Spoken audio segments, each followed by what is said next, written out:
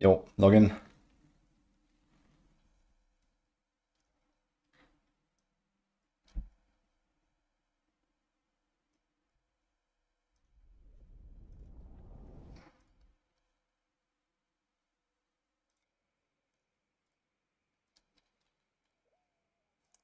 Welcome, guys. How's it going?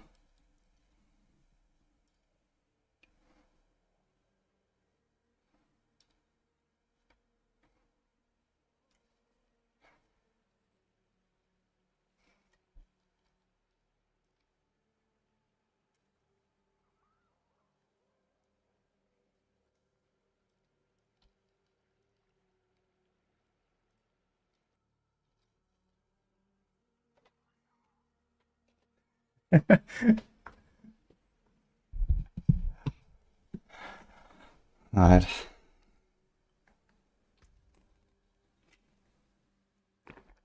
Vadine with the 5 stream streak. Hello.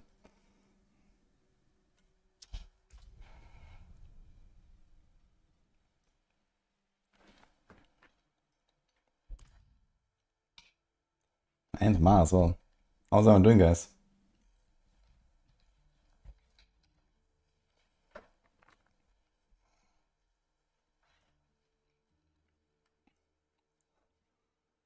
Buongiorno.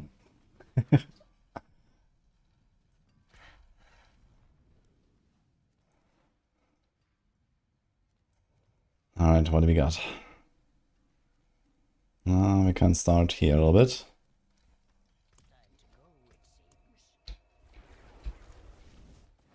Lag. What is going on?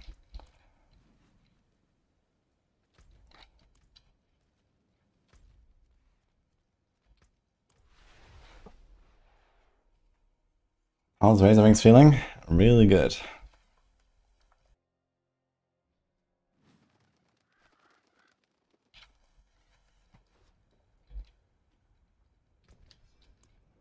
Got to lag though, holy.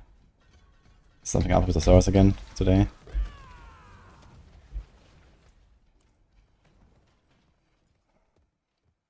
So, how's everyone doing, guys? Having a good start into the week?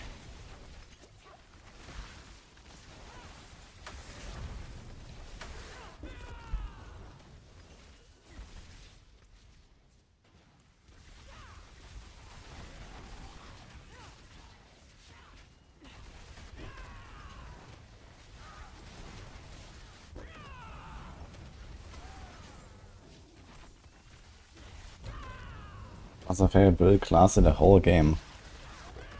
Kratos Barb. Fortunately, that does not exist right now.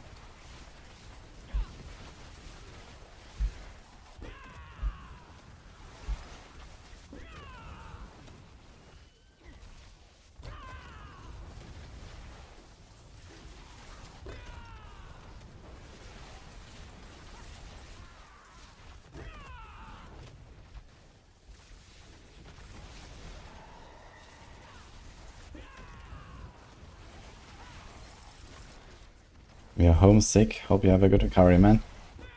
Get well.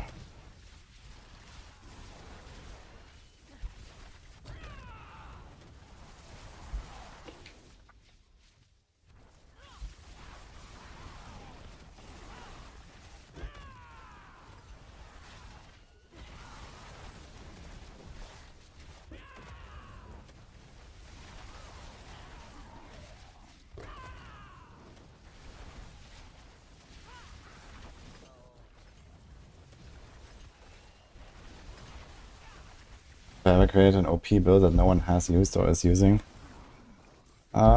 Yes. Many times.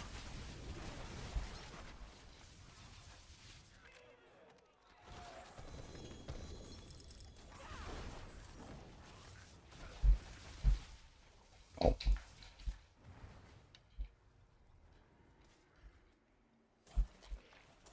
Okay, I think it's time to do some digital soon here.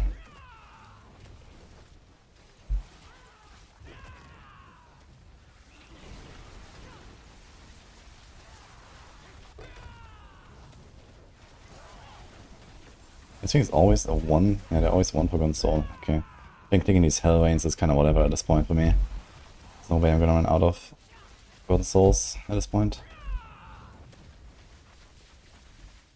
I am annoyed by the amount of Soul Spires and Infernal Hordes. And the Soul Spires are pretty good though. Like, what's wrong with them? You don't have to do them, but it's nice to do. Shit, I missed the rift here.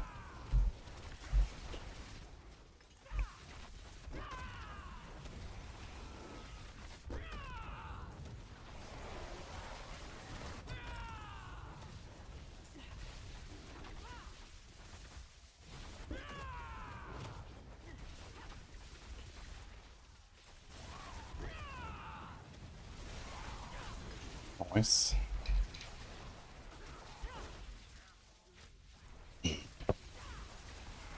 Actually, I have a bunch of these obol bags in my chest. I guess I can kind of get rid of them.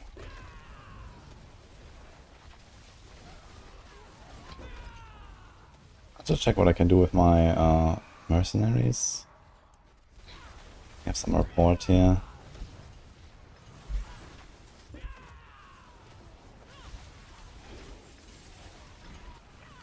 But in... sorry, I thought you were talking about the Soul Spires in Helltide for some reason. Yeah, Infernal Hordes, a lot of people are annoyed by that, but there's probably gonna be a change coming. So we'll see. And I was like 2 seconds too slow for this one Chaos Rift, and now we suffer. There's no fucking Chaos Rift here. Oof. Let's kill the Hellborn and be done with it, I think.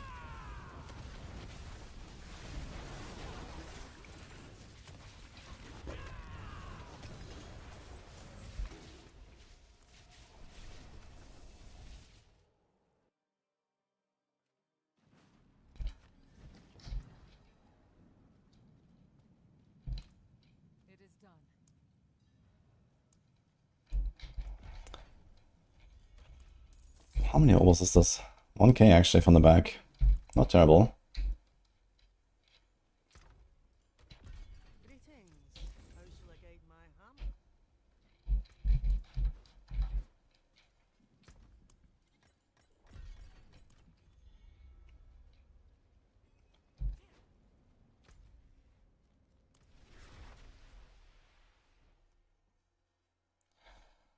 There's a Necro Mage chance to cast twice, mean Ring of Mandalon procs twice as fast. I guess so. But I have not played a Mandalon build.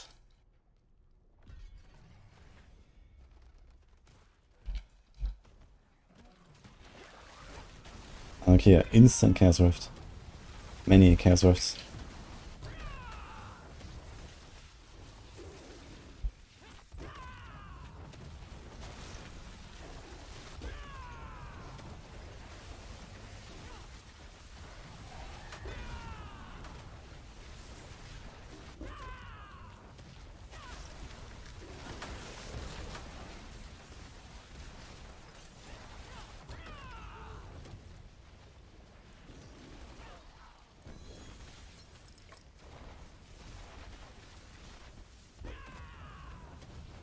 Gonna be Chaos Rifts in the Stronghold? Doesn't seem so.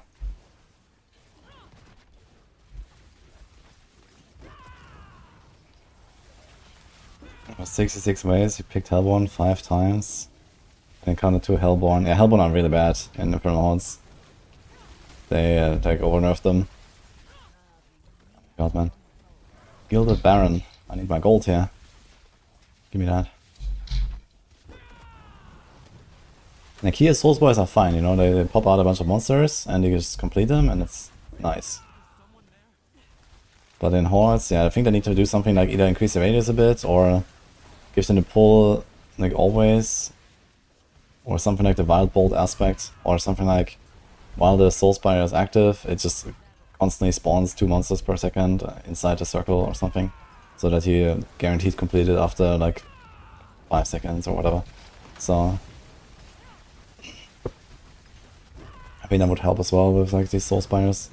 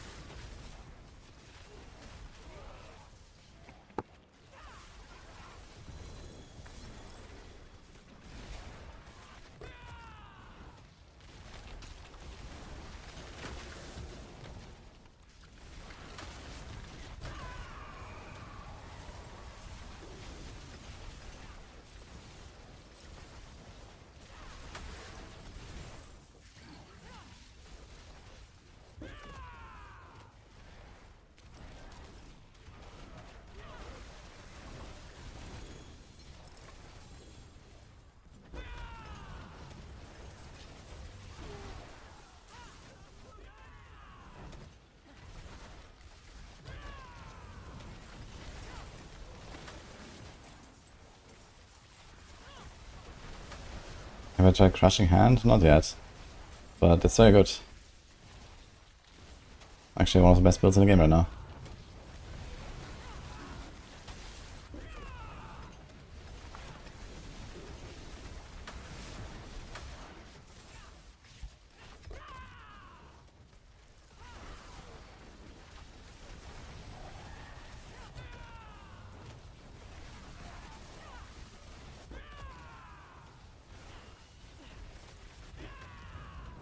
Actually, I realized I watched all these like pit clears yesterday, but I didn't actually watch hand sanitizers Crushing Hand run.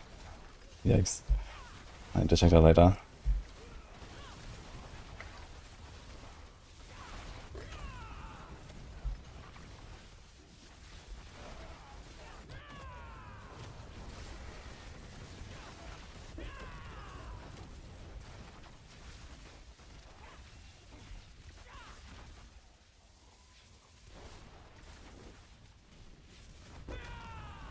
You're struggling to survive with Crushing Hand. Yeah, maybe you're draining too much life from yourself with the beast cornered. So you need to try to invest more into healing received. I'm not 100% sure exactly how the setup looks right now because I haven't really been crafting it since season launch with the beast corner changes. But I know that people have been going for like more healing received. I mean, usually it should be protected by barriers. Crushing Hand has barrier. And you have the monkey, so you should have like a lot of barriers, so you shouldn't really die, because it's like a pretty tanky setup. Maybe you're missing armor and resists, or life rolls, make sure you have some.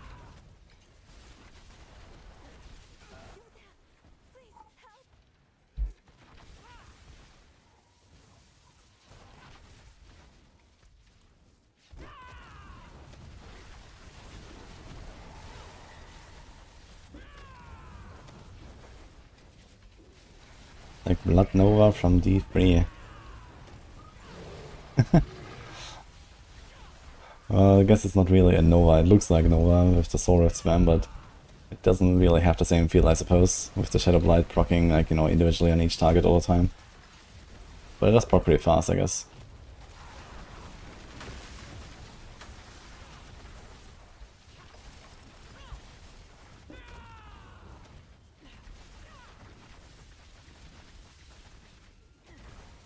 I guess.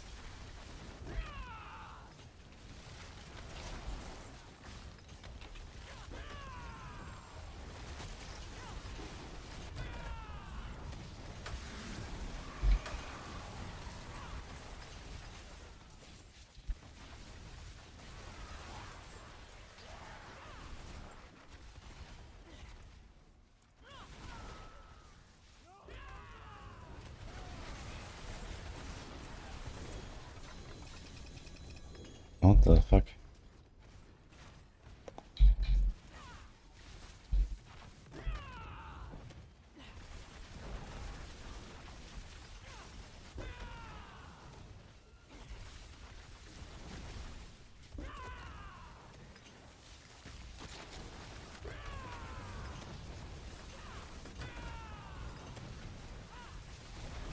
You can carry people through the pits. I think the high level guy has to be part leader though or something. That's like something like that.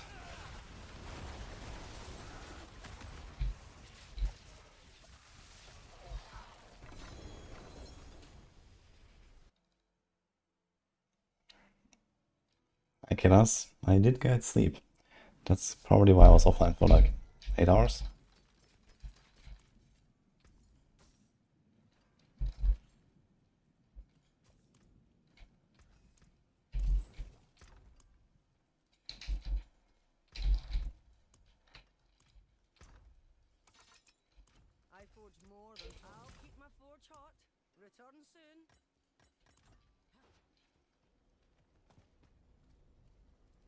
One item with chance to heal is enough?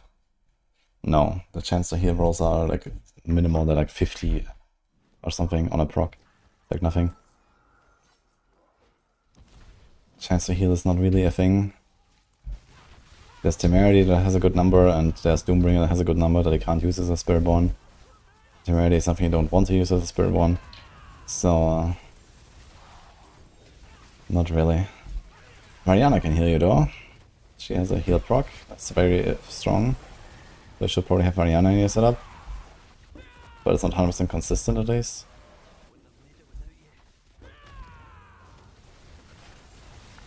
Any chance for any class that they complete 150 without bugs? No, there's zero chance. The highest clears are like in the mid 120s. And we are relatively close to the highest clears possible at this point. We are a week in, you know. There's not much more happening anymore. Yeah, they will go up like maybe 5 more tiers or so. And that's it.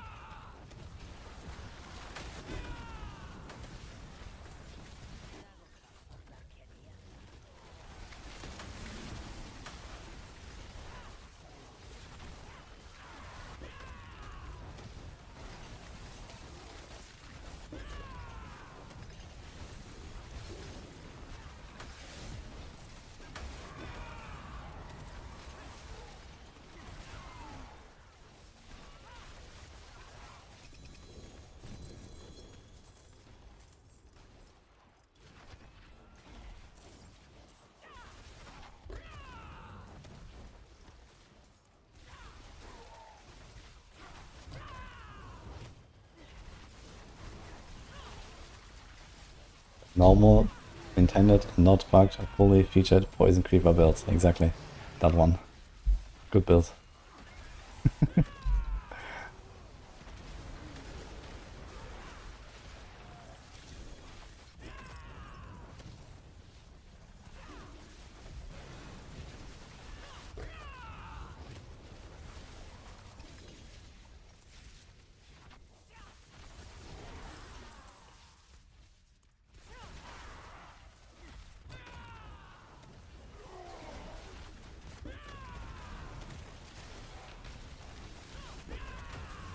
Best Spiritborn build is evade.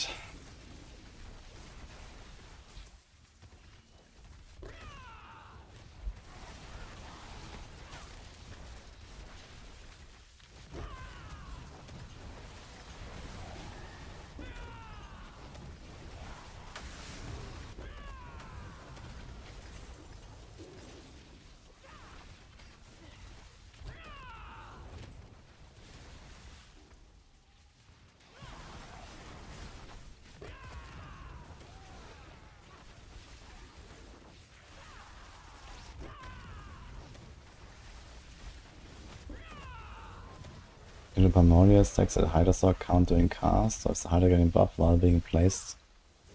I'm pretty sure it's a dynamic buff.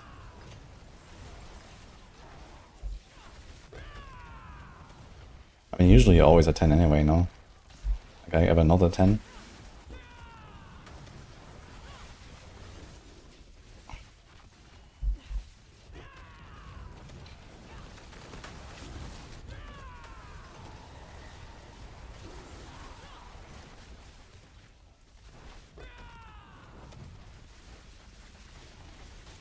That is true, Karkam.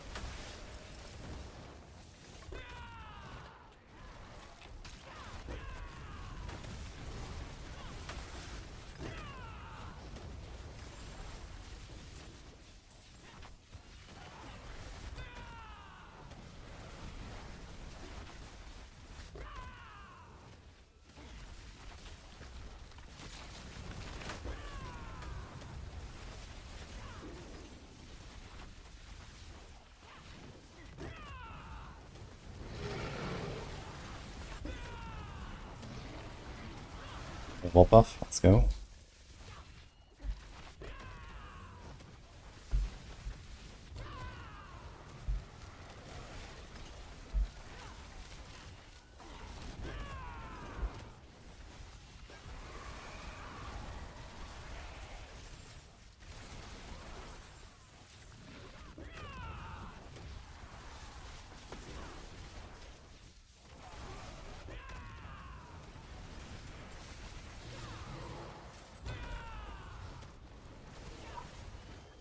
J Rockets, how's it going?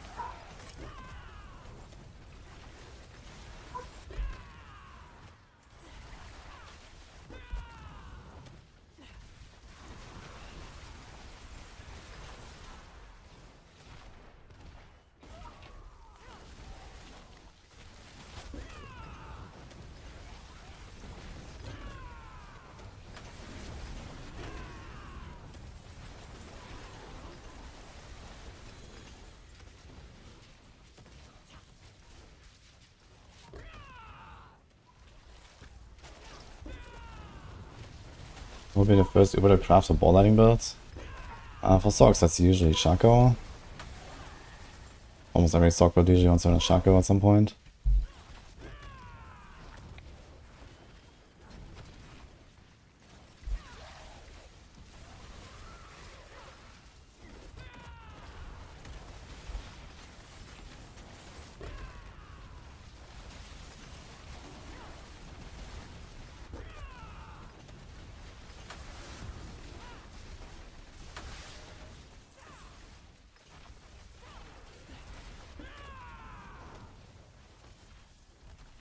Better than invasion builds? Probably not. I think it will push pretty similar and farm pretty similar as well.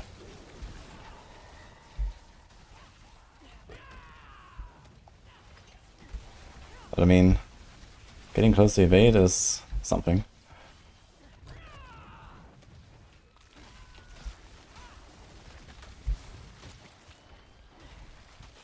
Triple, let's go.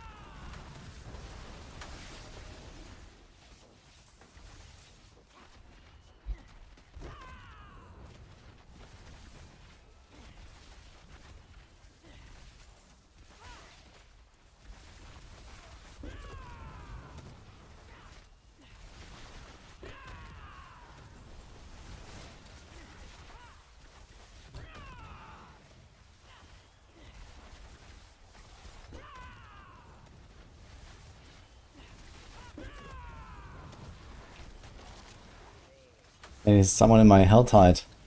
What's this? Farming my Chaos Rifts.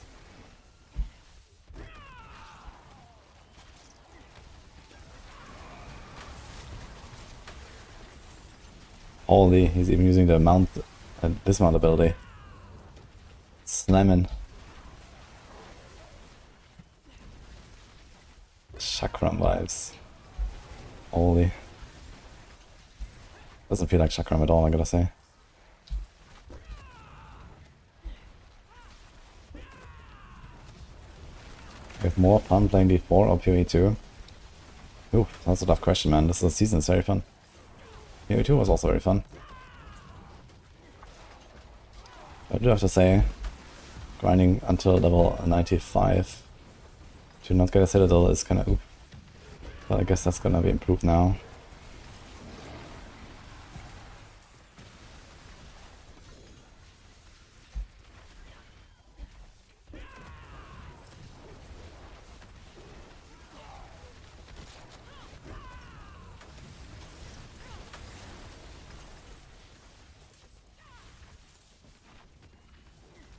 What's so different from last expansion? There was only one expansion in this game. Season? Well, everything. Gameplay loop is completely different and a lot better.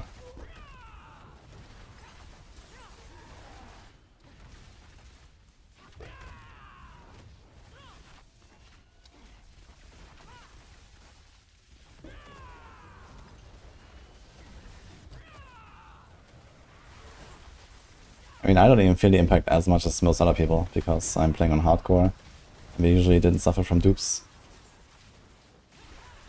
But I guess for especially with the softcore people, you can notice it's like a very different game suddenly.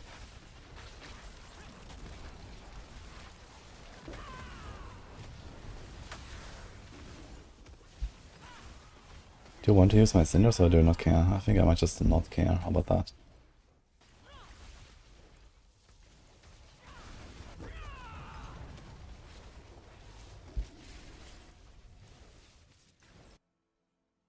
Is it better to do Helltide than the other stuff like Pit? You do them for different purposes. Here I get Chaos Armors. In the Pit I get XP. And legendaries and aspects, I suppose.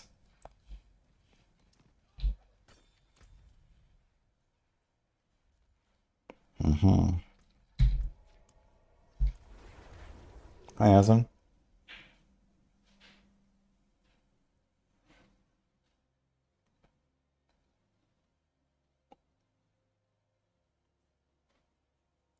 People had issues where they didn't spawn if you didn't start the quest. You mean like the Chaos Rifts or what?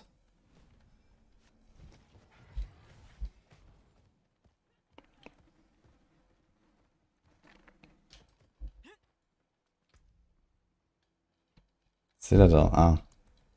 Yeah, I don't think that's true.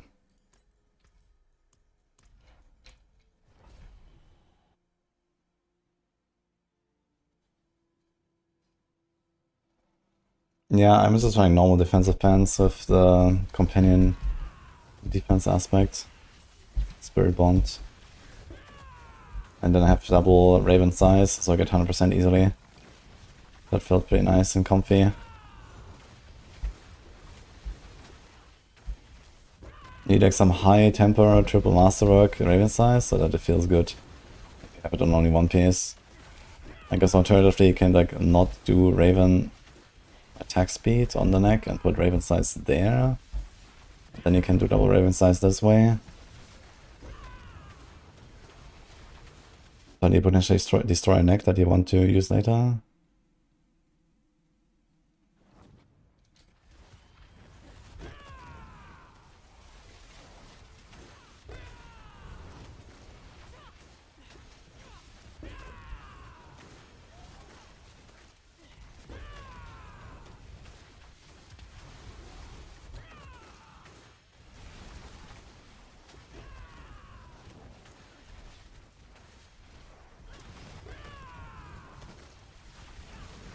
Think we'll have a patch tomorrow? I don't have to think, I just need to read the patch notes. And the answer is yes.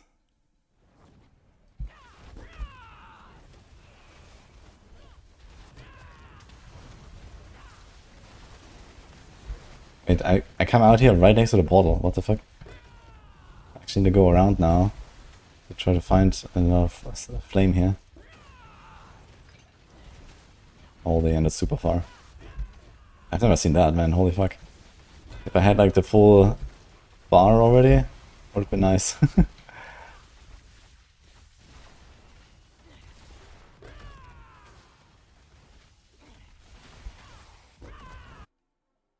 Hey, Deonta, thanks for playing, man.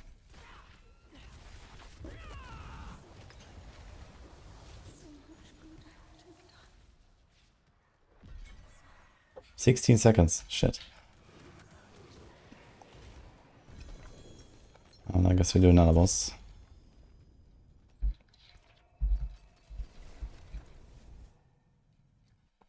Is it best to make alt every time for the season scrolls?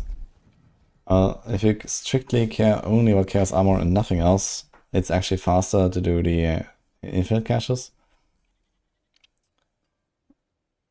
It's around 17% more Chaos Armor if you do infinite caches versus alts. But the alts give you a bunch of other stuff too, including Spark and boss mods and so on.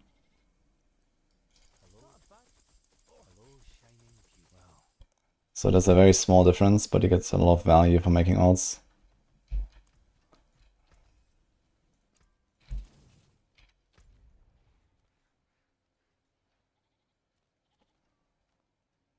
Harbinger. Yeah. I think I'm gonna level some glyphs. Where are we at? Okay.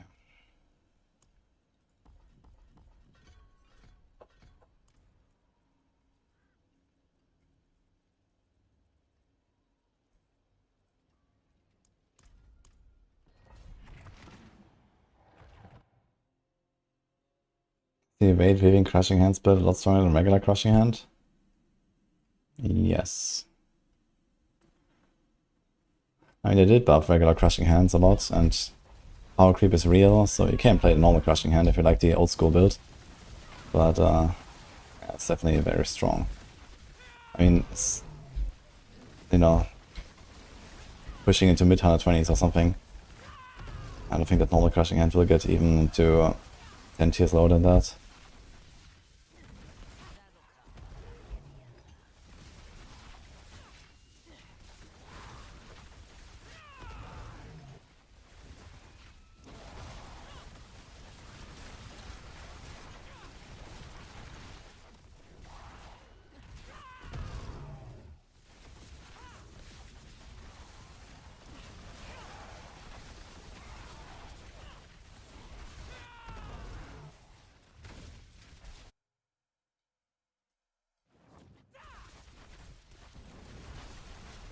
This is way better than like season 1.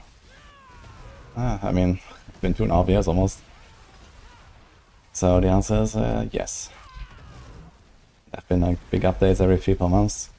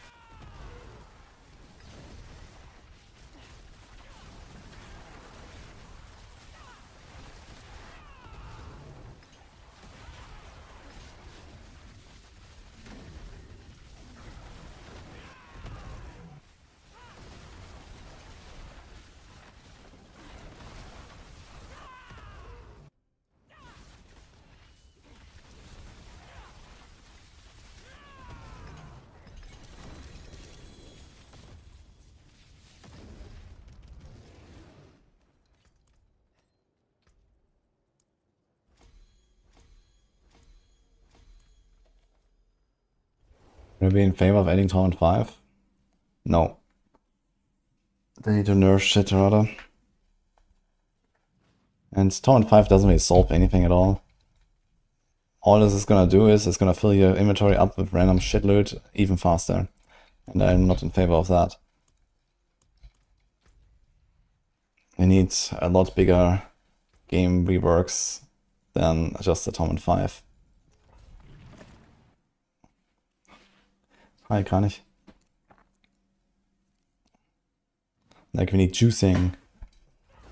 We don't just need Torment 5, you know. We need, like, you know, exclusive rewards in certain difficulties.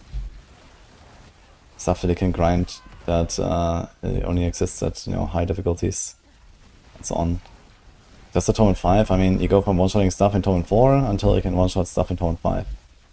And it basically doesn't really make any difference for anything. Not for your gameplay, not really for your progression, nothing. So there's no point in adding Torment 5.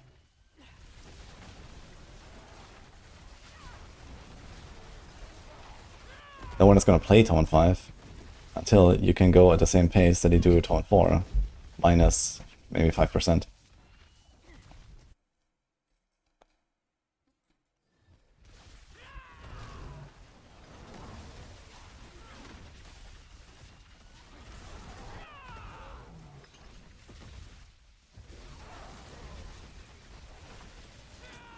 So it's still like the same like one-shot fest, you know, non-stop anyway.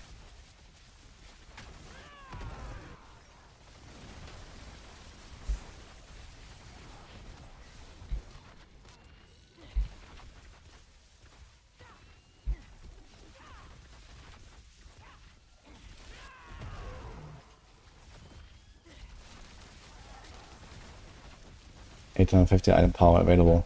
Yeah, while this would be a very shitty design, it would certainly be, you know, something like what I'm after. I don't want 850 loot, but I want something cooler than that, you know? In a Torment 5. And then this starts making sense.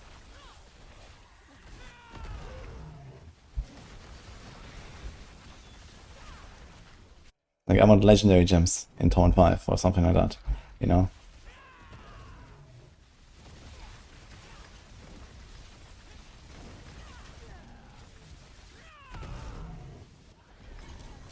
Funny how the projectors are so slow. I just realized from the monkey.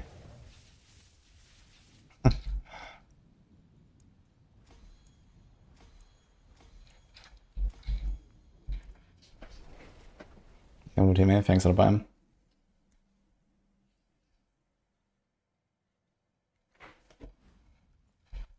Maybe T5 automatically scraps non-ancestral items. Try T2, I guess.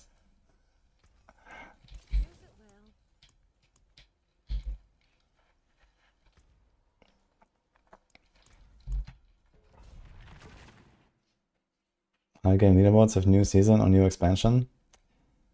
Maybe.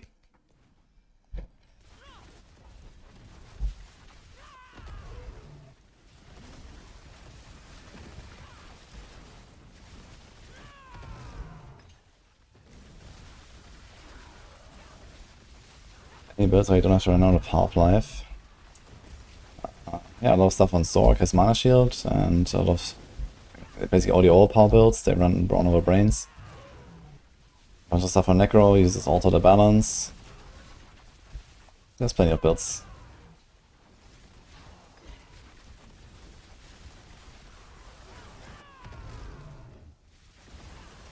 Well, it's not about how everyone is making builds, it's just that, you know, many builds don't have a specific unique power, so you are forced to run Beast Corners. And that's all you do.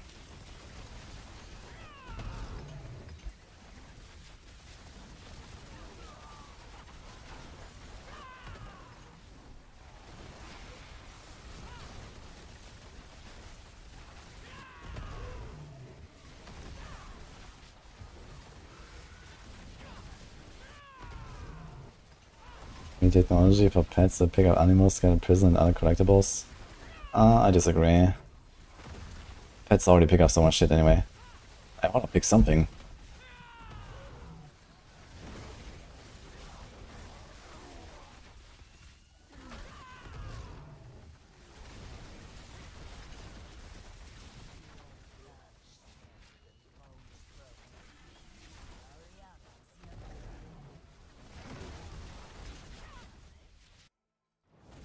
Still doing sub 2 minutes, yeah, pretty good.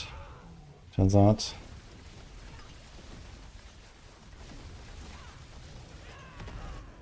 This slow alliance projectors are funny, man.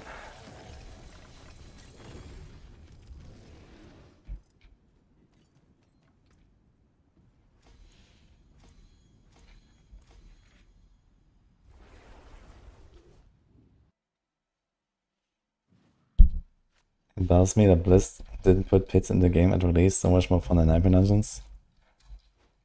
Well, I mean, Nightmare Dungeons was supposed to be what the pit actually does, right? Like, this was kind of the Greater Rift style system that they made for Diablo 4. Just with like a Diablo 4 twist of, you know, the open world and how they built the whole thing.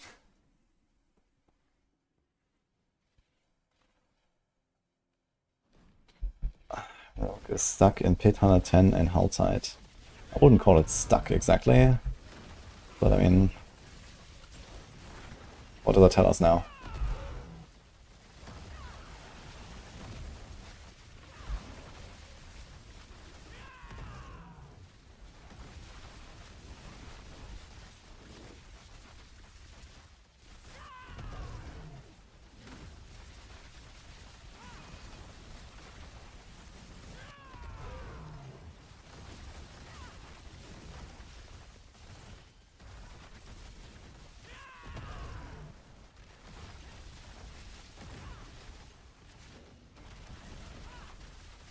Which class from Rogue? That sounds like a bad idea, man. Rogue is fucking badass, right?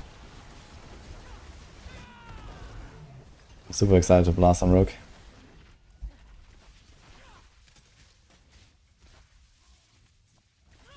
Thoughts on Chaos Armors? Yeah, I mean, everyone seems to like them generally.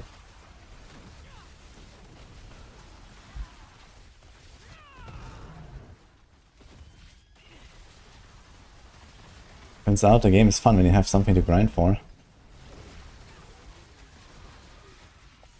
Maybe it's a sign that we shouldn't have full mythics on day 2.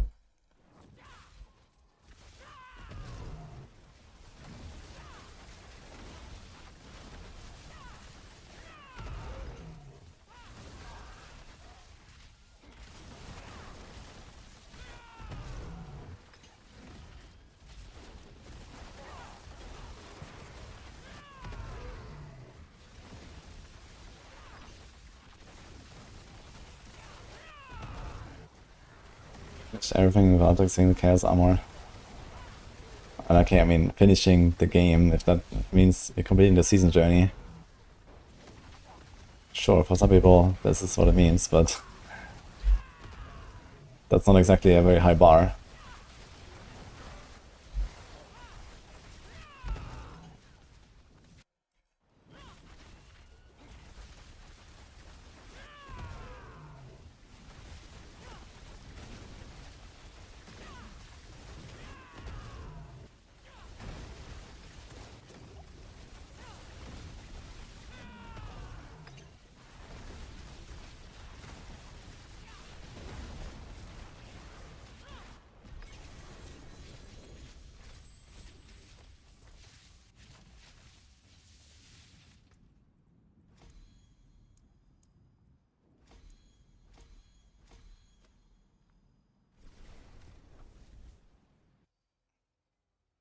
Going past 100 pit is pointless, and this Chaos Armor is not needed, and therefore also pointless.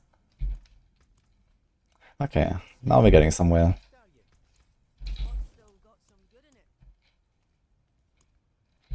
But not many builds can just go in with like a super scuffed build and do 100, I guess. You have to have at least something of a good setup. And then Chaos Armors will help you greatly. I guess it's mostly just a balancing issue. They made the Chaos Armors and the Chaos Perks too strong, in addition to many class spells. And if you then also play like some good build, the game is obviously very easy. Like the power creep is too much. So I think Chaos Armors are fine. The power creep is not fine.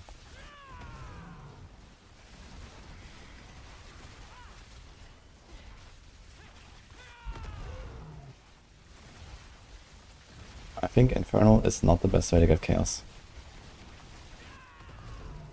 I think Chaos Rifts are.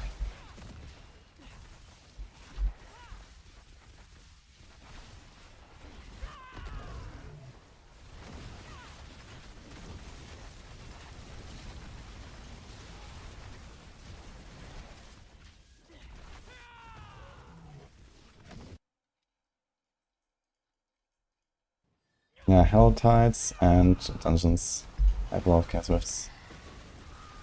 I think Dungeons always have 5 when you have the affix, which is pretty good. Get like, if you're fast, you can get like a Chaos Rift every half minute on average in Dungeons. That's pretty nice.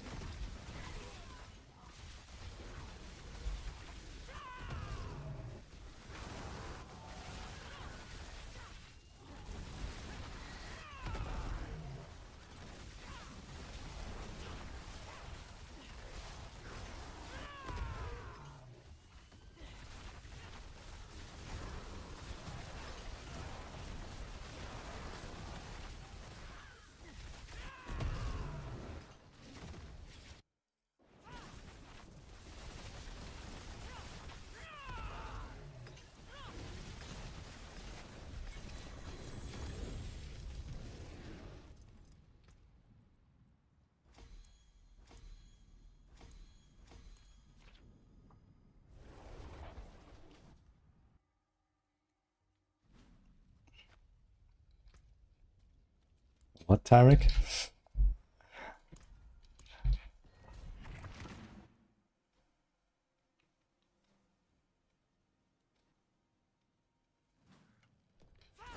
think an Iron Maelstrom build could be decent this season.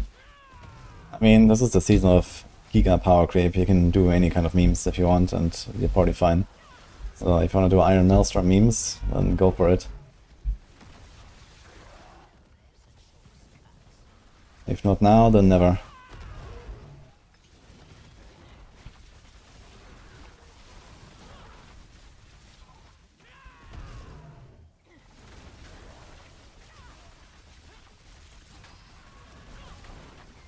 Very good now, Nim Liam.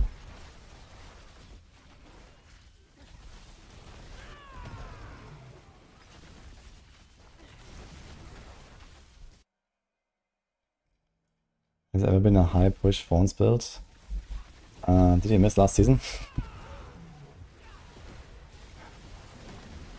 We had like 140 clears or something with Fawns. Although there were a lot of bugs involved.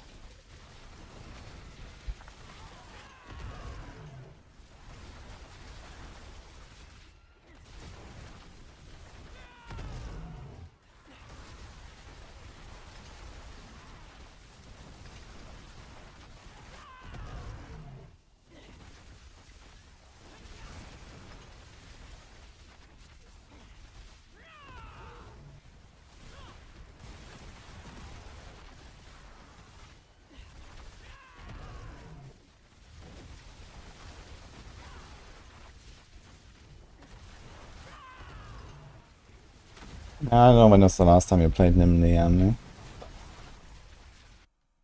The game is very good right now.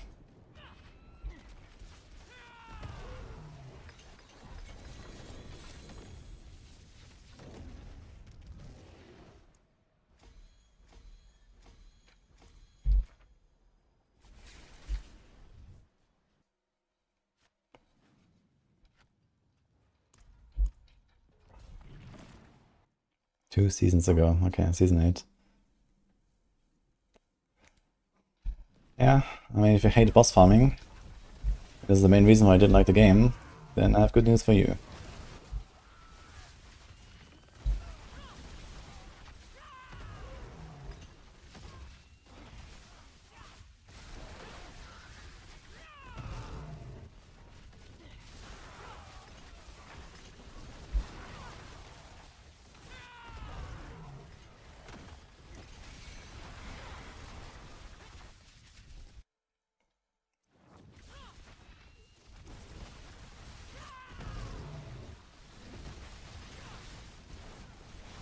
Good news is you now do everything in the game, and not just Belial non-stop 10 hours a day.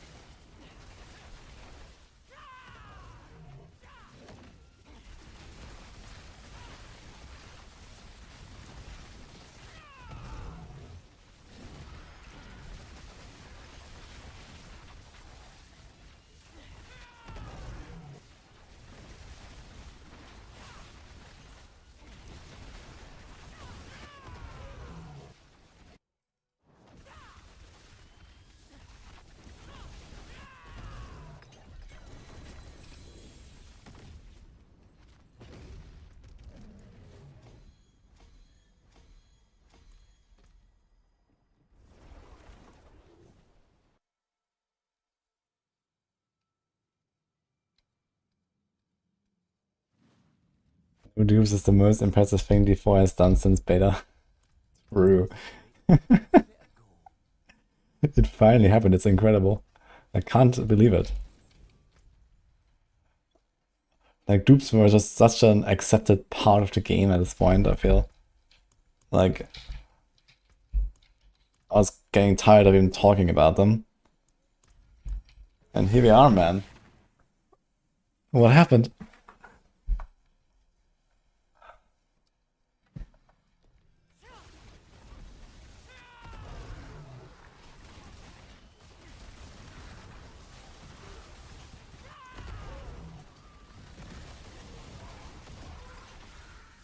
They didn't even say anything about it. Like, what the fuck?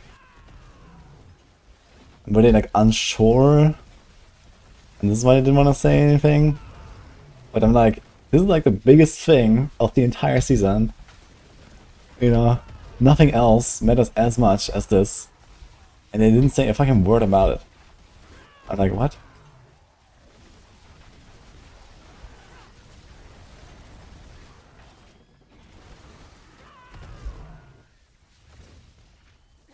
That is kind of weird. Weird marketing, I gotta say. But I mean, this is what Blizzard is known for, I suppose.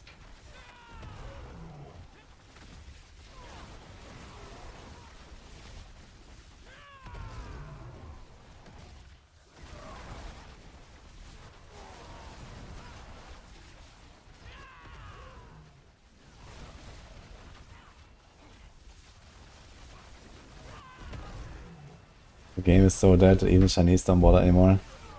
The game is very far from dead, I would say.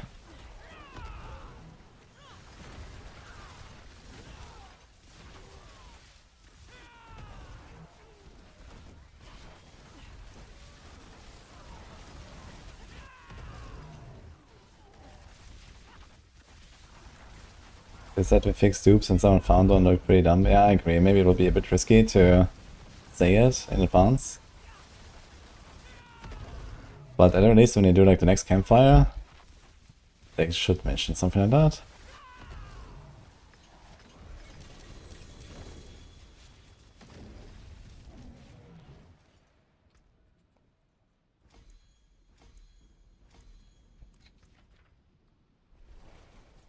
Oh.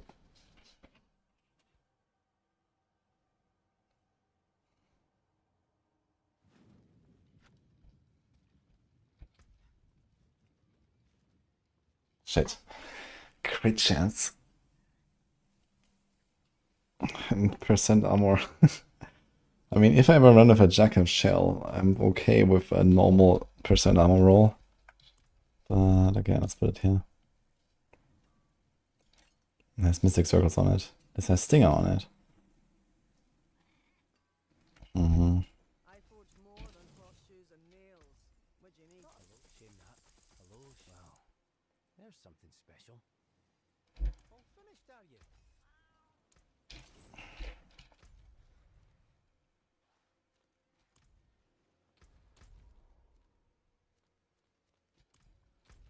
What the hell?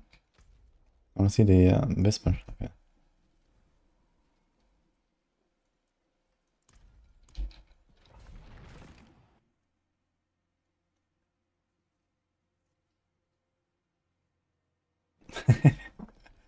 Love you guys too.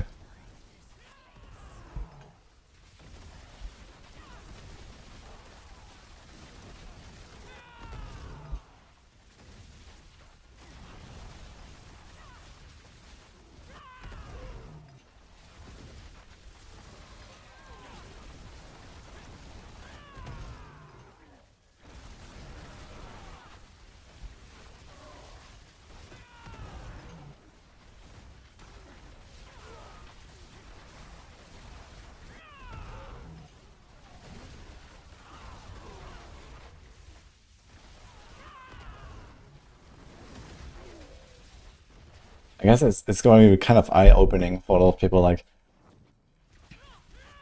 how much better the game is when there's no dupes. Right? It's like actually crazy to see like how much it like ruined the experience for a lot of people and how many people have like good vibes now. And I think one of the largest parts is just the dupes.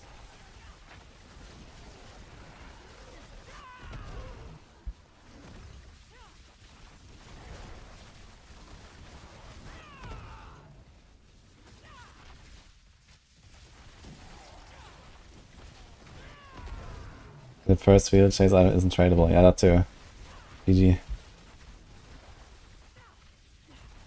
I mean, technically mythics are chase items that are not tradable too, I guess.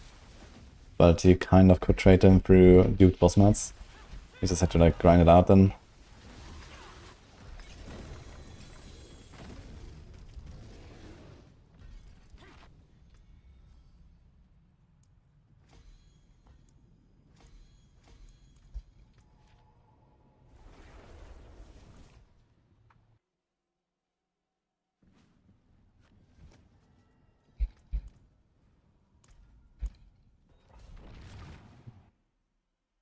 What Spotify playlist?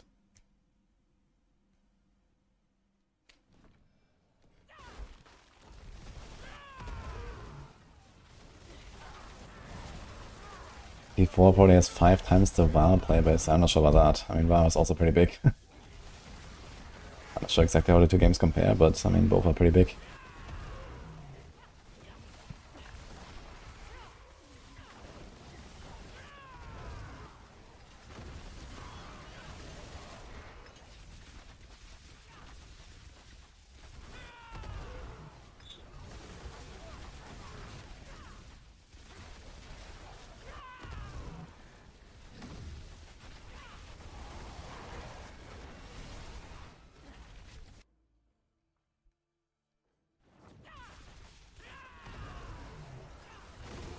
The playlist is called wudijo, all copied from YouTube. Ah, so that's probably most of my olds. I wonder, there's a voice already synthwave though.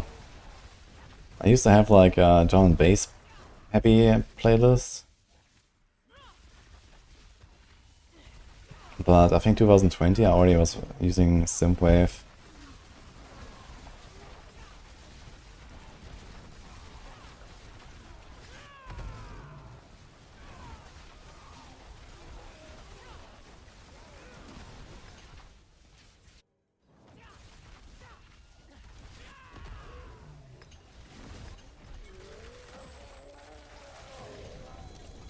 Some stats, I say WoW is under 1 million. I can't really believe that, with all the stuff going on with like WoW Classic and the retail and whatever. I don't think this is just 1 million.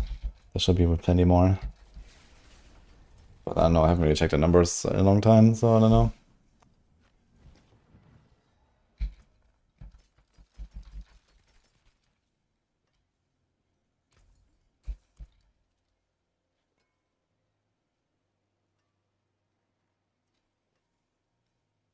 This is just my playlist that you linked. What do you mean? Wait. Did it open something else?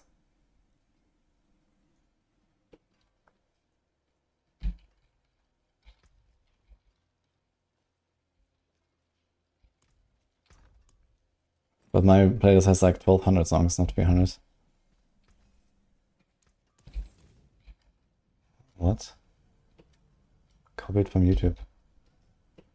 Ah no, so it is not my playlist. Then what is this here? Ah, this is my library. So this is the playlist, and okay, so I thought this is here. Okay.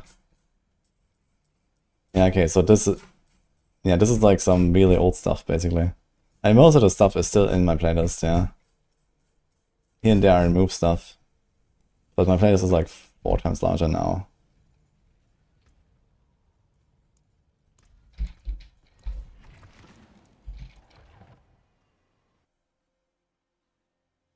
Yeah, you need an update.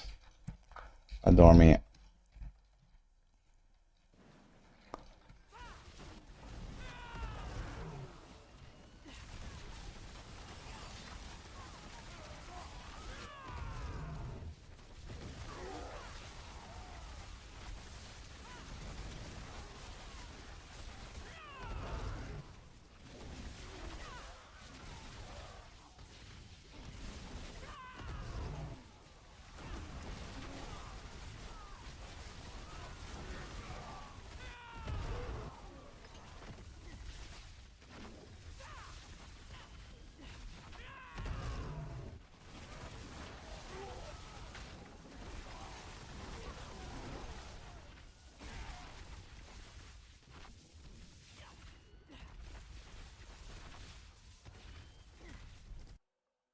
I will play a rogue this season. In fact, I do have a rogue in Torment 4 on hardcore.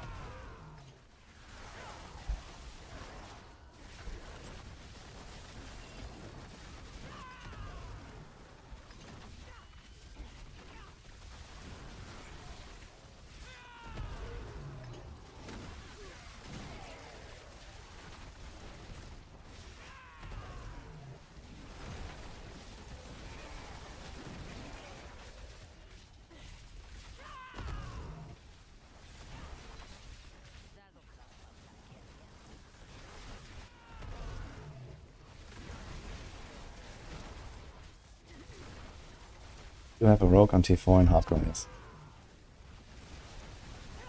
I didn't play it very much. I just spent like 2 hours like leveling it a bit and getting to T4 and that was it. So I didn't really like make a full build yet. But we're gonna start with Flurry on the rogue. Hopefully not Rip, and then yeah, maybe some Heartseeker or other stuff. I wanted to play some Dance of Nice with the Poison Trap stuff. I think that's gonna be pretty cool too. So interestingly, yeah, I'm only 8 tiers above, but I still have 90% chance. How long does a 90% stay, I wonder? Okay, it stays for 2 ranks. Yeah, we're gonna check that TLI reveal later. Which is when? I think like 8 hours? 6 hours?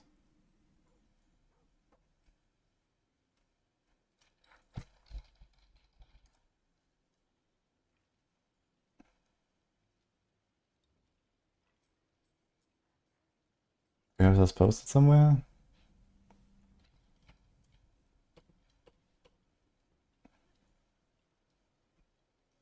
Okay, 10 AM PDT. Yeah, so it's in 6 hours.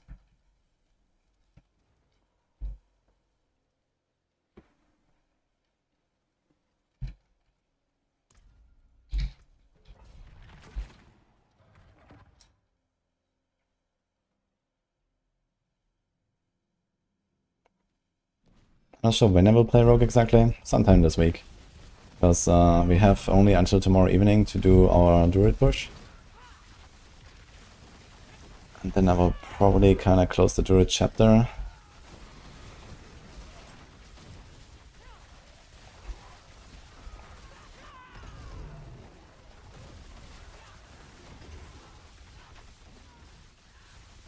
Maybe I'll keep like a setup around where I can just like turbo farm some of the fast whispers.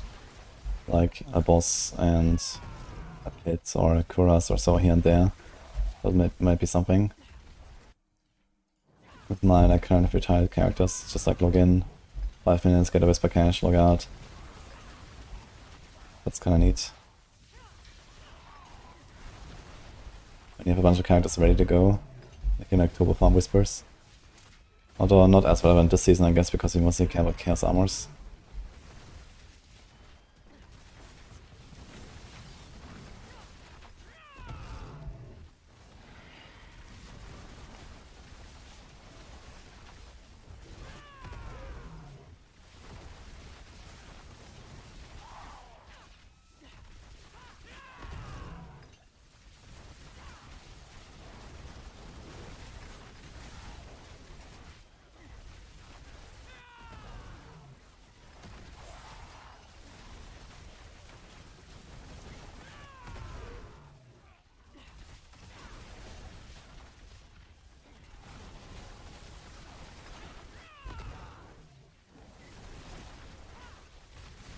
Use bug or bug use? That is the question.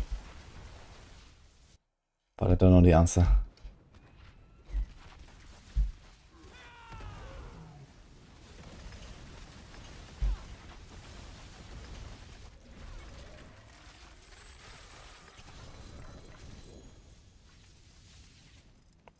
I have no idea what Horus is talking about, so don't ask me. Dude, so many fails. Let's go 80. What is in 6 hours? New Torchlight season reveal. It's gonna last like half an hour usually or so. So I'm gonna watch that. And then go back to blasting.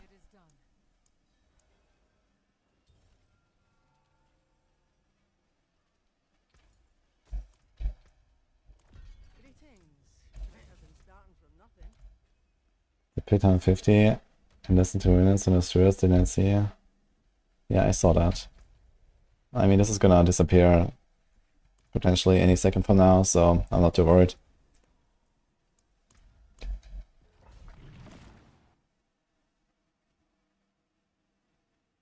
Ah, cracks. Ah, sorry, your Horus. I actually didn't see that message before. Use bug.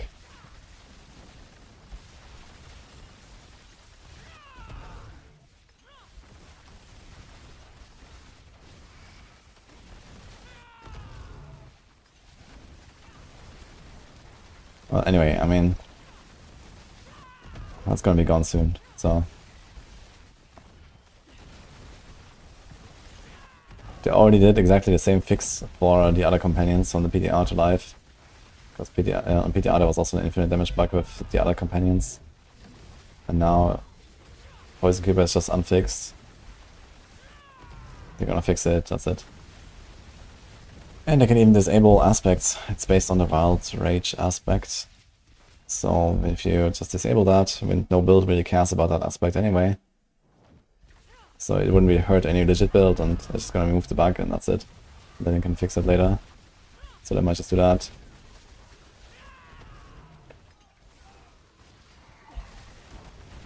Forgot Poison Keeper as a companion.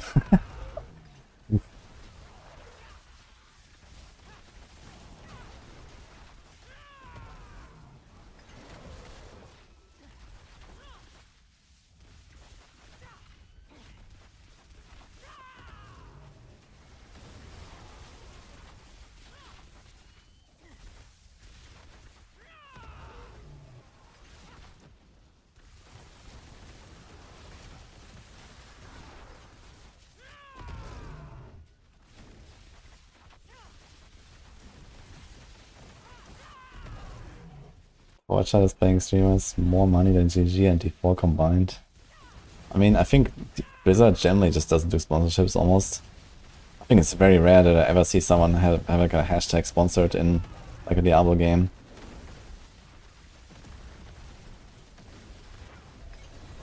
I'm not sure if, have they ever sponsored someone for Diablo 4? I have no idea. But yeah, they don't really do that.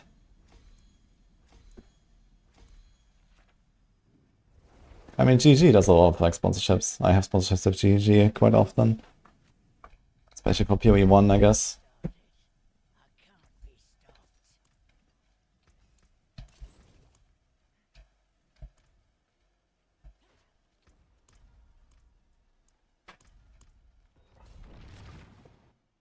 This season is very different.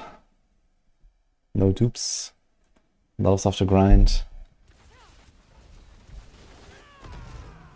Lots of different activities to grind. It's kinda nice.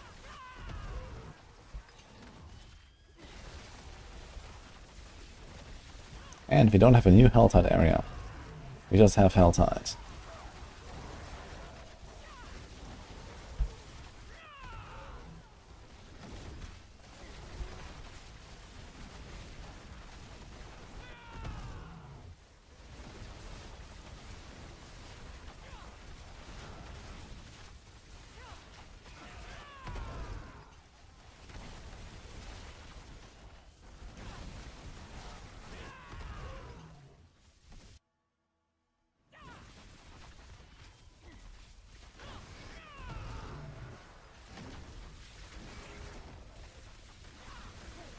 Oh, Carnage was sponsor 44. Holy.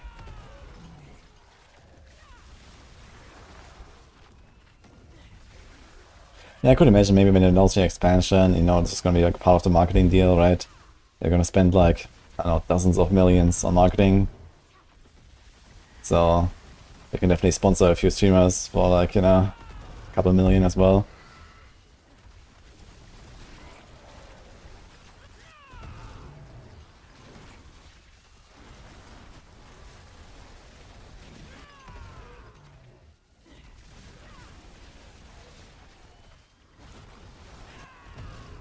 I mean, expansion is going to be like a big turnaround for the game, so they're definitely going to market that a lot to like make sure that people come back and stuff. Because there's probably like a lot of people that will otherwise like not really realize how much has changed when the expansion comes. That's just, you know, so many people, like even now, like in my chat we see this all the time, right? Oh, I haven't played since season 2. What changed? And stuff like that, right? And even now the game is completely different from back then. And then expansion 2 is going to be a completely different game again. So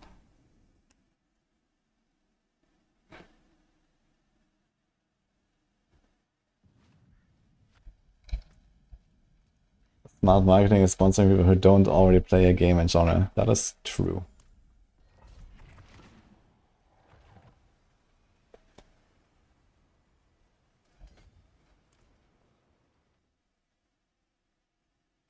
They just play the game, say the story sucks, and call it a day the way Asmongold did.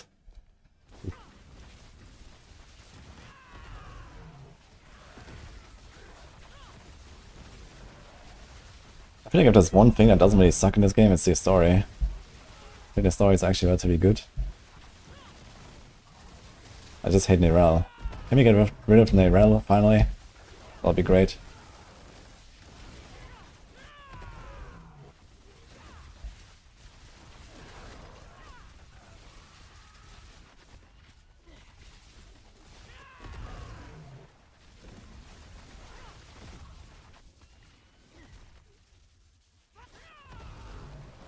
After expansion 1, you're not sure if you're gonna pay 40 euros again? Yeah, that's what a lot of people say. But I think a lot of them will also change their mind real fast once they see expansion 2.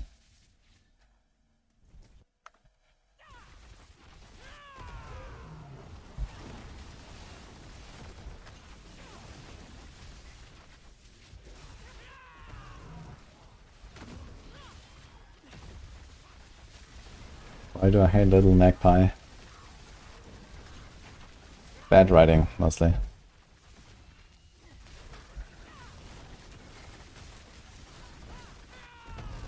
Just get rid of her.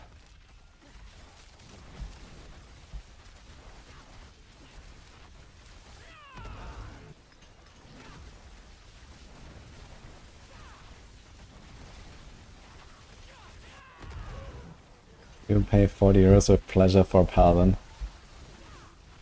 That sounds like not a bad deal.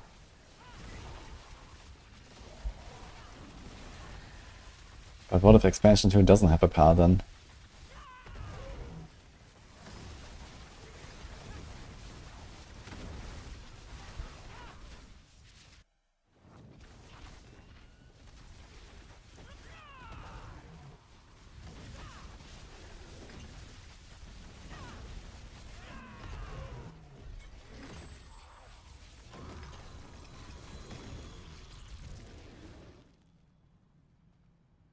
Does the Poison Creeper count in that challenge too? I mean, if they're counting Poison Creeper clears, they're fucking cooked. That's my opinion. You can't count that, of course. What the fuck?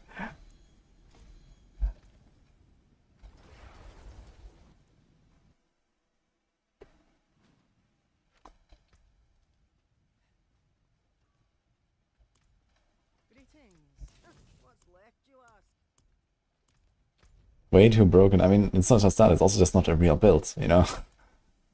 Like, Poison Creeper is not a thing.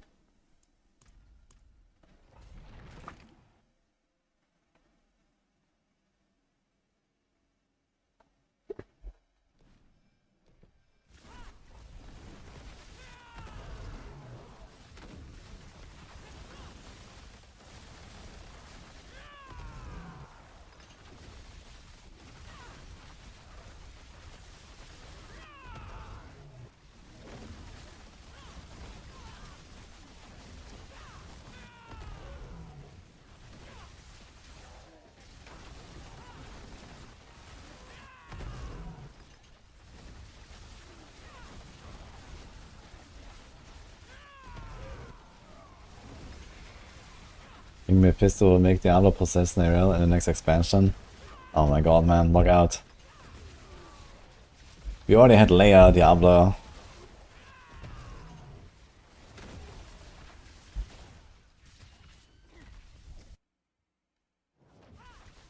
Why the new rifts so hard?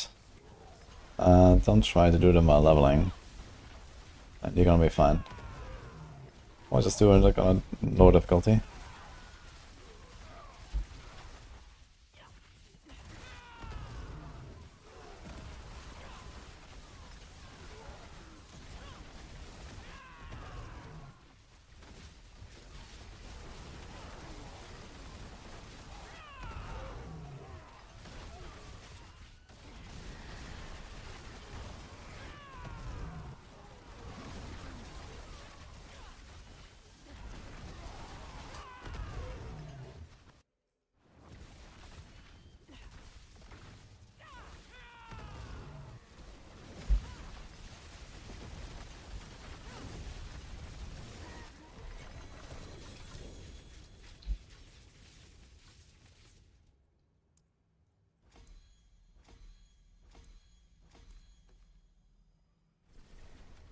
Really hope Laura comes back for next expansion.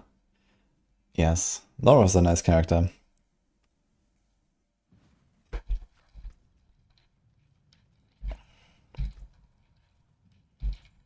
Also has this badass voice.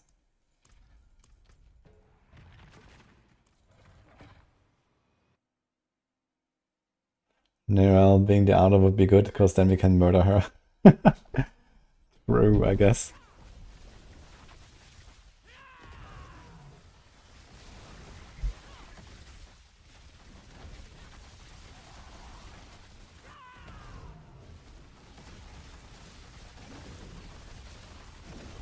Also, why is everyone in the story like a one-armed guy? Like, where he lost an arm? Nerel? What is going on with those limbs? Are we gonna get one-armed Diablo?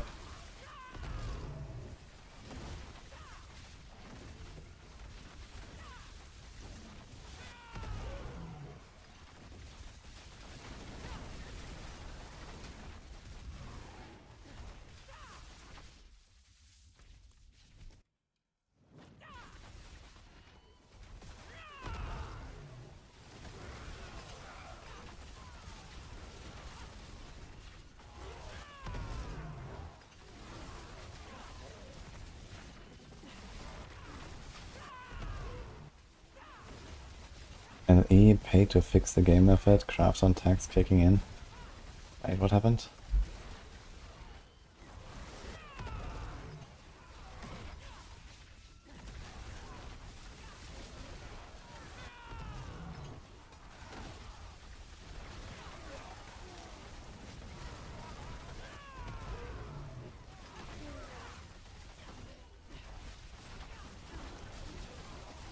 Losing only one limb in the universe of Diablo is kinda lucky. I don't know, it seems like there's plenty of like thriving places as well, surprisingly.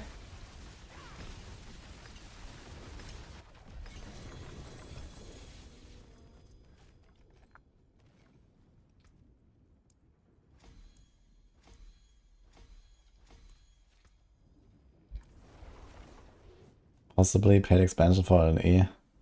Okay, we heard that. But I mean, it's about time, I guess.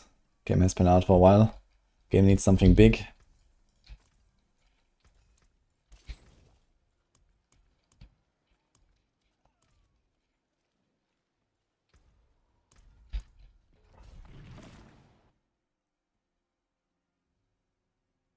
They would always say any content is free, but now it's wait and see details later. Did they actually strictly rule out paid expansions before?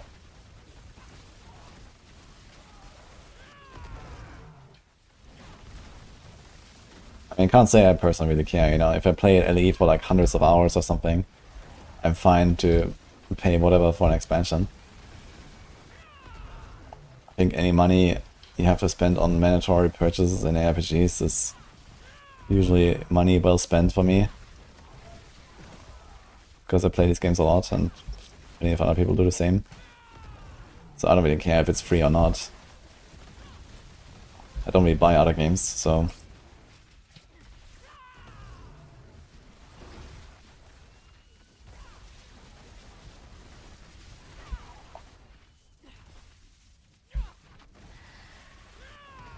Is Fists better than Vasili's Prayer? I don't know what build you're playing, but if it has Vasili's and you take it off, your build will not be a build anymore.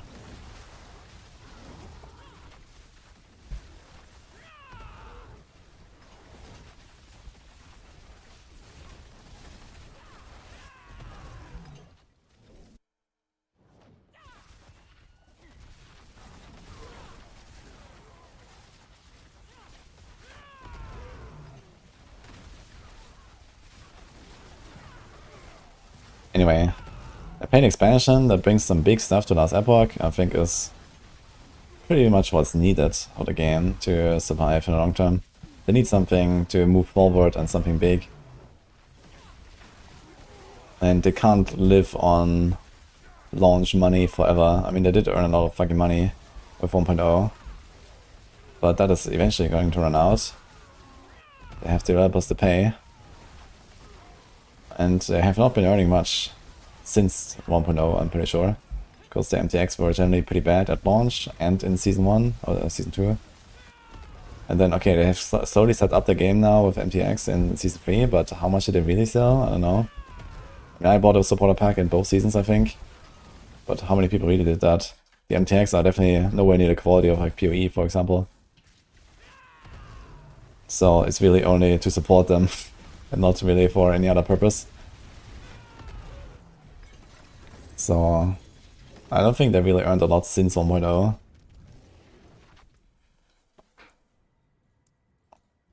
And if it continues like this is just gonna die. PoE is doing fine without the box price. Yeah, but PoE is PoE and LE is LE. You know, there's a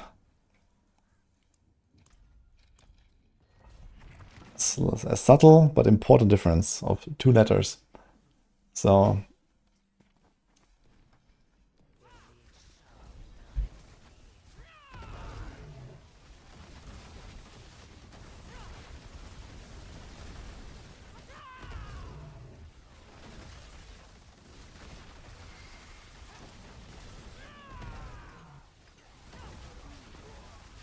I think like LE has probably been playing it a bit too safe with Season 3. Like, first of all, making more acts is not the play, I think. Even though they can repurpose that for like endgame monoliths and whatever, I think despite all that, yeah, it's gonna feel bad not making an act out of all of these new monsters and environments and bosses you're gonna add. But I think they kind of just have to bite the bullets and they have to like make more endgame. Like, the game is good, it doesn't need more acts, it has 10 acts. And there's 2 still planned from the original plans. And the way it's going, it kind of seems like they want to do those too. So, yikes. Just finish the story in endgame storyline and that's it. Make new environments, make them endgame only. Make some new unique maps or something. You can do some kind of like salvaging of acts in the endgame.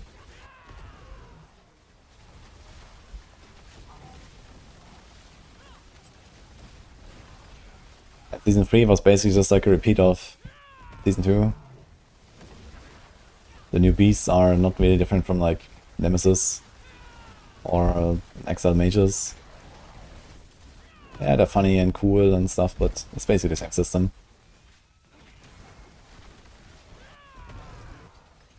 So it didn't really move forward, while in the same time frame, like PoE 2 got like insane updates. Okay, PoE 2 is still early access, so they have a lot of like content from like the last 8 years of development, like almost ready, and pump it out. Sure. LE doesn't have like early access anymore, so they have to develop stuff as they go.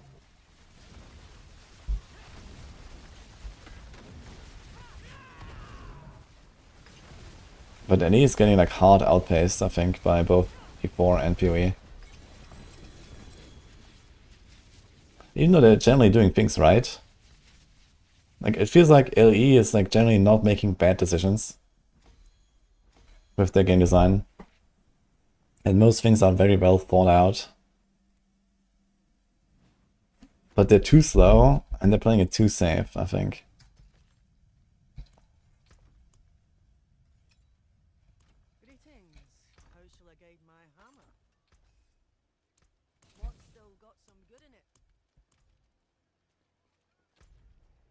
LE is doing fine after low budget investing. They don't really low budget, man. They have like 100 people in their studio or something. That is a lot of money every month. They're not that small.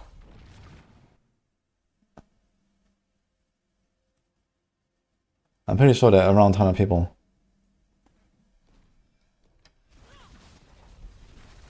It's not like, you know, some garage startup or something. 90, yeah. 90 people? I don't know what's like the average cost. Let's say 5k. Let's say 100 people, 5k per month. That's a lot of money. $500,000 per month, just in wages.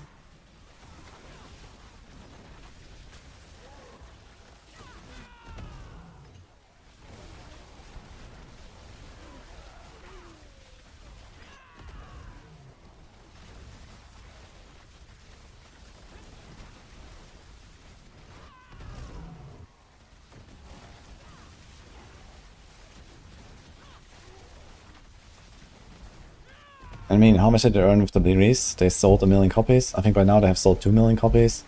But plenty of those were like on discount and, you know, very early access where this was like super low cost. So let's say they sold like 1 million copies at full price, which is what? 30? 40? How much is it? And let's say they sold 1 million copies at half of that. So I don't know, let's say the average price, 2 million copies, like 25 bucks each. So 50 million in sales, okay, then taxes and like, I don't know, fees for Steam and whatever. So they probably earned like 1 to 2 dozen million.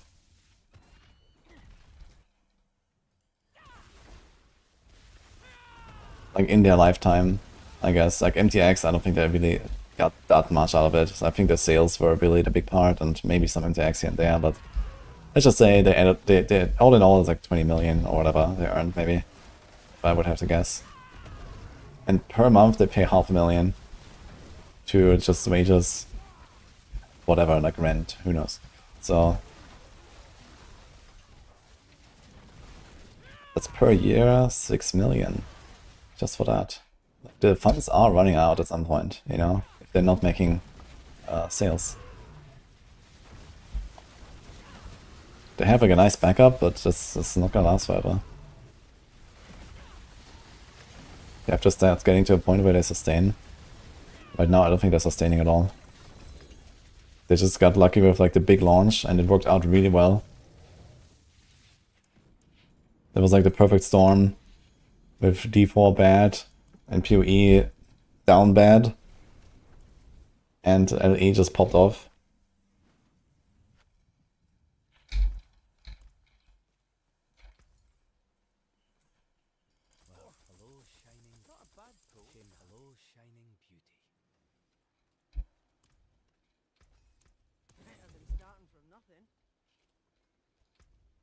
Yeah, I also want to see LE succeed. And this is why I say like they have to take more risks, I think, and they have to they have to do stuff like paid expansions. I think that's really the only way.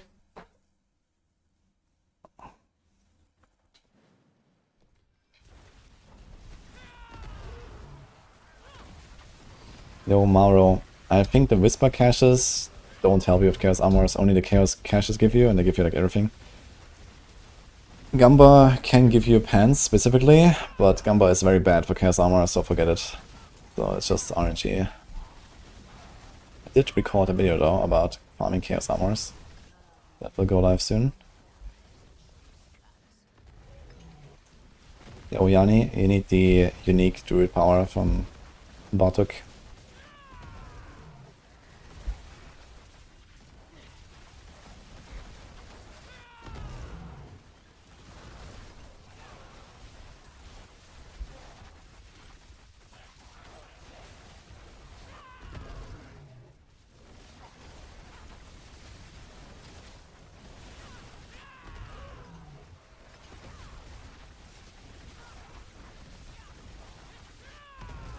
Don't get why they keep doing the releases on top of PoE2 either. I mean, to be fair, PoE is doing the releases on top of LE, not the other way around. Like, PoE is fucking LE, not LE is trying to mess with PoE. So that is not really their fault. And in fact, last season they did react and move the date, which is a pretty bold move, and I guess it paid off pretty well. Maybe they should have done it again this season, because it was just too close. But yeah, PoE also, I think LE chose the right date, and no one expected PoE to be that fucking late. They were just fucking late, man. So this is kind of why LE got fucked again.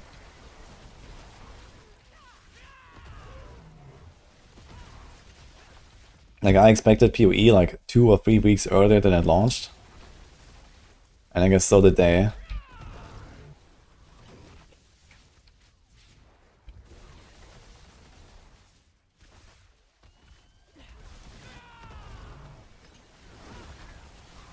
I mean, the thing is that LA did launch like 9 days before PoE, I think. or something like that. Which is still, you know, enough time to like play it a bit and, you know, get a character done, do upper Roth, whatever, you know. So that's not terrible. But the thing is also like PoE has like this kind of like preparation period, right? Where people are chilling in PoB and making builds and like people are theory crafting and whatever. So there's that as well, I guess. And that kind of takes up an entire week as well. For the people that are really interested in PoE at least.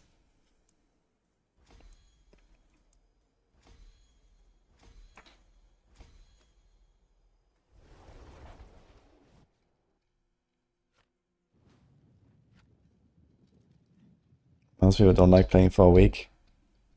I think there's a lot of people that play not really more than a week anyway. Like the first week is by far the most activity and importance, and then it just like fizzles off basically.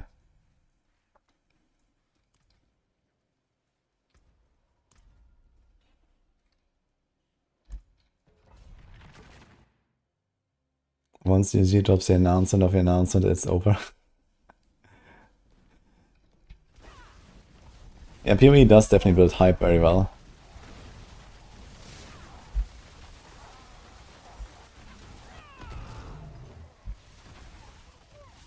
They have really good marketing. They're also like optimistically calling every single league update an expansion. And people don't really seem to mind that, even though it really dilutes the meaning of the word.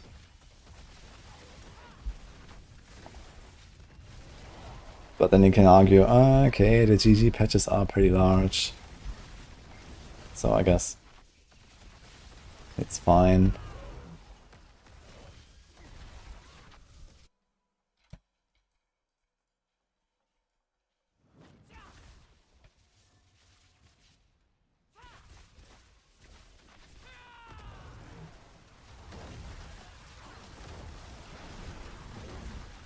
Yeah, but about this like last Epoch, you know, with like on top of PoE, I mean, I think both times LE came out of their date first.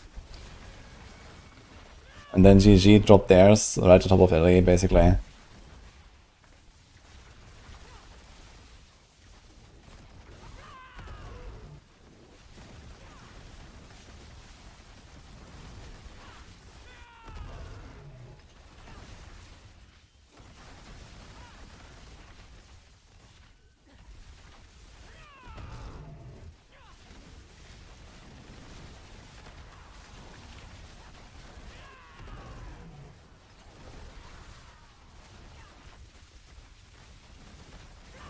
Yes, Maverick.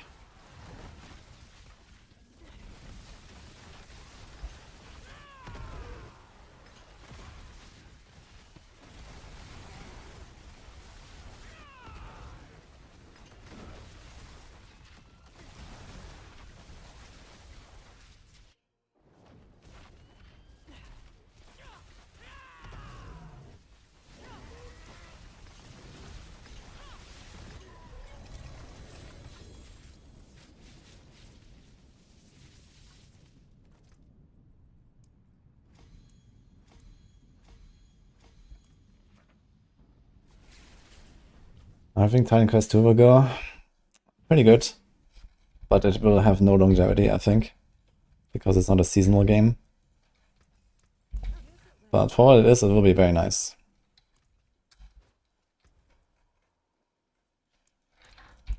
Definitely excited to play Titan Quest 2 again. They should have the next update also in like a month or two.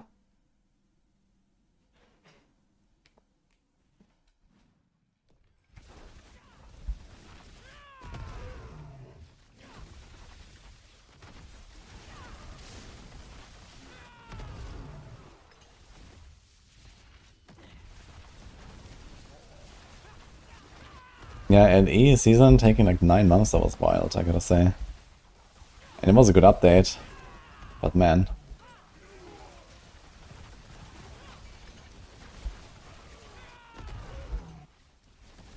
I mean, if they do like 2-3 more patches like Season 2, then LE is gonna be really good. Like long term, you know, the base will be just nice. And you can keep coming back even if like the season sucks, you just play it anyway. Because the game is just good.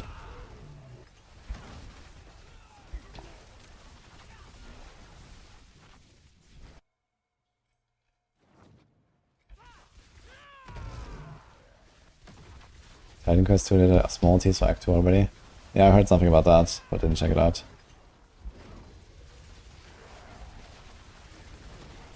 Well, I'm ready to load up my RF guy. Start blasting when Titan Quest comes out. I mean, I have 8 characters to choose from. I can do a lot of stuff. I might do like one fresh run. Just do like the Act 1 start again and so on. I might have to change a bunch of stuff, I guess, along the way.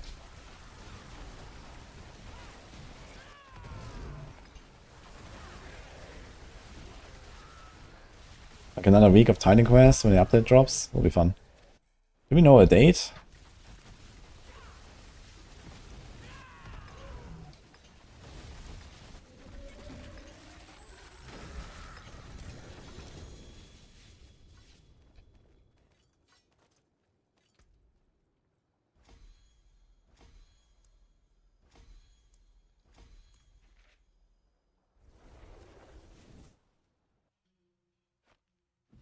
What's gonna happen with Barb in Season 11? Oh, he's gonna be chilling, I think. It's gonna be just the same boss, but without Chaos Armor drops. That's it. I mean, it's still relatively rewarding, just by itself. But obviously we're gonna do less Bartooks. What mythics did I get for my Sparks? 1,000 Stardust guys.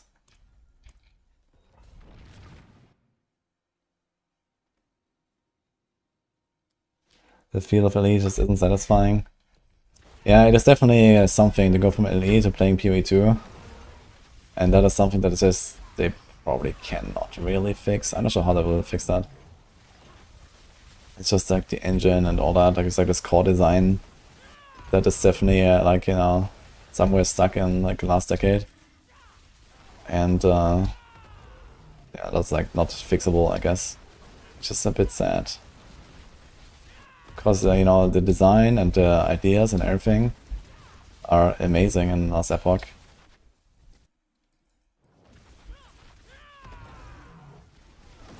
I did find a Mythic Rift, yes. Not sure if anyone clipped it.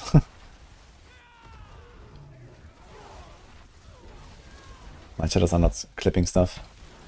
Lucky. Is lunging warrior any good? Lunge is pretty decent. I played it a lot last season, and it's stronger now.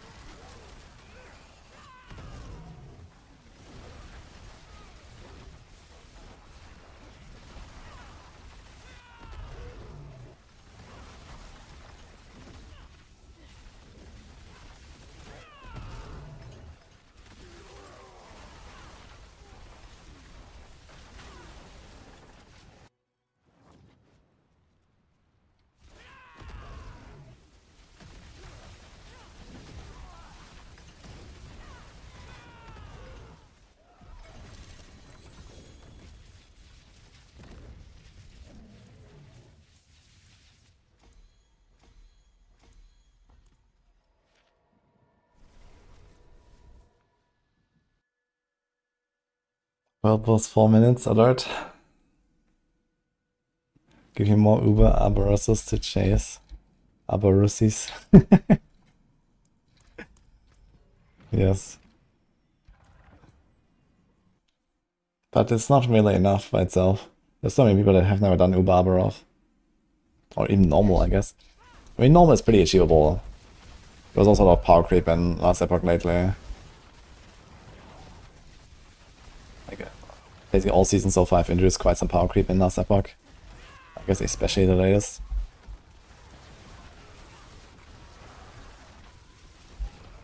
But it's supposed to become more and more achievable. But yeah, it would definitely be nice to have like another one like that, but I don't think that's like really the big thing that the game needs. If they can do something about like combat feel and stuff, that would be the thing, I guess. And then otherwise, just there needs to be something more with monoliths, in monoliths especially, in echoes, in individual echoes. There needs to be unique mechanics, not just the small stuff like, okay, you click on the fucking beast, you click on the Exile Mage. There needs to be more, you know, the ritual, breach, this kind of stuff.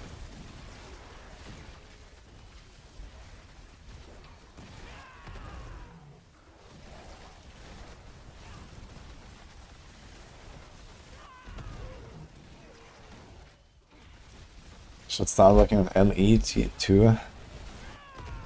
Oof. I mean, if they can survive for another half decade and then come out of that, then maybe, but yeah, if you're talking about the second game, you're talking about at least half a decade or so, right? So I'm not sure if that's gonna work out. And then there's a huge risk that people just like not care about it or like it or whatever. Like making RPGs is hard, man, I think. So much competition, such a huge risk of failure. And like incredibly long dev cycle.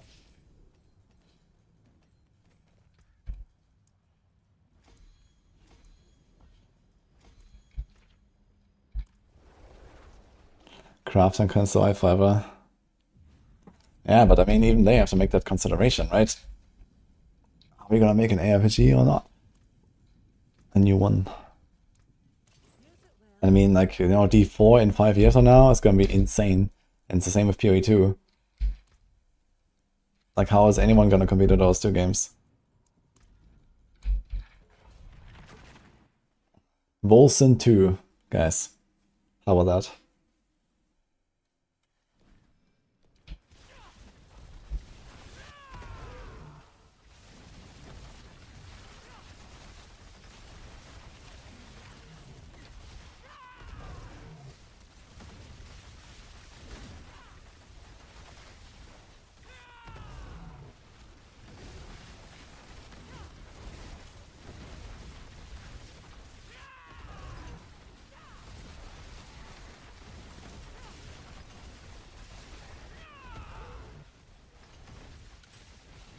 Torchlight 5.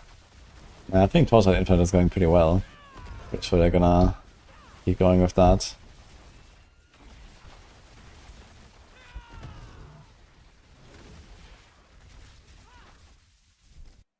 D4R. Yo.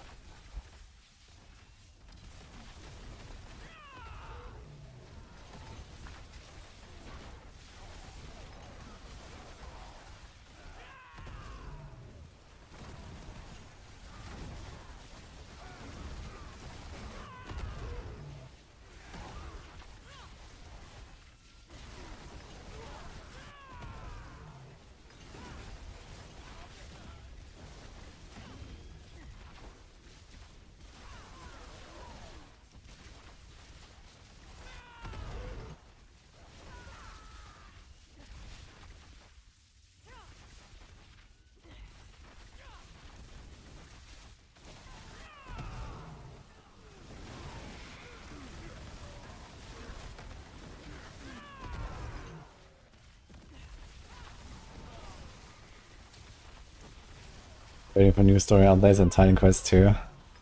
Yeah. Titan Quest is gonna be such a nice game when it's complete, I think. Sad that they're not gonna do seasons. Maybe they're gonna rethink that. I think Titan Quest would be like such a cool game to like, you know, hardcore SSF races and stuff like that. That would be so cool.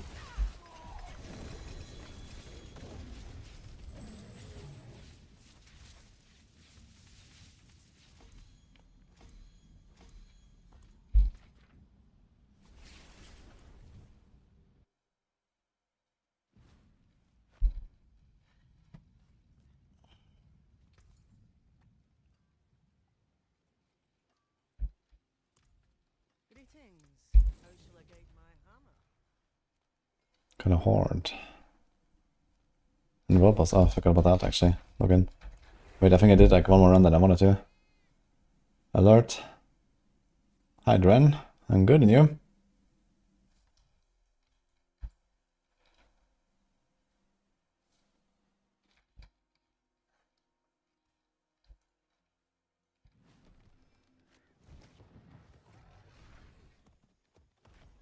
I'm a bit late, huh?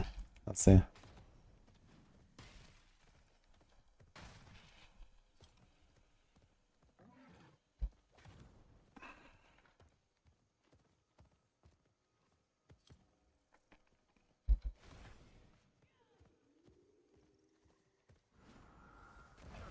What the?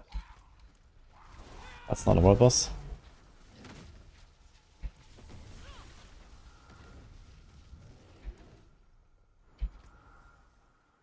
Let's do that, I guess.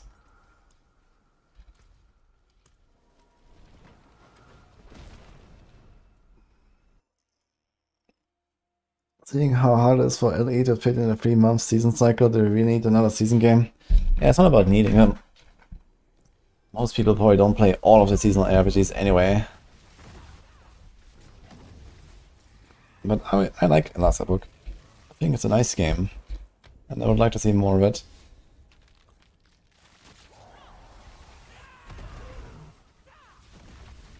And okay, I don't take Last Epoch as seriously as I take, like, you know, PoE2 or D4. But it's definitely my third.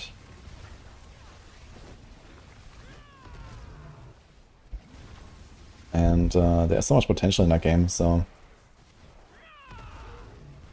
they should hopefully do something with that.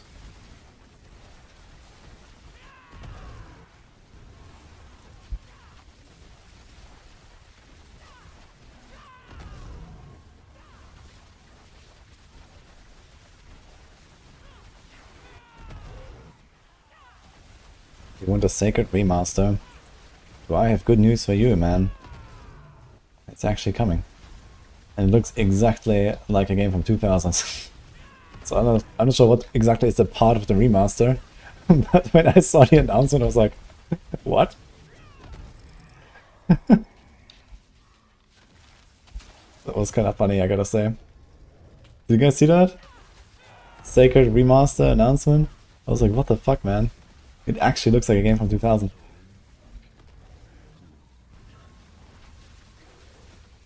Did I just say D4 is better than LE? This is not exactly what I said. I said I take D4 and PoE2 a lot more seriously than Last Epoch. Last Epoch is my third game. But I also think that D4 is a better game than Last Epoch.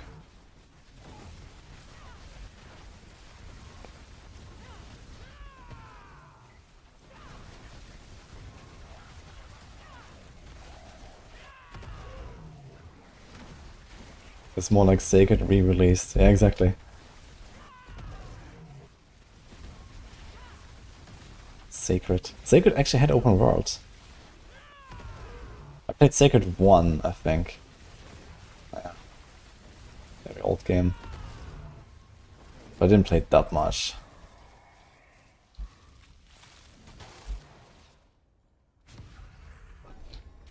I should maybe take the other feed on death. But the pull in is so juicy.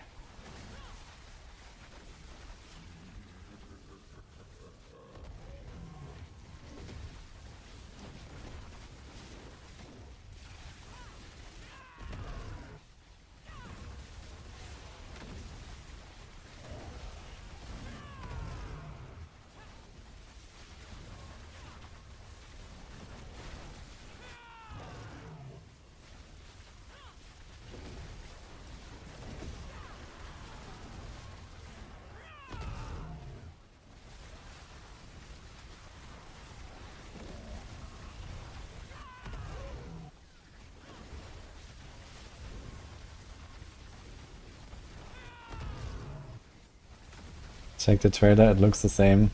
Yeah, exactly. So, as I said, man, like Sacred Remaster, it looks like the original game from like 20 years ago. I don't know, dude. I'm not sure what they're remastering exactly.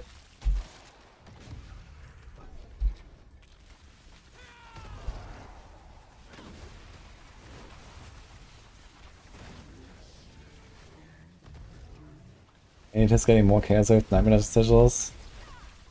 You get them from Chaos Rifts in Helltide. Every time you get one there, it has guaranteed Chaos Rift. And also when you turn in the season rep, you get 4 Chaos Rift sigils from the track if you do like an alt. for the spark.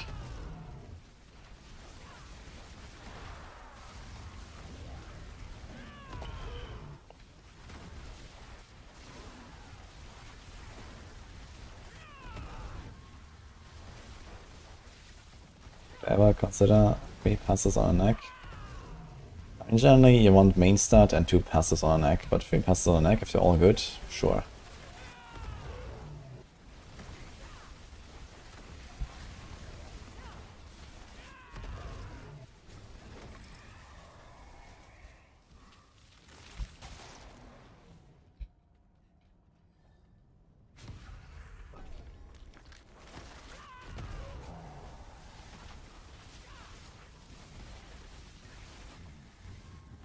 Dude, where did I see that announcement for the second remaster? We were watching some announcement show.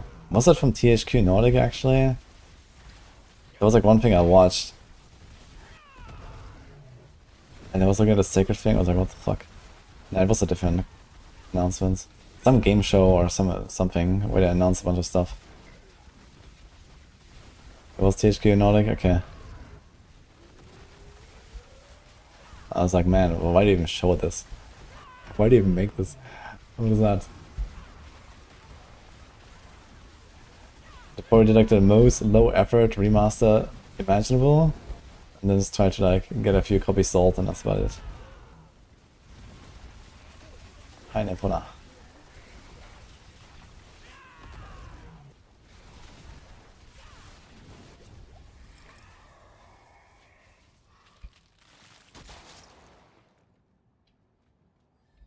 Shit. Great, how about you? Wasn't bad a coffee though, actually. Let's see what I can do about that.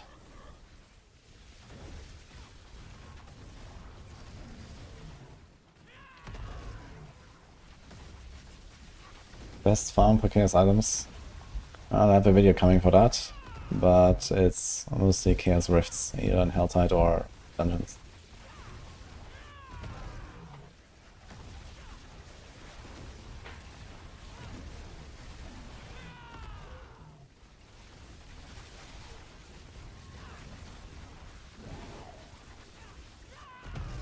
Oh, Martix. I don't think I can help you with that. But maybe someone else wants to make that trade.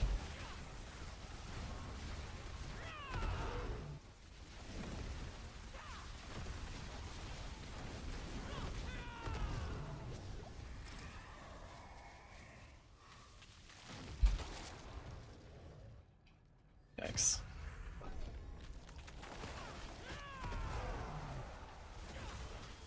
Okay, at least we're getting like a decent 1k run here.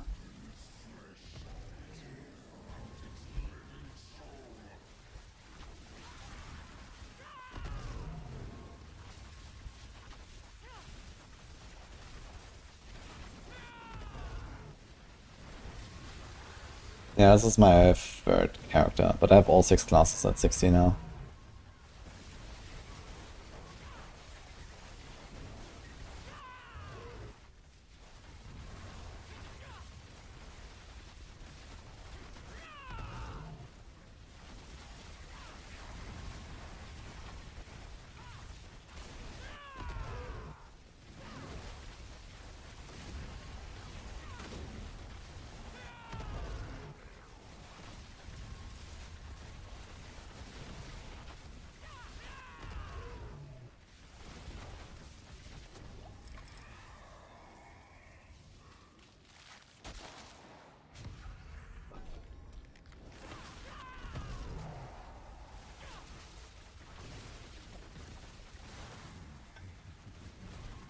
Happens among us. What can you do?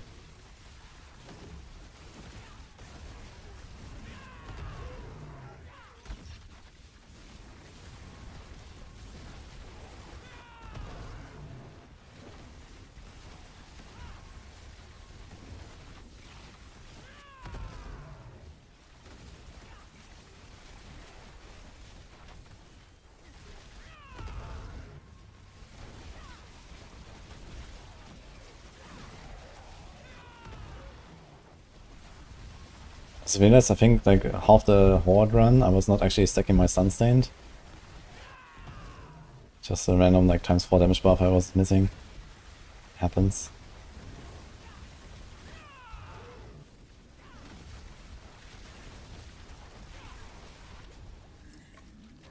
That's a pretty good run.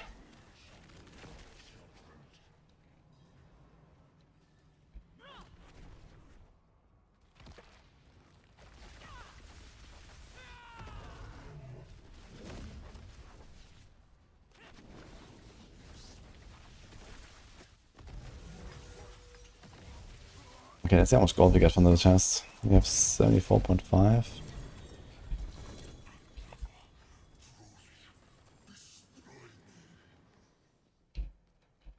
No, he actually gave us 14 million too. 88.3. And this was like 7 million. 7.5. I actually get a good amount of gold just from that. You know, huge banish lords, holy.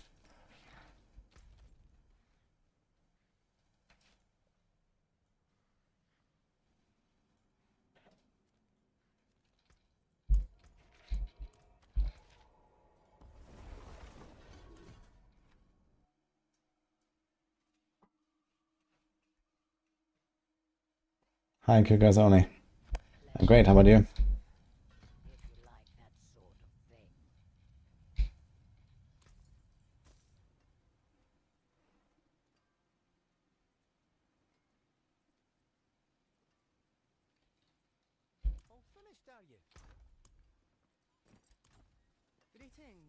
How shall I guide my armor?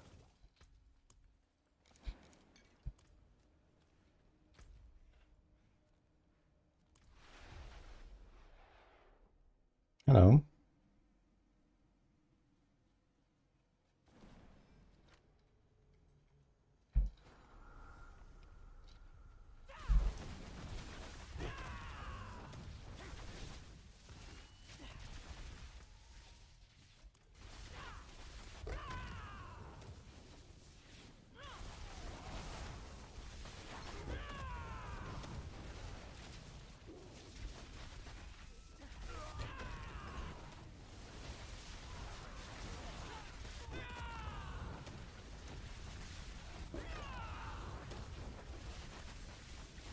I agree, by the way, Nymphona. I think there's a lot of people here that are really enjoying the season, including myself. I'm having a good time in the season. I think this is a nice one.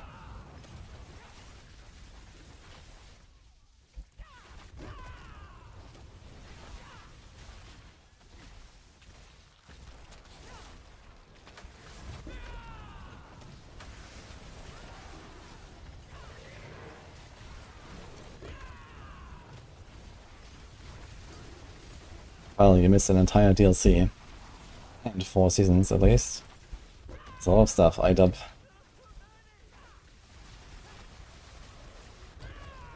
You can watch my returning player video from like a week ago on my YouTube.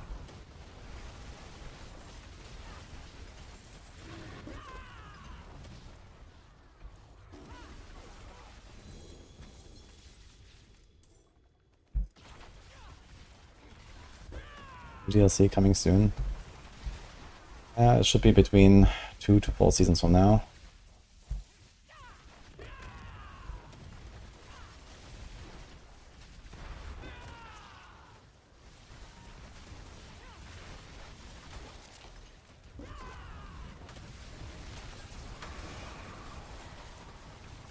F.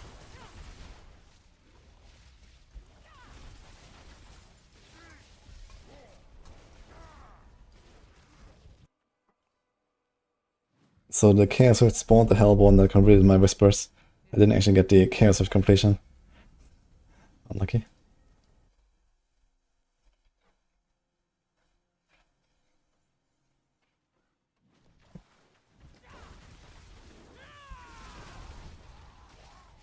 It's one more.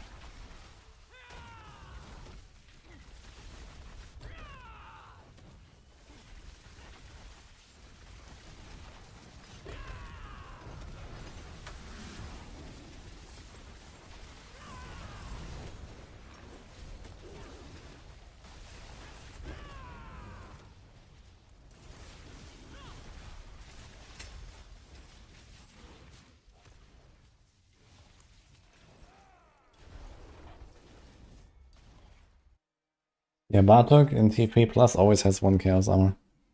Sometimes 2 even. It's like an average 1.2, I would say, 1.3.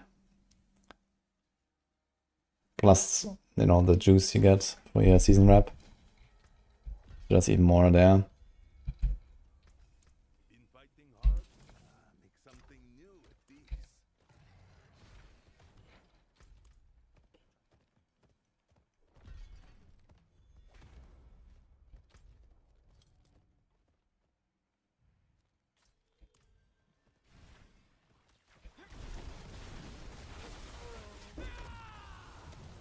I also released a full like video, not released it, but I made it earlier. Gonna be later tonight. About how to farm Chaos Armors efficiently. You can get up to like 12 plus Chaos items per hour. It's a pretty good number.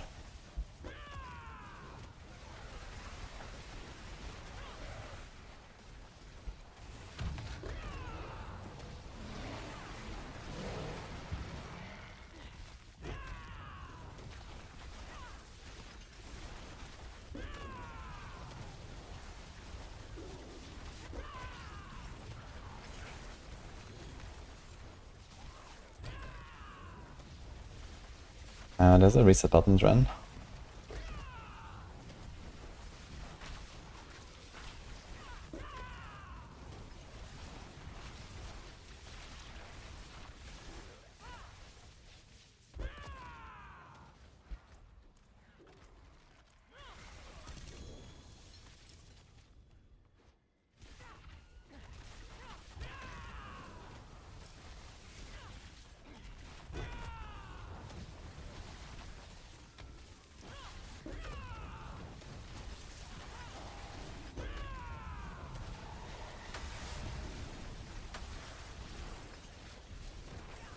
That's how it works. Hell. Or you have enough healing to not go down to low life all the time.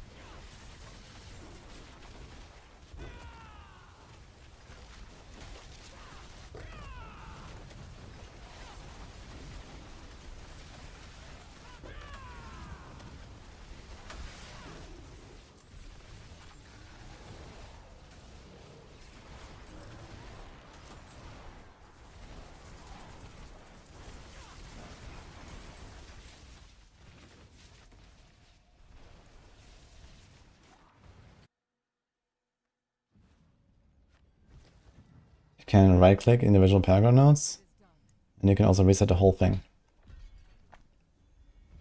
There's a reset button, Dren.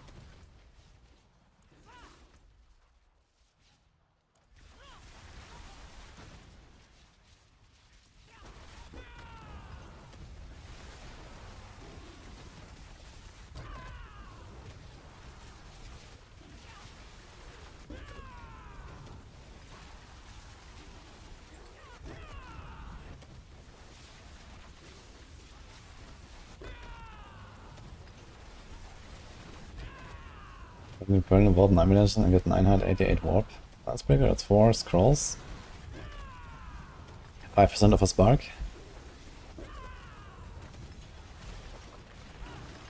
I usually only go for the chaos with 9 minutes, but if the warp ones are also okay if you click all the chests.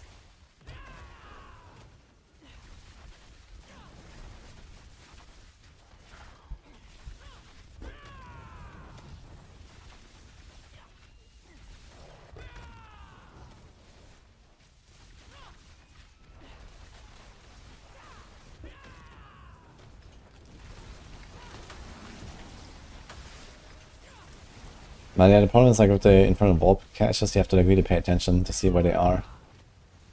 Every chest is like 90 or so, which is pretty solid, I guess.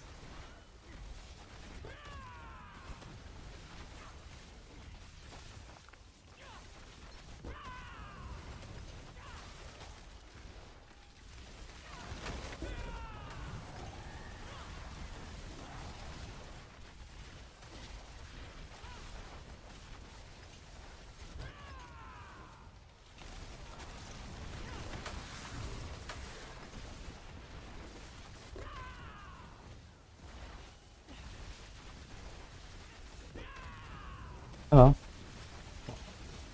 Ah, thank you.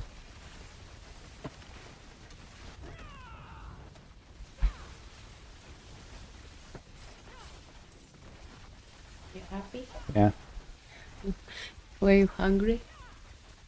Yes. Mm-hmm.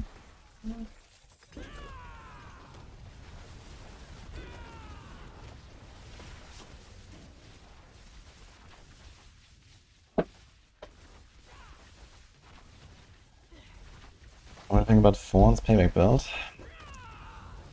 Well, it's expectedly very strong.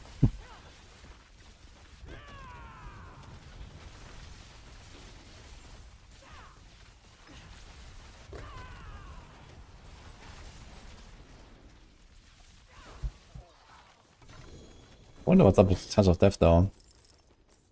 Maybe the Beast Corner fix will help with that. Might be that the Beast Corner just kind of fucked it too much.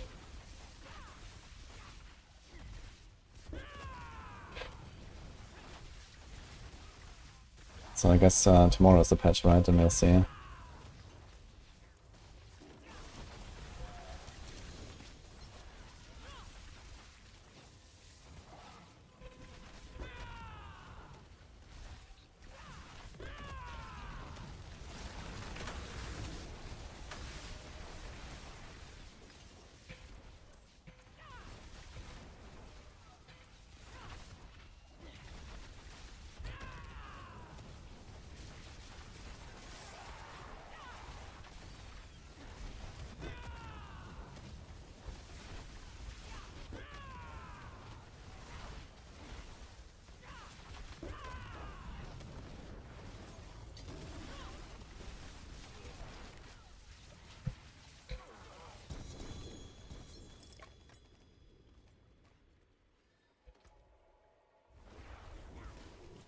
Hmm.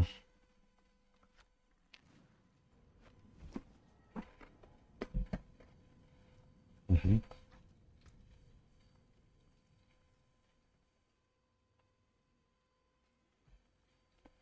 Oh. And getting upgrade. I think I have enough cornerstones. There is magic in all things.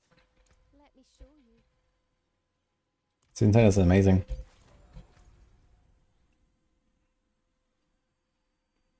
I mean, boss we can do. Greek. How about Greek?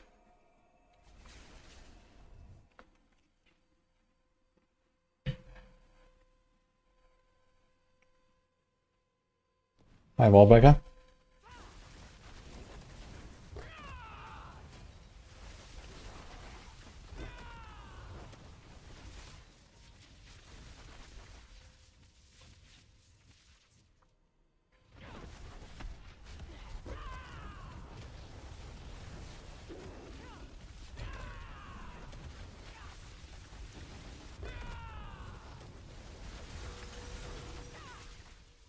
His bear didn't even show. Holy.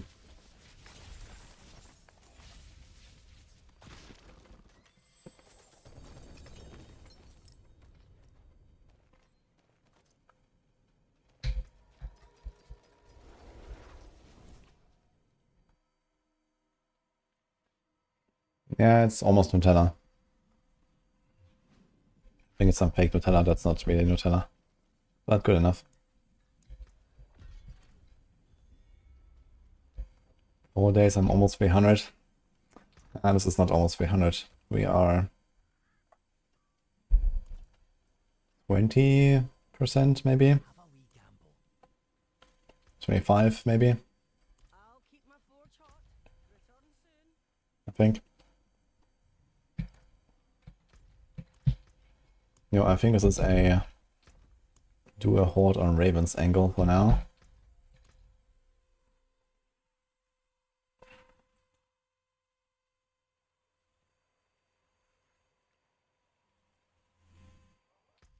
I mean, I could be 300 if I wanted at this point. I have enough hours, but I didn't go for the Paragons.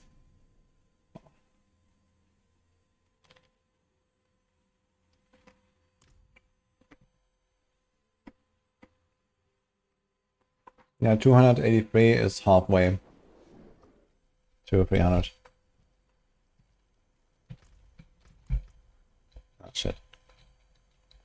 Do I have enough space for this? That looks kind of tight, actually. Okay. Plan B.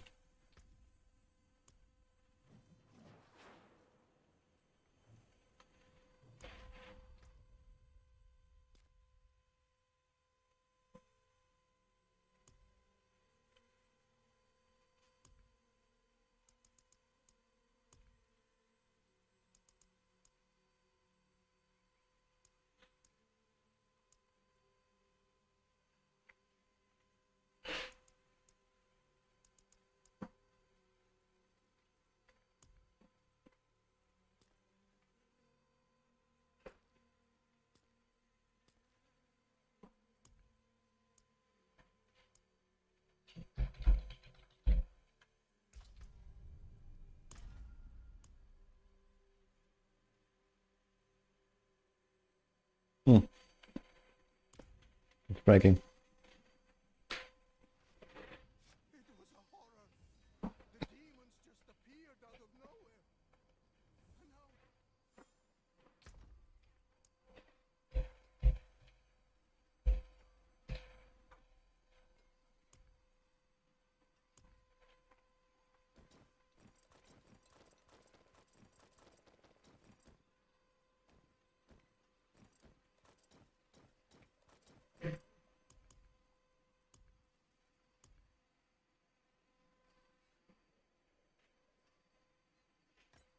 Let's put the sigils too, actually. There's so many.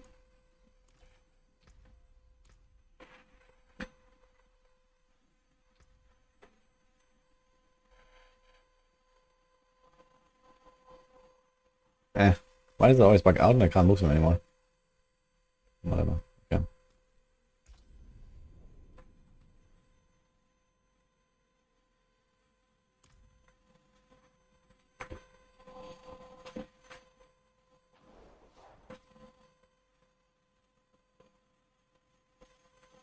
I need to get a napkin.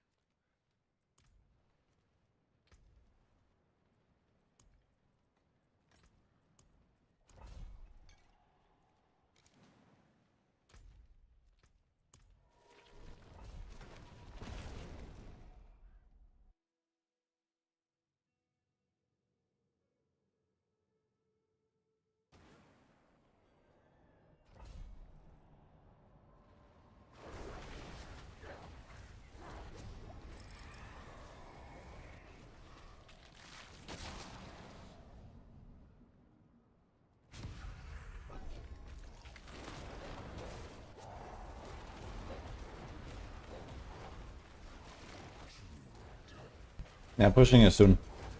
We're gonna start soon, I think. Gonna do a few more runs. Use my bartering, hope a little bit for a Rabbit Bear upgrade. And then we're gonna push, I think.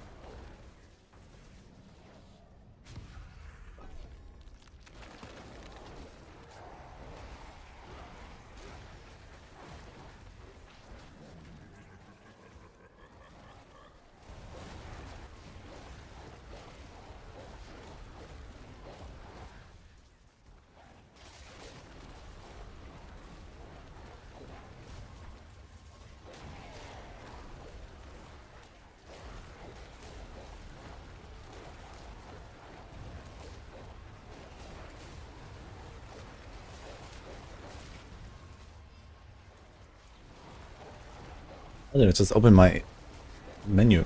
Wait, with what button? With my mouse. What?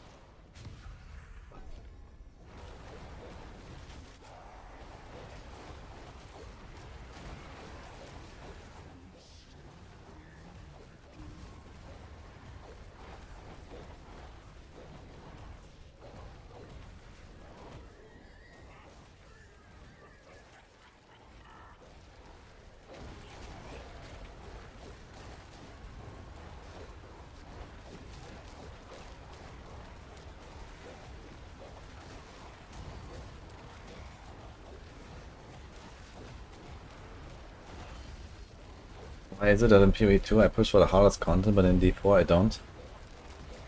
Well, maybe you're confusing what is the hardest content. And also, in PoE2 it's fun to do hard content, and in D4 it's not. Pit pushing is usually not fun. But there's an exception, which is Bull Rise. Bull Rise has been actually a very great experience last season, and I'm expecting it again today and tomorrow when I push it. But the hard content in D4 is actually speedrunning, I would say. And I do that. So... I mean, arguably in PoE the hard content is speedrunning as well. And I also do that, I guess, to some degree. You know, the actual like high-end content is not that hard once you know the boss fights and all that stuff. The one thing that is really hard is Simulacrum 3, but this is more a challenge of your build and not so much a challenge of your gameplay, I'd say. Although you can make up for a lot of gameplay. But yeah, pushing in D4 is mostly a numbers thing and not a like gameplay thing. You know, it's not hard to push. Pushing is very easy, like gameplay wise. And not just that, it's mind-numberingly easy. So it's just not very exciting to push most of the time.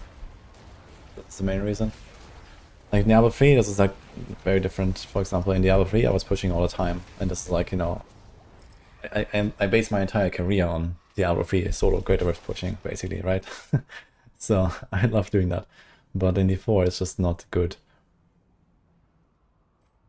I'm gonna fucking Chaos Rift. This is run is doomed.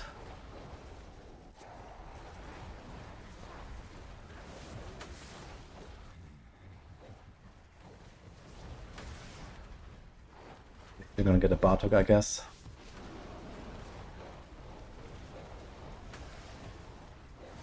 I did 150 with this build.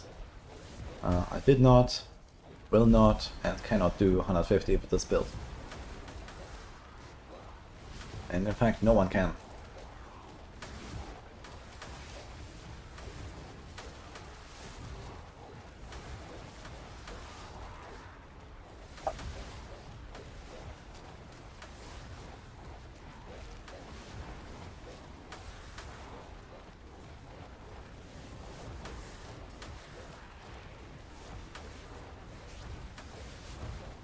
Nah, I mean, of course, if you push to the limit, then there's a higher chance of ripping your character, but generally you don't die if you don't want to.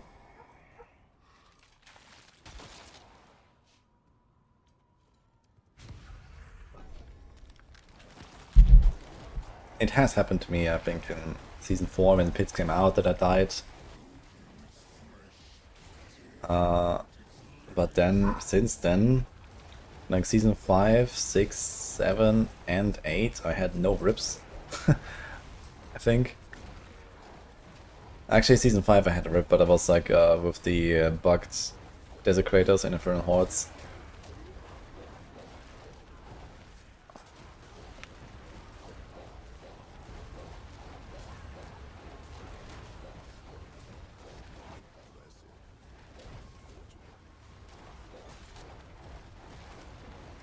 I mean, yeah, I can do some pushing and stuff, and usually I do some pushing. You know, I will have like my full Raven setup and my full Pulve, and then have my Razor Wings, and you know, once I'm kind of like at the point where I have made all the builds, all the guides, and whatever, and I don't really want to do much more with my characters, then usually I push a little bit. But yeah, and you know, I might kill off my characters or something.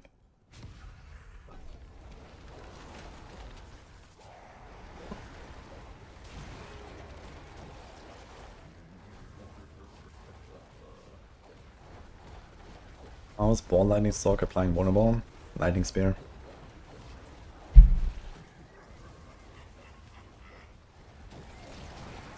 Why is it so common to slay all enemies 9 dimensions to spawn out of the map now? Because the Chaos Rifts make monsters spawn in the walls.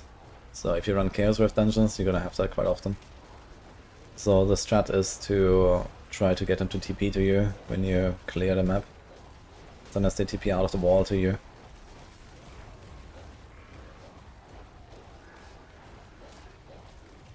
Which is the best build for Sorcerer and Infernal Hordes? Lightning Spear. But it needs quite a lot of gear. So before that I would say Hydra.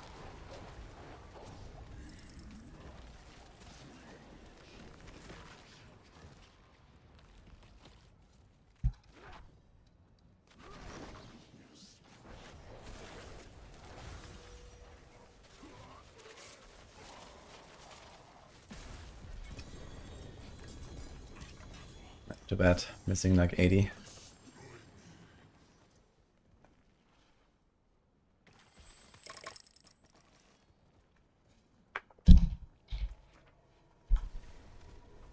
Hilt of Blackwing Chest.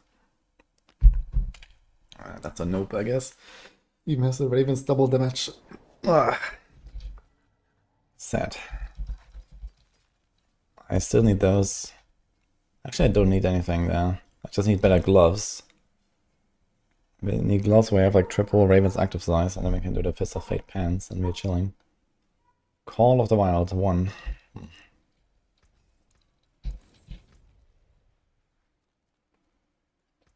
We can do that guy real quick.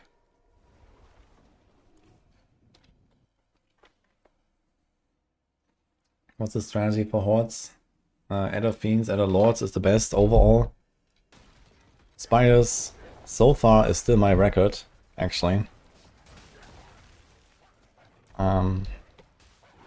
Stuff like spawn events faster and the Goblin are pretty nice. Yeah, stay away from Hellborn.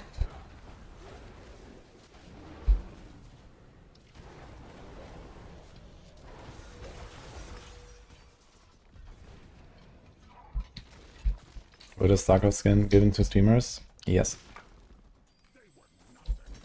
I got it for free from Blizzard. And then I gave away 2 more codes that they gave me, plus the mount.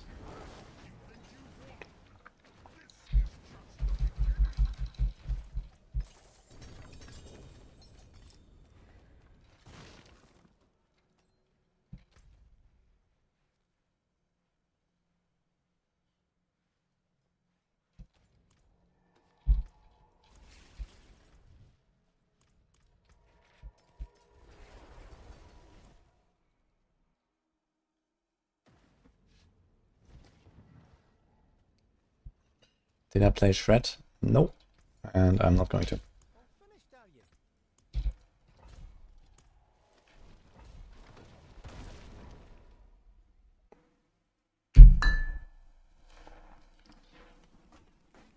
And the problem with Spires is that a lot of builds can't really control the damage very much.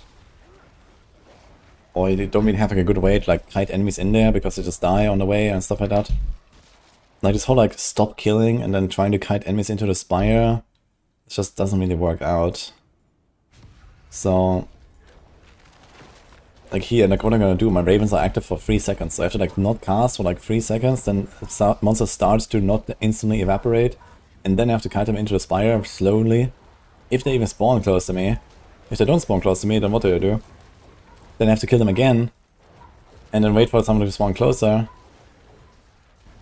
And the thing is that when you don't kill monsters, there's no new monsters spawning, so you don't get more events, so you don't get more ether, and the Spires just don't really give you enough to really warrant, like, slowing down, right? Like, either monsters spawn closer to the Spire or they don't. That's basically how it works.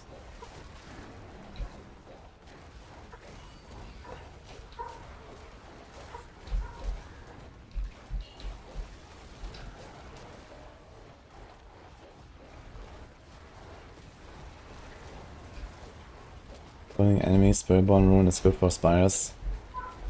Yeah, but I mean, you also have to trigger that somehow without instantly killing everything.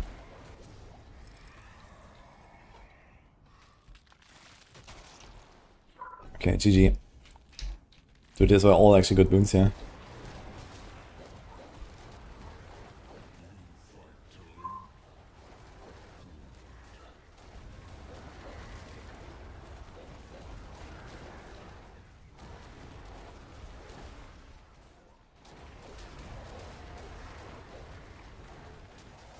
Home games are expensive on pay to win.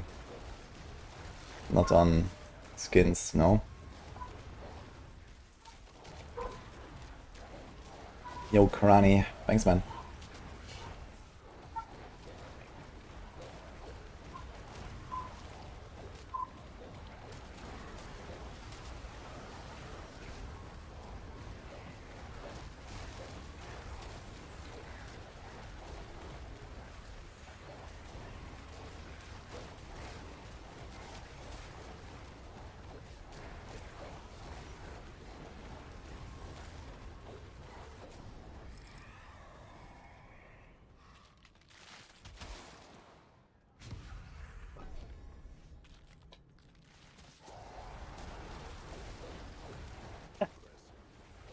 Okay.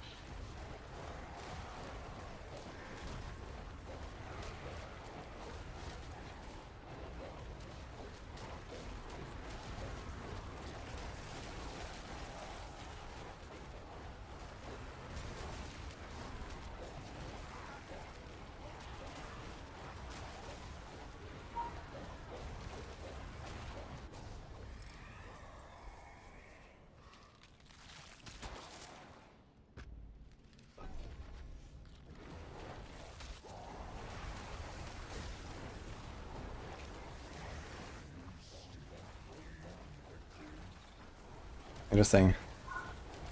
A full no pay to win skins only mobile game. Imagine if Diablo Immortal was like that.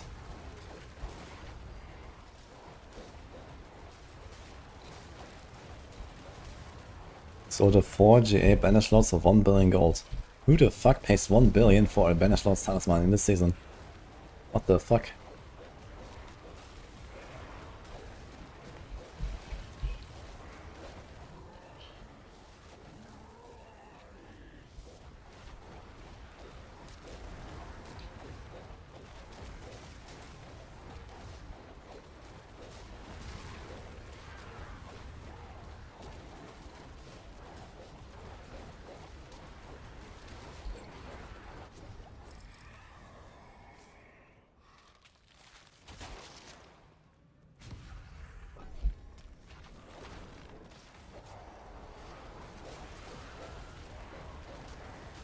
Dude, 1 billion gold, man, that's a lot of gold. For a useless item.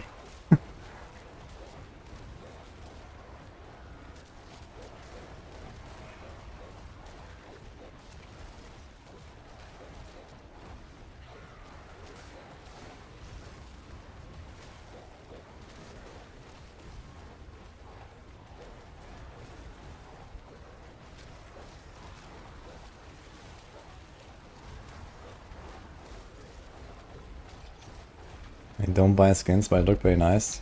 Yeah, D4 has a lot of great skins, I think. They're doing a pretty good job with that.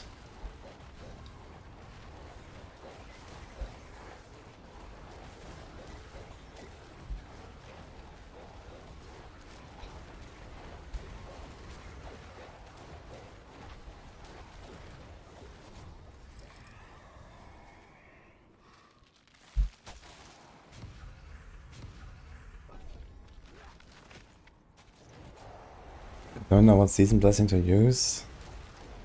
Season Blessing. The extra Chaos Armors and the extra Infernal Keys.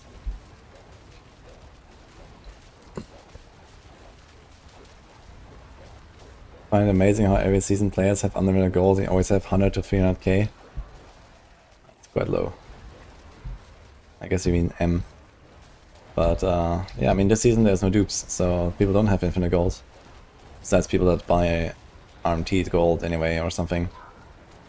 But yeah, like I am rich as fuck for today's standards, I guess, with my 2 billion. Besides people that trade a lot and flip a lot or something, they will probably have more.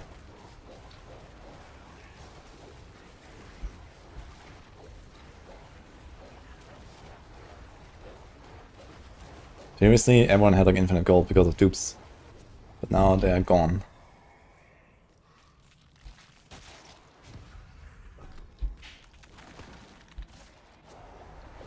Yes, Serrano.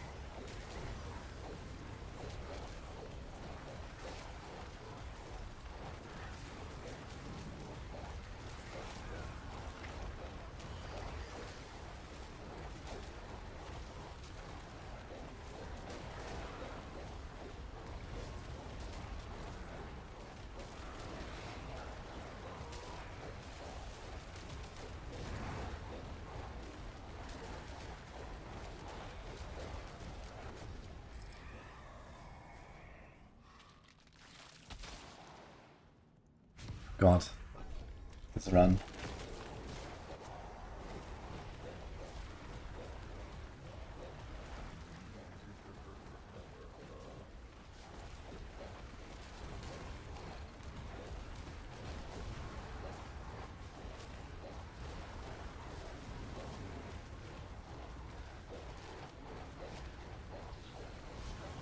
GA int and damage or overpower goes for 500 mil.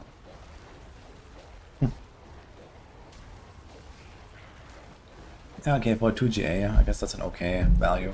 Half a billion. It's fine.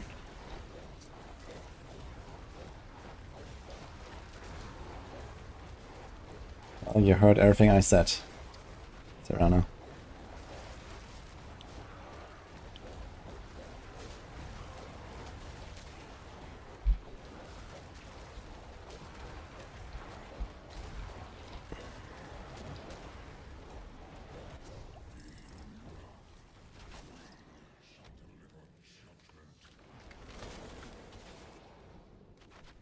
In a few weeks of farming hordes, price will almost be the previous seasons.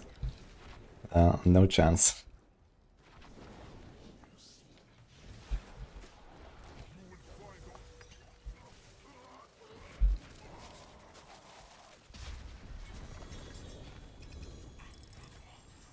Oh, 2 drops. Nice surrender. And a Lucian.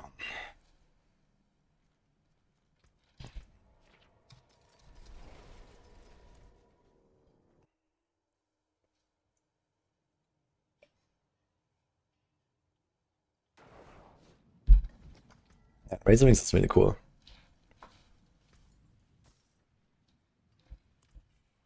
All finished, are you?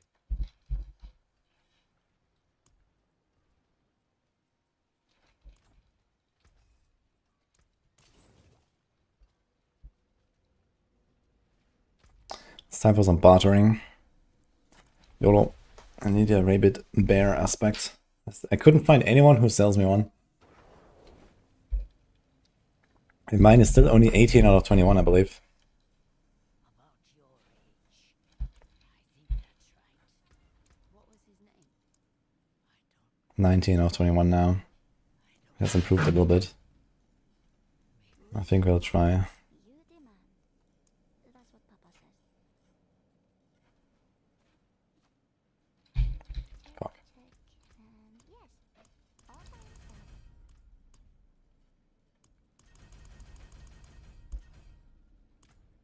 We need the reinforcements. We need others to stand with us.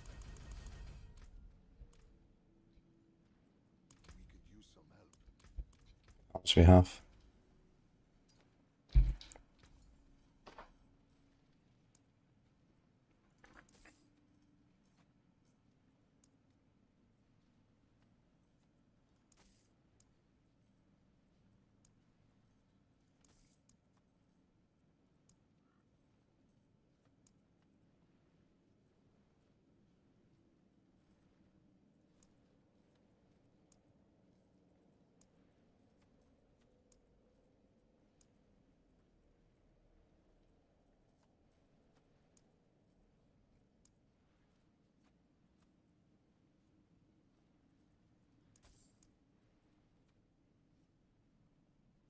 Wow. I'm gonna buy it just so I get less baited when I see an upgrade.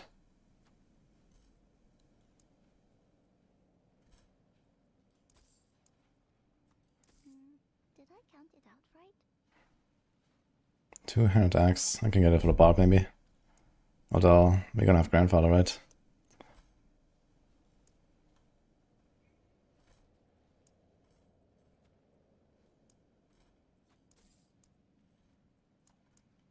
Oops.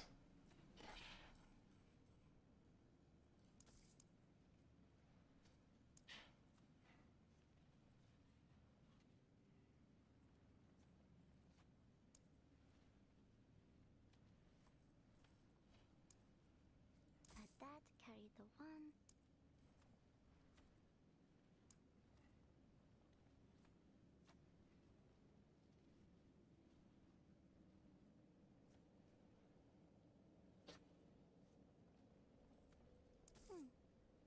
seen what Papa's friends collect.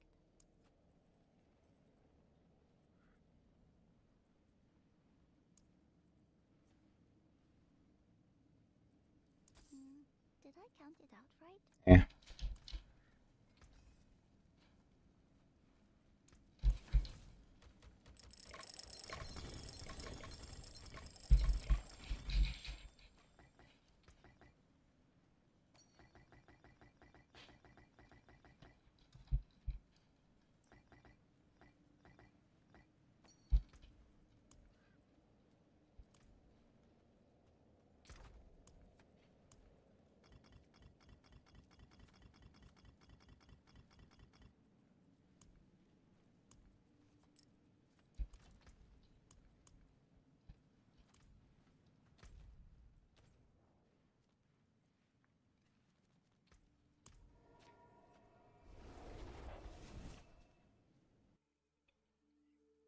Highest pit I've cleared is 190 seconds of Ravens so far.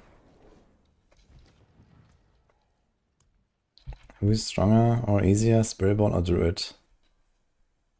I guess Druid is generally easy and stronger. Although, not really. It's pretty close between the two on both.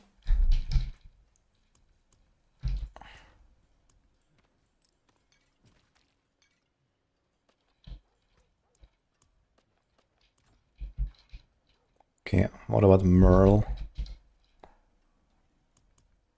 1, 2, 3.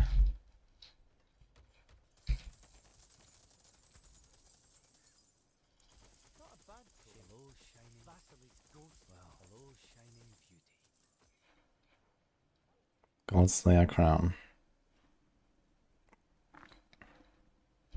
All finished, are you?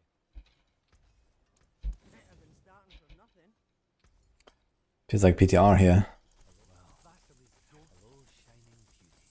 Not a bad basilisk. Hello, shining beauty. All finished, are you?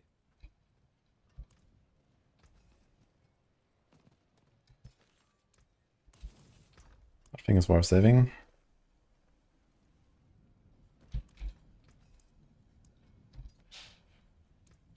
hammer sings on your return. Not a basilisk. Hello, shining basilisk. Hello, shining beauty. Definitely the 600. Look at this. The affix matters a lot on the right winger.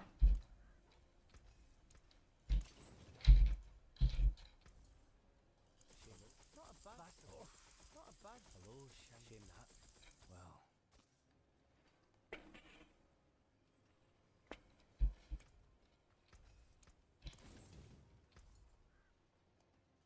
Basilisk ghost. Hello, shining beauty.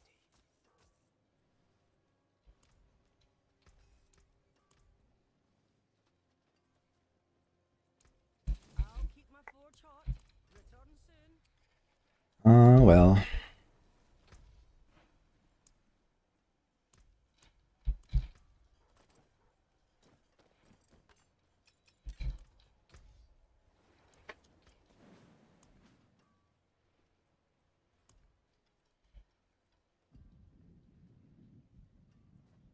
More loyal friends you'll not find.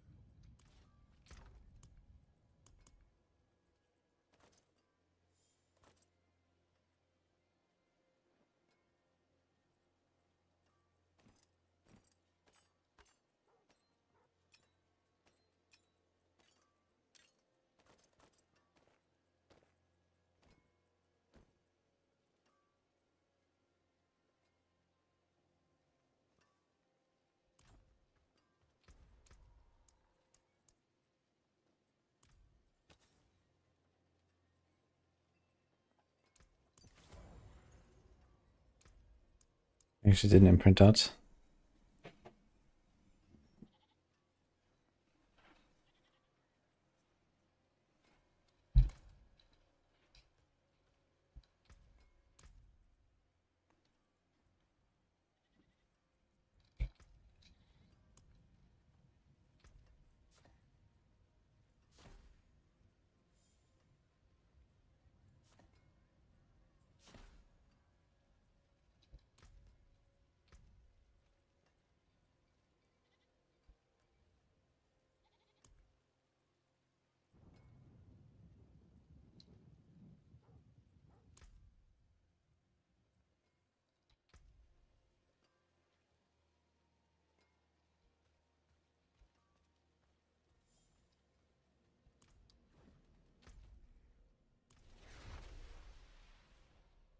New chapter will be out tomorrow. Wait, what?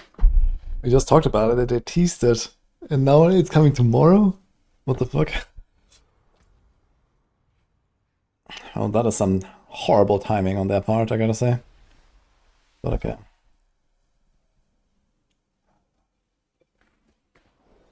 I got some blasting to do. And I should have definitely considered my schedule.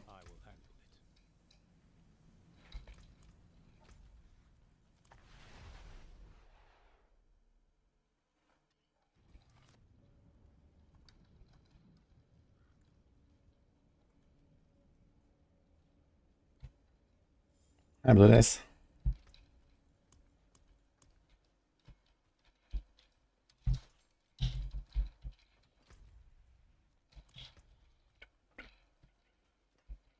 I did not play the original Titan Quest. Only saw Nini playing it.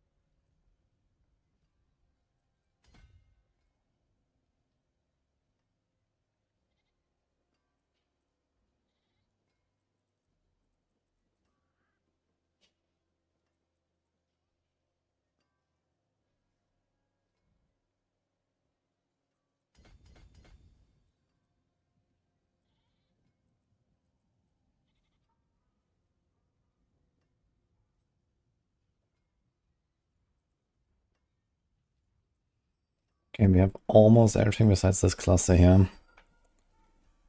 And a few notes on Werebear. 1, 2, 3, 4, 5, 6, 7, 8. It's quite a lot actually. Plus this. And this. So this would be like 100, like 200 something, 250 maybe additive you can still get. It should be like a 5% upgrade. But this would be probably an entire day, like 15 hours Paragon grind to get to like 280 something, 285. We would also get our Grizzly Rage upgrade mostly on the way, I think. Maybe this, but that's what it is. So we are missing roughly 10% damage on aspects, 5% there. We have no GI life here. Do I not have a better one? No, I think I never got a stats or a life so far. That's good. That's good. The resource cost is a bit sad, but okay. This is good. This is good. This is fine. Actually, there's a severe lack of 2 GA rings. I don't think I've really gotten like almost any. This is good. I could remaster work. But lucky it is not entirely useless. Cooldown is kind of whatever, but it does help a bit for hardcore purposes, I guess. And a bit more debilitating roars. I don't have this. I do have that. Okay. Okay. Okay. Okay. I'm not sure about Nature's Reach. Maybe I'll remove it. I can put more healing.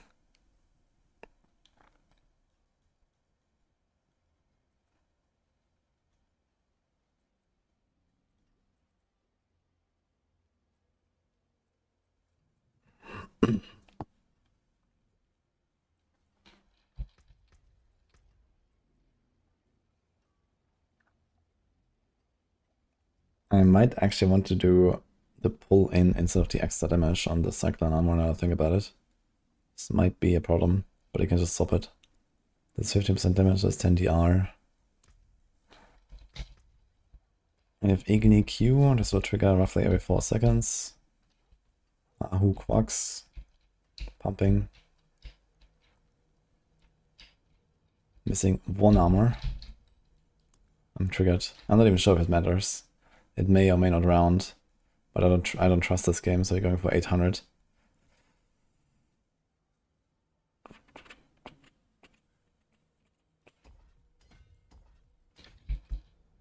Okay. Can we maybe do a easier change?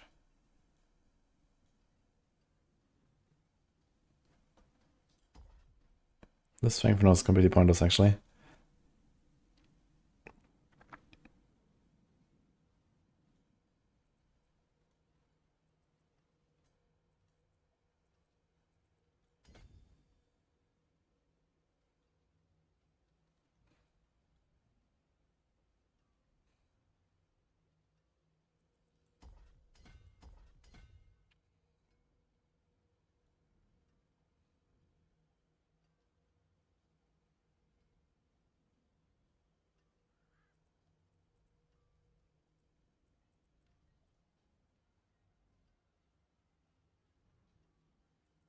No.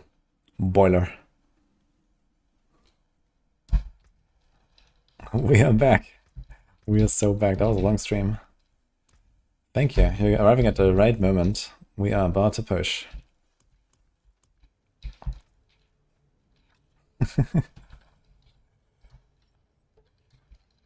Nice round tour here.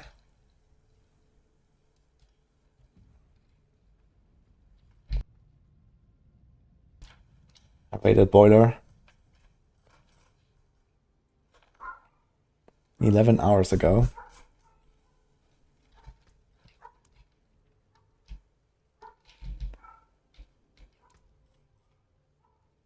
Okay, we have 3% res overcapped and exactly on point of armor. Should be fine. Let's try it out.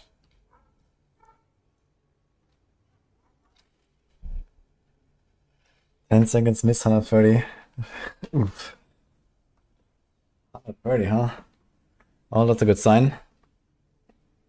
Last I heard in the challenge, we had 124. So I guess we're aiming for like 126, 7 or so.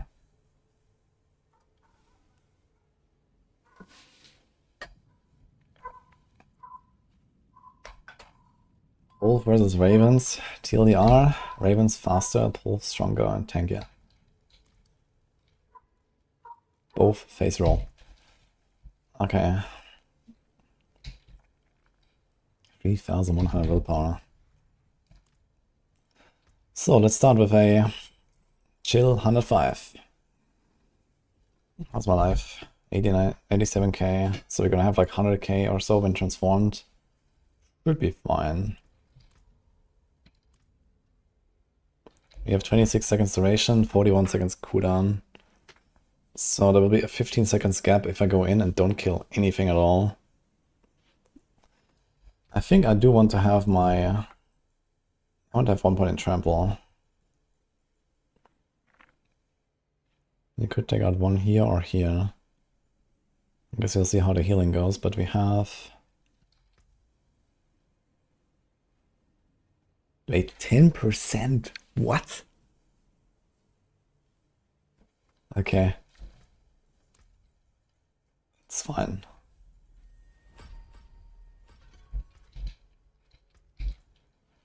Alright, let's try it. I have 1 point increase in rage. I'm not doing 5 points. If you have 5 points to cap your armor and then you go out while in a push on hardcore, that's a bad idea. You're already gonna be squishy when you go out of crazy rage. You don't wanna do that. Okay, we're definitely pushing him too far away. I need to do the pull in instead of the push. Okay, 114k life. Oh, these guys are getting evaporated, man. What the fuck?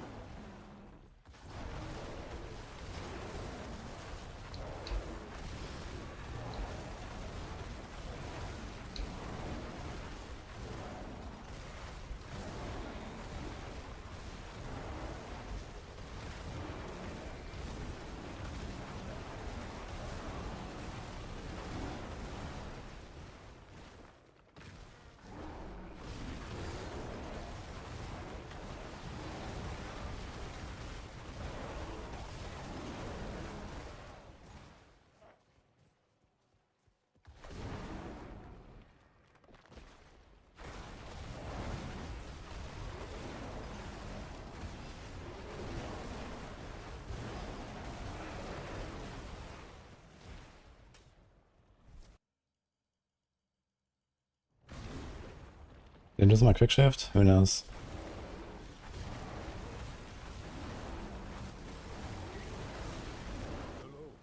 Hello. I was gonna say hello a little bit, just in case.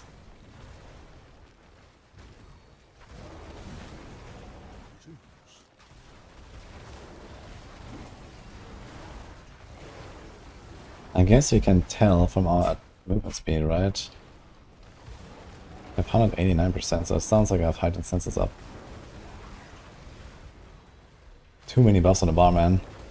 They really have to do something about the buff bar. So much shit.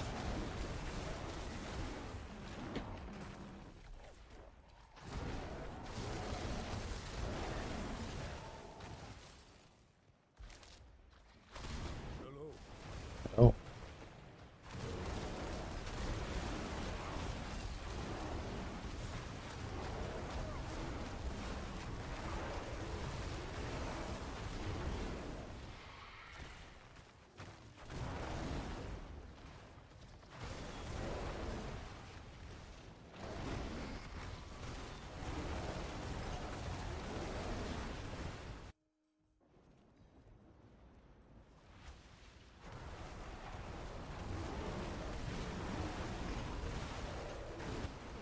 Ow. Okay.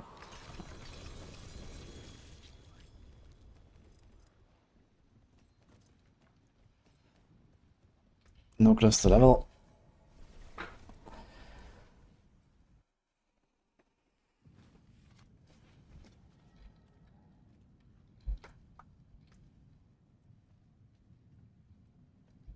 We go again.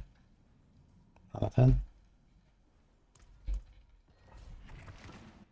It's kind of wild how fast you can go up in tiers in this game. You compare this to like a D3 push.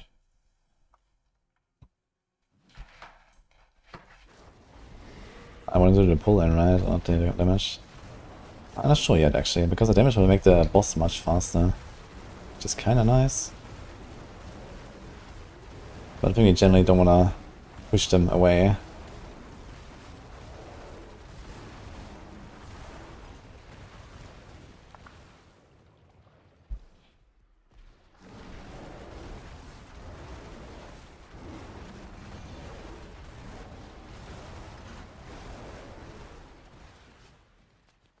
What did we do last season? 108 or 109, I think. That was like my final push. Look at this. Now we're just fucking cruising for this shit. Ridiculous.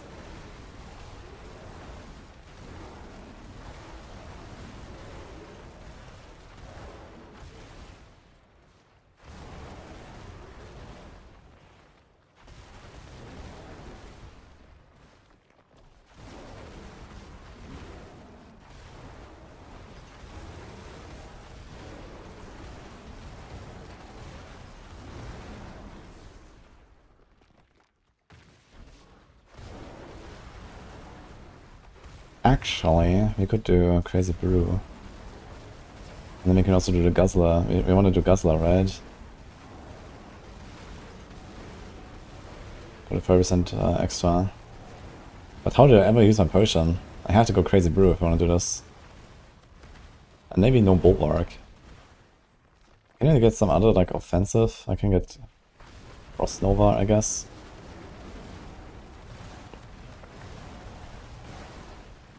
We'll see when I go to higher tiers. How I will feel with the tankiness.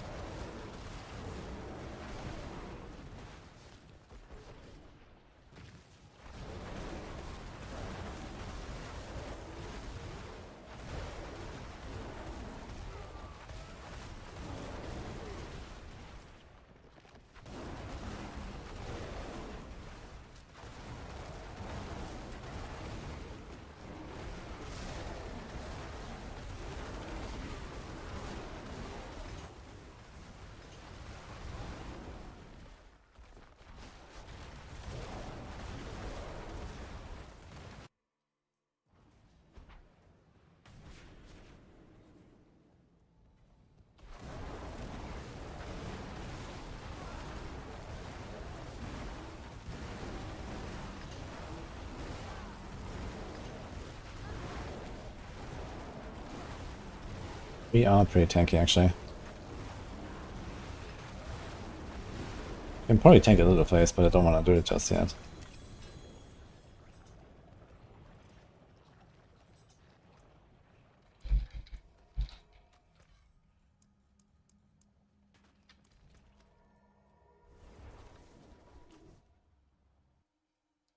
I am not using a pit 150 buck. We're doing a push here, not a meme.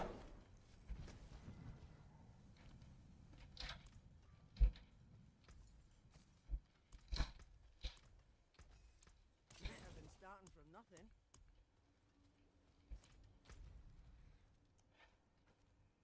But I didn't mean to say that we won't do a meme push at some point. 115. Wait. Let's try to pull in. 10% more DR as well. Oof. You play 35k HP with Brawn over Brains, you have 35k? Really? That's insane. Yeah, I have a lot of HP. But you can tank a little wave with that. So I should go in Crazy Brew and Guzzler, I guess.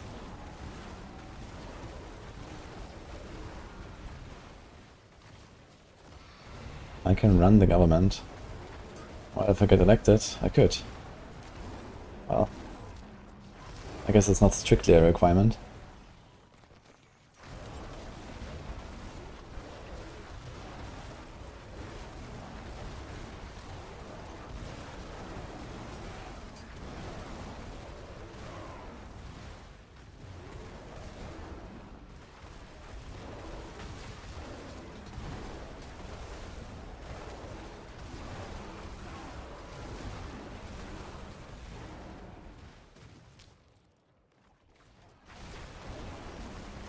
6% more willpower, more DPS, and 2 extra points of quick shift? No.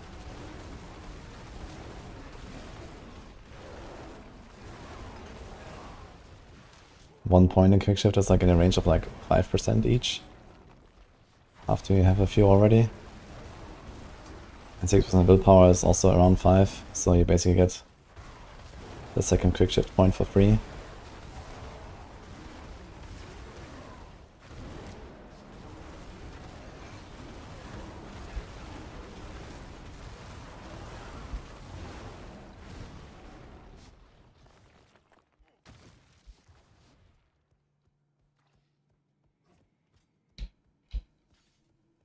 Holy run.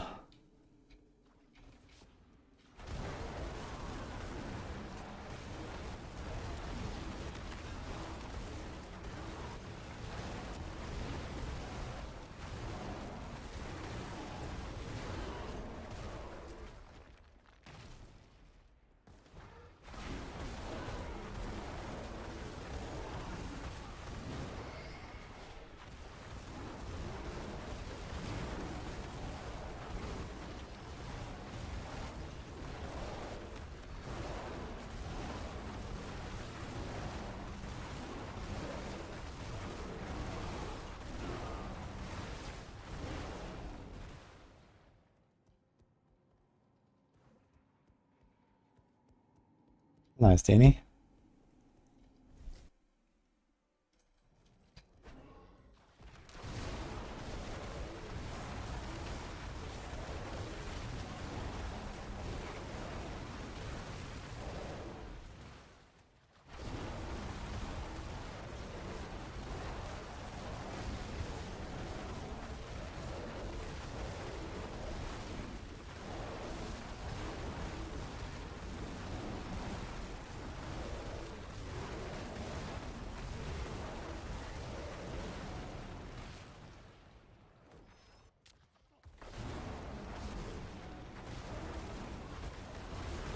I think there's a push version. You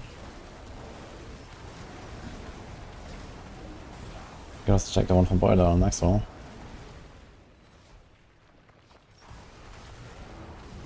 Looks more difficult and frustrating than Flash Render. I like pushing both a lot because it feels a lot more like Diablo 3 pushing.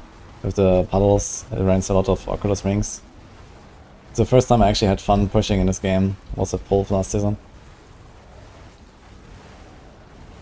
Because they actually have something to do, you know, positioning. Now if I wasn't so giga tanky, I can probably do something about the tankiness.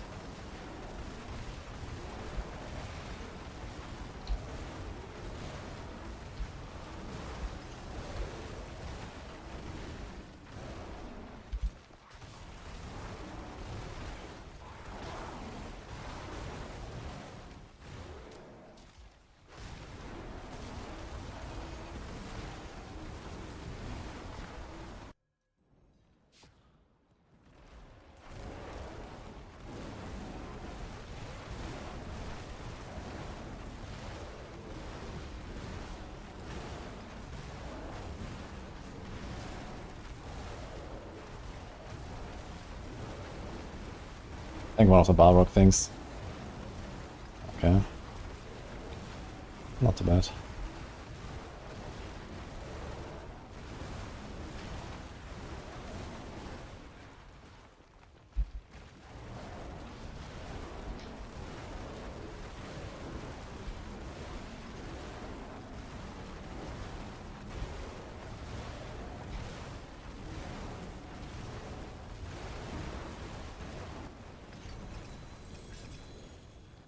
Okay, 5 minutes.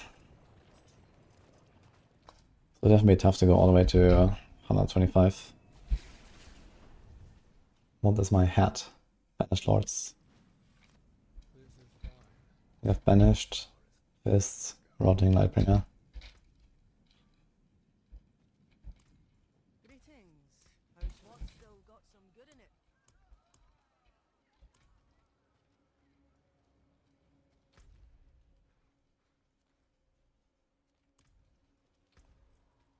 Okay, 120.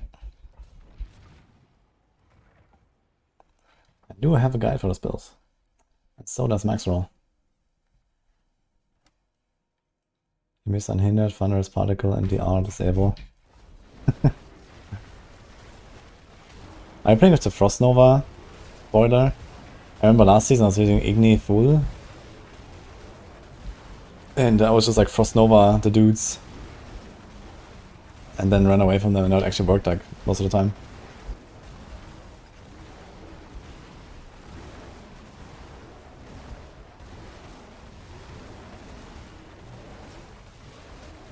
We definitely have to start cutting more now. This guy's already getting tanky.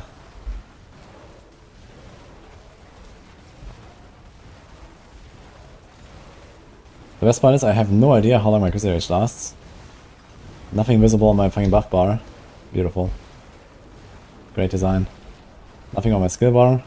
It's just gonna randomly like time out and I'm gonna instantly die. Imagine I was relying on rank 5 Crusade Rage to get armor. Good.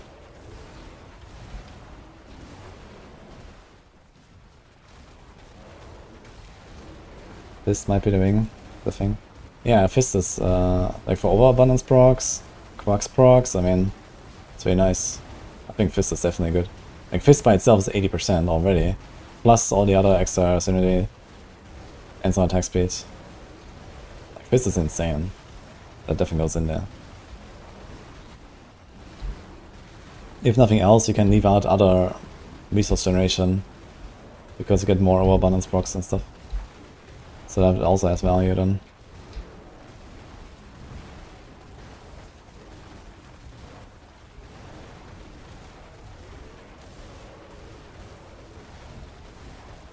Actually, this pulling is pretty decent with the second armor, I gotta say. You can actually kind of pull them forward slowly. I think this works.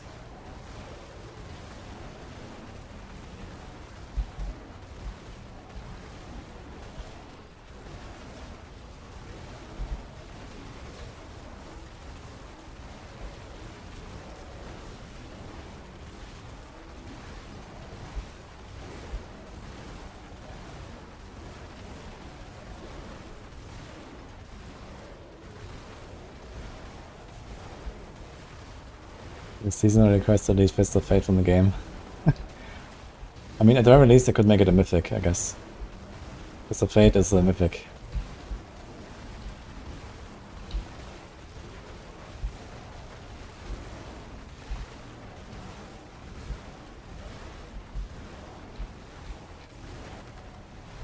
But yeah, I think Fist of Fate, like, it just kind of like warps the balance too much. Because any proc-based build just equips that thing. And it's just like suddenly like 0 to 100. Right? So if they want to have like any kind of like reasonable lucky hit system, then they need to probably delete Fist of Fate.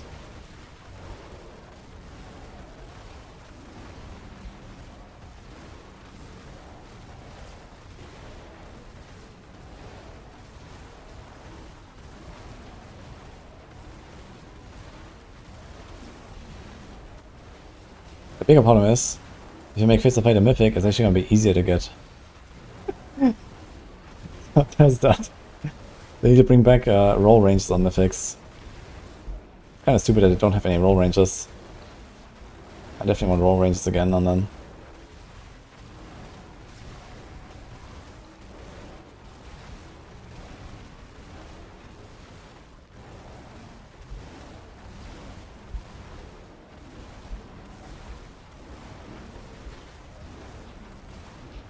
And the cycle armor pulling is actually legit.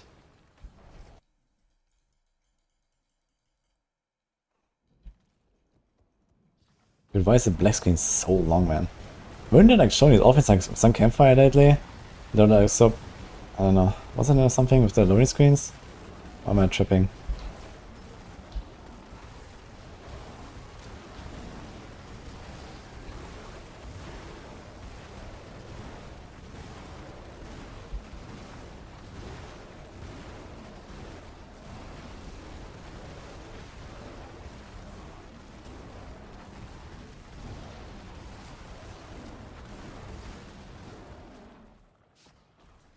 It's sad when Chaos Armor is gone. I don't think so. There will be plenty of other stuff to be happy about.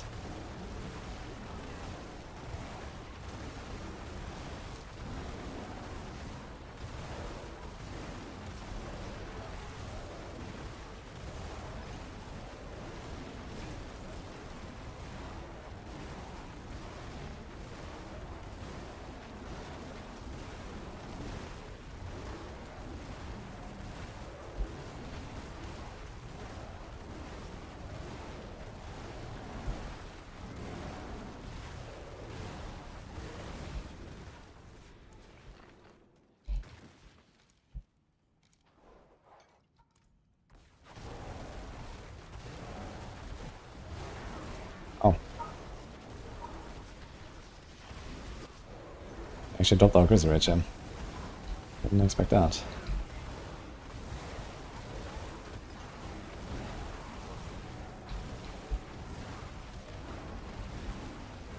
Still kind of just decimating this rare here, so...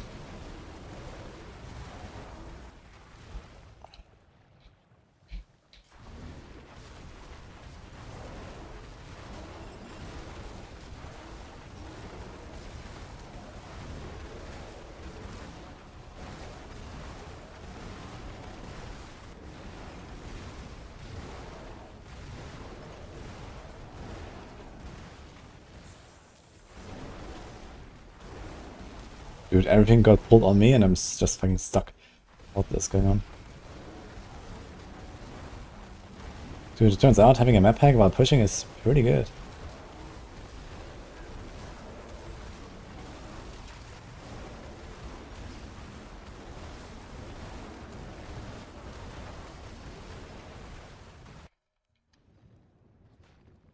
Okay, 8 minutes, alright. And a decent boss. Let's see how this goes.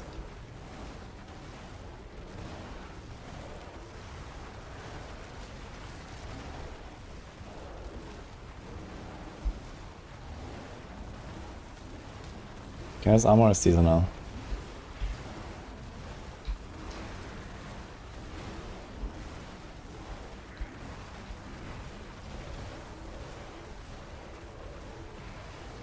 You almost feel bad dropping all your Chaos armors and mythics. I can still reroll. Play Razor Wings. Gonna have fun.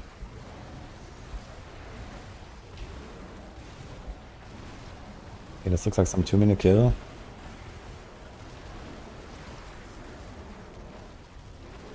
So if you go up to like 5-6 minutes on a 125, that's okay.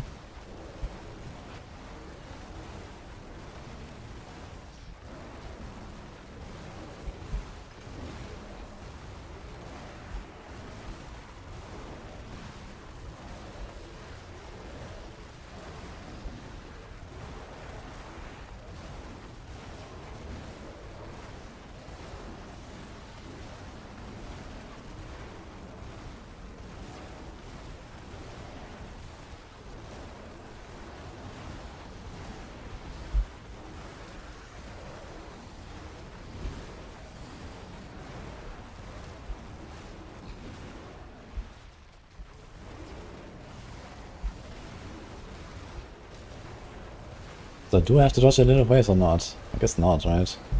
Are we fine? Nothing is really moving my HP much.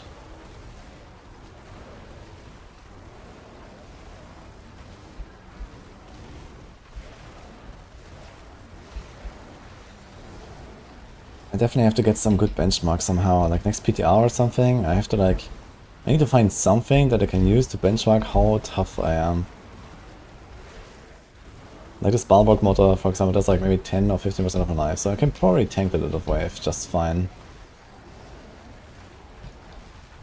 Yeah, okay, we did it. I wanna check if this was with or without Bulwark though, I'm not sure.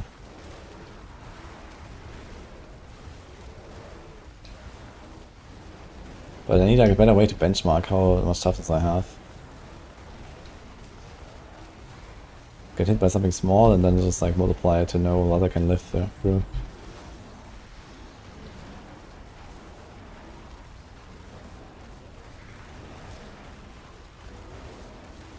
Okay, it was actually a 3-minute kill. But also, maybe not the best boss after all. It's kind of like stuck in the corner there. Need Sea Hack later. Okay, 120 done.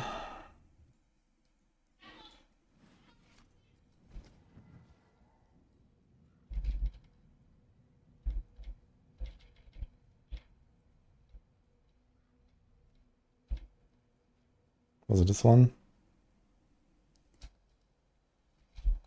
The next one?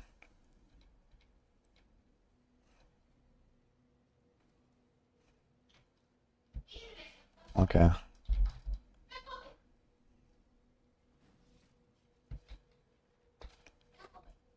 So my barrier is at like, oh my god, the fucking red bar, man.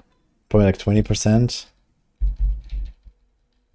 And then it hits me a little bit through the life. So the live rate does like maybe 30%. This means you can probably tank everything. I'm not sure how much the live slam is. It's probably more than this, but I don't think it's gonna be like triple or something.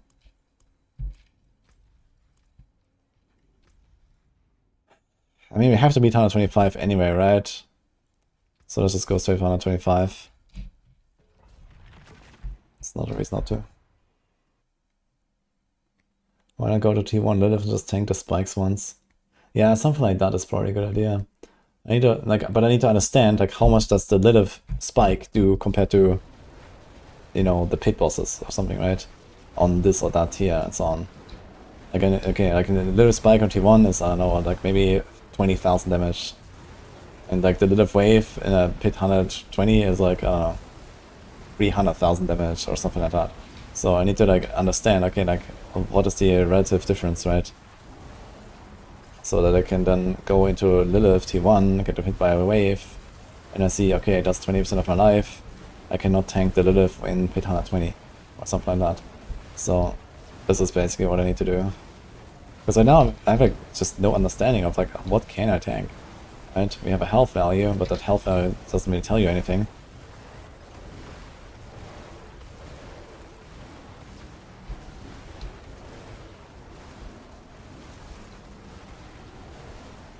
Actually, I have a cliff here. I should try to this, but it's like fucking fallen and snakes. Exactly what you're looking for.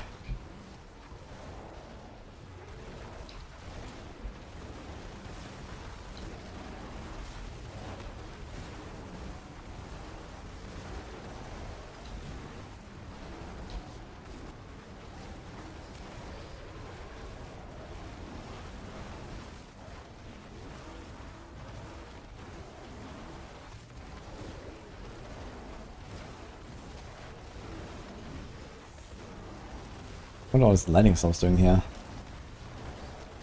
Ah, because I have one rank in the passive.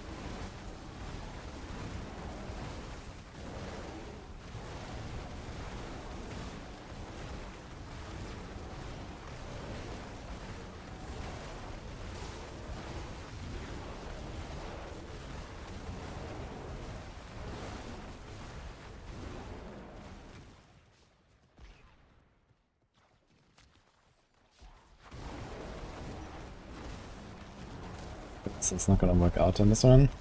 But 125 is definitely quite doable, I think. Also will be long though if I don't get sea hack or so.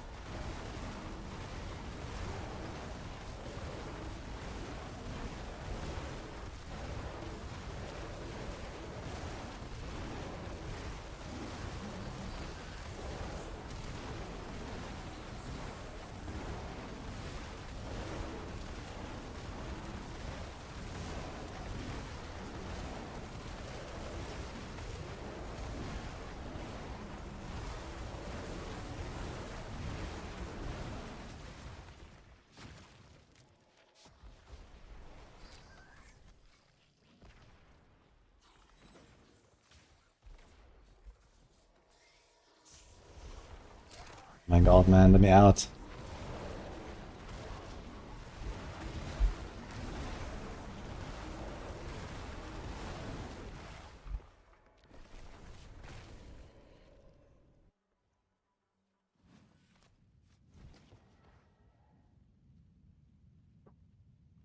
Chaos Helm, Fist of Fate, or Air Mythic? For this build, I mean? Tough choice, actually. I think Fist of Fate might be more damaged than the Air.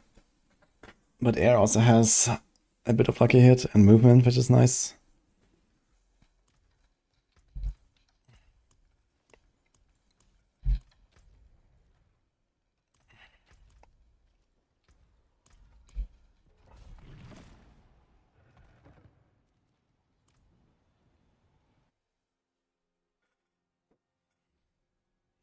The Infernal Hall's the best place to get Chaos Armor.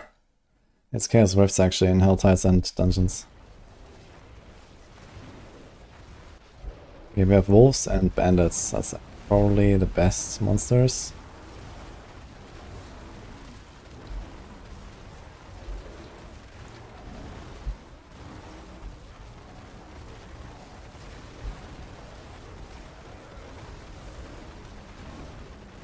Kinda funny how my resources look, to be honest. Oh, we lagged that for a second.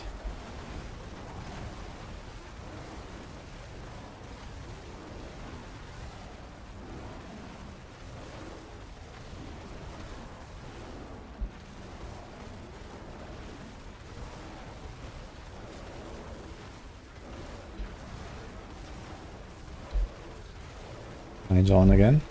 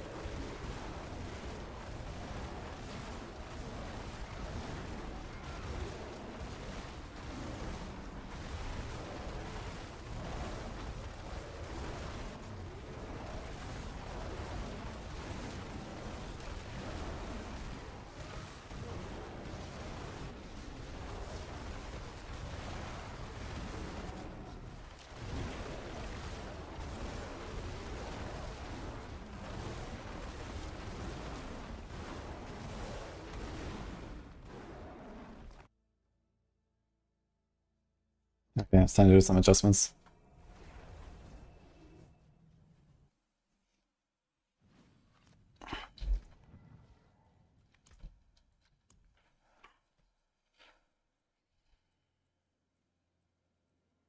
This is an int glyph, and so is Undaunted.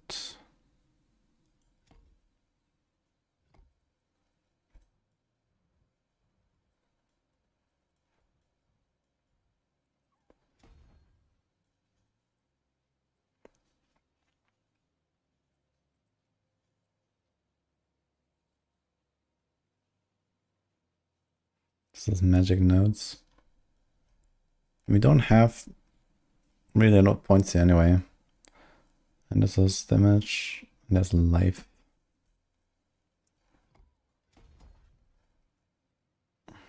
It's all of life actually.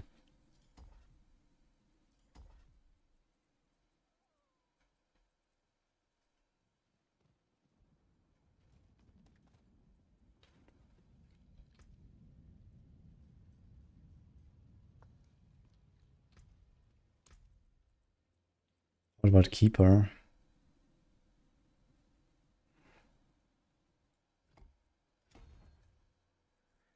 That needs int.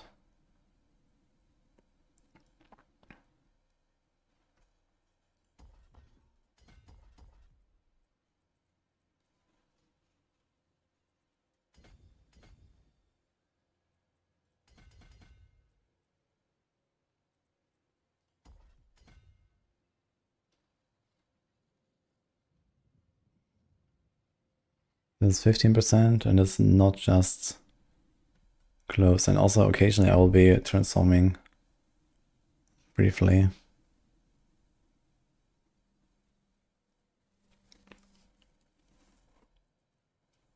It's the same legendary effect.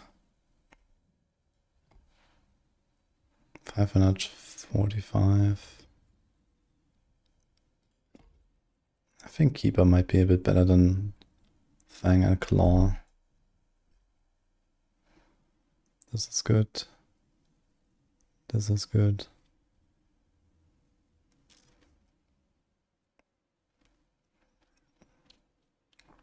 This is insane.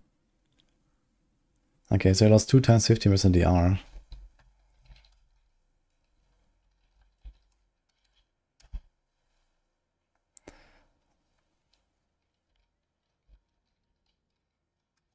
So we lost 28% EHP, which is more than fine. We are very tanky. And we gained 15% damage, and I know Guzzler, let's say 20 on average, and it kind of ramps up on the boss fight.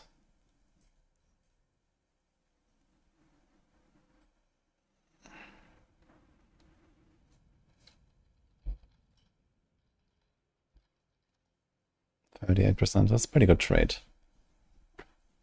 And we can still do the Spiritborn for the attack speed.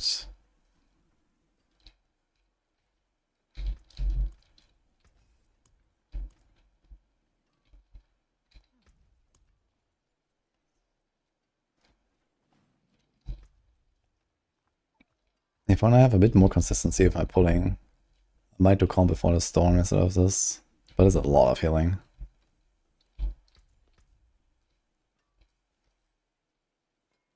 Yeah, we're getting wider, guys. Big damage. And more life even.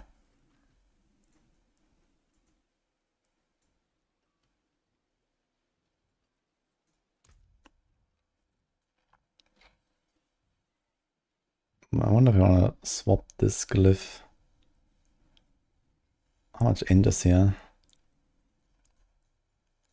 1, 2, 3, 4, 5, 6, 7, 8, 9, 10, 11, 12, 13. So this has 64. And this has 69. Nice. And here are the nodes, core and damage. And this is Wear Barrier with 10% and life. 550, 545 flat life is like an entire roll on an item actually. Kinda big. And I mean the additive is not that big, so it's pretty fine.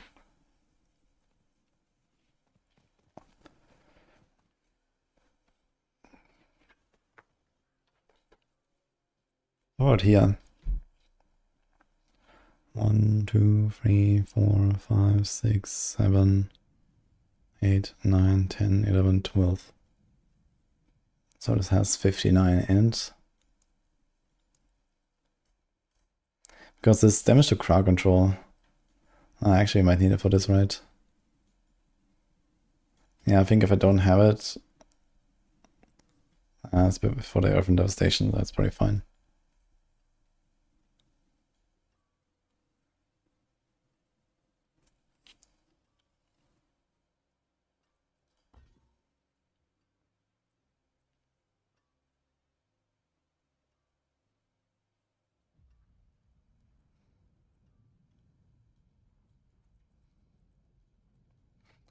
Okay, I think the 125 should not be a big deal with this. No. Sucks way. Thanks for the time. I need to check actually where are we at with the challenge.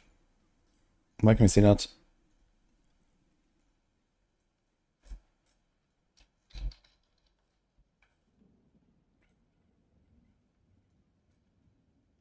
Need to find Jesse's Discord.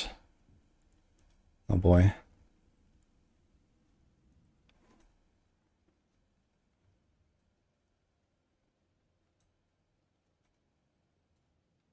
Okay.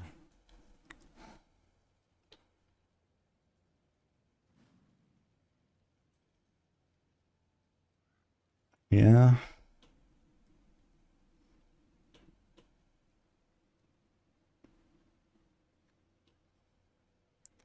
Do we have like a pin here or something?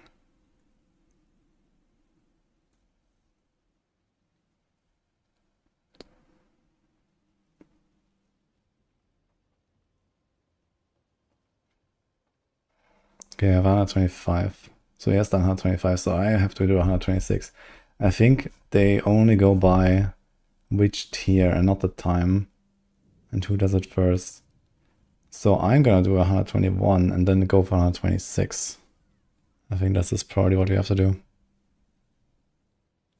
Kaiser's done 125 yesterday. Let's do that. And we just gained more than 1 pity of damage, and the 125 seemed doable for me. So 126 is also doable.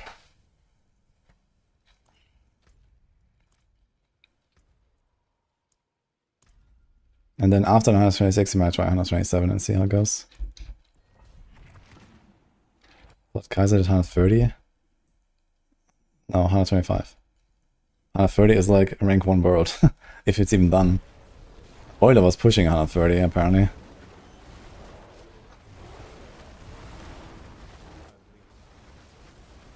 Okay, we are destroying 121. Oh, wait a minute, I can lower my health potions before going in. What the fuck? That is actually insane.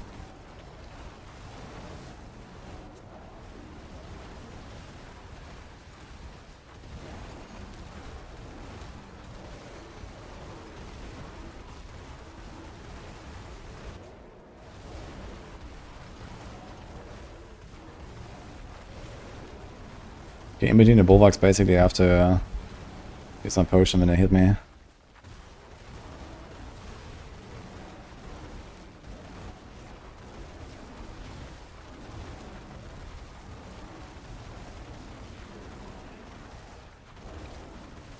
Yeah, I think the rules say something like whoever does a tier first wins that tier, and then others have to beat the tier. So here's 125, I have to do 126.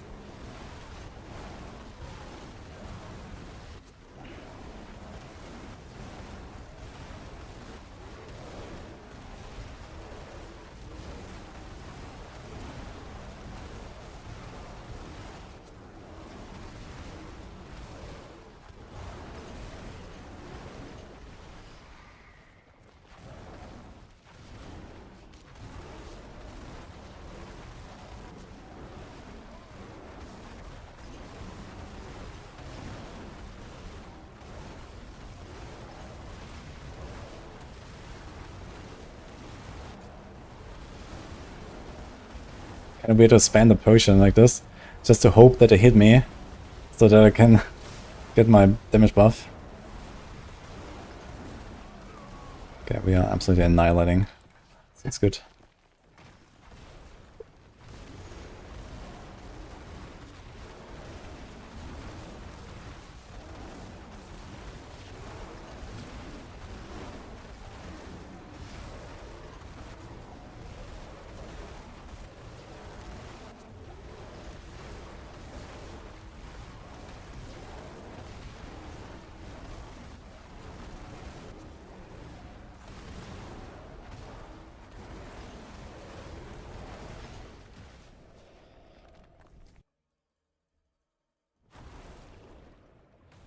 We just die at high hits.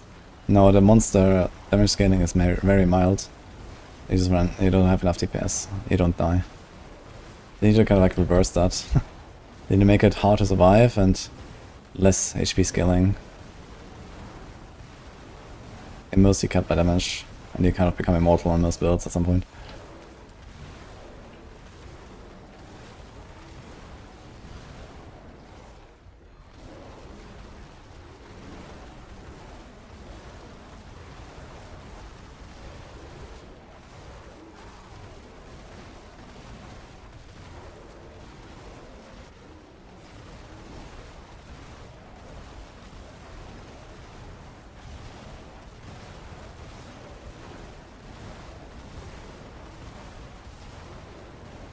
Gonna be tricky on boss fights because two bosses. Okay, with ads it's really fine. We're only really gonna win on ad bosses anyway. We need like ground sea hack and stuff, so there's like enough opportunity to get hit by something. Use potion, or get hit by one of the you know, shadow things and use potion, I guess. I think I'm always gonna keep one potion in the pocket. Unless it's like really tight on the boss fight or something, then I'm gonna go down to 0. But it's like a 27% damage buff versus a 30. But one potion is probably good for safety, in case something goes wrong.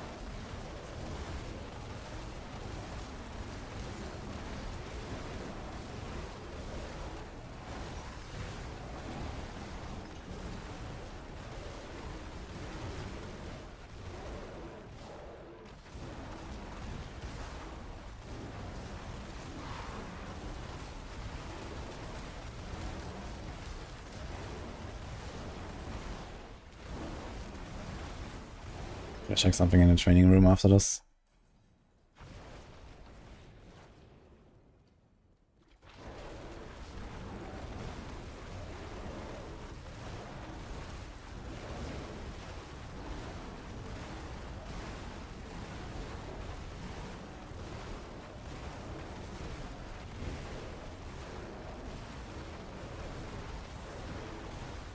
I'll use the potion, man. Use it.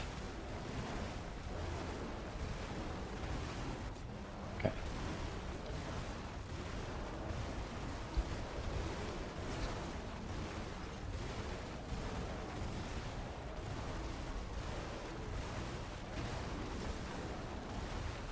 Now it's having more potions.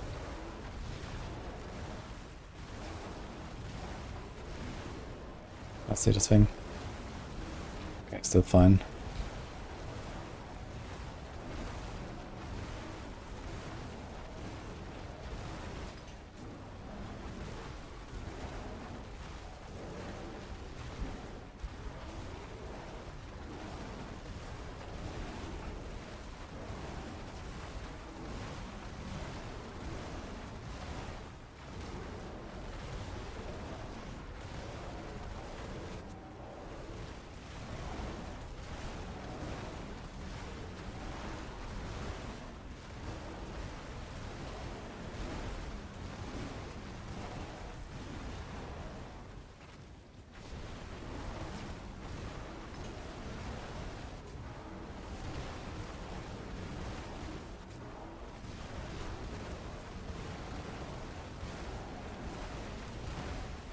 I'm standing in the poison puddle, and I spam potion, and it doesn't work, even when my bulwark drops.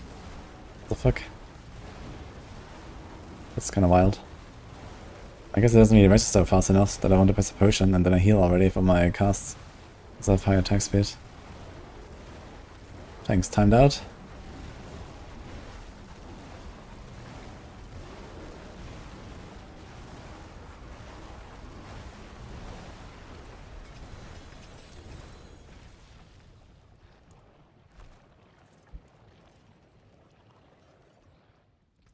Okay. What's the deal with potions? They changed Guzzler Glyph and Imbiber Glyph to give you 3% extra damage per missing potion, so I have a 27% damage buff when I have only one potion. Which is roughly double of what you get from the typical secondary effect of a glyph. So that's pretty good.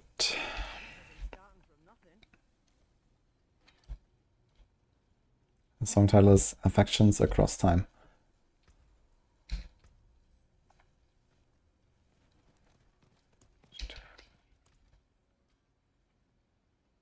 Okay, 1 hour to get to 126 unlocked. Not bad. I'll be a BM on minute.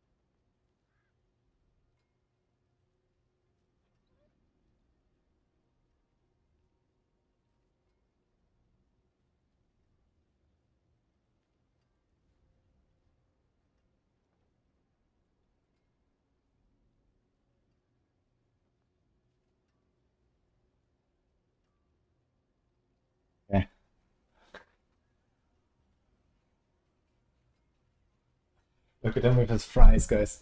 Yeah. His plush fries, do you see them? Eh. No, man. Yeah.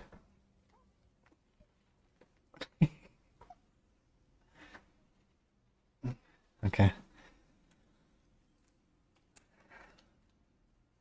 Let's go.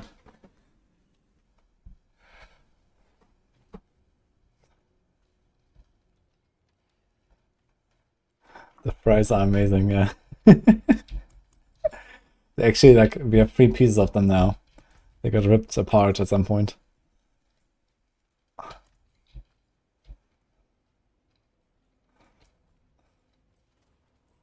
Okay, 126 unlocked. It's time.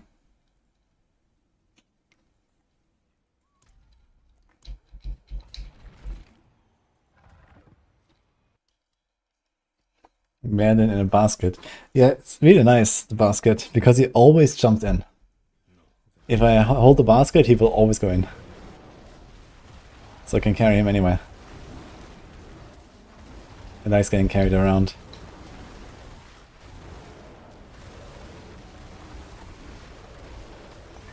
Carried by wudijo.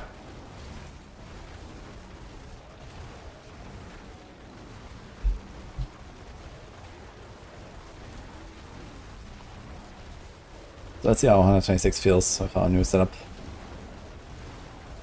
Uses about 7 minutes on 121 with a shitty boss.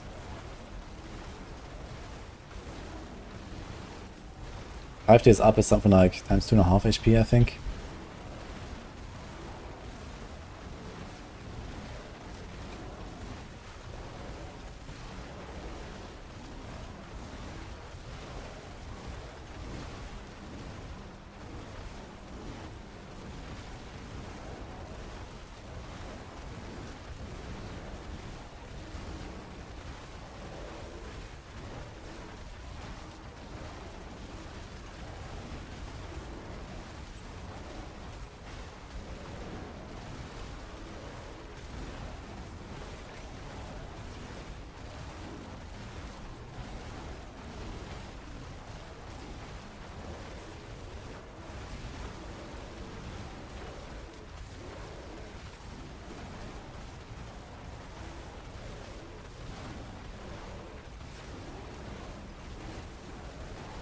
We did kill the Spooter, super elite. These other guys at the barriers.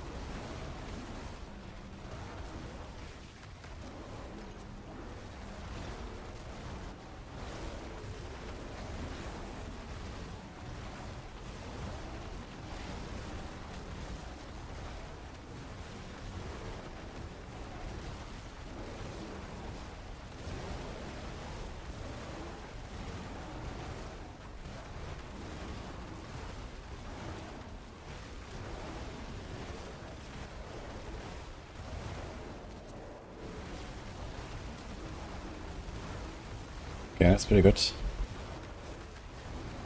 Should probably run into the R monsters soon though, so I don't really want to push further right now. Should be almost the end of the floor.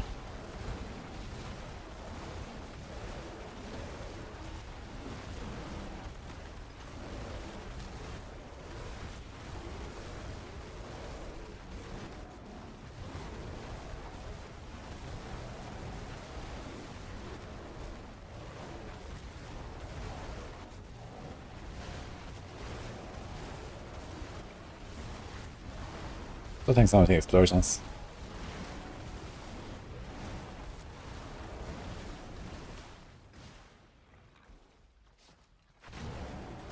Actually, I could have pushed further. Damn. It's like a entire pack here and stuff. More than I expected.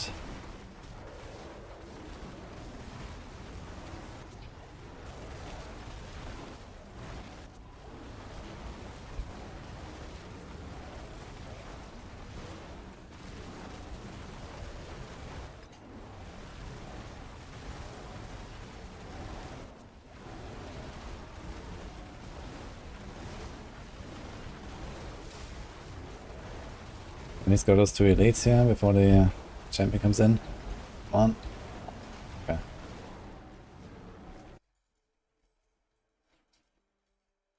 Thanks, green apple.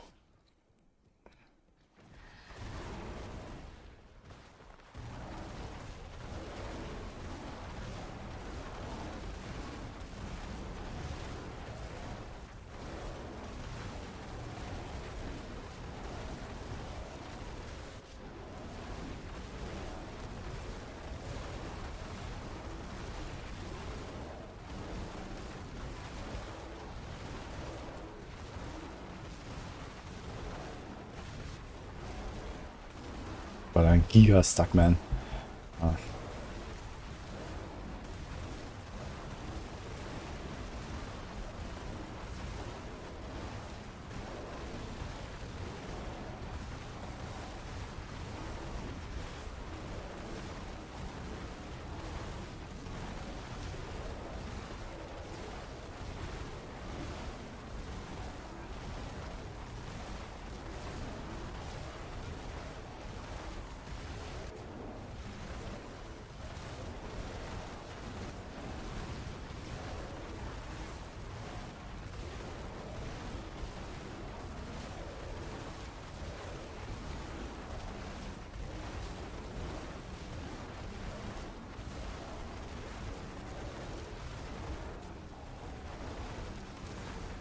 Oh shit. Back it down.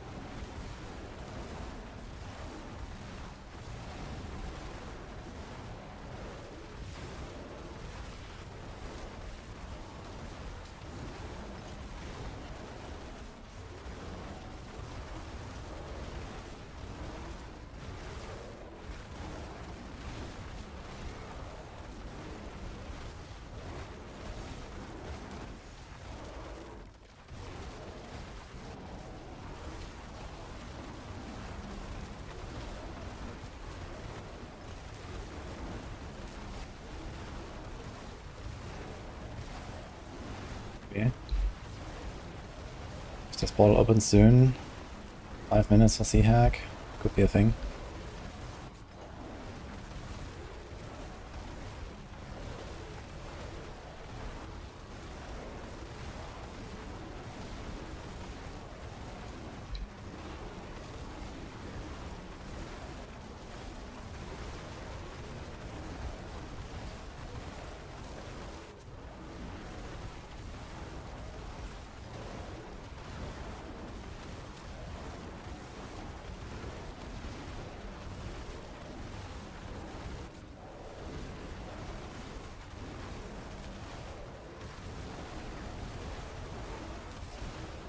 be enough.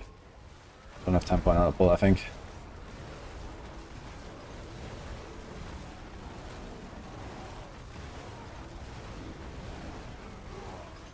Okay.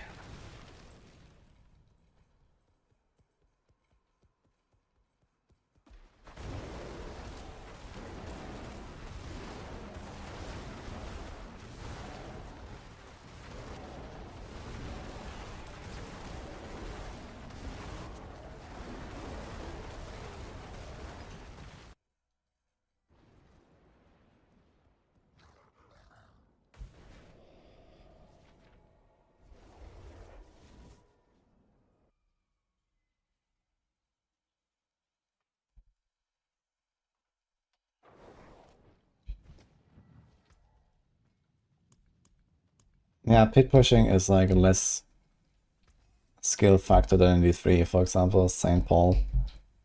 So that's like a big reason why I don't really like doing it too much, but this is like one of the builds where it's actually quite interesting.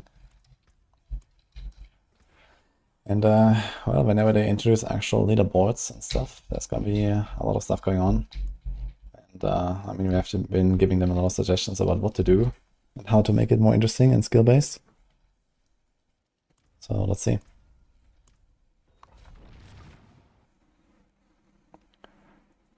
This is hardcore right now. Just like the last 5,000 hours.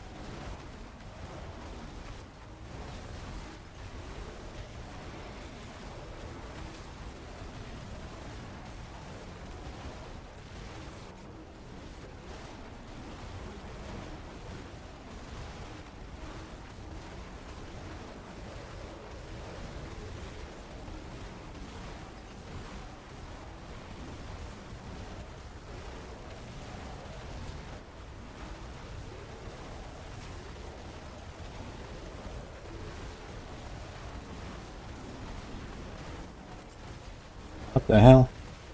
Come back.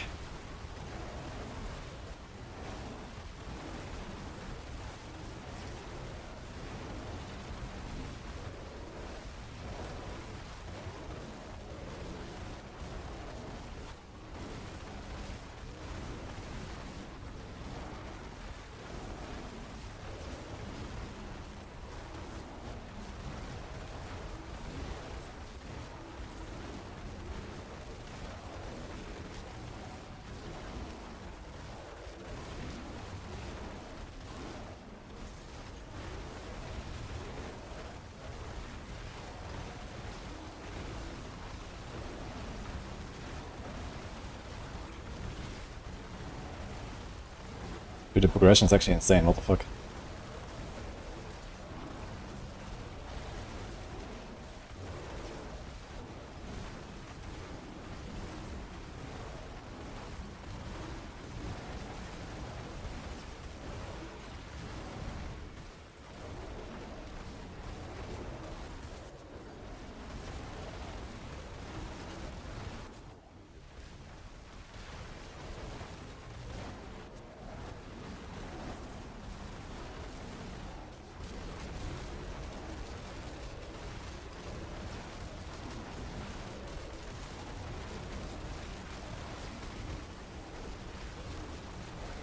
Okay, if there's not a terrible boss, it should be a run.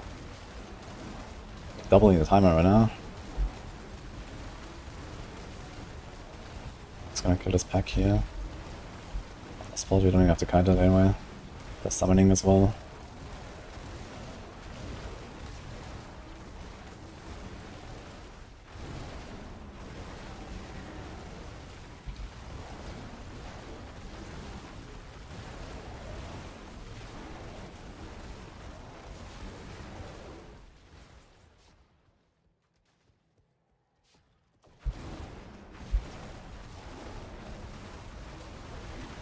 Some barrier dudes, I have to work on those.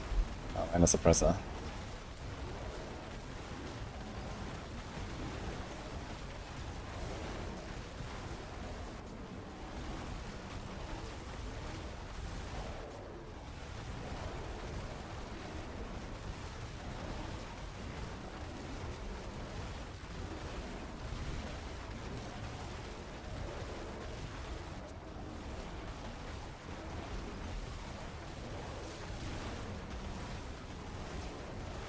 Okay, I think we're only gonna get this one guy, unfortunately. The other guys are just barriers.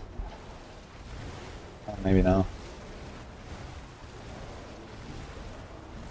Nah, that's too risky. They're probably gonna put the barriers up again.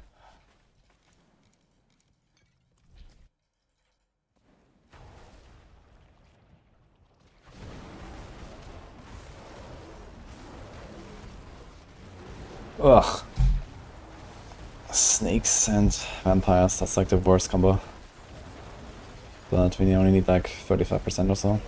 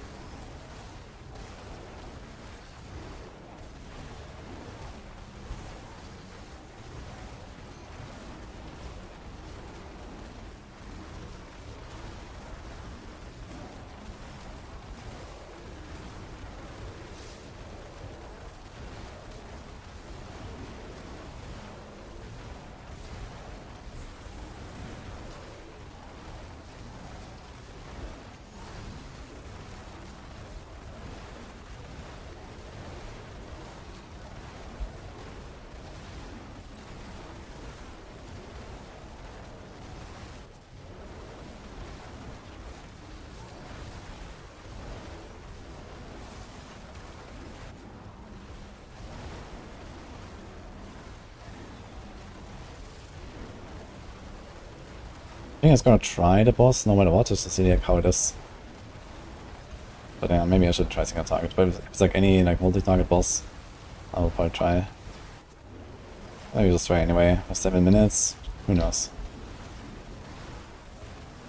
Maybe it's enough.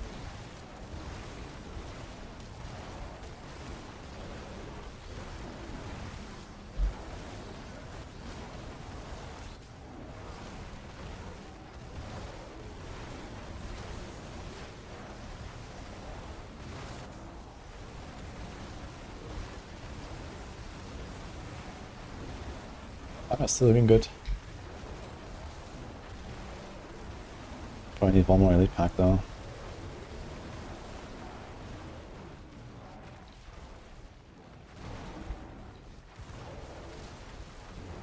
Here comes the champion. Can run away from him.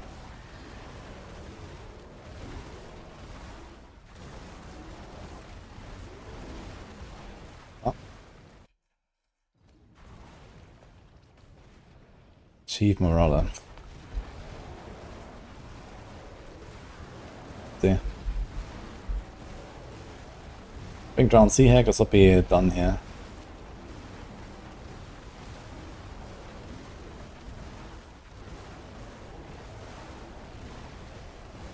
Actually, he is taking damage. Doesn't seem that terrible.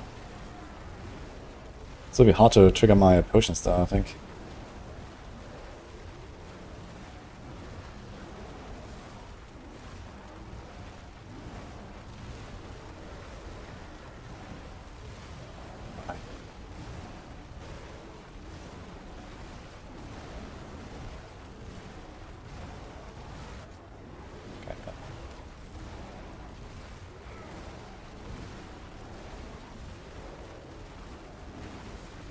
my damage is gonna go up the lower HP it has, right? And then we get a Quaxbox as well. Although Quaxbox might actually, on single target, I'm not sure if Quaxbox is actually an upgrade because of overabundance. Maybe I don't have enough resources. And we'll find out. It won't trigger that often at least. Looks like we can make it. It's almost at 25 after 1.5 minutes. So if my damage remains uniform until the end of the fight, I will win. But I don't have enough resource procs here. I'm triggering Quacks and then I'm out of resources. So this might actually be a downside right now.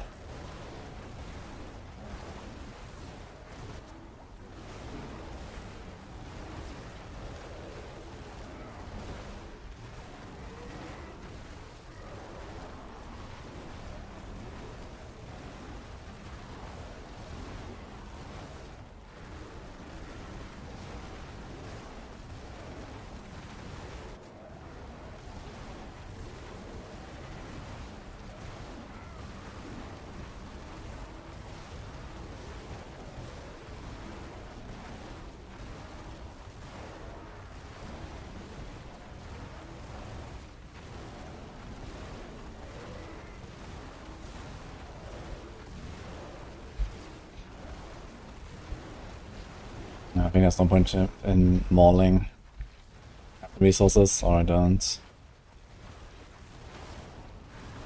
Okay, so that's 2.5 minutes.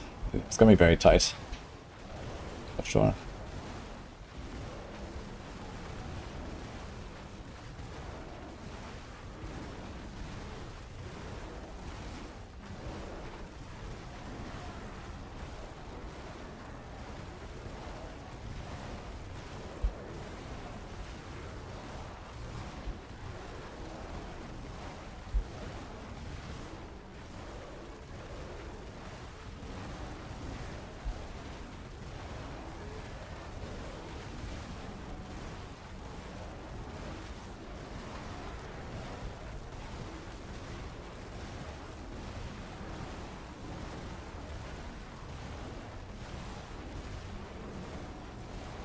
Trying to get rid of the last potion. Get a bit more. I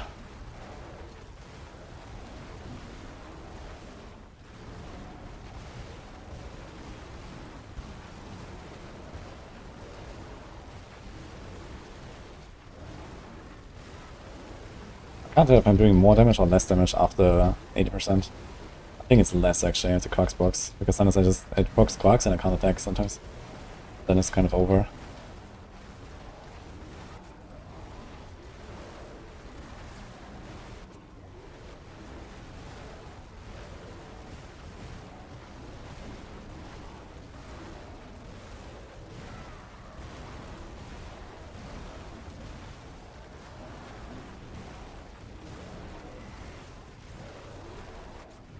Okay, 0 potions, let's go.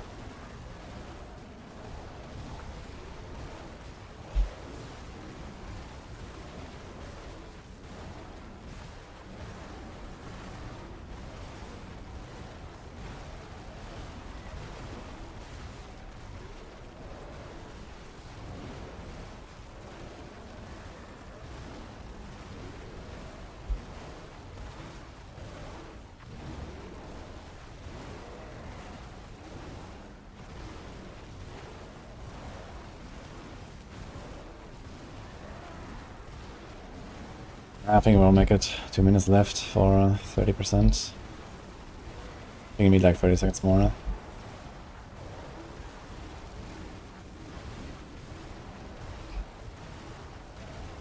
Seems like 126 is relatively easy though, so it's good. We can probably push 127, maybe 128.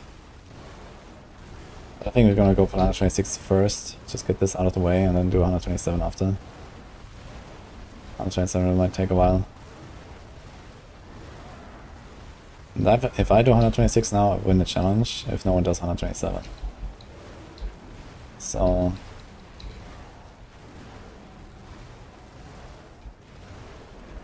probably just Kaiser anyway. I just check again the street.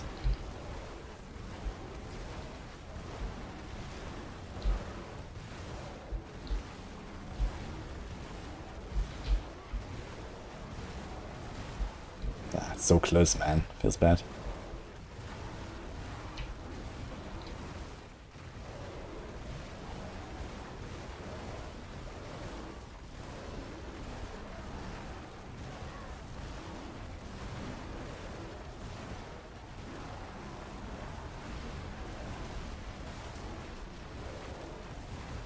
Yeah, actually. Let's see.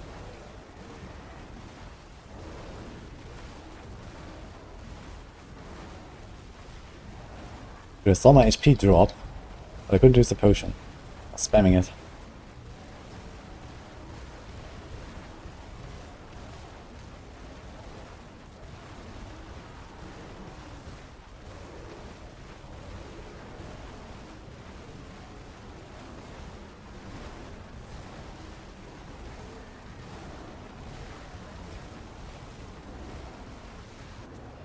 Ah. Okay, we did it actually. Interesting. Okay. On a single target boss, that's wild. I didn't expect that actually. F5. Okay, it might not be updated, I'm not sure if there's a higher one, but Kaiser is the only one who has actually pushed high. So, let's see.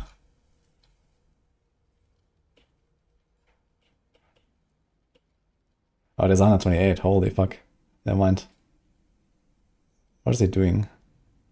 Pulf. Okay, I have to do 129 apparently. He's been blasting. Okay, too bad. So we keep going.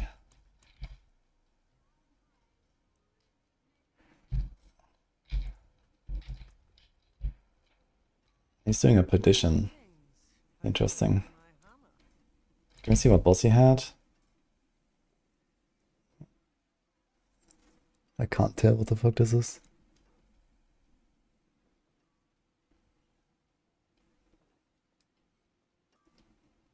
He's doing 200 weapon.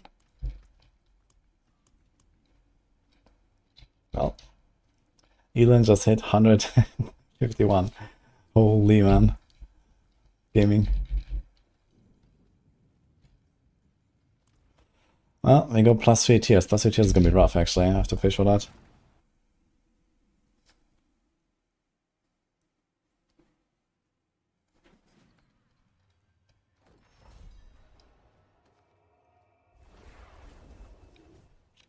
Okay, there's a few adjustments I can still make.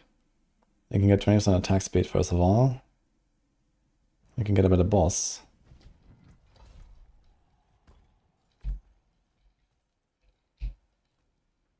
Anything else we can do for more dam? Not really, right?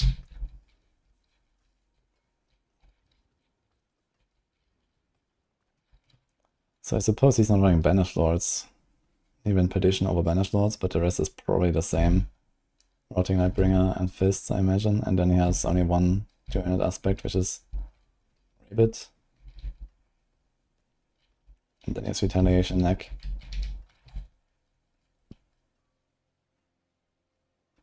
Is this a Lum rune? Here's a Lum rune.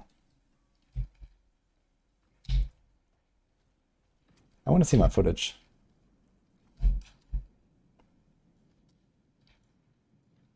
If I can, man. Like, I mean, this is... Wait, this is the buff? I think it's the buff, right? For overabundance. If he has Lum, he doesn't need Fists.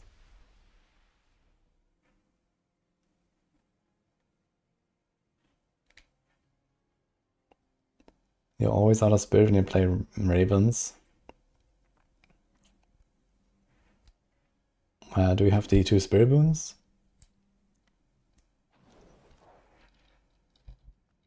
Let's stay only as long as we need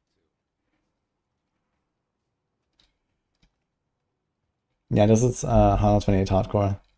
Kaiser did 128 hardcore. This is the challenge here, so we have the challenge right now until tomorrow evening for the highest clears on hardcore, and you have to have Bernd in your name with all caps. So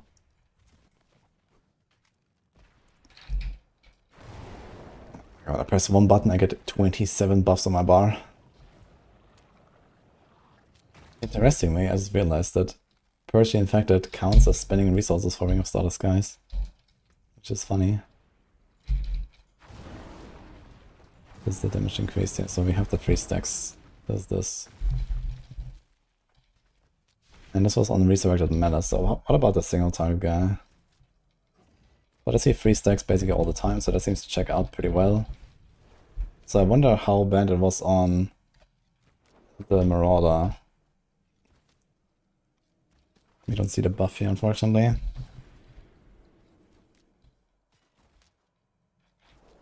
Yeah, that's just so unfortunate, man. I don't see anything.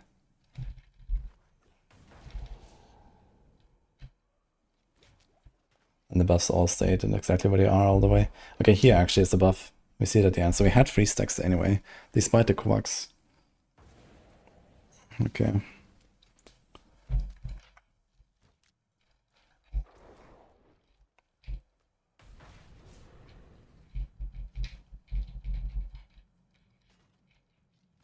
I mean, to be fair, I can't really adjust much.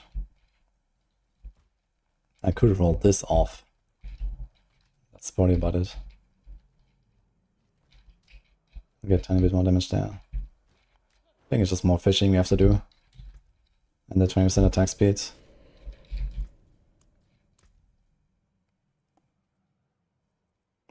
We have 5 offensive glyphs.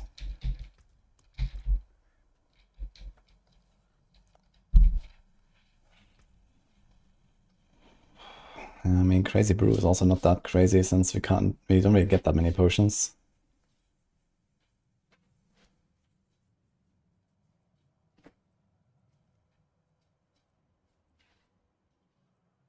So I kind of like the wild transformations. There's also attack speed. Basically the entire run we just get 20% attack speed.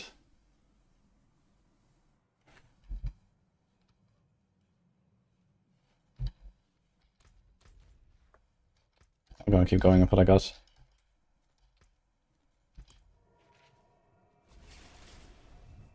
Why am I not using 200 mace? Well, it turns out it's like pretty similar damage.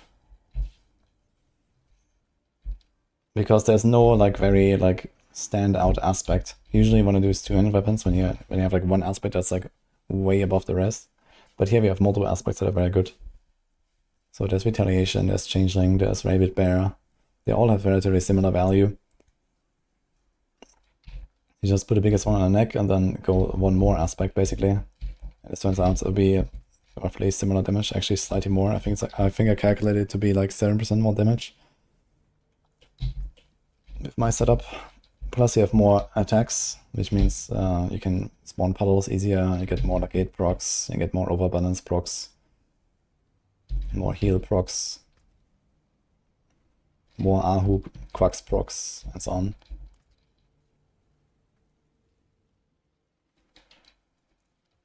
Yes, Russell, evade.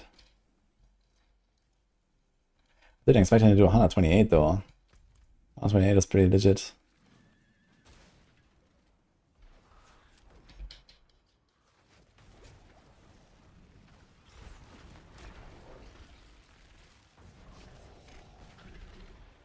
Dude, there's like some Hydra guy killing my mobs here.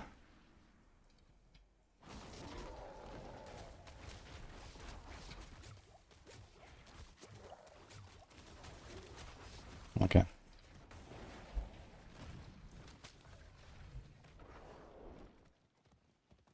I am armor capped.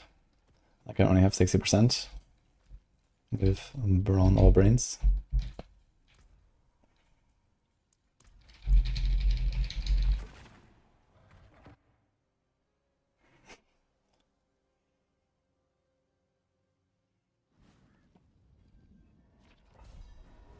Actually, we should probably like submit this before anything else happens.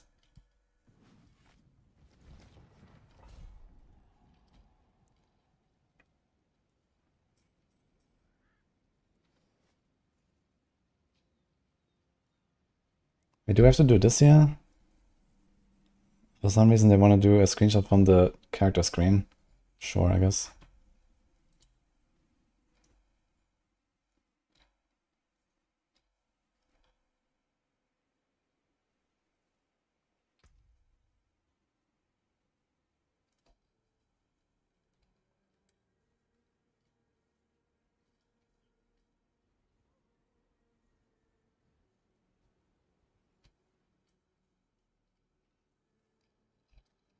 Anything else I need to put here?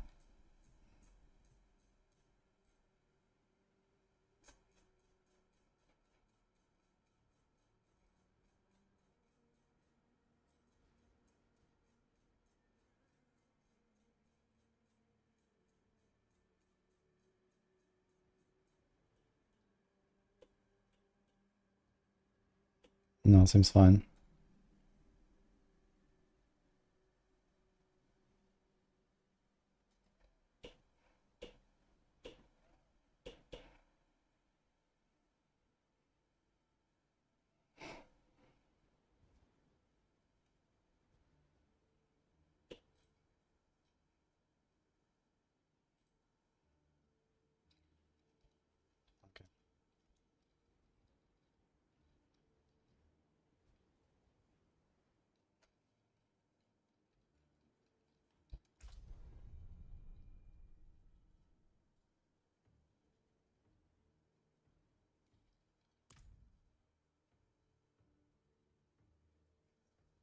You think Payback 4 and Spiritborn will be S tier? We have it in S tier already, I think. It's like one of the strongest builds in the game. Greetings. How shall I guide my hammer?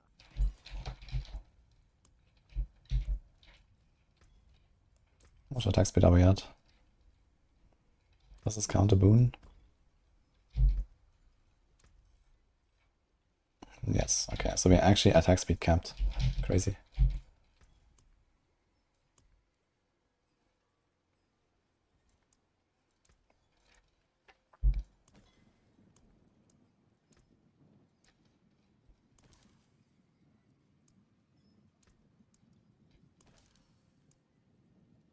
Can I roll off armor somewhere? We don't even have any armor roll, so we can't even like change our instance or something.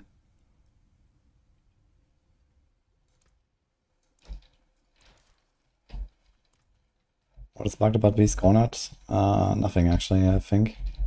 It's just that it drains a lot of life, and that didn't happen before the patch went live. And now everyone got bamboozled. Thanks, Oxidus.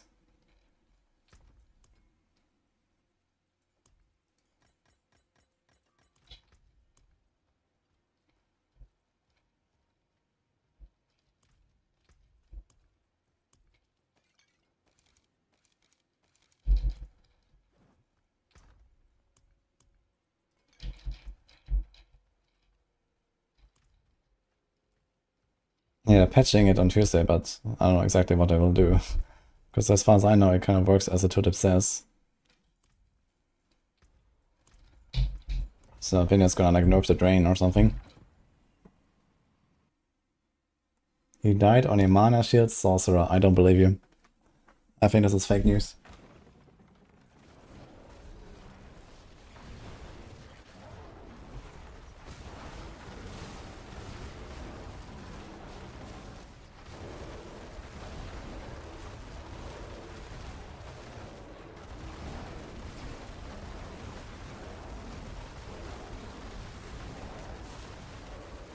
Oh, the champions are tanky already. Holy fuck.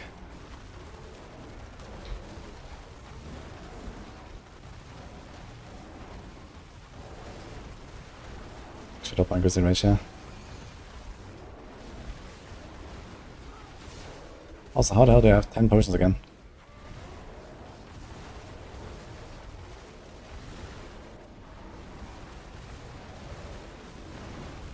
And if I start and I have a champion pack like this, then I was just dropping a grizzly rage, and that kinda is a big loss. I wonder if I should just go with Calm Before the Storm anyway.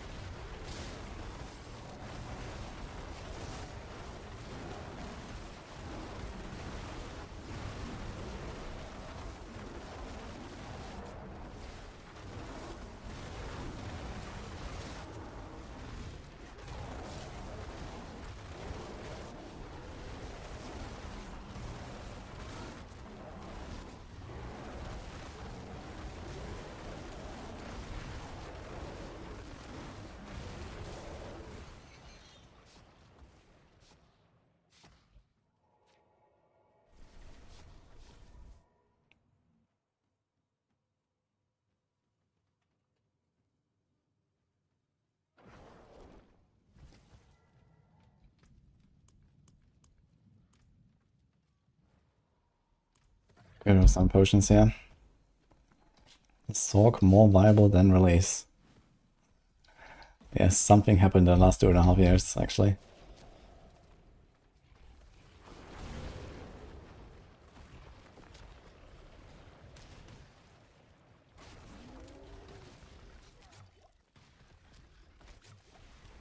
But that being said, Sorc was also the first class to one-stagger kill Lilith.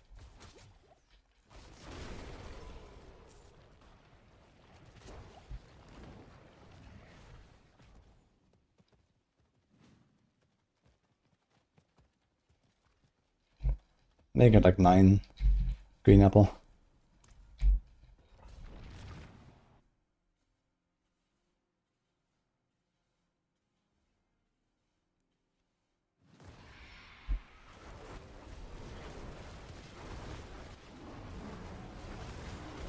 Fucking snakes. Okay, I should like start fishing a bit and see how the good map feels. Worst case I can just tie Kaiser on the 128. I think 128 is pretty achievable. 129 is kind of stretching it, I believe. Can I get out of here, please? Okay, there's one way to get out of here.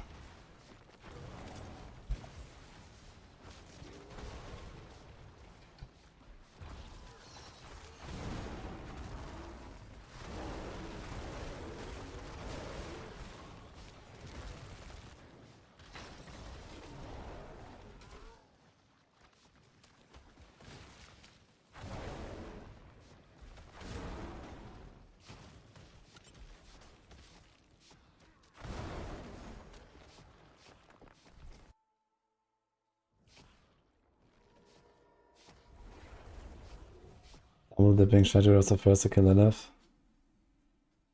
Yeah, I know Tornado was the first on 100. I'm not sure about the shred on Lilith exactly. I just remember Nolthar with his Blizzard Sorc. One stagger killing Lilith.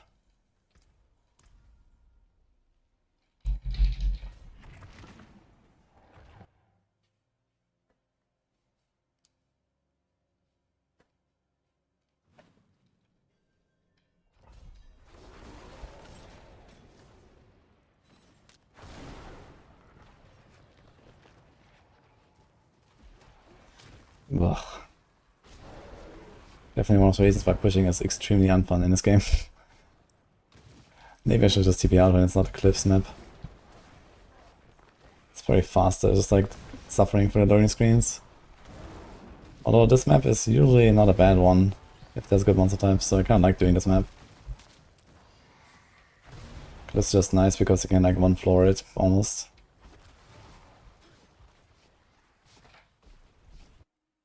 We have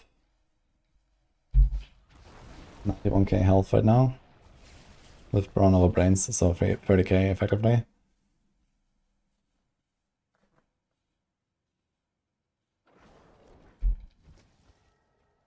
I don't have stuff to give away.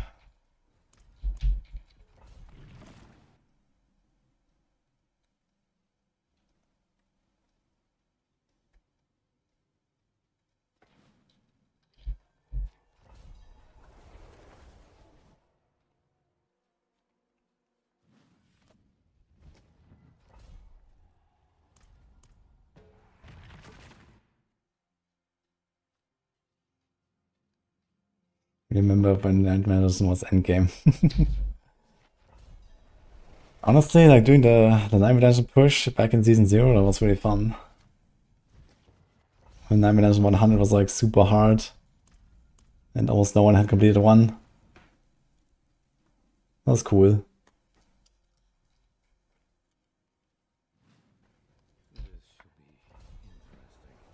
You always pick Bartok, if you can, Simi. Yeah, 1 health pot is intentional. I want to stay at 0 or 1.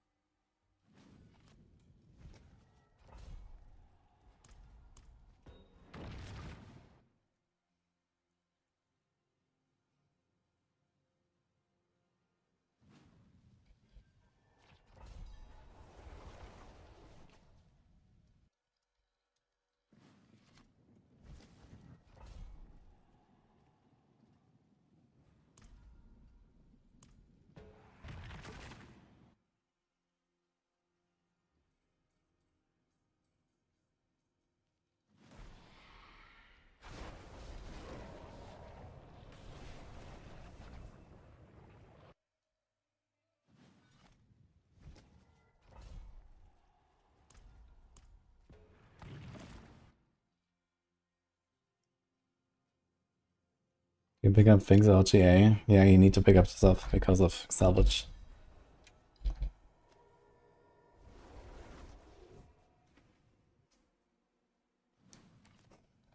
Yo, brother. Yeah, we have to do 129. Kaiser did 128, and they don't care about the time. They only care about who does which tier first.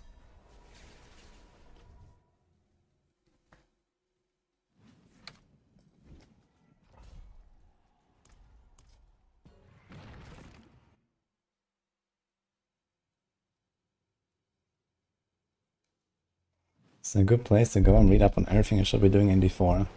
Yes.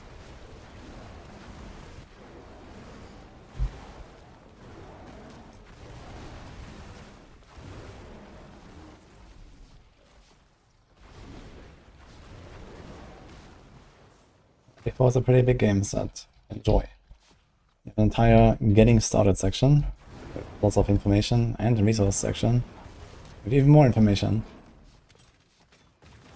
And a meta section with even more information. So enjoy.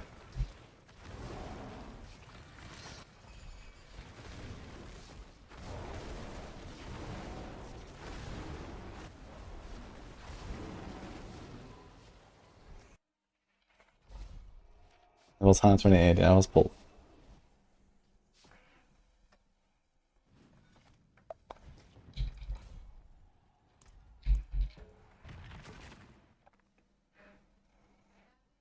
Electronic Arts to be acquired for 52.5 billion. Interesting. By whom?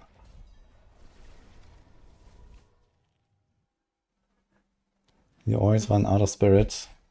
Do we have the resource cost on the weapon? And maybe the ring? And maybe the potion? Then you should be fine.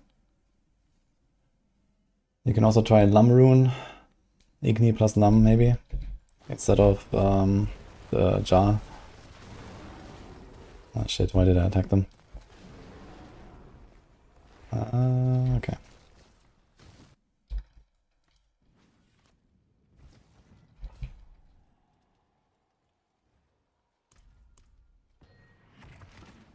Hello, Anne Sidora.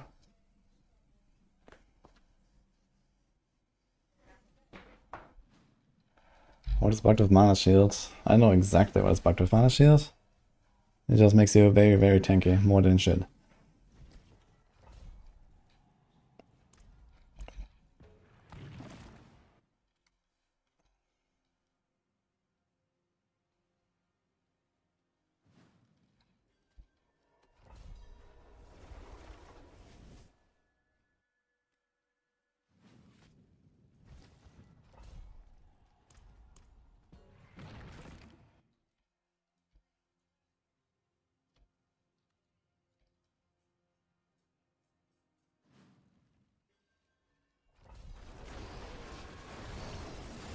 Oh boy, let's go. I have wolves and demons. Wolves is good. Demons is... I guess it's alright.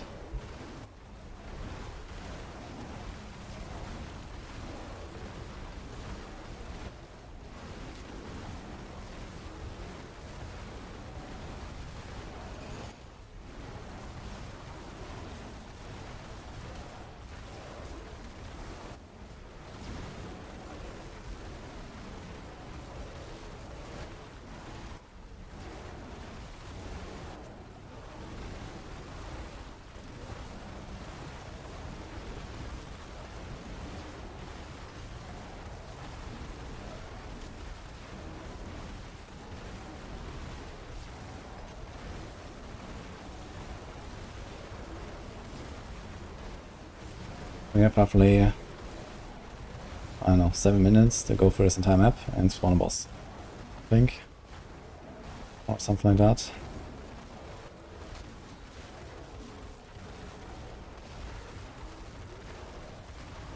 Also Giga stuck.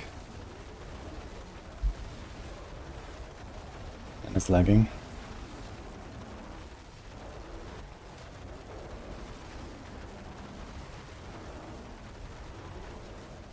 God, it's laggy, what the fuck? Didn't expect that. I'm gonna get out of crazy rage here, I think. Maybe I'll die.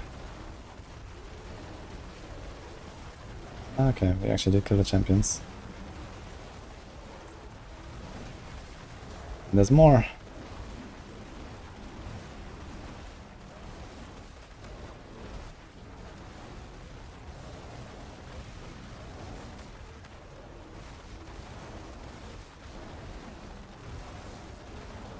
Yeah, I did answer about the resources. Someone else can repeat it.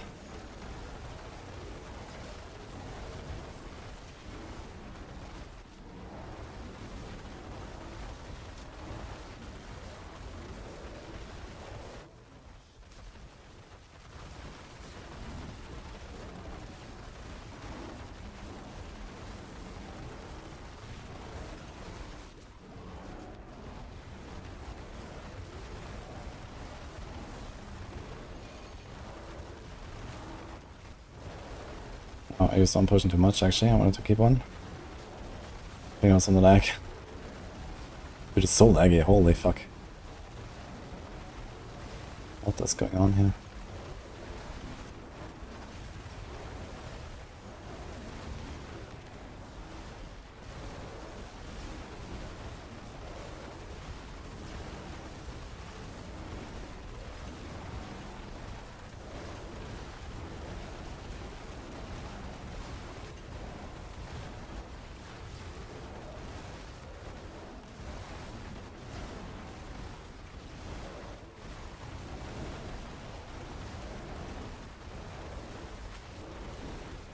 Could you imagine how nice this could be if damage reduction or aura didn't exist here?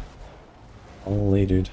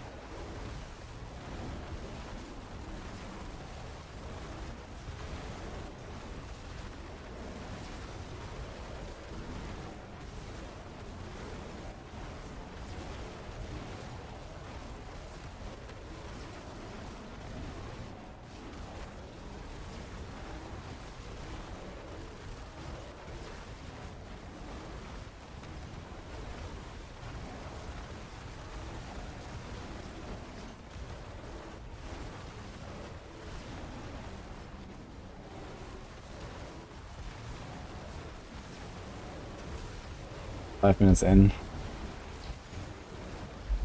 Let's see. It's a good boss. We can still try.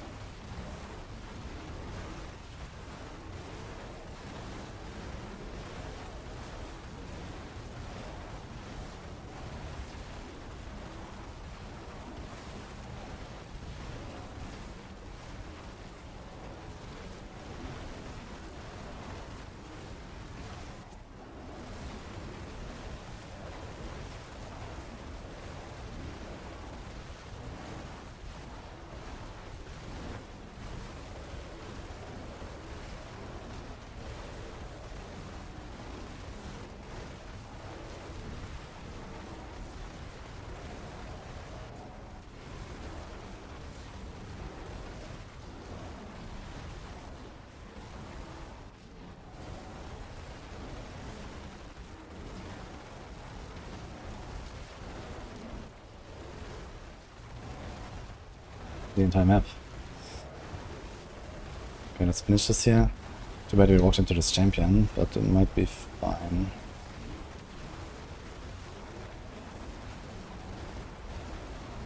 I'm just kinda expecting to spawn here, but we're close at least.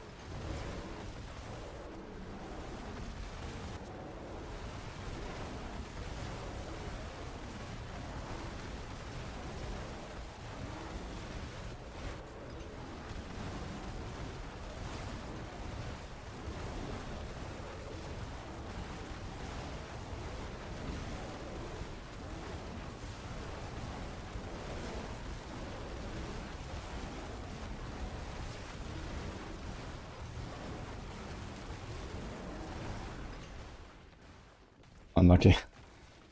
Only 3.5 minutes anyway. I'm not sure how much time I need for a good boss. We did 126 on single target. Pretty sure if I get a drowned sea hack, I can probably do it faster than 126 single target. She's fat, gets hit by all the puddles. Has adds. There could probably be a sub 5 minute kill even on this tier. If I get sea hack. So we are kind of getting there. I can check Boiler's videos a little bit, I guess, to get an idea. He probably fought some bosses.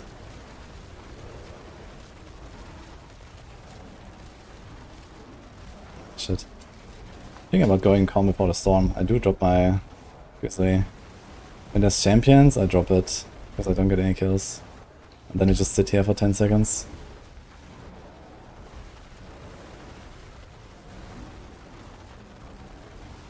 I think I need the healing very much. 130, I solid 8 minutes. Ah, shit.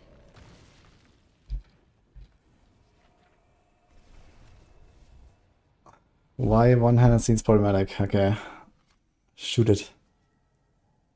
I do have a two-handed. And that two-handed doesn't have cooldown on it.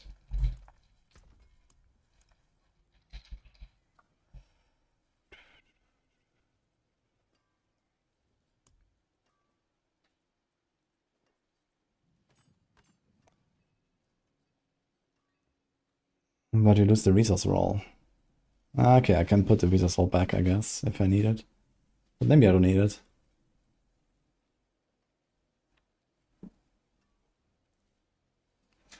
How many Templars left? 2.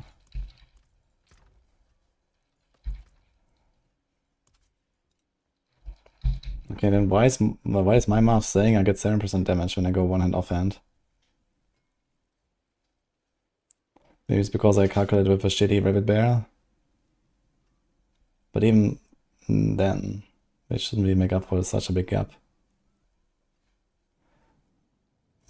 But okay. Also, I forgot to make big sapphires actually.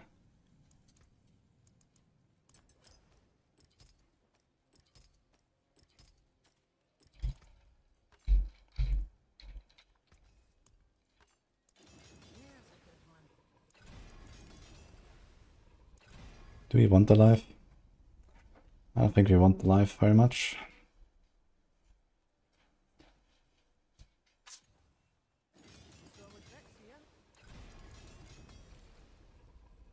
The double will.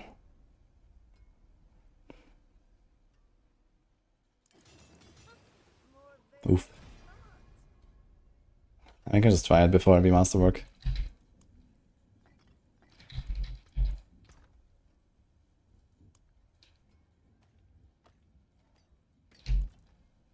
There is magic in all things. Let me show you.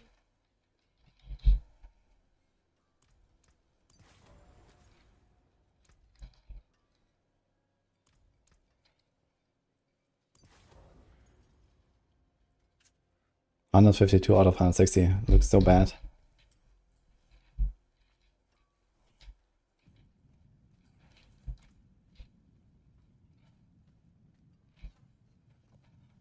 Ordinary Navigator is double for itself based on normal damage and you lose twice on it.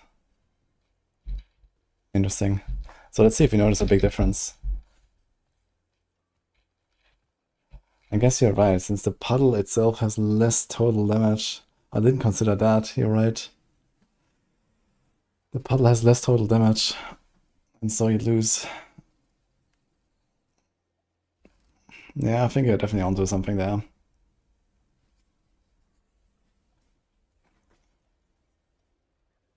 I mean, the difference was small. On paper, it was like 7% difference on me or so. So let's see how this go. 3.76k, okay.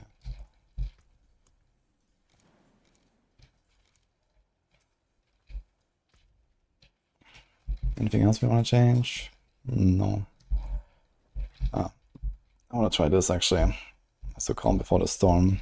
We also don't have the cooldown on the elfin anymore, so the gap's gonna be even bigger.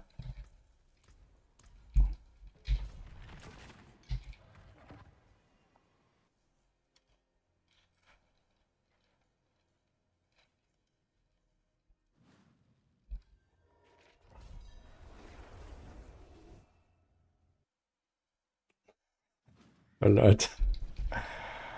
One thing I could do is this. Let's see. I have Bulwark. They rarely get from Bulwark.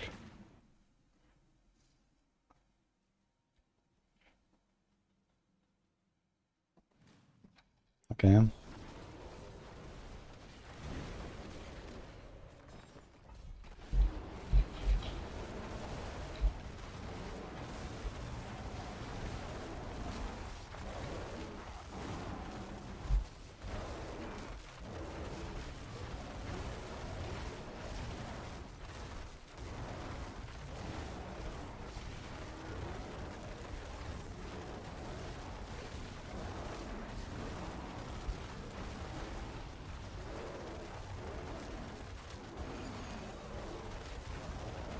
I actually make it easier to use potions when I need to, I think.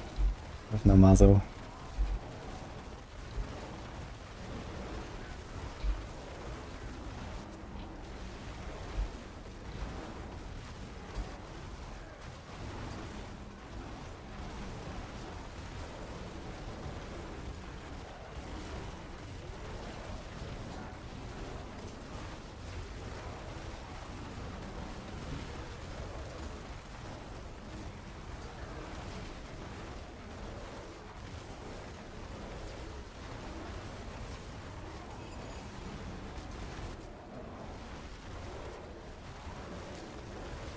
Definitely seems like it's like blasting for those packs a bit easier. So we're gonna stick to the 2-hand for now.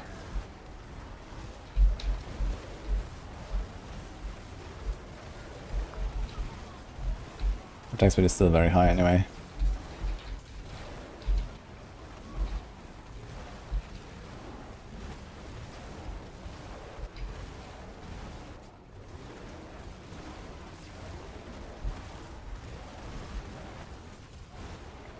Okay, say 8 minutes for a sea hack on 130, right?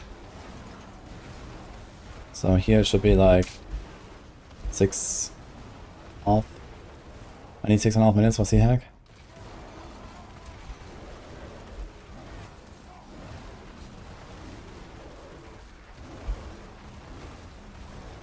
That'll be the same time I used on a Marauder on 126.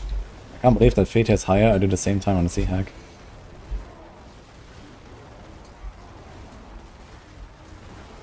6.5 most bosses. Oh, not Sea Hack, okay. Well, let's see then.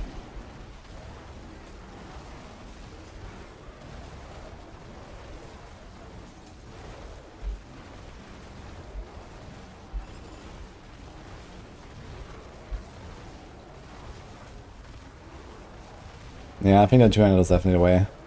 It feels better. The champions die. Like, I never even dropped Grizzly Rage so far. So I swapped my boon for nothing so far.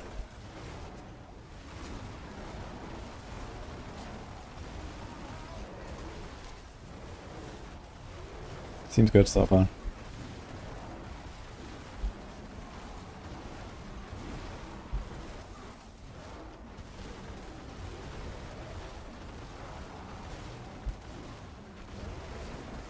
Dude, who at Blizzard had the idea to make Rotting Lightbringer a chaos item? By the way. These guys are insane.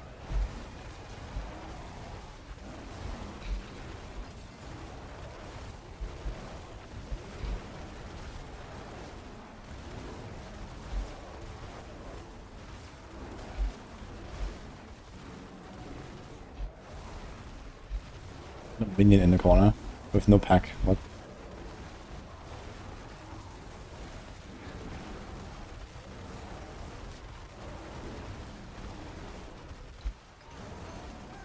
What do you want, man? In?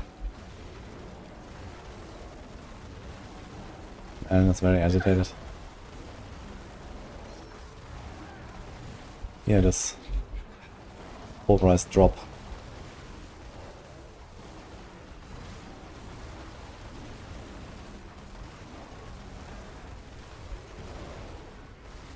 Could squeeze out a bit more damage by going for a flash. Maybe I should do it. Because I do cast a roar sometimes. These guys follow me. Summoners, man. Too lazy.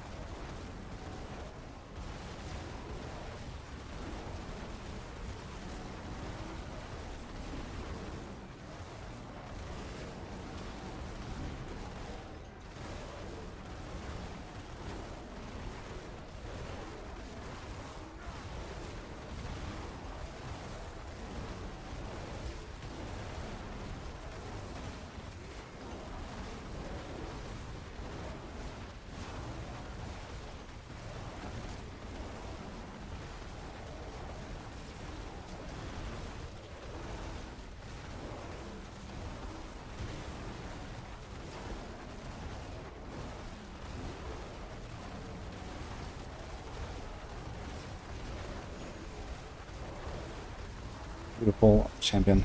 2 of them even. Let's get him. Yeah, timer's looking pretty good though. It's gonna be almost a 1-floor spawn. But the suppressor and champion combo is a bit nasty here. Also I have many potions, oops.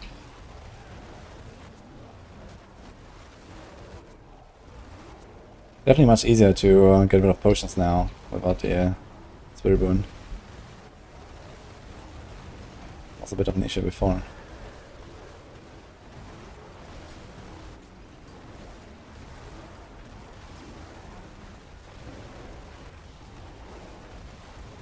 Man, I can't really spawn a lot of puddles here because there's the suppressor and it's too little the space.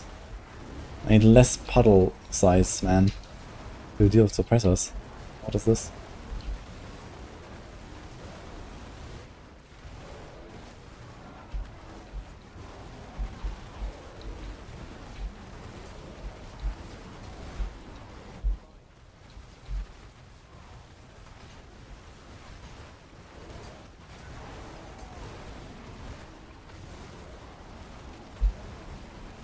Okay, good boss, and we might have this actually.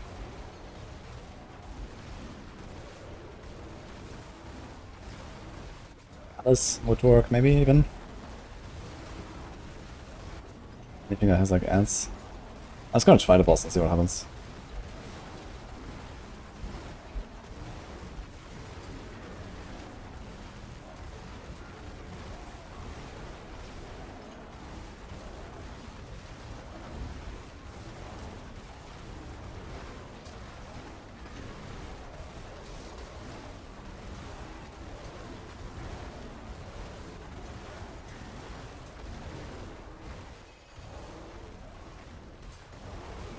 Equal shrine, very important.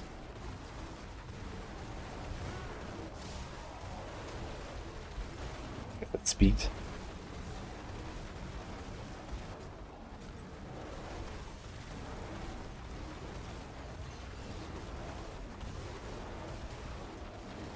It should probably be enough. I don't think I should put more because there might be a champion somewhere.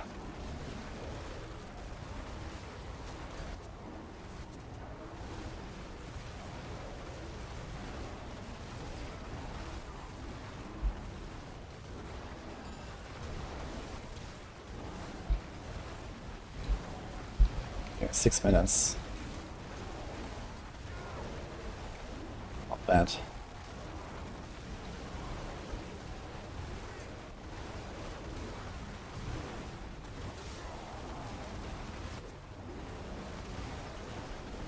Come on.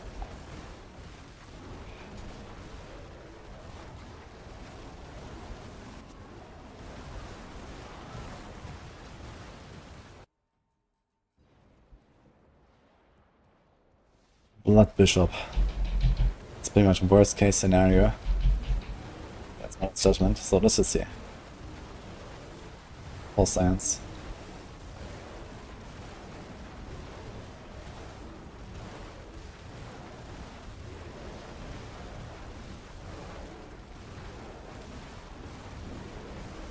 What would improve the endgame content loop?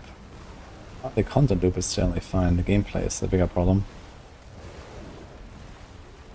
They need to slow down the game and make harder content more rewarding.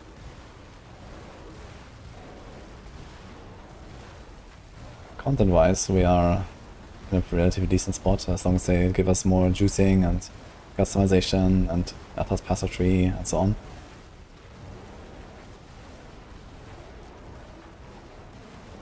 Okay, so we see the boss health move. There's a Blood Bishop before Quax procs.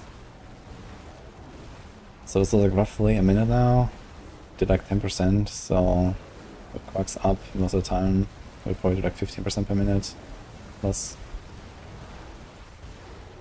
Also, I think the 6.5 minutes kinda check out at what I said.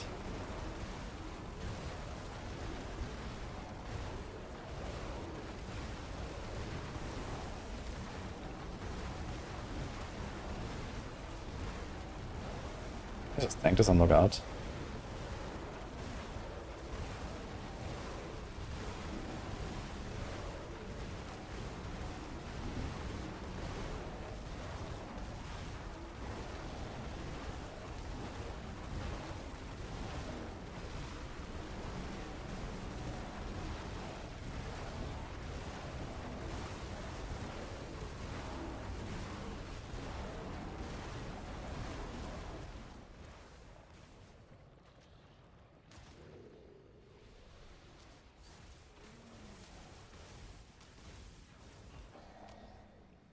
You got staggered.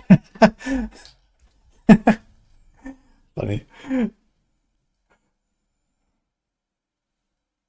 Quick throw in a creeper. Why does T3 look better than this game? Maybe because he didn't clean your glasses since 2012.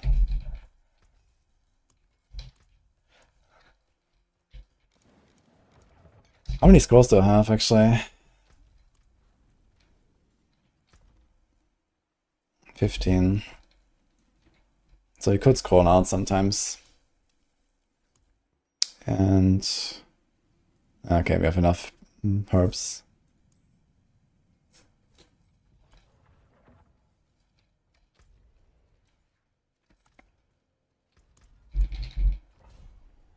Oh, we have potions again.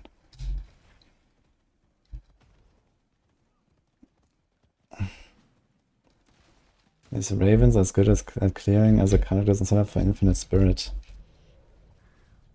I'm not sure what you're asking, Nick. I mean, Cataclysm is also a very good speed farming build, probably maybe better for T4 stuff. But Ravens is extremely fast at everything and super powerful. So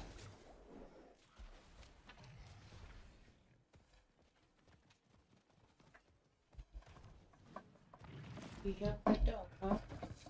hmm? You have the dog. Yeah. Did you see what he did with your plant? What is he doing with the plant? It's digging it. Ah,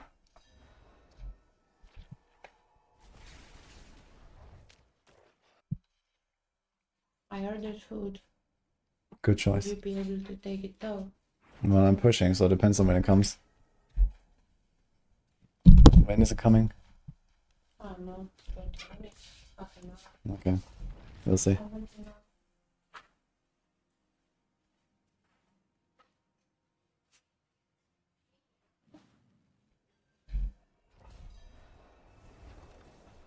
Okay, it's better.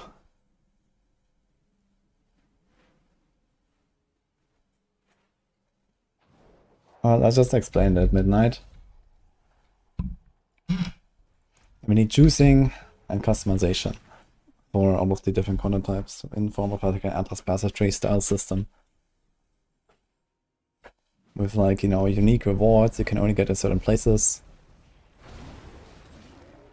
And in-game chases similar to Chaos items, you know, sprinkled into all kinds of systems. You know, legendary gems, maybe other types of gems for your armor, maybe some, you know, upgrade material or corruption system, and you know, you get this thing here, you get this thing there, and it all unlocks once you're in Torment 4 or Torment 5 or something like that. So yeah, this is how I can make the endgame more interesting. Allow us to like customize what we find in Nightmare Dungeons, you know, are we gonna see Millennium Tunnels, robots, vampire dudes? What do they drop? Can we juice up the Butcher and Astaroth?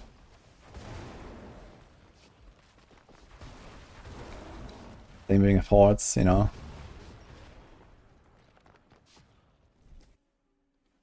From nothing. Holy.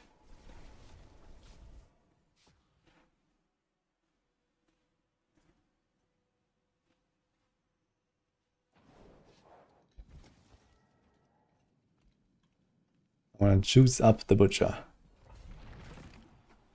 I want to have a node on my Atlas Passivity that says Butcher has plus 1000% life, plus 500% damage, and drops 5 times the loot.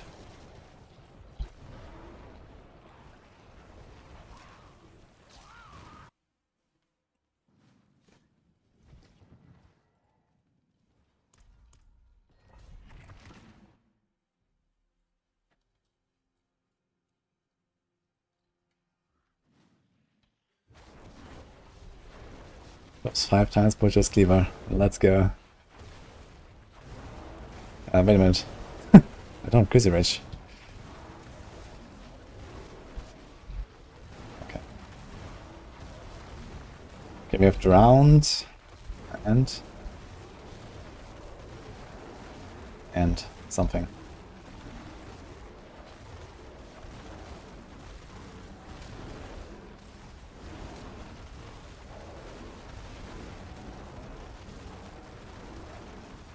Legs, that's what we got. Drowned and legs, apparently.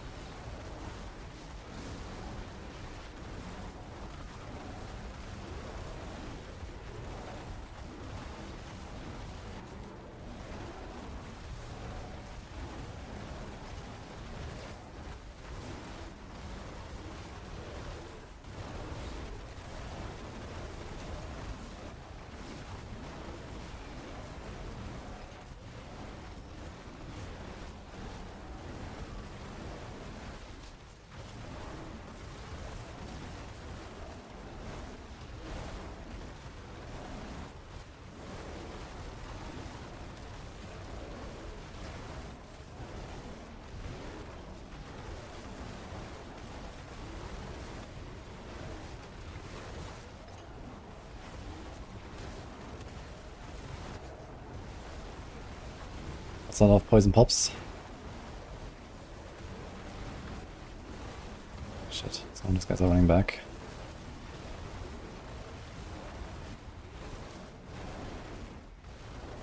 Oh, the dots don't show on the big map actually, only on the minimap.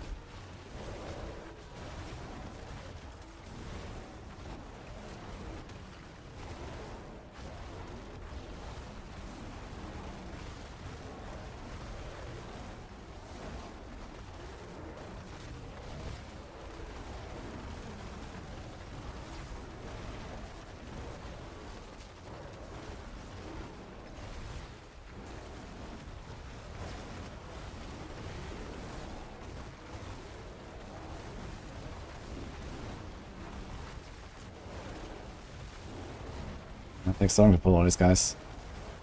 The round are kinda slow. They're relatively juicy, but kinda slow, unfortunately.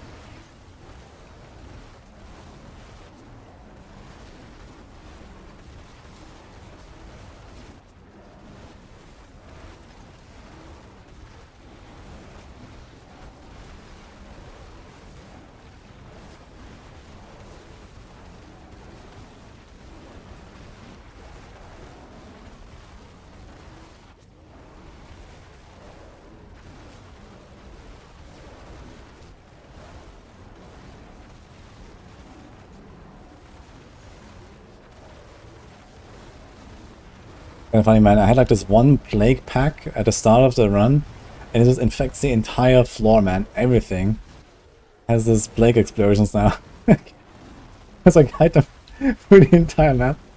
I'm not sure which guy it is, but I think it just kind of spreads from one guy to the next all the time. As long as you have a continuous pull, it just keeps going. It never stops, man.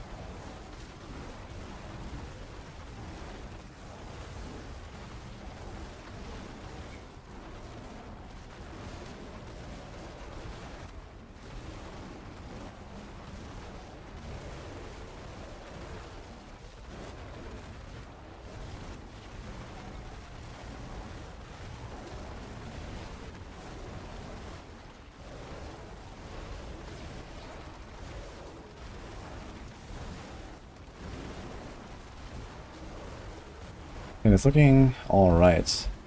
But I need a good boss.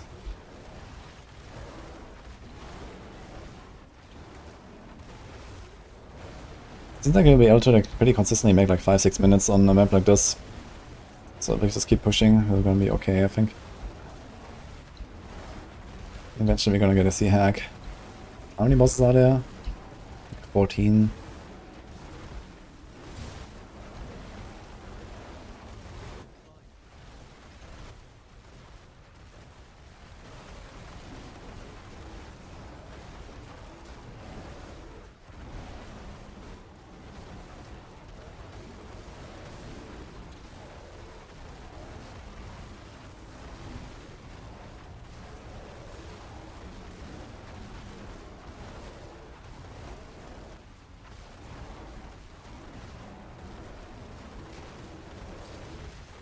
What this bit really needs is Iridas.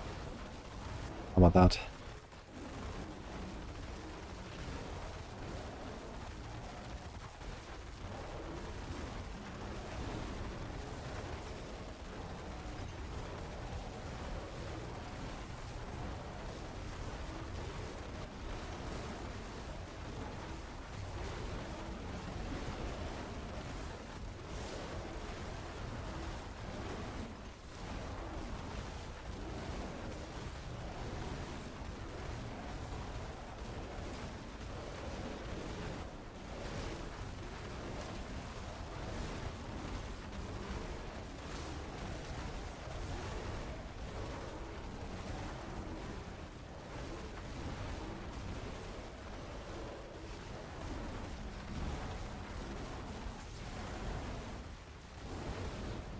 I mean, one floor this.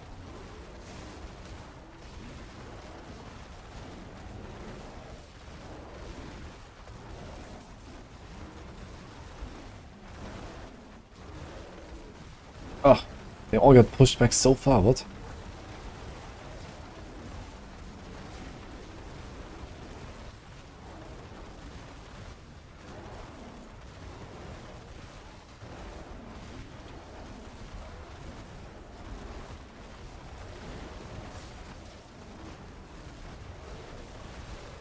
So many potions. Oops.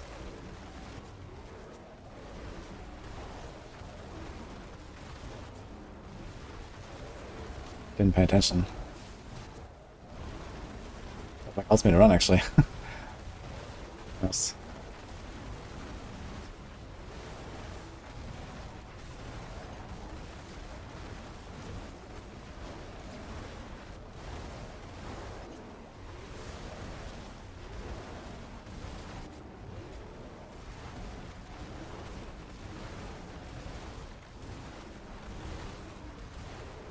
Oh no.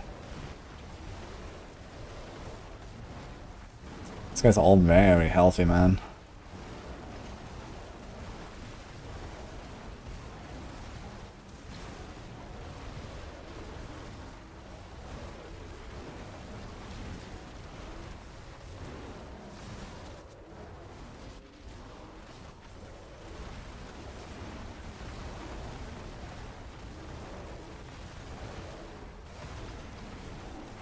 The champion is following.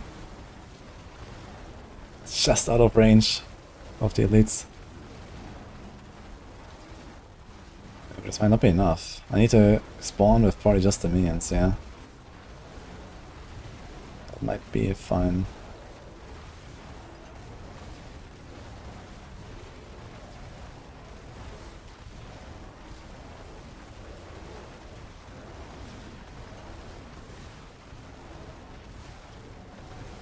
And that champion pack there.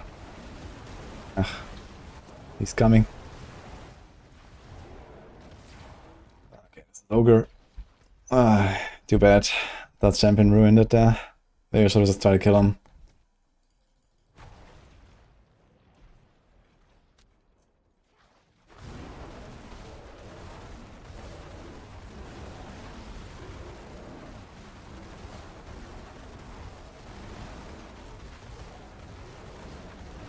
Thank you.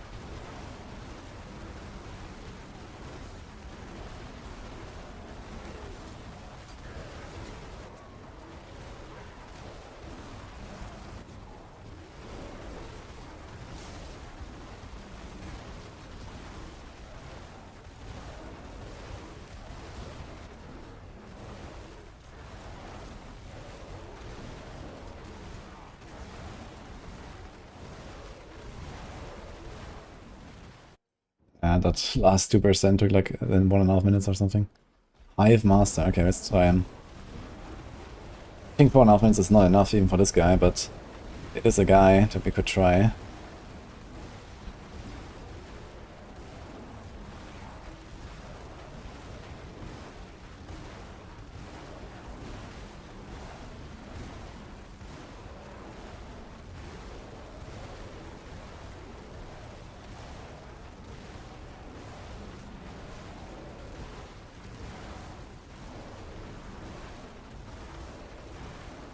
That's my Oculus ring.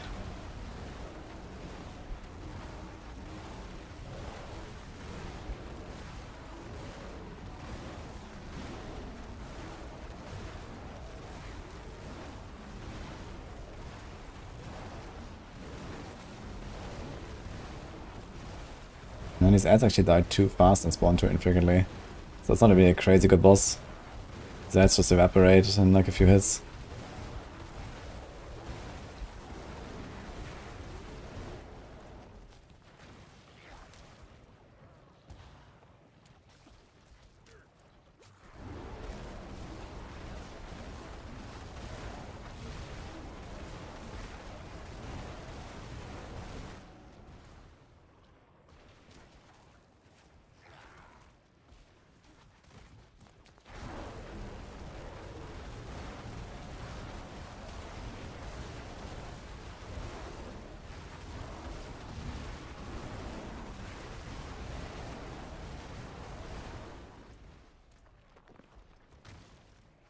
Actually doing quite a lot of damage.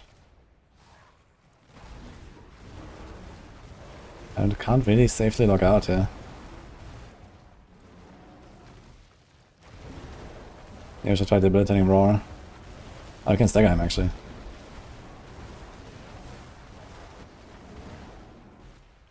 That should work. Thanks for the cover fire, super. Okay.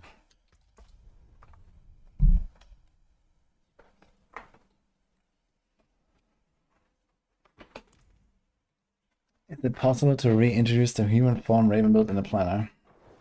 It is possible, but I won't do that. Okay, we have actually a Pit Whisper. We have to complete this. Yes, Thor. It's very nice.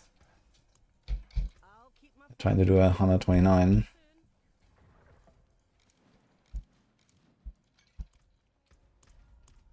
Actually, we have potions. No escape scrolls. I have escape scrolls, but not many. So I'm not gonna waste them on like any random boss that I try. It's easier to just waste like a few potions. I mean, my potions are already half over anyway by the time I reach the boss in a push, so...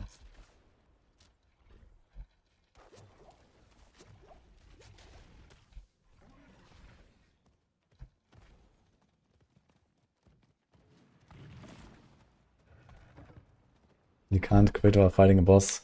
I mean, you can, but it needs a bit of timing. And I guess you need to be kind of tanky. Hi, Ben.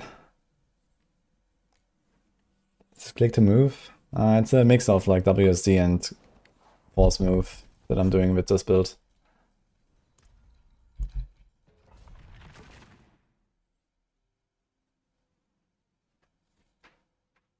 How do you use these lightning bolts? They come from the passive that I get from Shroud.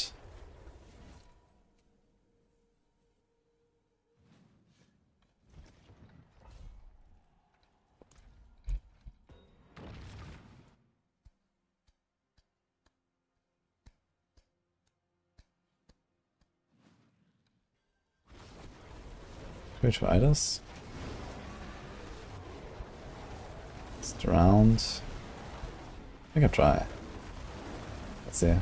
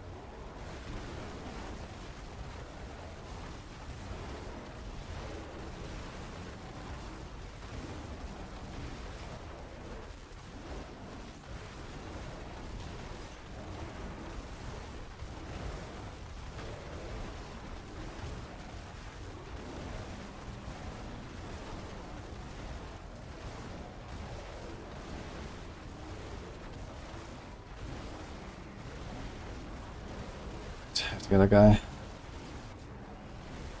Two guys.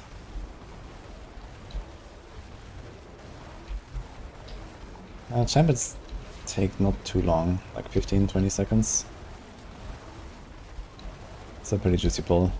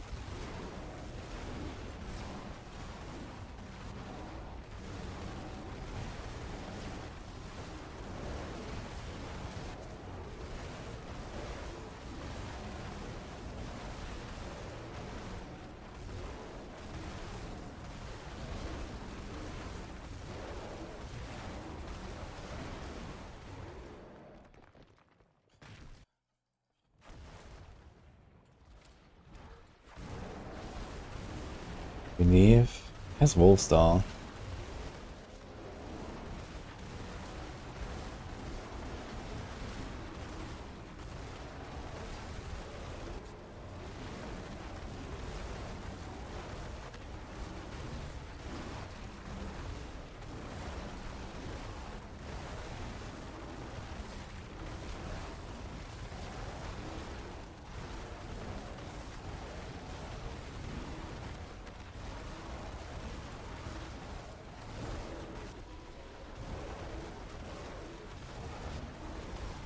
It's kind of ogre. You know, still need 40% and this is not going well. Get me out.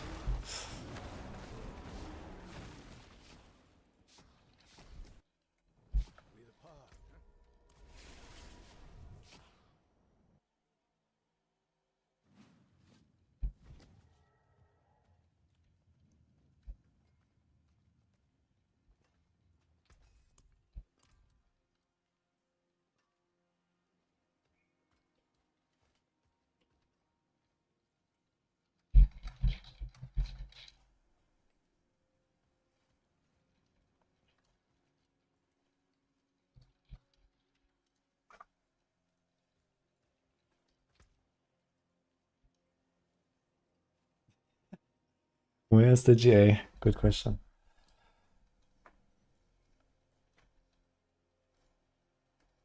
It seems like it has something to do with this item. There's also this here. Someone linked to me. Apparently it's Asha Kizumi. Did anyone else find this? And it doesn't have a GA?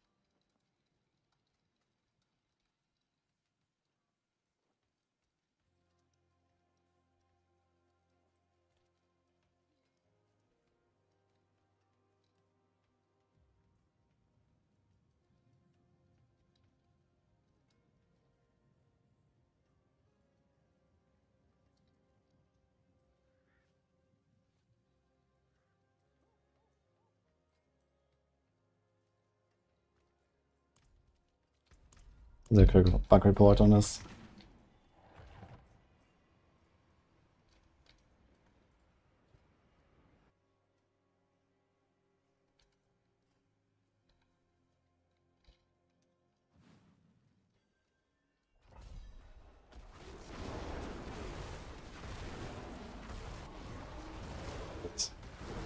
Off right. Maybe can DB. Run. What chest to take after fighting Bartok? That does not matter for Chaos Armor. That only matters for what you want. Usually you open the 400 chest, no matter what, if you have enough. Otherwise you go for the gold or for the materials.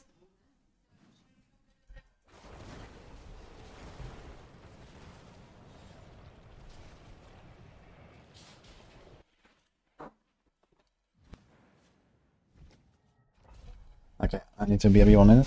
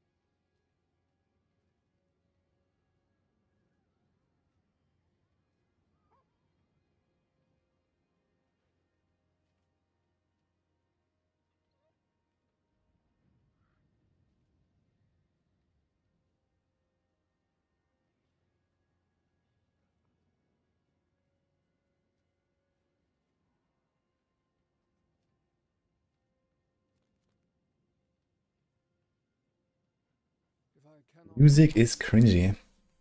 No you. Alright.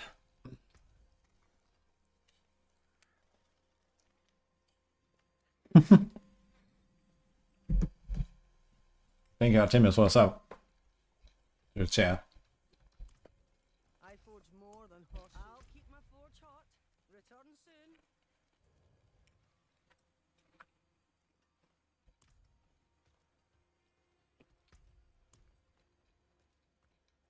But if you don't want to listen to music, I do have a YouTube stream with art music. You can check that out. We are live right now.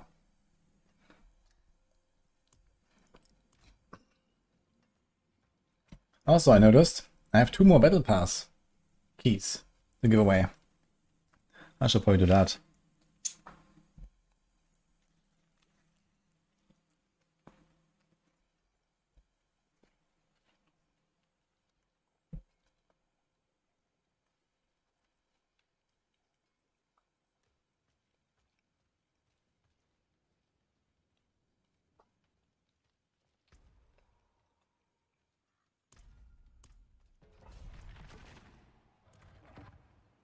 So how about at 9? In 1 hour 45.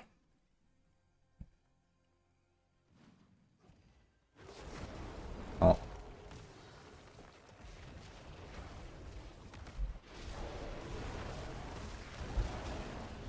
I'm gonna get out of here. You challenged me to a game of chess for the key. I'm not that good at chess, to be honest. I don't like it too much.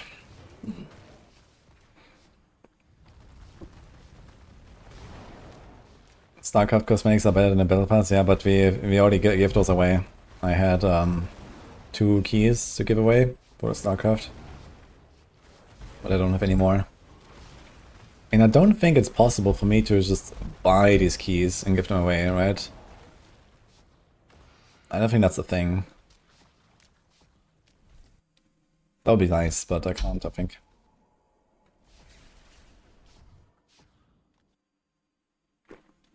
$129 is the plan. Yeah.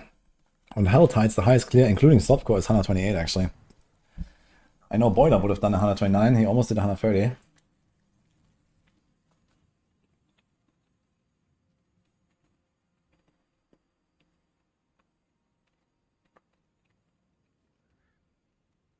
Email Blizzard, I guarantee they give you more. Maybe they would if I asked. But I think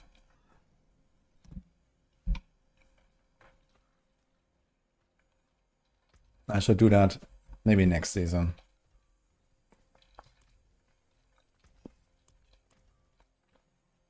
I don't think I can call it in this favor every time. But next season sounds like a good time.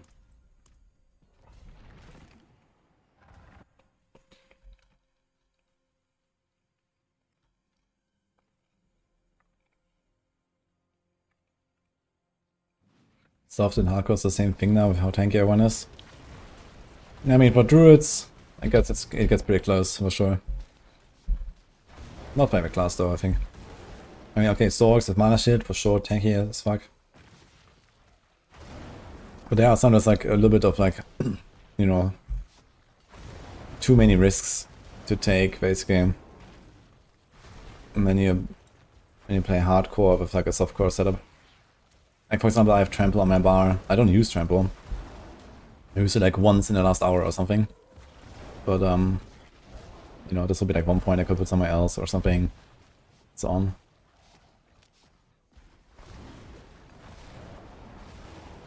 The song, it was about control. Actually not sure what's the song name of that. I know which song you mean. It's somewhere in my playlist. I mean, you can find it in my playlist and check.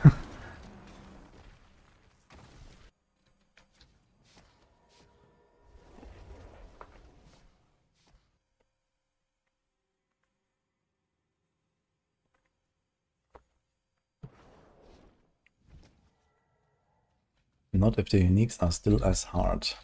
Uniques are very easy to get these days. Okay, I'm gonna set up a little timer.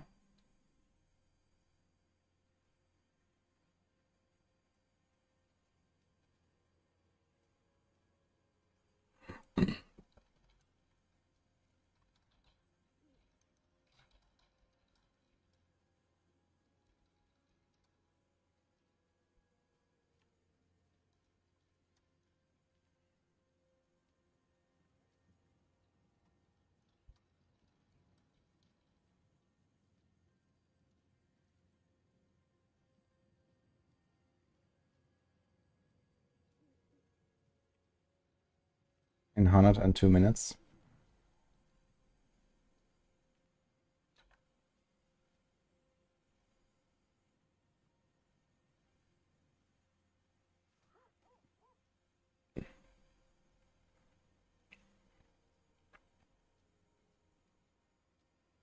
Alright. That means these are my last battle pass codes, but I still have 2 more.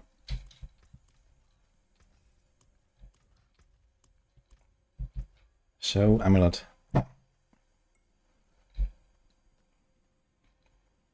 Dude, I rolled 5 times 1 envenom on this thing.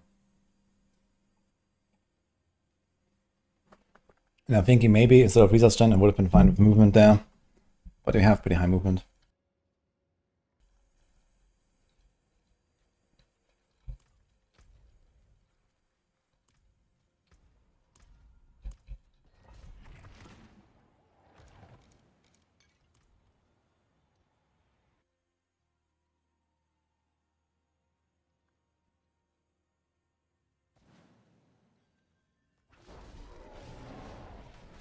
Hello, Topso.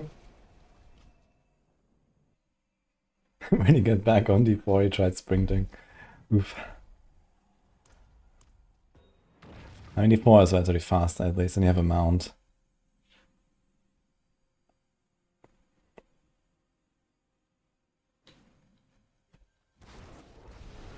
Was the song playing while I was AFK? The one you were looking for?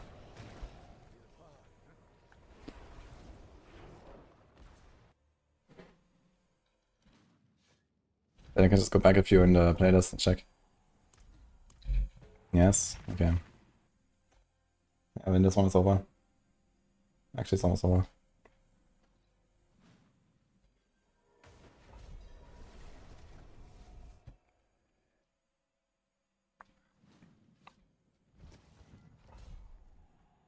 I wish they had a dodge roll was evade dash. It's almost the same, I guess just the evade doesn't actually protect you.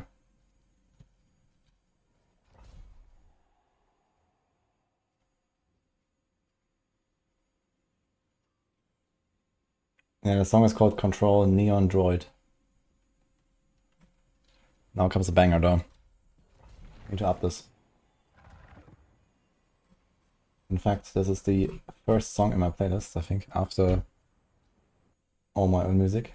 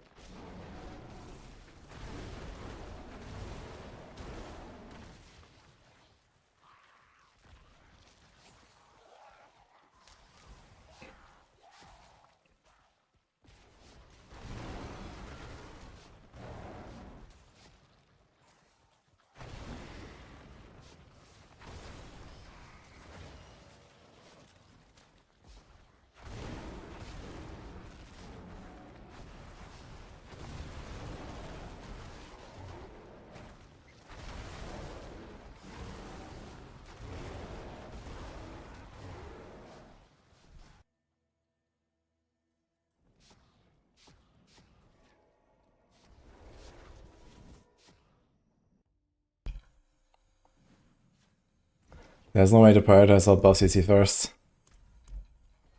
They have to do something. I mean, honestly, why is there like every little thing on the buff bar in the first place? Why is it not like grouped in any way? Like, why are my instances not grouped together? And like every little passive that is like permanently active anyway? Like, who cares?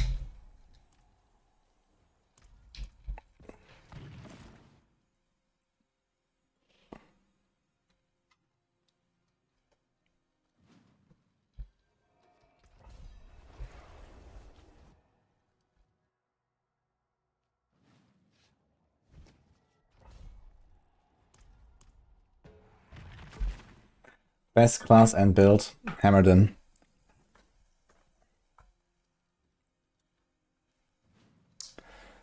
Besides that, you could click on a link that you use the command for.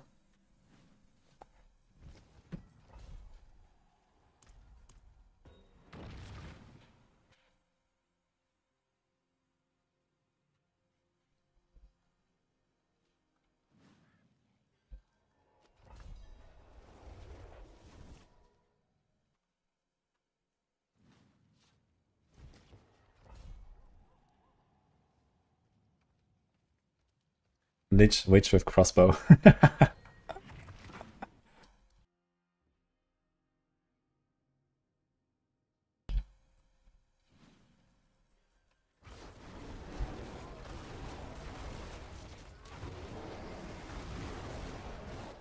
Okay, we're gonna try this.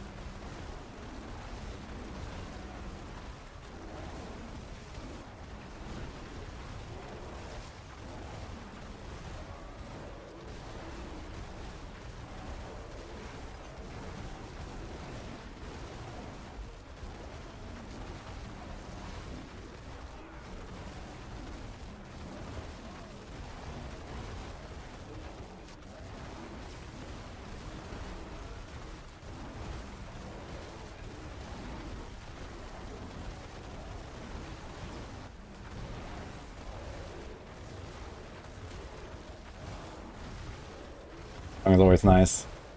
It's Apex of once, by the way.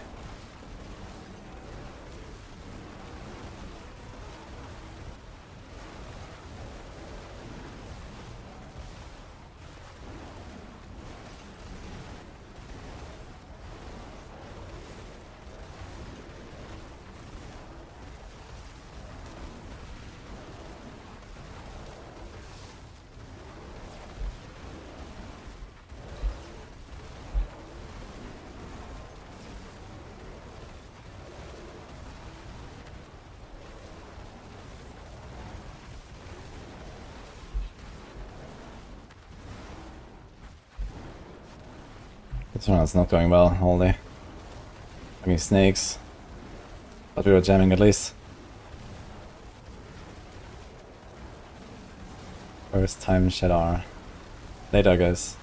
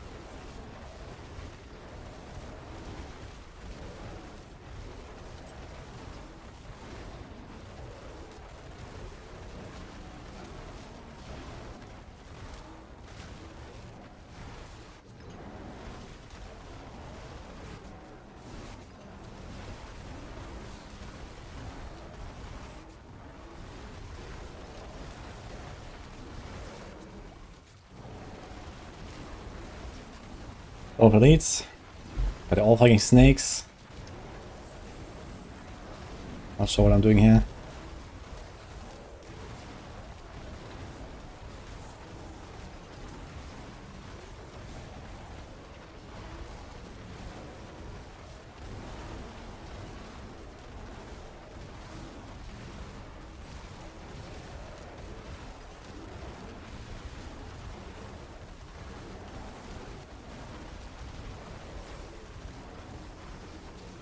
Oh, 29 would actually not be that crazy hard, I think, if I had maxed out aspects. Like all three of my damage aspects are just not maxed. Actually ridiculous.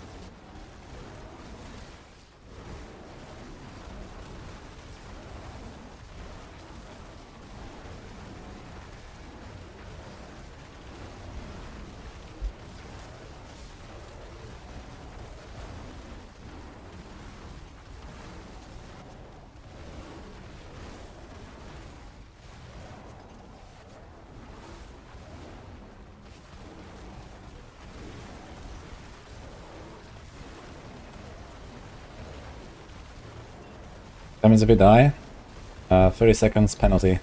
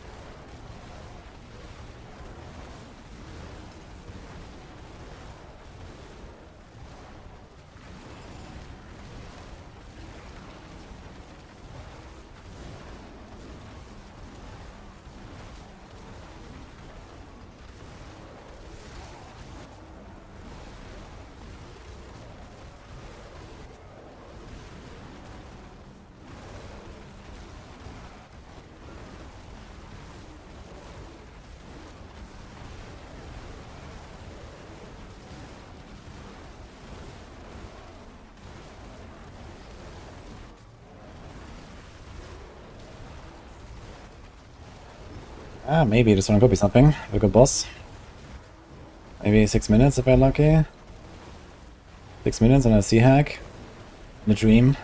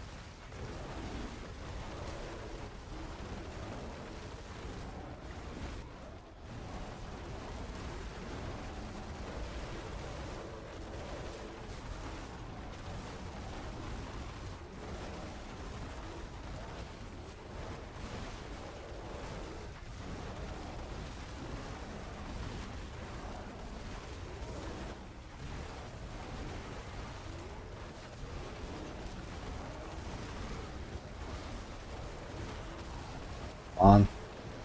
Let me in.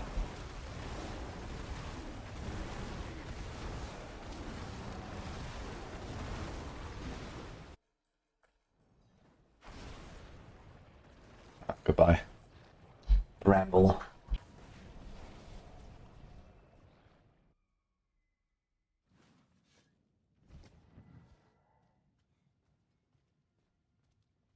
That was pretty good.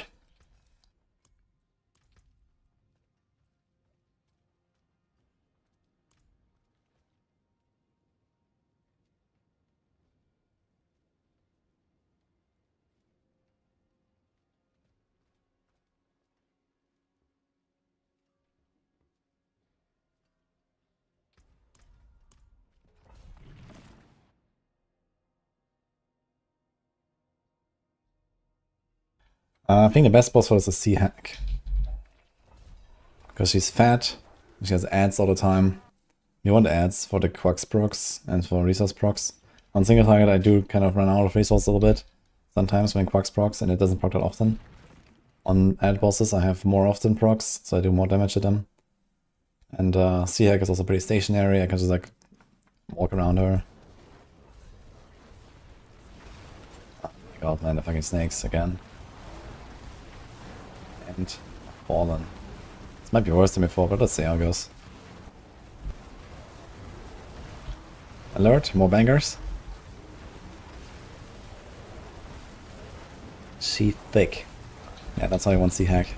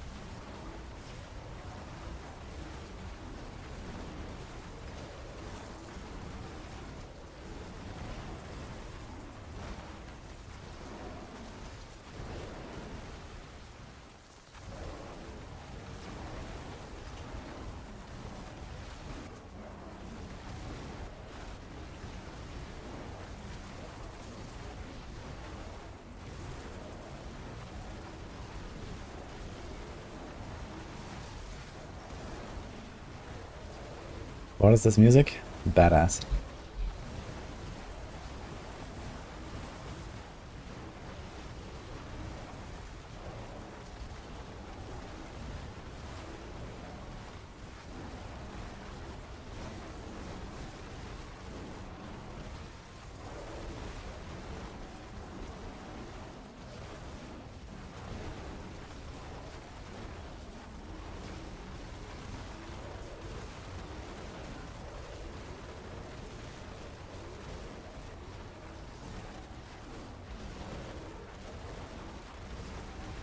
We switched to two-handed now. One-hand open only makes sense for farming, I guess.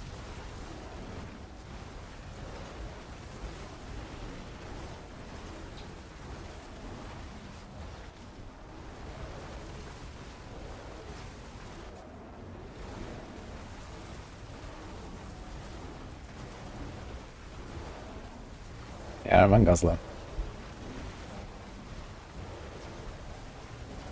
Guzzler is insane.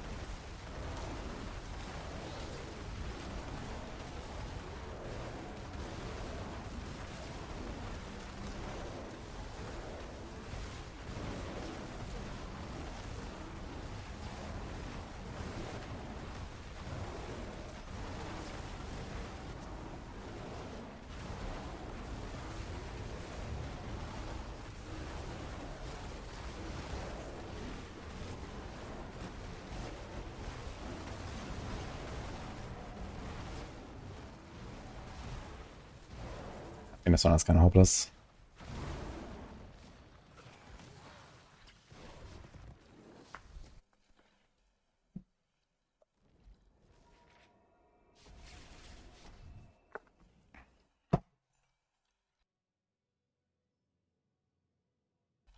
This is currently the strongest build in the game, on a tier that no one has cleared. At least not according to the unofficial leaderboards.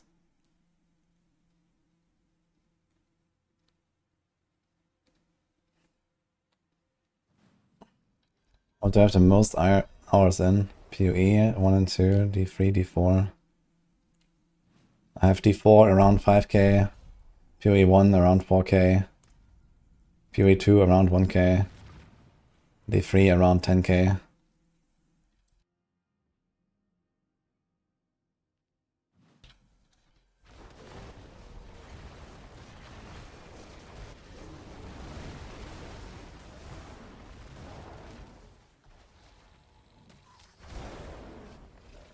I guess we run to the next.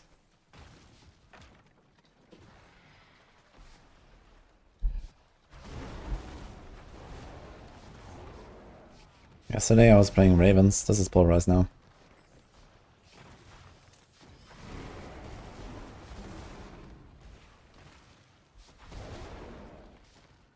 Current song is Remoteness, Donbor.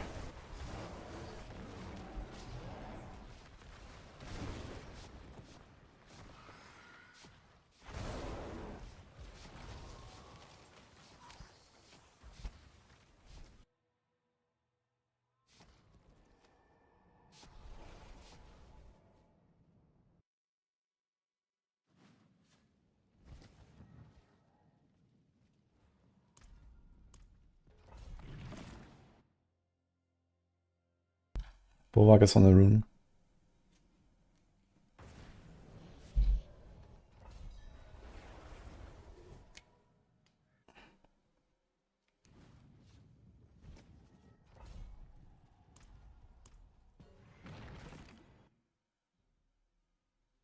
Emerald is GA Move, GA Will, and Envenom.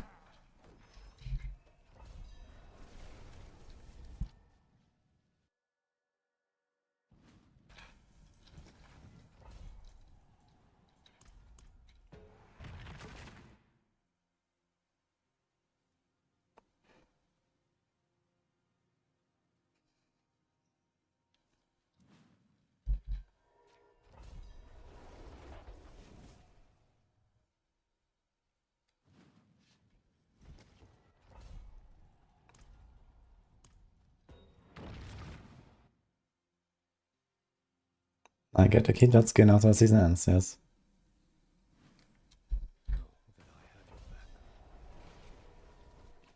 Oh, you can actually look at the map and mouse over what they are. I just now noticed for the first time. You can actually check the monster types.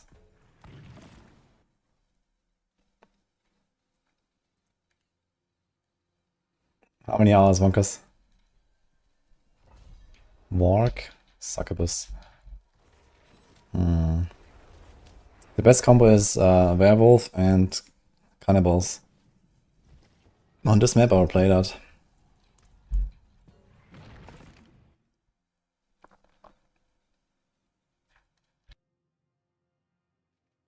Oh, Wonka's blasting, holy.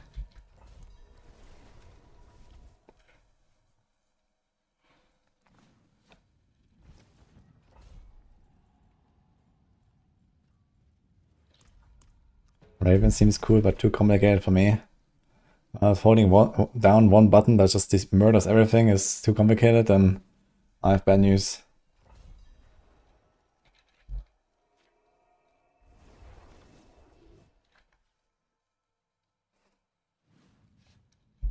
Maybe I should try this one.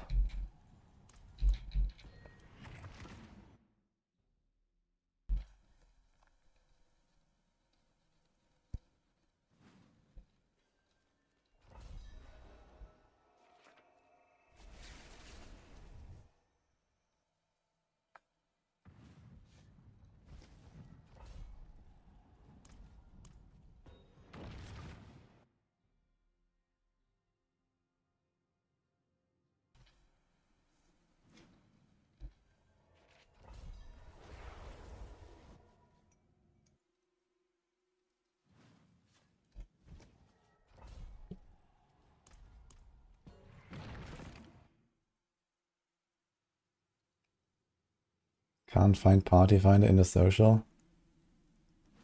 I heard people were not finding parties there, but the party finder is there, no?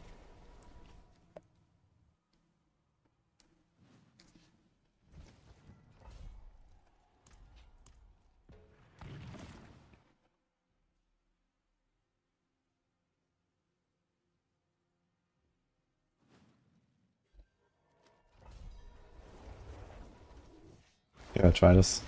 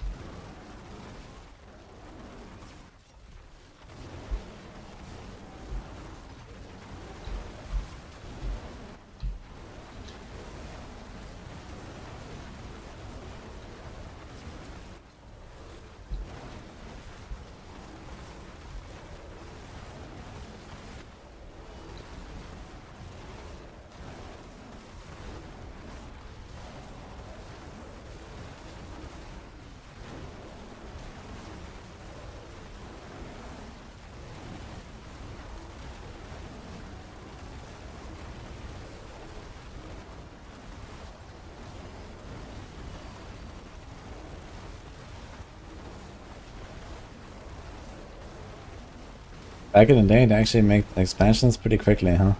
They used the momentum from launch, started blasting, and then never followed up with that. Unlucky.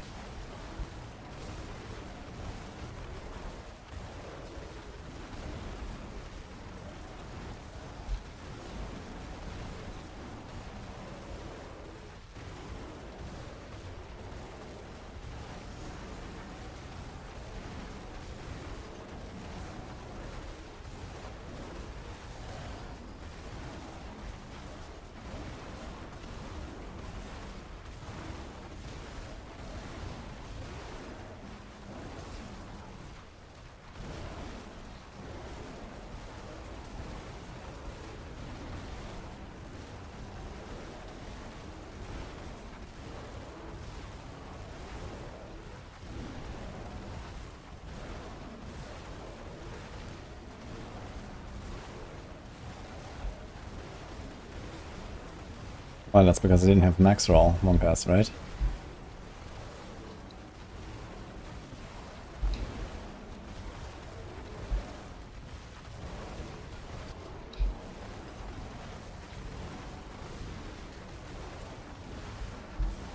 Did T2R actually have dupes? Or was that clean? I think it was just bots and stuff, right? And gold sellers and whatever. D2 JSP, of course.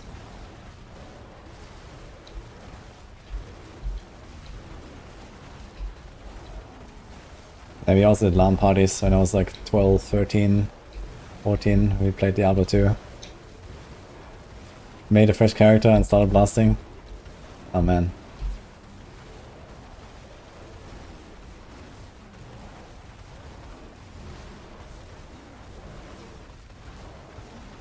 Nah, this one is not it here, turns out. Ugh, right.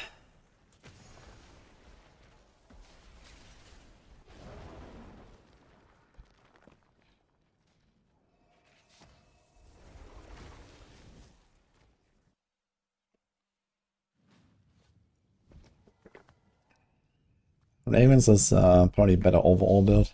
Wolf is a bit stronger and tankier. And easier to get going.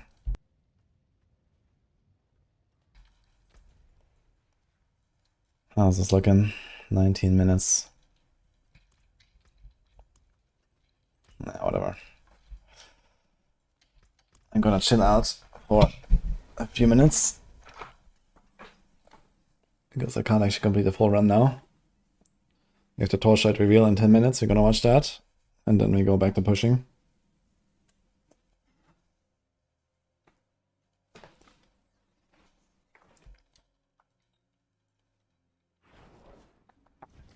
Not built on Spiritborn speed farm, other than evade. I was playing Razor Wings earlier, you can watch the VOD, see how that looks. It's very fun and pretty close to evade speed, I would say.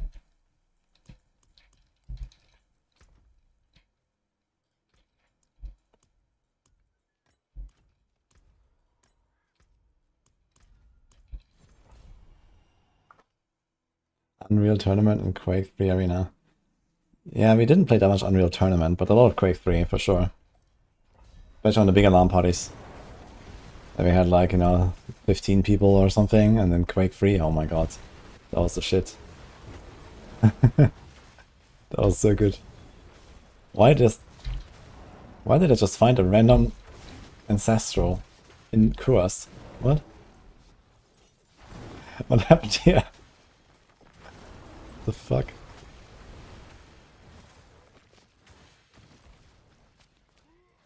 I'm going to try Mega Bonk. Not anytime soon, but at some point. It looks like a fun game. I mean, I have a bunch of these survivor games I want to play at some point. I also want to do Hades at some point, and I want to do more of Wizard of Legend 2. Yeah, we'll see. The clock is gonna get updates. Why is my Druid looking so scuffed? Okay. What is that, man? Sometimes it has like this like mix of like the bear form and human form skeleton or something. It looks completely fucked. Also, for some reason, when my Druid transforms back, he's actually naked instead of wearing the trans mark, which is kind of weird.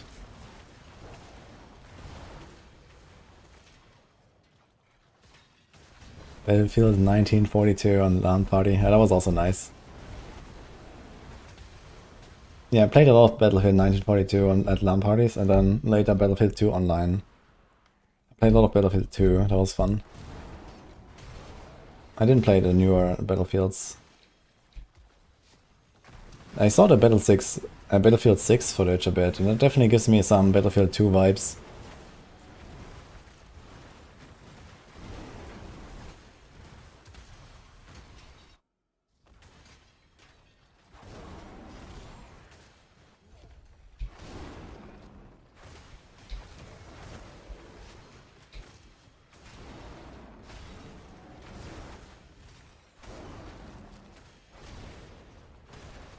Yeah, Azure Empires was also a big thing. Like, we had these big, like 4v4 or something, or 6v6 Team Island games that went on for like, you know, through 2 nights basically, and then we always had like a truce so people can sleep. Like from like, I don't know, 2 AM to 9 in the morning or something. People were not allowed to attack. And then at the end of the match, like after like, I don't know, 40 hours or something, you know, like every resource was taken, everything was gone from the map, and it was just like a fucking, like, you know, ruins everywhere. Oh man, glorious.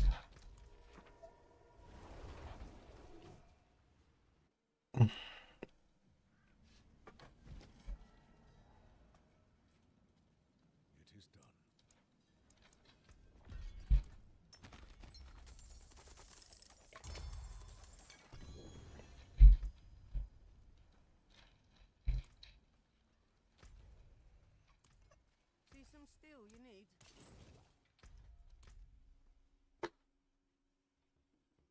Why Puddles Ravens was great streaming enjoyment. I'm glad you enjoyed the stream of Ravens, but unfortunately Ravens cannot get rank 1, and that's what we need to do.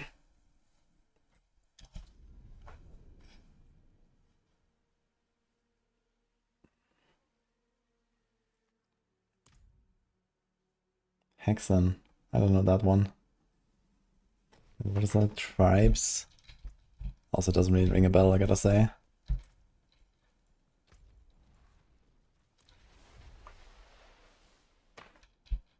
What is my character just finally move?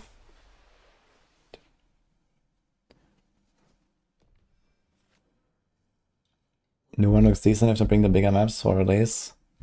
Yeah, I didn't actually play the open beta, but I watched people play it. It looked nice, the Battlefield beta. But I'm not really interested in playing Battlefield currently. Like, it comes out on 10th of October, right? Which is the start date of our hardcore event. Unfortunate timing. But yeah, I don't think I would like stop playing the D4 season to play Battlefield. That's a kind of wild transition. And I'm fine without Battlefield in my life. So, but I don't know. If today had like 50 hours, I'll play some Battlefield.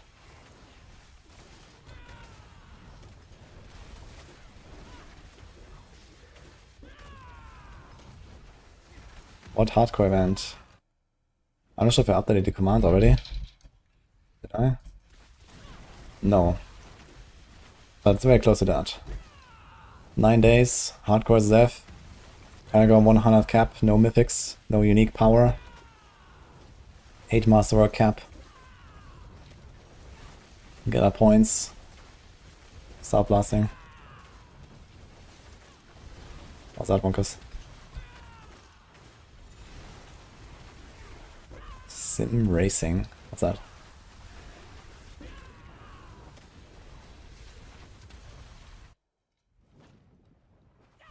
Dude, I gotta say, this Razor Wings build feels so nice this season. It's insane how good it feels.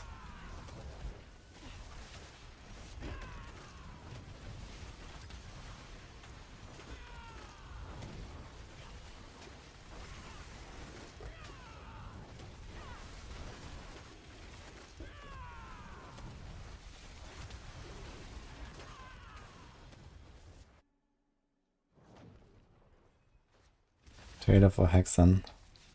Okay.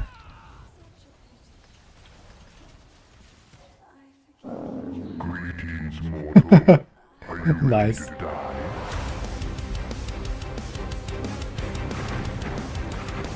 Okay, look, it's basically like Doom, but like medieval. Yeah, it basically looks exactly like Doom. Yeah, that's sick, dude.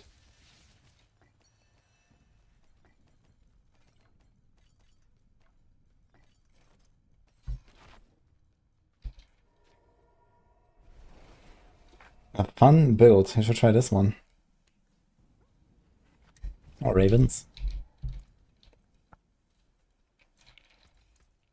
What's left you are? 60 FPS. 1080p on all platforms. Nice. This looks like a good remaster. Heretic and Hexen. So these are 2 games or what?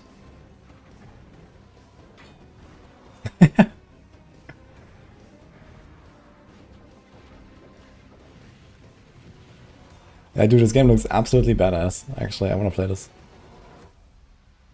Available now. Bethesda. Okay.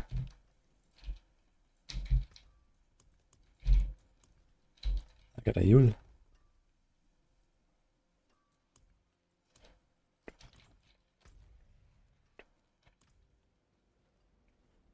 I used to play those old games a simpler time.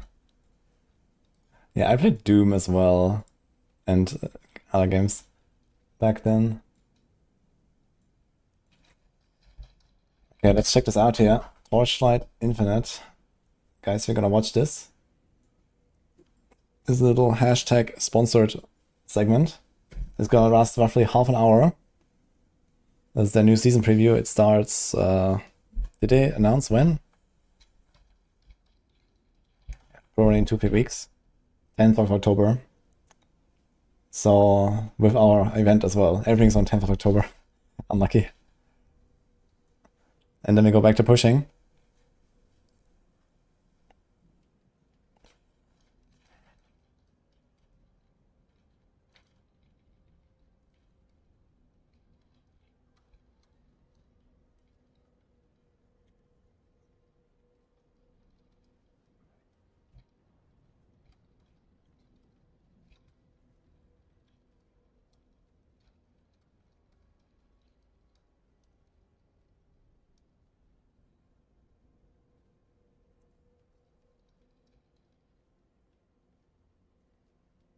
If you don't know Torchlight, I'm gonna show this off real quick. There's also a link, actually.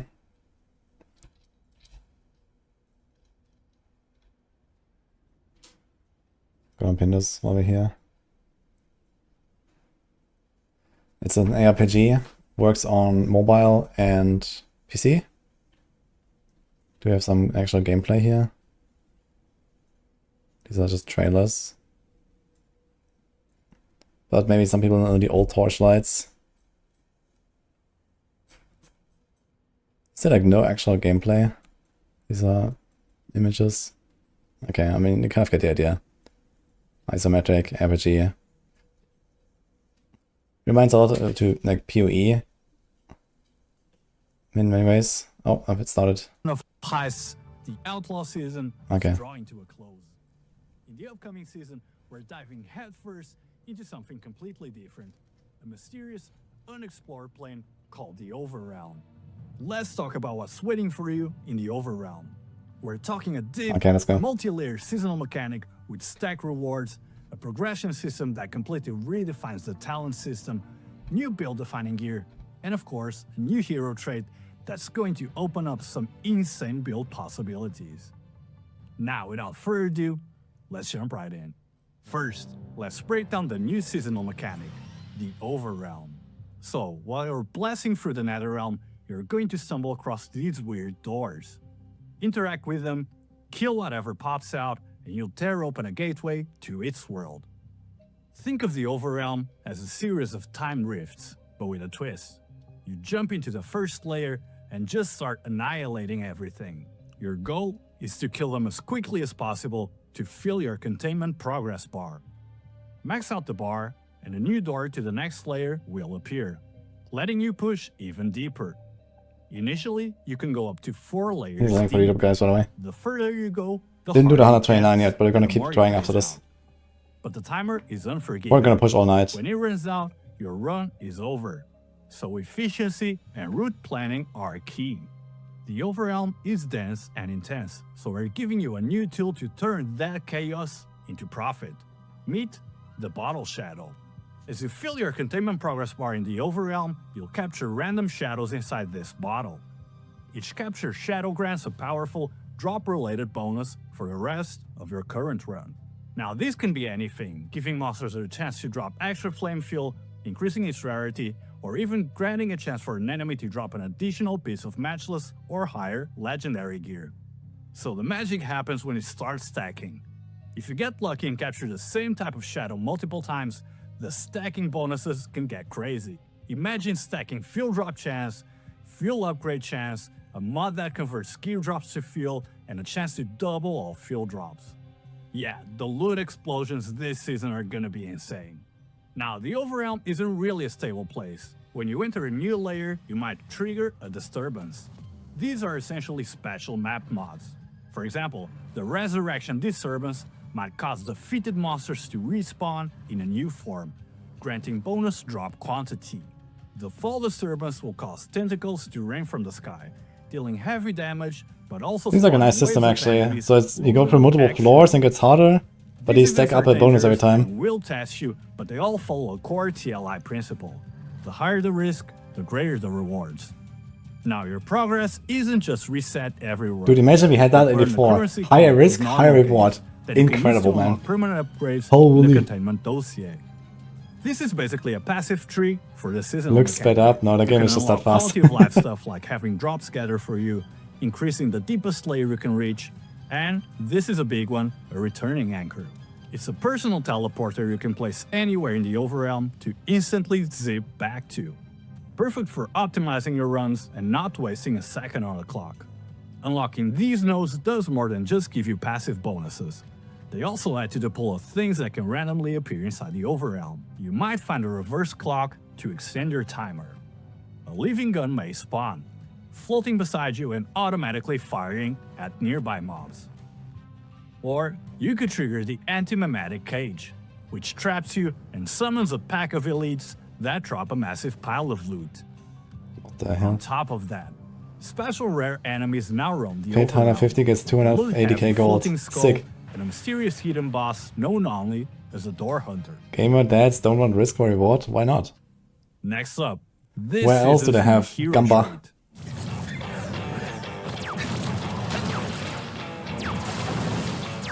The old man only says, Oh, a bling update? don't do this. Don't do that.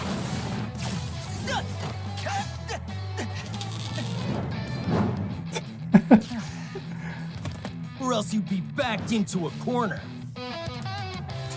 Oh yeah?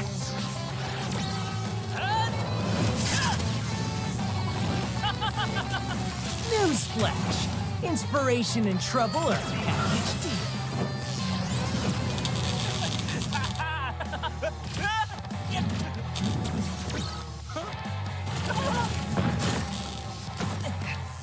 Holy, pretty intense trailer, man. I never played this character actually, the first one. So basically, they're making like a new version of Bling. Wild ideas worth exploring. They have like a bunch of different heroes, and some of them have different versions as well. Life's A bit like giant Ascendancies playground. in Gotta think PoE. outside the box to really have a blast.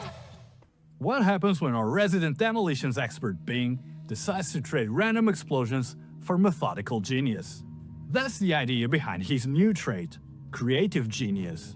This trait totally And overhauls also, his can you playstyle. can you play the mini Bing's girl for bombs are free? gone and replaced by two powerful You can play a lot of heroes for inspiration free these machines. days. I'm not sure exactly. Now generates whimsy essence and ingenuity essence, which fuel the machines. Think of it as a two-part system. The blue machine is your setup and debuff. This The game red looks so machine zoomy. is It's very your zoomy, yeah. massive damage This is like the payoff. fastest RPG out By there, I think. accumulating whimsy essence, the blue machine game is, triggers like, a for whimsy zoomers, for sure. explosion, a debuff that increases the spell damage enemies take. Meanwhile, by building up ingenuity essence, the red machine unleashes a devastating ingenuity burst.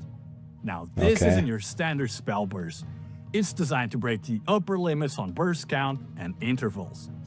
Through your trade point selections, you can specialize the blue machine even further. For example, you can make his whimsy explosion generate a lingering energy field that grants you a spell damage bonus.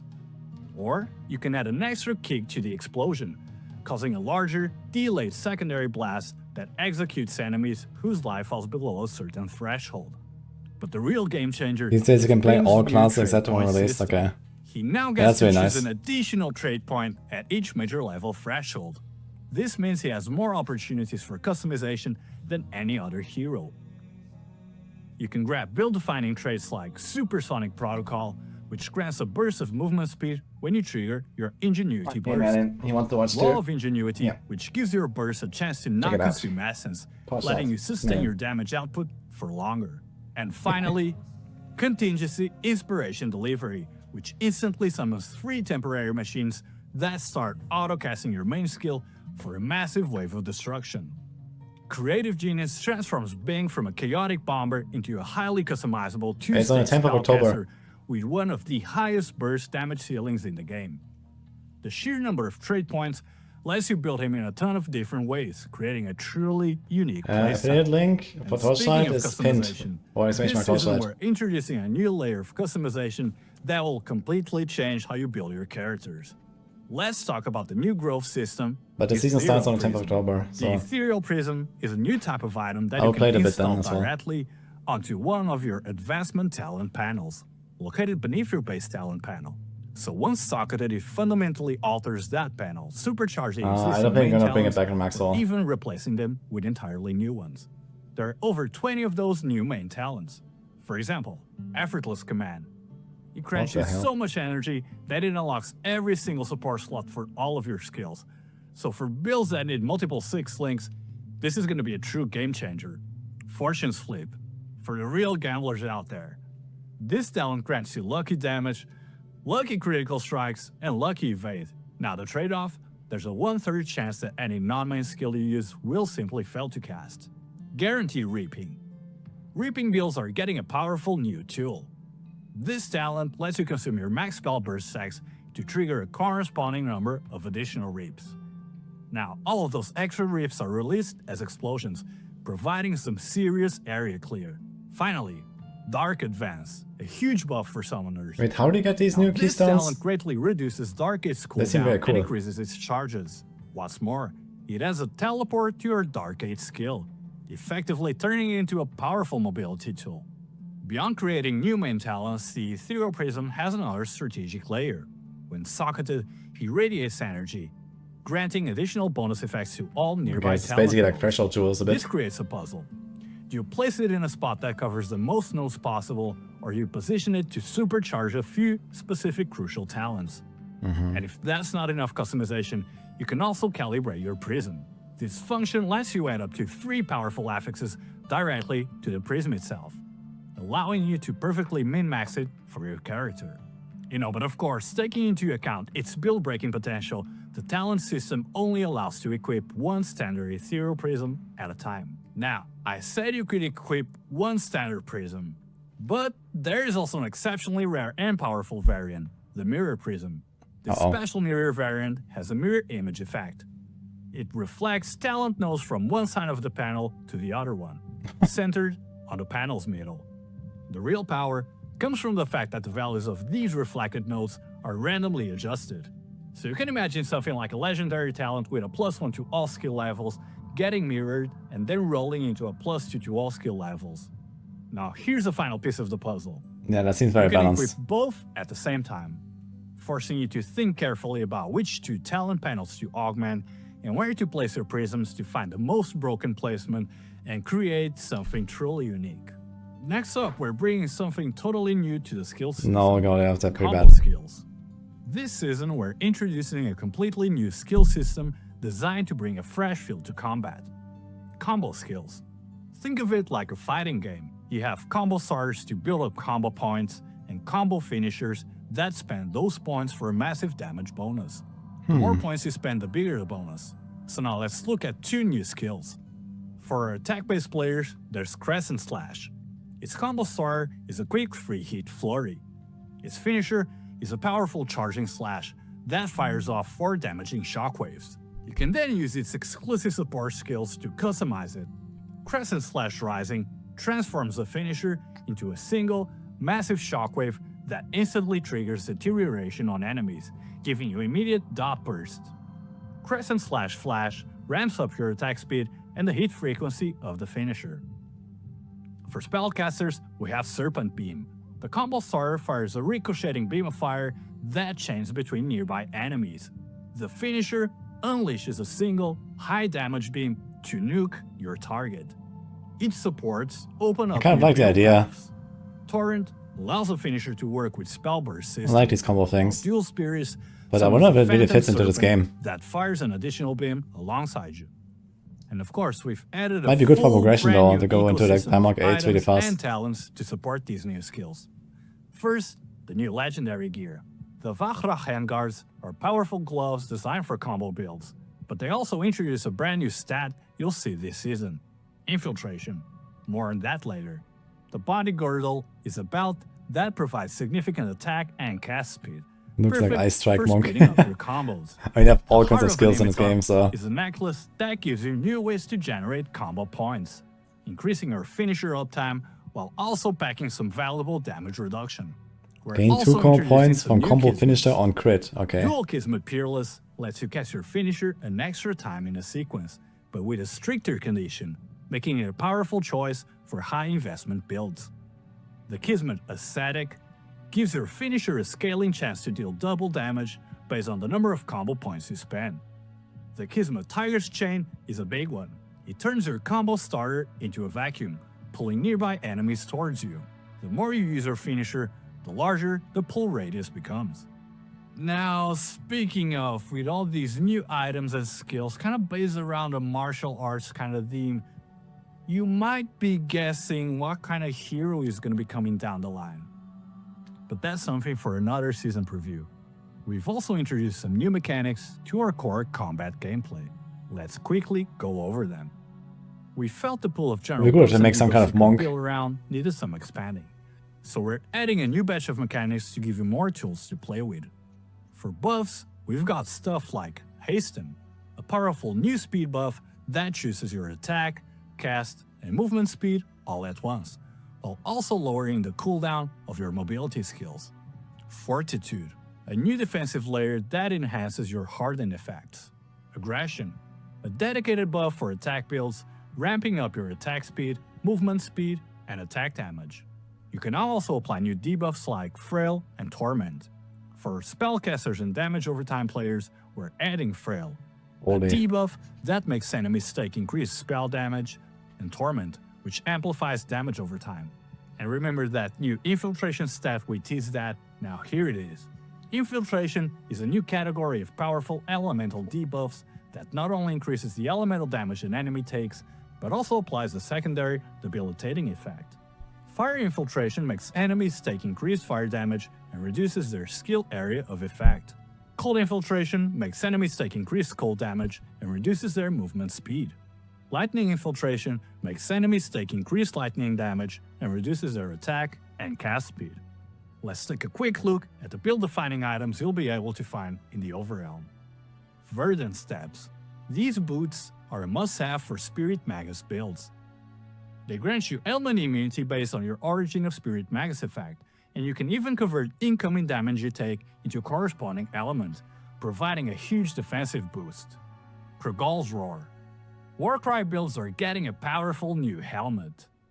Krogal's Roar rewards you for using a rotation of different Warcries by increasing their minimum target count and significantly lowering their cooldowns.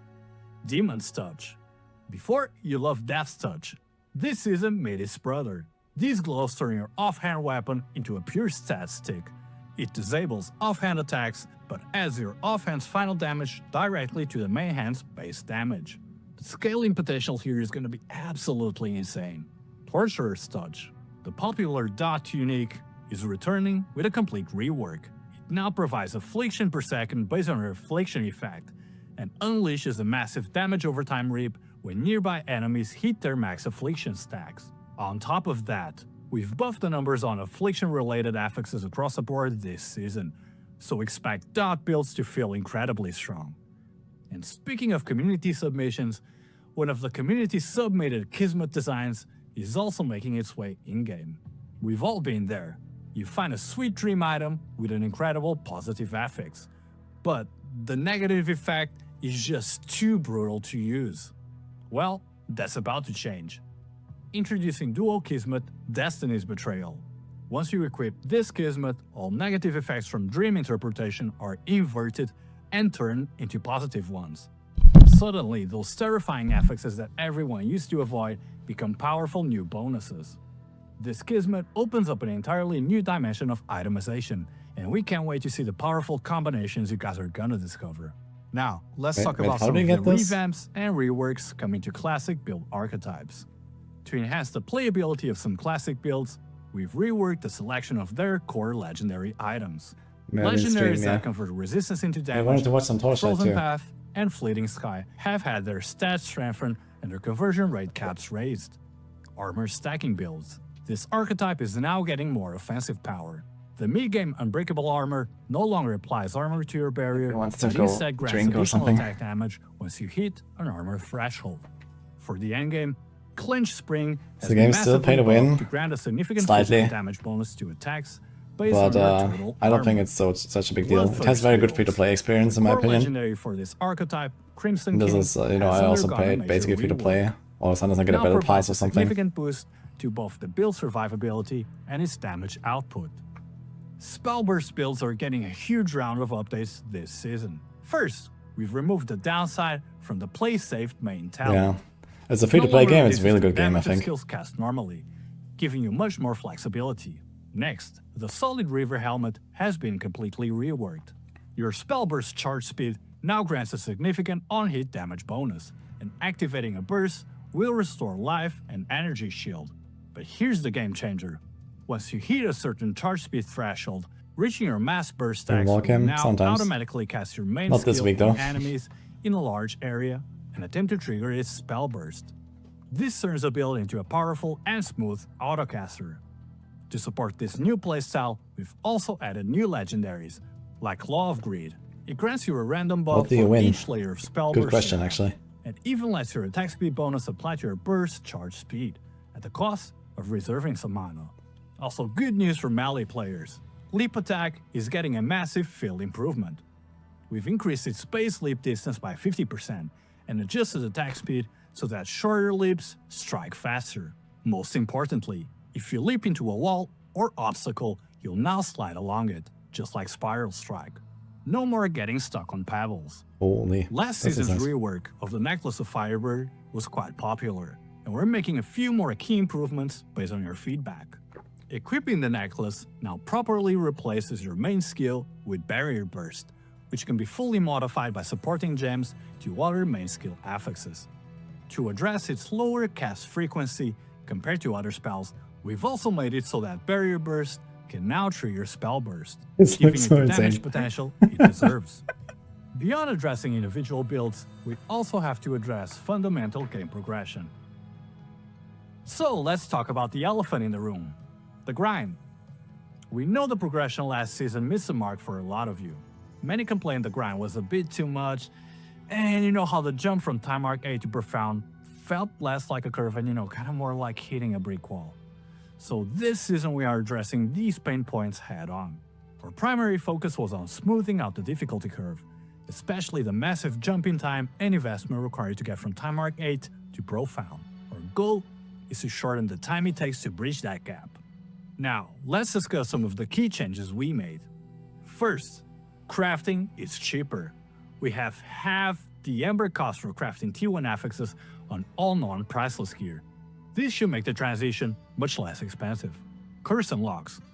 We've tripled the rates for confusing dreams in Dream Interpretation, making it much easier and consistent to unlock your curses. Compass availability. To ensure compasses are always a viable part of your mapping strategy, rare quality compasses are returning this season. We're also doing a massive overhaul of the entire compass system, but more on that later. To smooth out that awkward period after using a time transition capsule, the level requirement for the highest tier weapons has been lowered from level 88 to 86, letting you start new heroes and jump into your new build even faster. Finally, we're making it easier to build defenses for deep space. Getting immunity to every single elemental ailment was a pain. So, we're changing those single immune to X affixes on gear to avoid X elemental ailment. It's a change that makes stacking your defenses way more flexible and achievable. Now that we've discussed much of the new content coming to this season, let's discuss things such as the Outlaw mechanic going core and some changes to some of our classic mechanics. First, let's talk about the Outlaw mechanic. We know many of you felt it had some issues last season. The encounters took too long, maybe you thought the rewards felt kind of underwhelming, and we know the bodyguards were often frustrating. We've taken that feedback and made some major adjustments as it becomes a permanent part of the game. On First, the basing previous season combat. mechanic, was really decent The actually. duration of a carjack encounter has been shortened to 25 seconds. We've also greatly reduced the invincibility duration on bodyguards, and significantly increased their spawn rate. The goal is a fast-paced and satisfying combat loop. As far as progression goes, we've removed the tower coin currency and streamlined the crime rating progression to be faster and more convenient. Your crime rating will now directly affect the maximum number of enemy waves, smoothing out the reward curve. We've also made the central vault a more efficient and rewarding experience. The number of small strong rooms has been halved to speed up the runs. And the drop rate for the Professor's Sorc Spec Spirit now has a guaranteed progressive trigger for more stable rewards. As far as integration goes, the Outlaw mechanic will still be your source for mods and chips for the tower sequence system. We've also added a full suite of NetherRealm talents and compasses for it, allowing you to juice the difficulty and the rewards of the mechanic. The boss lineup in the Supreme Showdown has also rotated once again. On What's floor up with 20, Druid 150? the false It's just a god of bug. Symbiosis makes its return. On floor 21, the Lord of the Void Seas stands guard. And in the Hidden Challenge, the Goblin High Priest of Fire has replaced the Plateau Dragonborn Beast. This season's returning mechanic is Condensed Energy. You pick up energy orbs on the battlefield to form a shield that can withstand a lethal hit. After the shield is maxed out, each additional orb you collect grants you a stacking damage buff, but also a stacking slow effect. You'll need to weigh the pros and cons yourself. We're also continuing to add a ton of quality of life improvements to existing content. First, we've renovated the Blade Breaker boss room.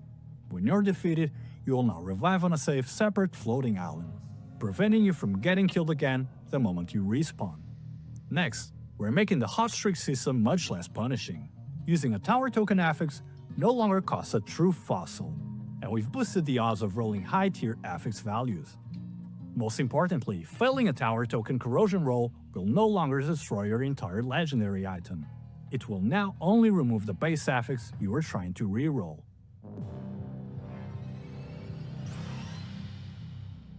We also received a ton of feedback regarding the looting experience last season. We've reflected on these issues and we're implementing a large-scale overhaul this season. This includes major changes to compasses, netherrealm talents, and more. Our main goal with these changes was to reduce friction, frustration, and to make your mapping strategies feel more rewarding. First, let's start with the compass system. We felt that too many of the compasses were just simple stat increases, so we've added a batch of new legendary compasses designed to fundamentally change your mapping. First, the Divine Mechanical Compass. It adds several secondary statues to the mechanical god encounters. You have to protect these new statues, but each one you save grants you a pile of extra loot. Onslaught Might Compass. This turns the God of Might statue into a giant, invincible dwarven automaton that attacks you throughout the map. If you can survive to stage 15, it becomes vulnerable. Take it down for a massive reward. Flourishing God's Compass. This one is for the players who love to boss rush. Each time you complete any 6 Gods gameplay, you gain a stacking buff that massively increases the drop quantity for the next 6 Gods encounter you do. Generous and bountiful elite compasses. We're adding more ways to juice rare monsters. One compass increases their drop quantity, while the other gives them a chance to become blessed, making them far more Thanks, dangerous, Isaac, for the way, appreciate but it. also more rewarding. Just as importantly, we want to make sure everyone can actually engage with these systems. So to that end, we've downgraded several popular high-end compasses, like the Flourishing Might and Brilliant Mechanical Compasses, to rare quality and significantly increase their drop rates. The rare quality Collection Doll Compass will also be returning. In general, it This seems should like a make lot these of key buffs and mapping tools much streamlining more of the accessible progression and the affordable for everyone. crafting We're and also making some targeted adjustments this to the talent netherrealm system with the constellations socket seems to insane. improve specific strategies. The Might talent It's very cool. constellation has been improved. The old talent that reduced terror damage area has been changed to instead increase terror damage and significantly boost drop. At some point, I really need to The play like a hunting season, talent all the way constellation again. is for It's been a while. high risk, high reward, I usually do like season stars a bit and like I go to like, difficulty, and its drop potential what is it called? being greatly Traveler? increased. In addition, to help you develop And like some of the early endgame bosses and stuff. strategies, we have added a new But talent, it's been a while Friend since Talent I've actually gone like all the way through the When you entire complete endgame. Any 6 Gods gameplay, you will gain 1 stack. It'll be necessary again because there's so much stuff, man, they've added over the last few seasons. God's treasure chest will be awarded. The chest contains a large amount of commodity type items, with a chance to obtain 6 God emblems and a doll compass. Finally, for our most dedicated endgame players, we're introducing a brand new high risk. How much did I spend on this per season? You'll find these special cages. I spent First, half a battle defeat pass its per opponent. season, maybe. Then, So sometimes I get it, attack sometimes the I don't, cages. basically. Like here and there, like the new hero can only be played with new battle pass, basically. Periodically releasing its So sometimes I want to play a new hero, original and sometimes I play an old hero. That's These mostly the are stronger deciding than factor. Even blast monsters, but with loot to match. This is a true endgame challenge. Yeah, this has It some was pay to win. originally designed to be run in deep space, and it has its own talent nodes and confusion cards to support it. Market inflation has been brutal. We've gone to Player Showdown burnout 21 the and past 3 ever-increasing seasons. game Damn. complexity has also Yeah, kind of been a point that's of really contention deep. amongst the community in recent seasons. We know with every season the list of systems you have to engage with just gets longer and longer, and this can kind of make the game feel a little bit bloated. Yeah, that's To address good this season. issue and present a more coherent game experience, we have decided to experiment with rotating or removing certain overly complex mechanics. After a lot of consideration, the first system we'll be retiring is Soul Candles. This was a system from early in the game's life, and its functionality has actually largely been replaced by newer, more accessible progression systems. We found that its complicated rules, huge affix pool, and layers of RNG made it a massive resource drain, and even sometimes a point of frustration for many. we believe we can provide a better experience by removing it and improving the content that was originally associated with. Retiring the Soul Candle system allows us to completely refocus and improve its core gameplay, the City of Eterna. As such, the City of Eterna is now getting a major overhaul. First, new rewards.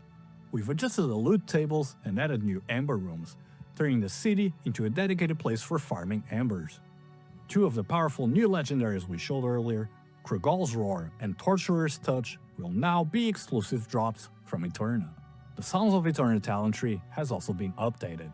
All Soul Candle nodes are gone, replaced with new nodes that unlock and enhance the new amber rooms. We've also changed the reset logic. You can now fully respec all minor nodes at any time. If you had invested in Eterna pack spirits, they're getting a major buff. Their old Soul Candle drop nodes have been changed to increase global drop quantity, making them more powerful and useful everywhere in the game. Now, of course, we understand that even with these improvements, some of you may just want to move on from Eterna. To respect that, we're running a special +1 cross gun. season I kind of like the candles because they were like a pretty easy upgrade, just getting like some 2 FE random candle that has some good stats. So for like progression, this was really nice. Lattice and Shocket for a special pack spirit essence. This And then later I can go ham traded on for a trying to drop pack craft. spirit selection pack of your choice. This is a completely optional way for you to repurpose your investment if you so choose. And don't worry, you can always reobtain any exchange pack spirits later through the normal boon system. But please note that this event will only last for the Overrealm season, and any changes are irreversible. So consider your options carefully. They look into Hellclock after Always that. working hard to improve Yeah, the I've seen core it. experience of TLI. Looks very nice As too. such, we have a long-term roadmap I read the of Steam quality of post. life changes and updates that we want to bring to the game.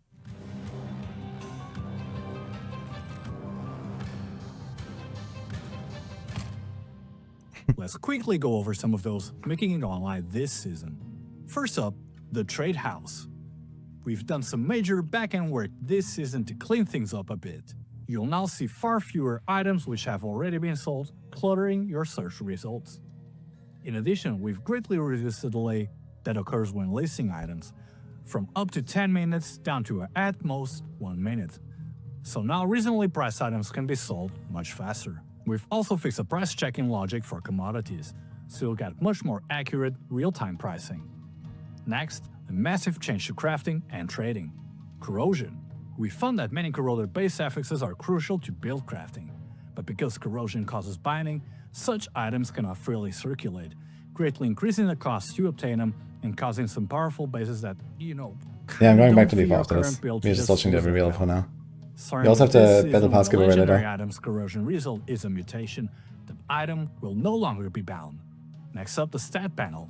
We're breaking down more stats, like showing you the difference between focus speed bonus and additional focus speed bonus, so you can better see how your gear actually affects your numbers. Next up, ailment logic. We've made 2 key improvements to how ailments work. First, killing an enemy now counts for proccing ailments. For example, if you have a 100% frostbite chance, one-shotting a mob will still apply the effect. Second, we fix the override logic. Your powerful ailments will no longer be overwritten by weaker ones from other sources. Next up, we're bringing some changes to hardcore mode. So to be perfectly honest, we were unsatisfied with the previous iteration of hardcore. Opening concurrently with the season server meant that players actually did not have enough preparation or knowledge going into it. And there was also the issue of incentives actually not being clear enough. So with this season, we're deciding to test out something totally different. Our first priority is to give all players time to learn the new challenges and mechanics of the new season, while at the same time providing greater incentives to actually partake in hardcore. To that end, hardcore mode will now open 4 weeks after the official season starts. For this season, that will be on Monday, November 6th. Hardcore mode Interesting. will also now come with a new ranking mode, which comes with its series of exclusive rewards. Hardcore will receive more love going forward, with even more exclusive events planned for the future. Finally, we're overhauling the game's audio. We're rolling out a That new is mixing cool. scheme that makes combat feel more visceral. Explosions and unhit effects will also have more crunch and impact. It's also like a Also mini quick new skill season and start voiceover sounds to at the be same less time. harsh on the ears, and balance the background music to create a more immersive atmosphere.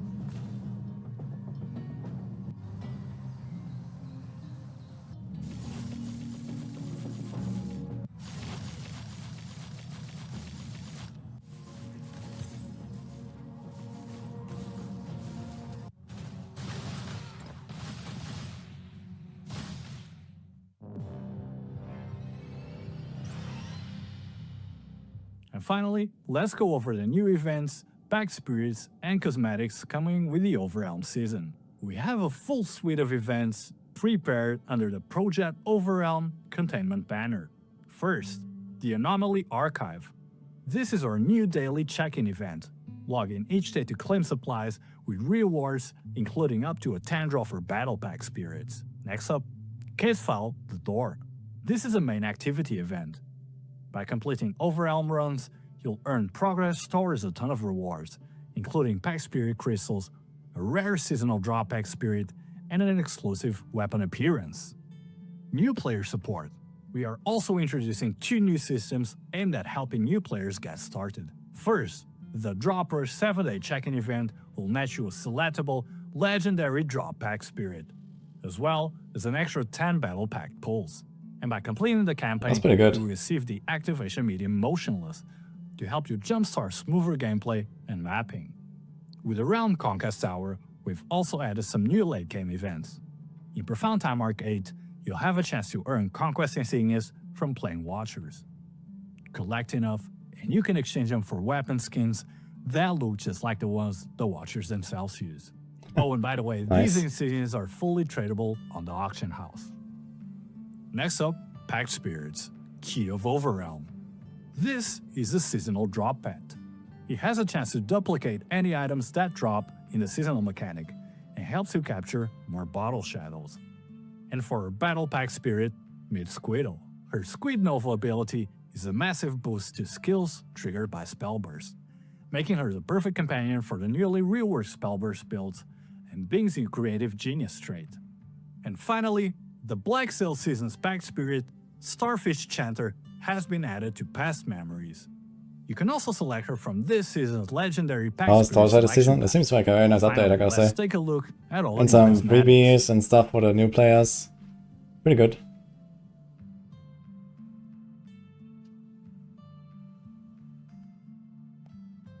And if you missed out on some of the most popular Better outfits from crafting and past progression. seasons, we're bringing back the Savage Shadows, Sweetheart Shooting Star, and Divine Punishment Apocalypse sets for direct purchase at a discount.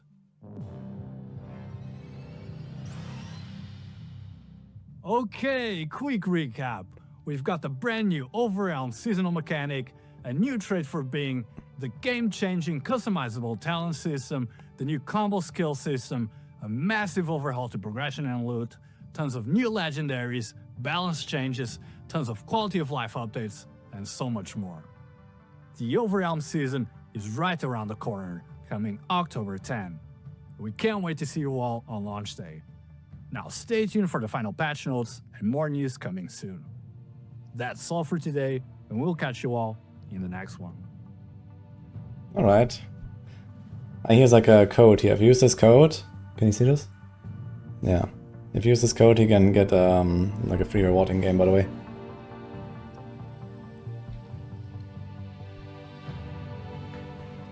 It's not my code or something, I just wrote it down.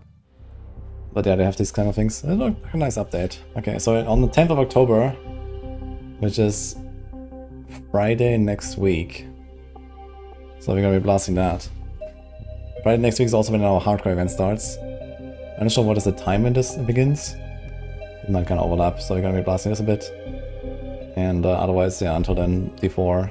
And then usually I play like, 1, 2, 3 days of Torchlight. More like 2, 3 days, I guess, this time. Looks like a pretty big update. Insane season. It does look cool. Welcome everyone to the Torchlight Infinite Overrealm season. It plays again. I'm Andre, your community manager. Okay. Anyway.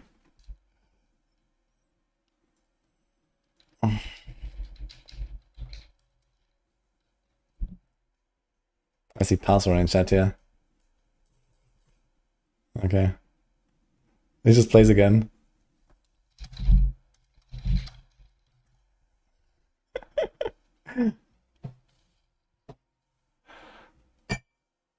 Alright.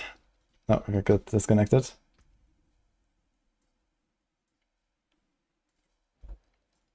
We go back to pushing, guys. We also have the giveaway in a moment.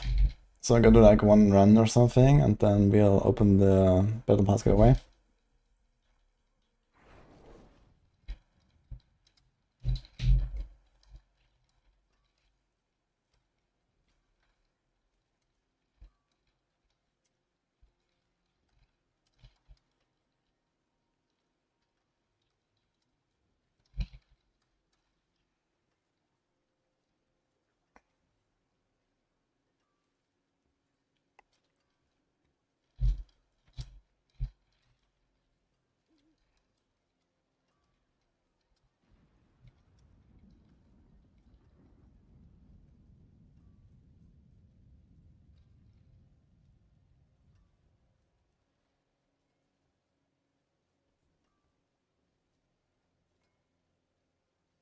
Okay, we're back on before.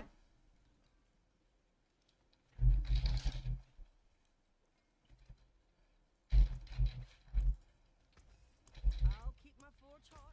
Return soon.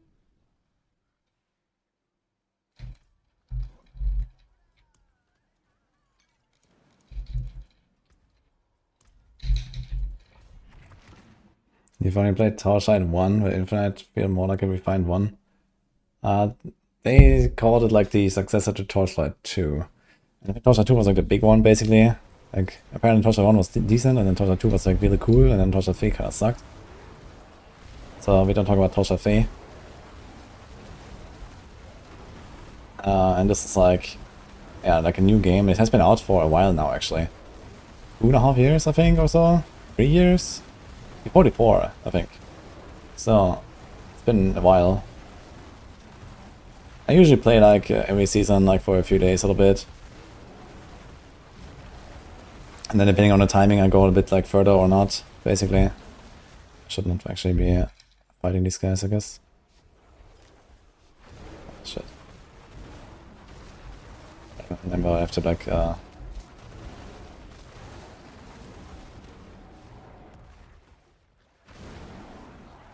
how do you join for the giveaway? Soon. With a command.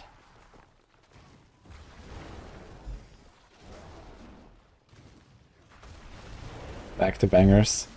Or banging. Head banging.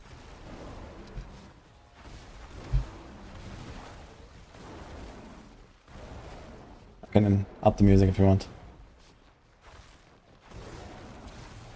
How do I get out of here, man? This fucking map. Let me out.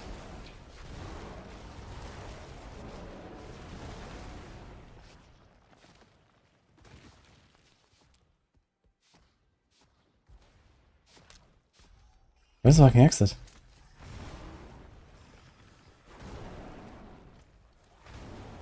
Oh, I was down there actually.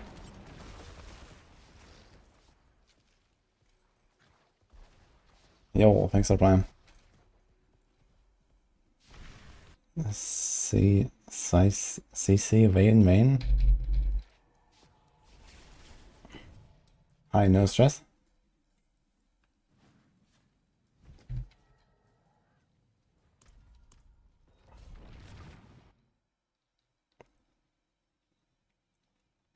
Best way to farm chaos armor is chaos swords mostly.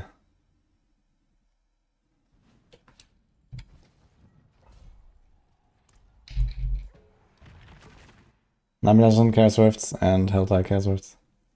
And then turn in the season rep on a fresh character.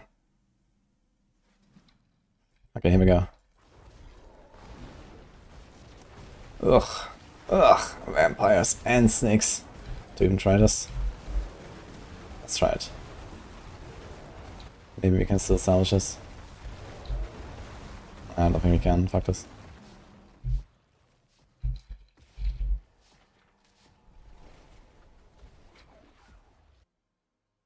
Oh.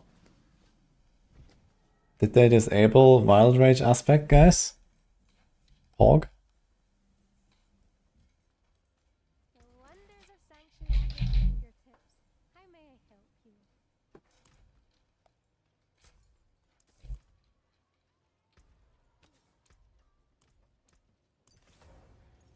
Yes.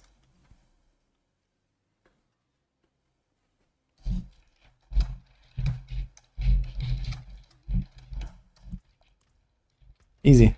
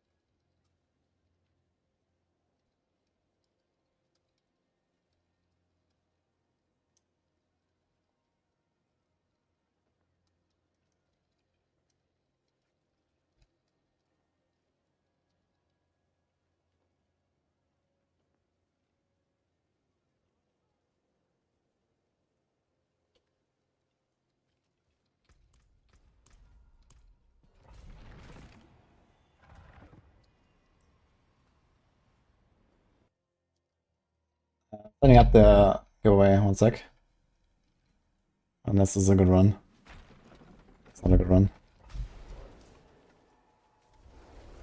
Okay, so we have 2 battle pass codes for D4.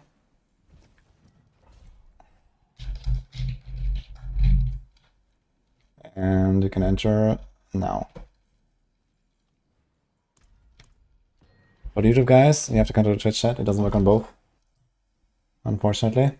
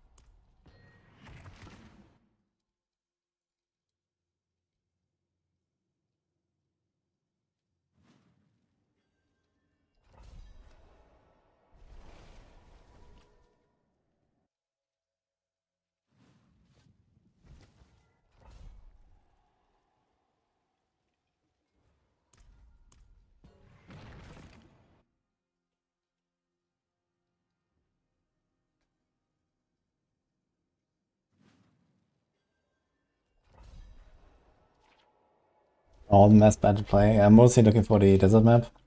Or sometimes the cathedral thing is also not terrible if it has good monster set, but I need something pretty decent here. And I'm actually just reading up on a bunch of stuff with like the bug fix and seeing if there's anything else. We also have the patch tomorrow, or some hot fixes tomorrow. Do we actually have a command for that?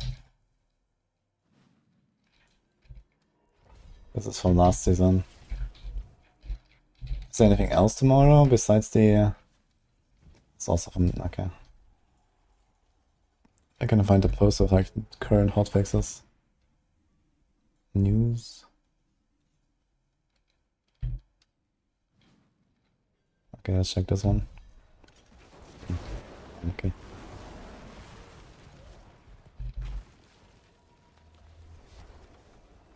Oh, so close, dude.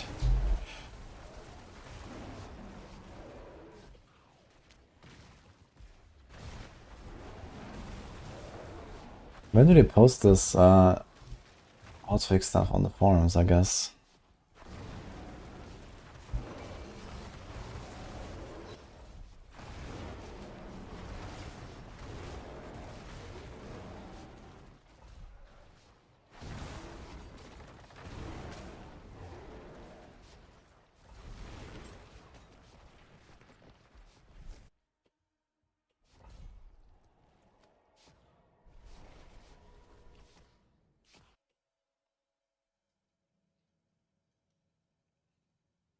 Okay, I think I found it.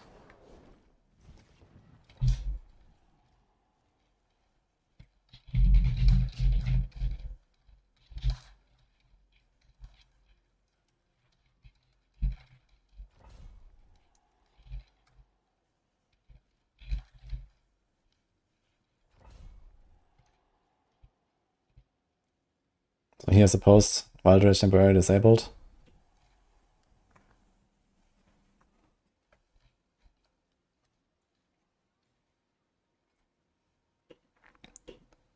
Vaccination with chaos anchor top lower than 800. No, this is old hotfixes. Where did they post about the new stuff that's coming tomorrow? I don't see it.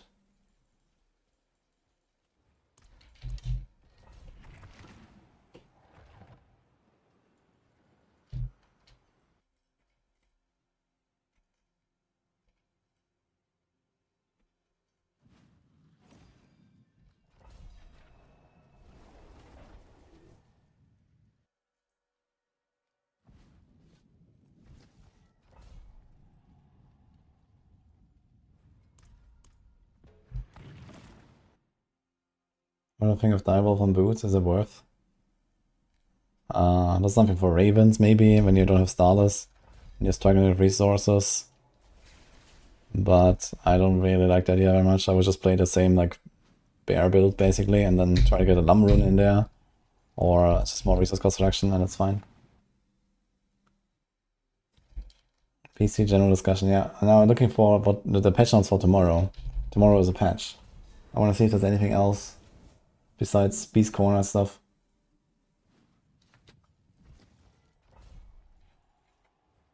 Is PoE2 trash? Absolutely not.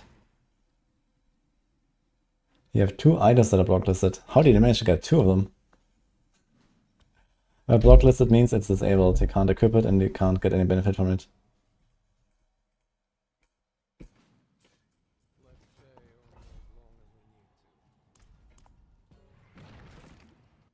And Katiana?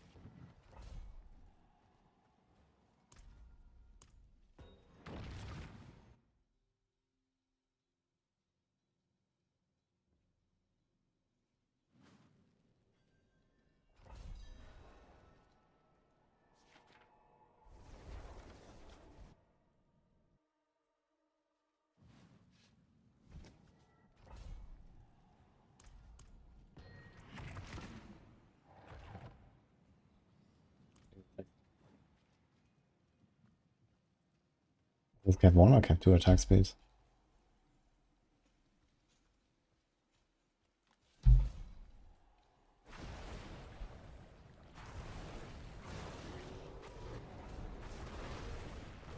It's cap 2, okay.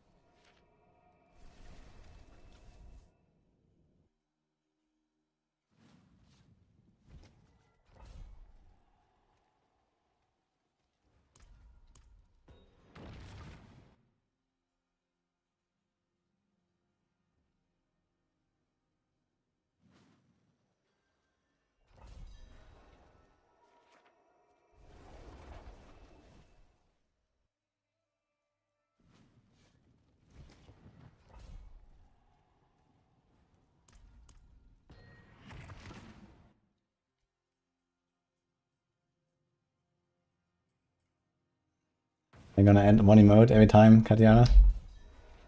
Every day. Gonna be many at some point.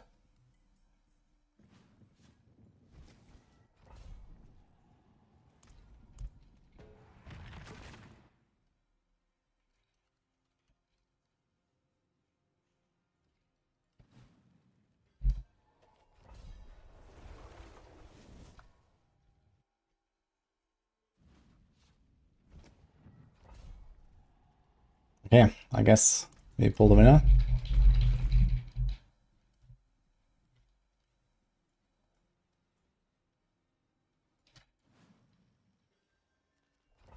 Spotter. Okay, I want to see this one though, real quick. Sorry, guys.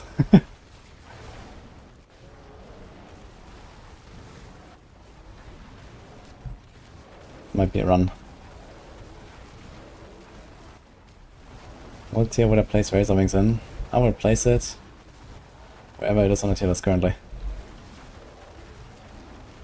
Because I think our tier list looks pretty good.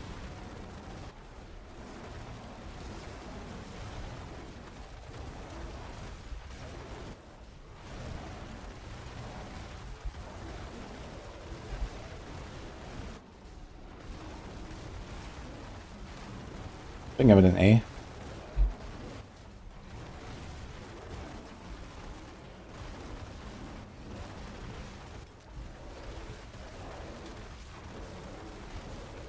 Dude, I can't hit that, this champion is like 1% and it's not dying, what the fuck? Not lagging.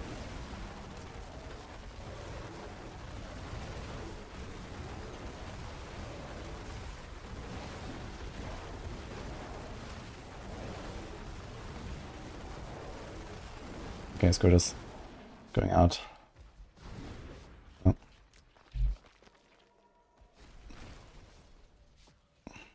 Can I go invisible? What do I have to do to get invisible, by the way?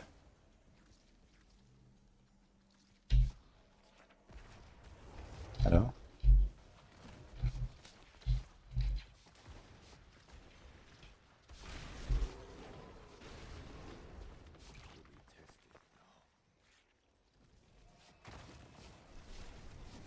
Oh my fucking god, dude. Okay, we're pulling 2 winners. Close.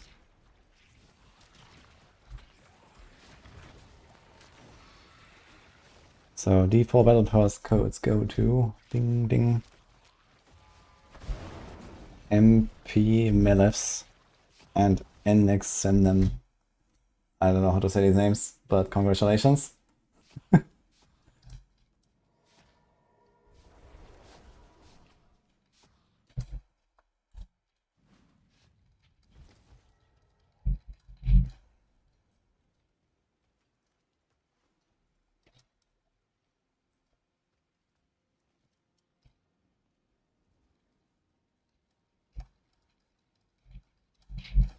Second.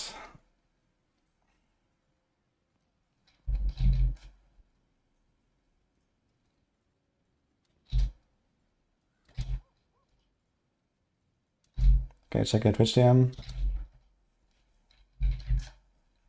You have to redeem this on the Battle.net website.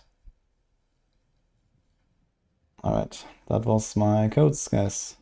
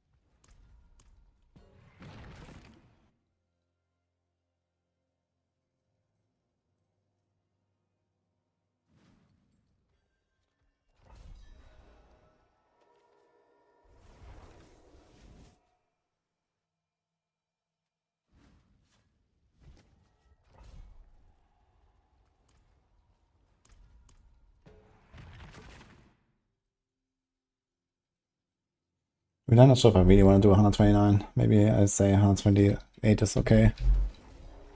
Oof.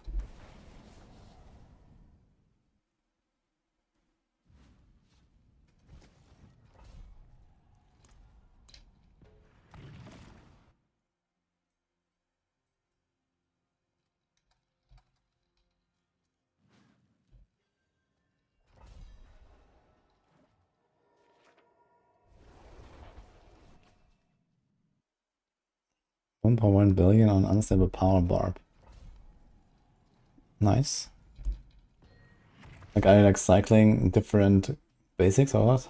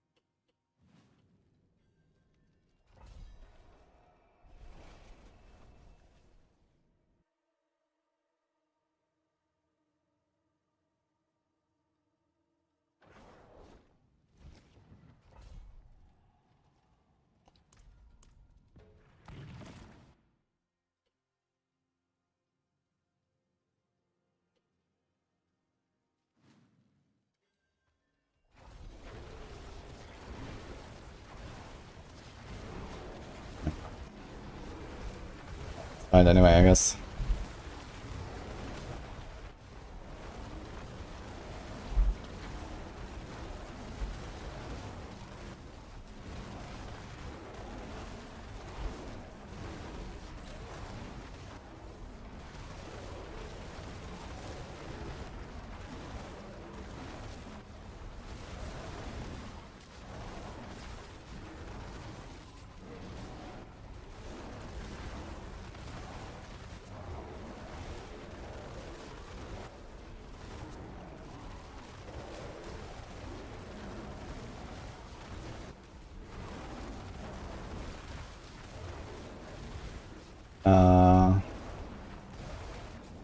You don't have to anymore if you have done the quest before.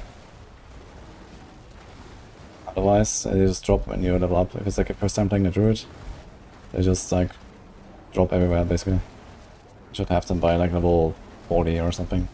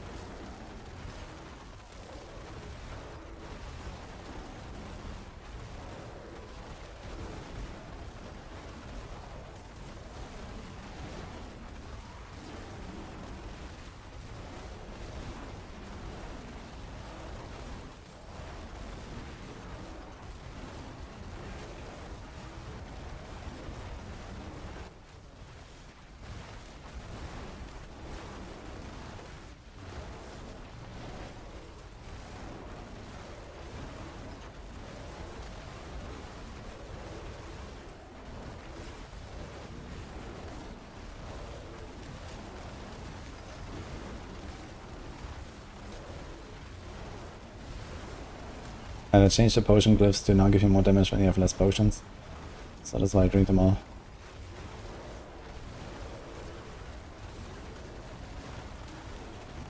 Progression actually looks kinda okay.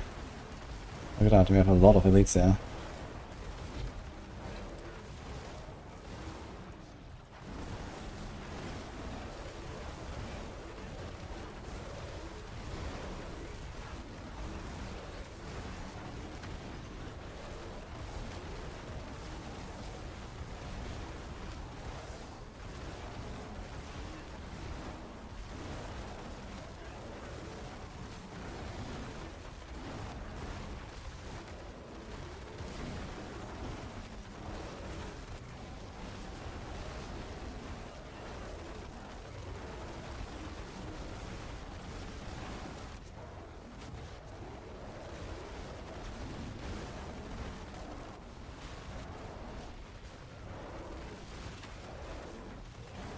I was sliding over there to the left.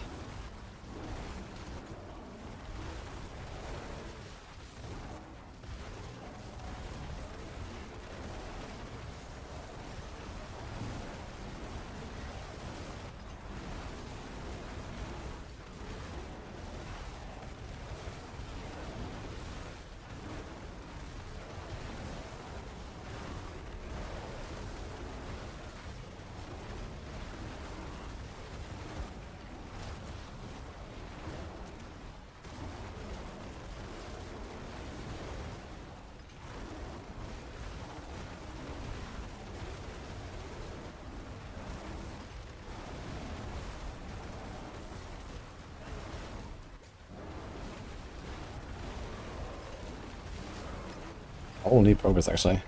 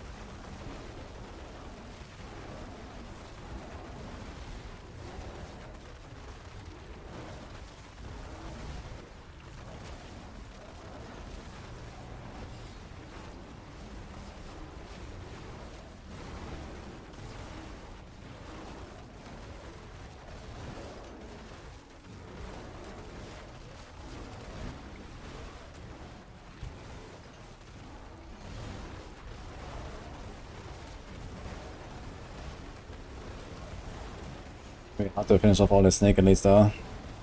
I might have to go to floor 2 and finish a bit there. But that's okay. Pretty good timer.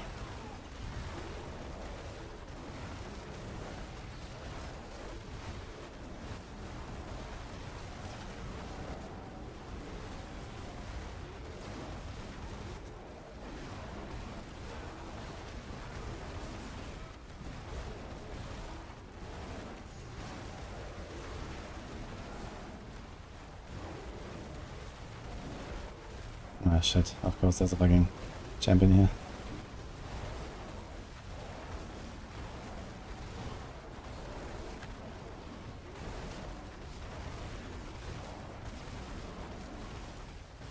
Straight him down, let's go. Blast of is surely gonna do some damage. Hope.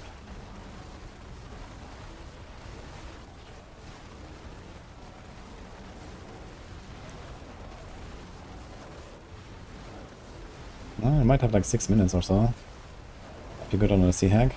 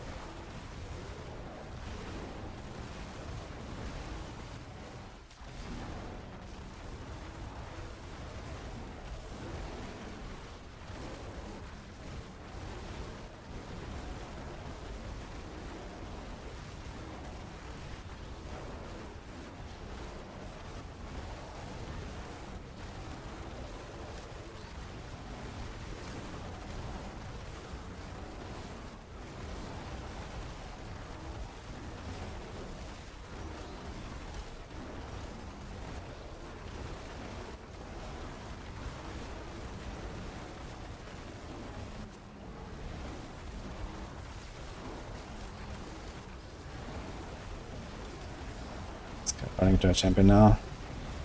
Just need 1 or 2 of these guys.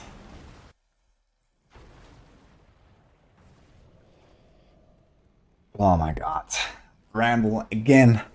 It's the 3rd time already, I think.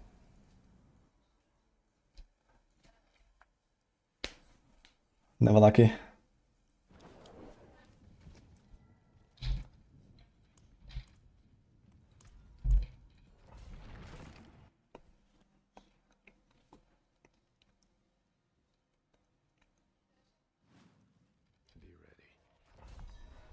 Is there a StarCraft coda because StarCraft 3 is coming? Yes. That is exactly the reason.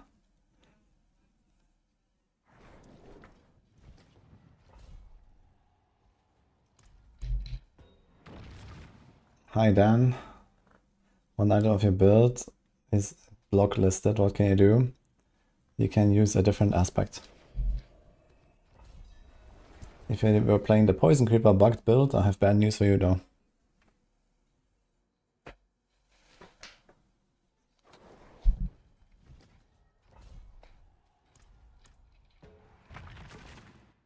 What was it? It was Bramble.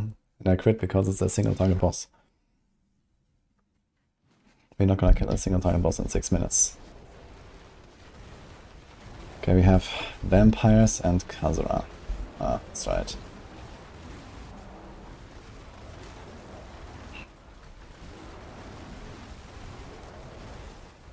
Might be alright, as long as the vampires don't fly away all the time. Which they will.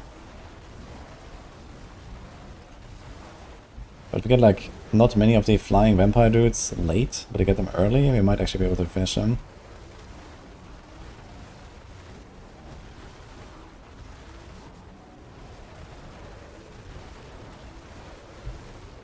These Kaiser dudes are actually somewhat scary.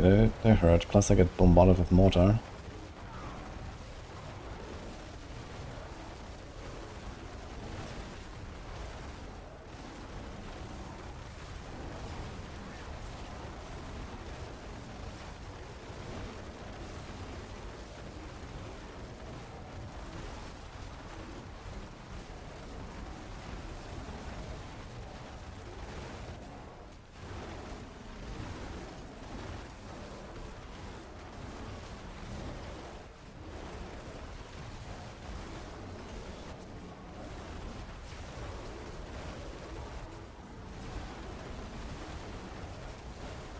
There's basically no chance they're gonna kill these vampires, right?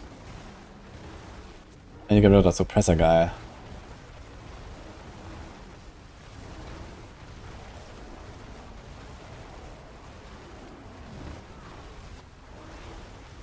Oh my god.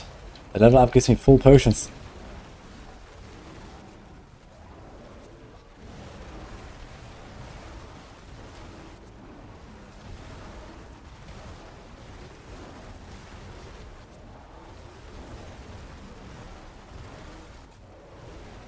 Meine Güte.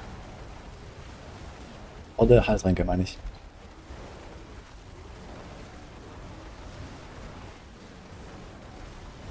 Okay.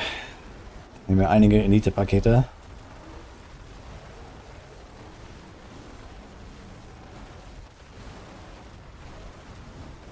Und Schadenswiderstandsaura. Monster.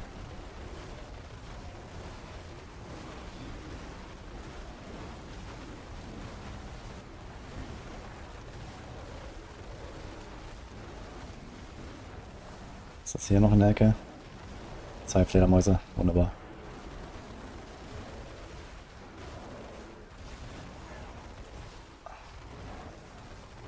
Okay. Die Wut ist ausgelaufen. Aber zum Glück direkt wieder fertig.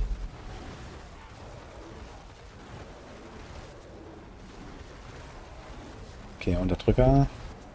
Teleportiert sich weg. Damit kann ich leben.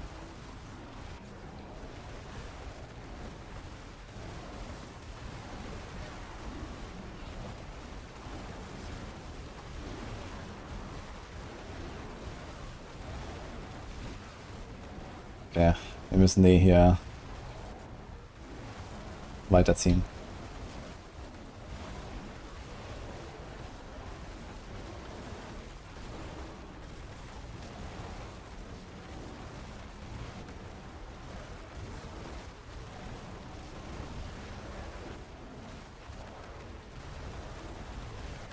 No, I will not play Titan Quest tomorrow. That's too early in the season. It's not even been a week now. And we haven't even done 129. I don't know, maybe I'll log in and try it out. Like maybe one run with one of my characters. We'll see. But I'm not gonna do like a full week of Titan Quest again like last time or something for now. It's gonna be later.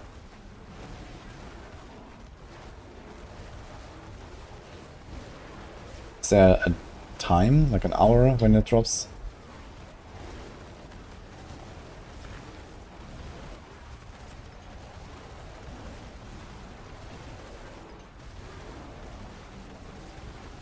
Yeah, the vampires are just too bad, man. These guys are not dying. They're just like teleporting around. They're never getting pulled in. Even with the vortex I have all the time. It's not enough. They just never die. Do they even heal? I have no idea. They all seem so healthy.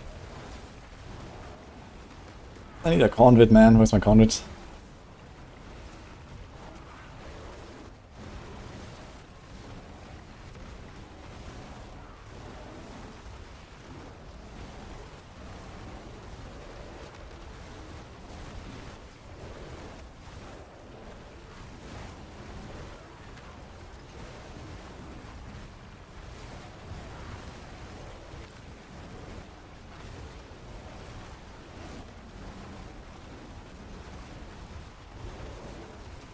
Running.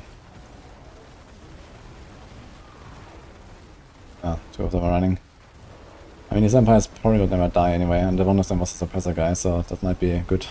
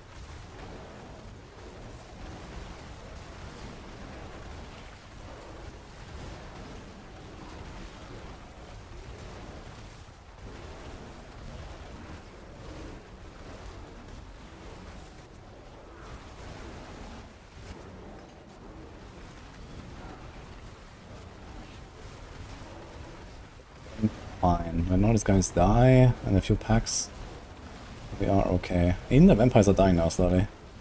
Once the suppressor was gone, this was actually better.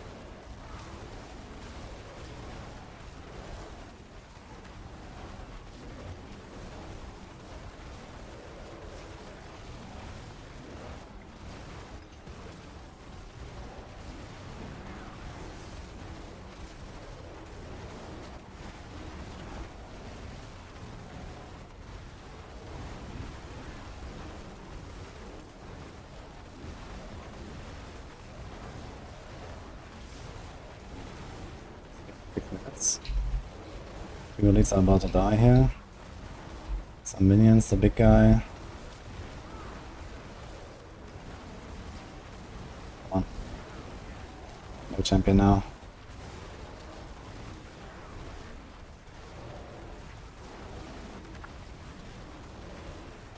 This guy's teleporting further and further. I have to follow him.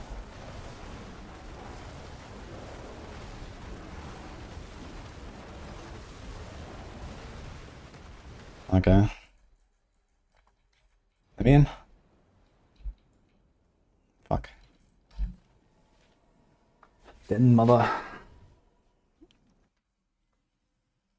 Den Mother also has ads, but I think they only start spawning at 50% and pretty infrequently. And then she disappears all the time. Somehow I get a Vex somewhere.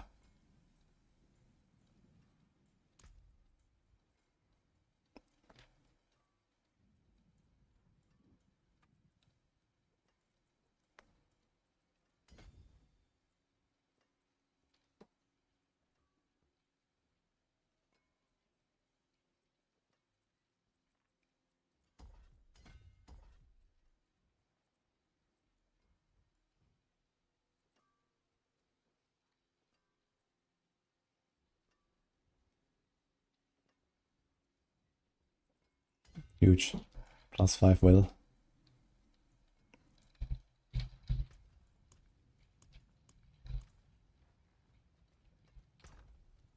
Get the minimum after 550 million. That's pretty lucky actually.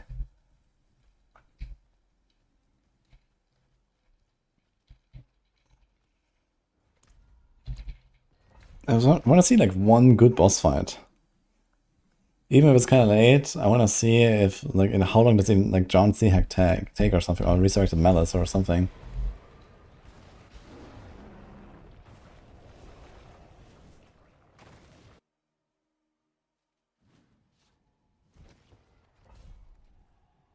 The skin I'm using is a StarCraft skin.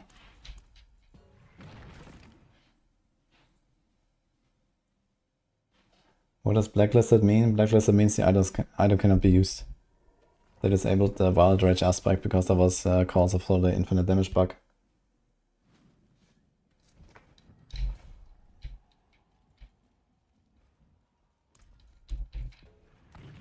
What sucks? He worked so hard, no matter what, your Shockwave Shrine will always do times 10 your damage. Nah, Blaster Shrine eventually becomes irrelevant. Like, when I click Blaster Shrine here, it does literally nothing.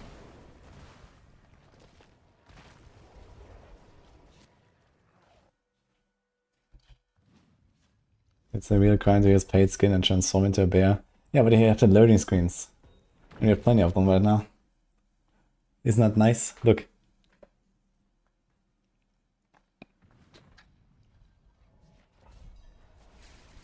Should I try this? This is the best combo of monsters. I'll try it. Wolves and cannibals. Not the best map, but let's see.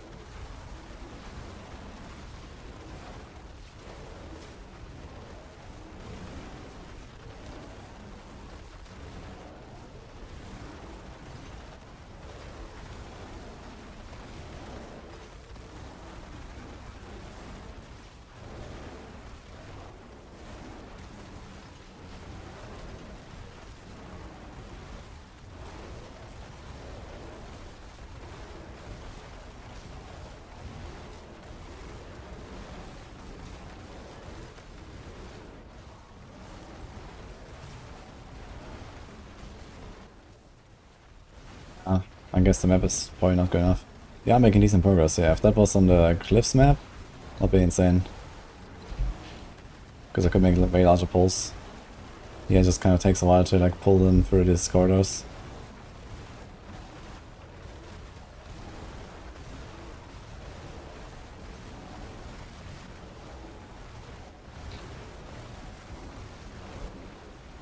I'm still doubling almost.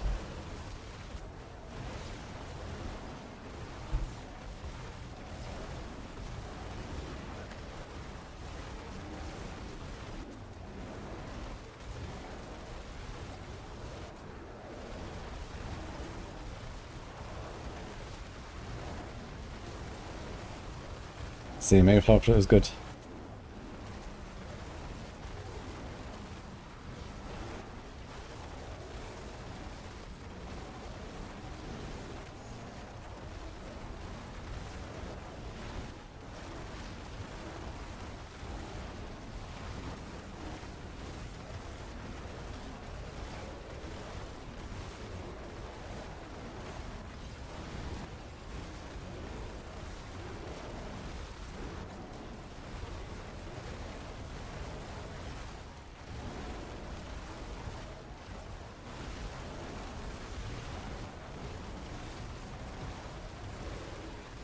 Now we just don't have anything anymore, so we might have to skip a few of these guys, but all of them are pretty low. Maybe just one I'm gonna skip. It's like 20 there. Oh, maybe he's gonna get blasted. Look at that progress, man. Holy. Imagine that on a cliffs map, man. I could actually do like a 8 minutes for the boss or something. Come on. Get him. Nice. Vampires. Ugh. Snakes. We go from best to worst, literally. Beautiful. There's no way I can skip that champion there, I guess. Also, the map is great, man. Holy. I think this is so ogre. We still need 50% almost.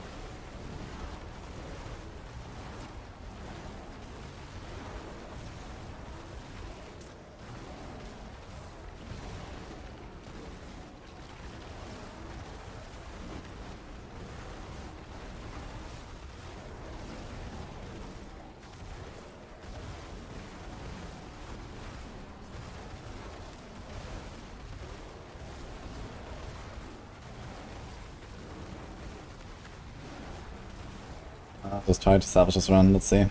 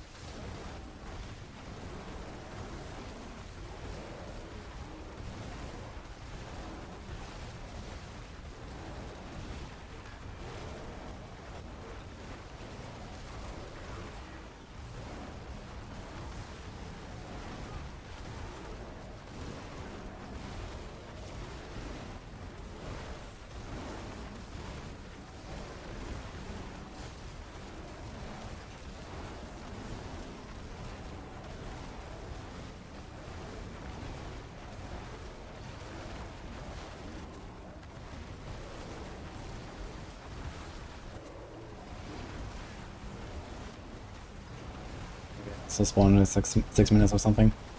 Too bad, man. Just floor 1 was so good. The best one so far, actually. I think if I get a really good run with like wolves and cannibals on a red cliffs map, I can probably do a single target boss even with like 8-9 minutes.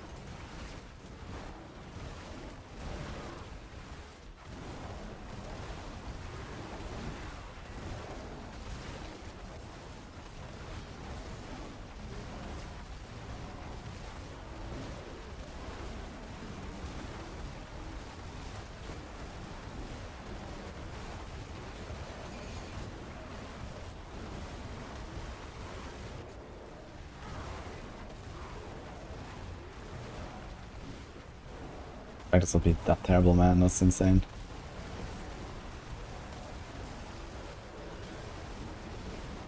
It's been 4 minutes for 55%. Then 11 minutes for 45. What the hell, man? And not 5 minutes. 7 or something.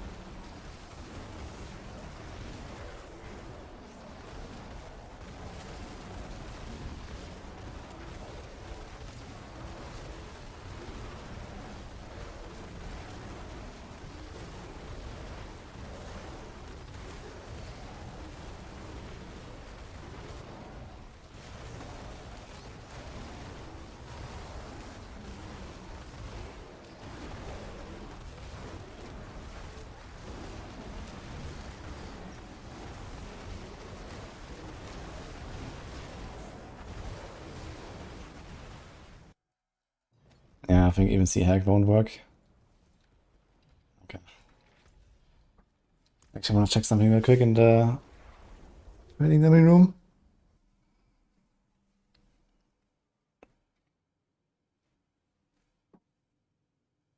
Wild Rage was causing infinite damage bug, so I disabled it for now.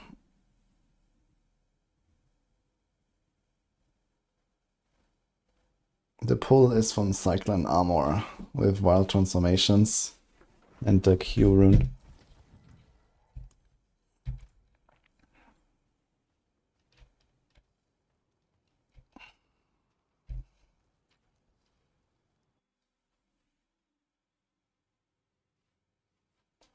Infinite damage how? If we had Poison Creeper, double damage tempo, and Wild Rage, it would just infinitely stack up to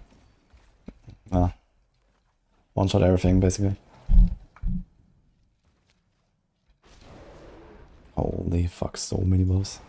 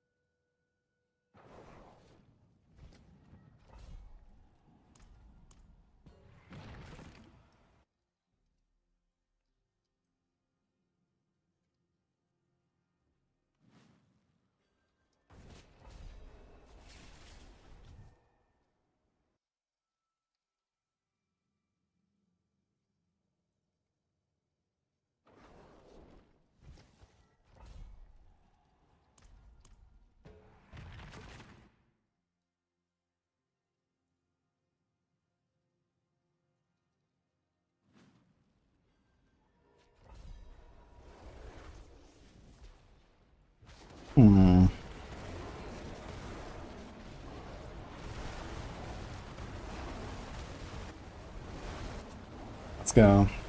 It's gonna be huge.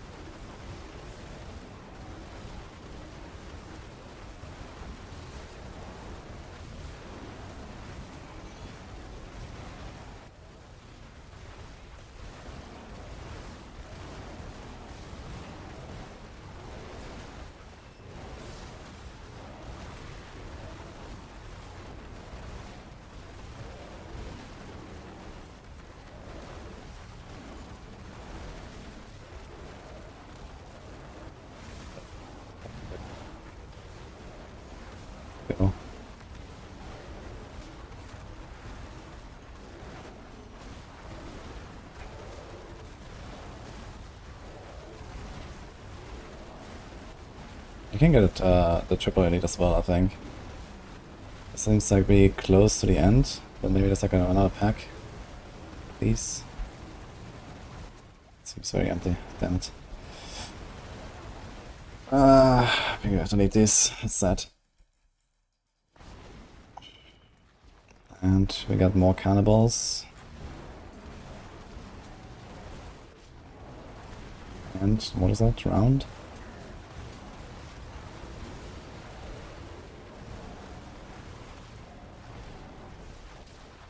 Alright, we can try. And one more pack. We would have had some insane progress there on the previous floor. But there was nothing left.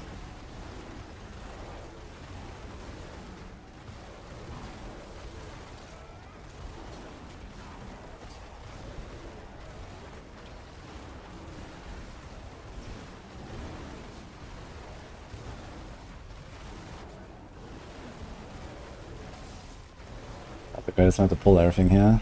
It's hard. I'm just getting stuck.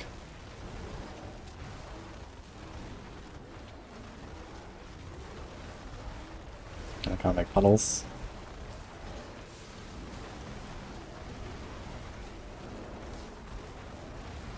That seems like decent monster type, so let's go.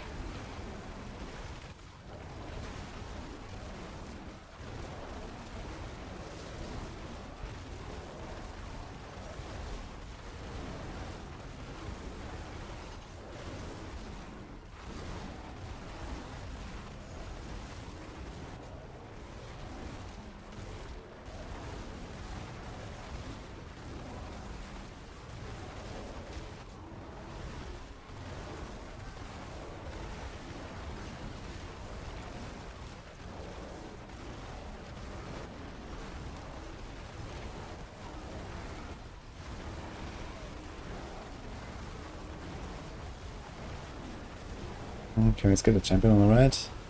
Let's go left. This looks like it might be a dead end though. So I have to get them all in and then out again.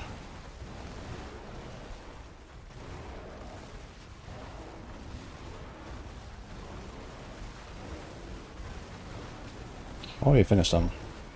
These guys could die here.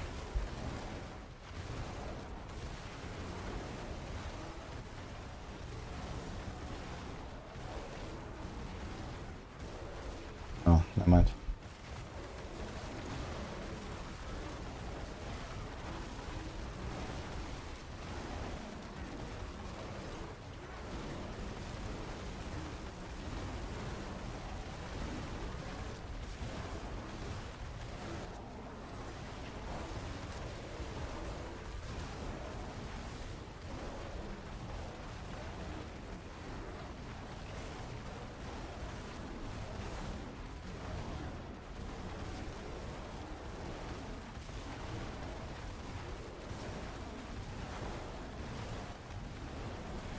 Ah, so close to spawning, we have to go into the champion pack now.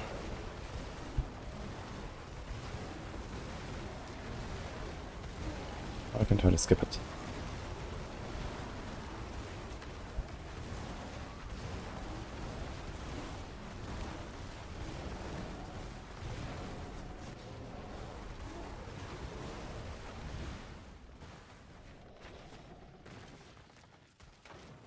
Wait, where's the champion? I saw the champion aura on some guy. Where did he go? Oh, okay.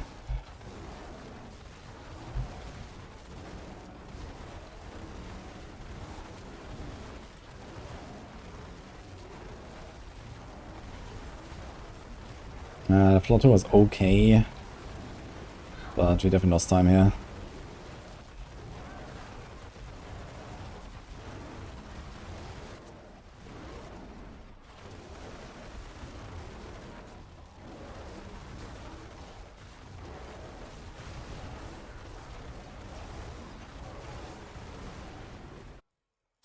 All 6. Oh man. Dude, it's like 3 times Bramble, 3 times Din Mana. What the hell is going on?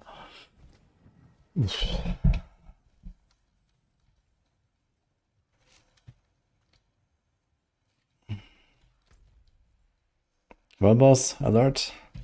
7 minutes. You want Sea Hag. Sea Hag is the best. And I guess Resurrected Metals will be okay. Frost Court will probably be the second best.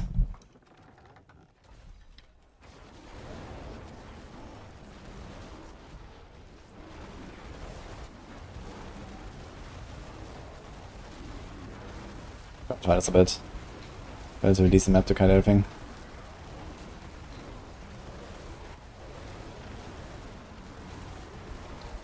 I'm always favorable towards this map because this is where I did my AOZ T20 on Rogue. With the poison spooters. Or was it red spiders? I think it was red spiders back then.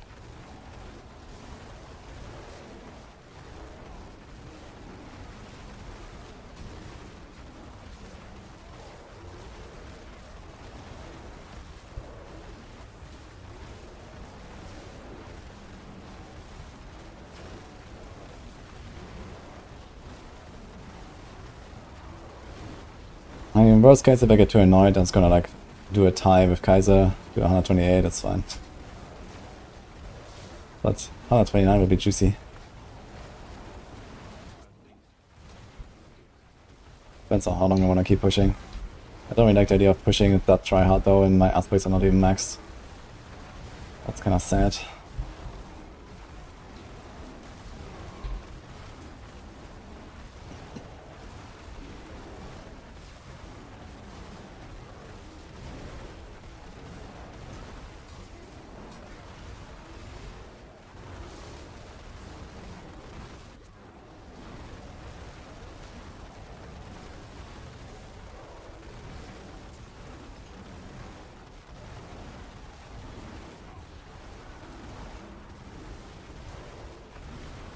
Oh shit. No. And here. Unlucky.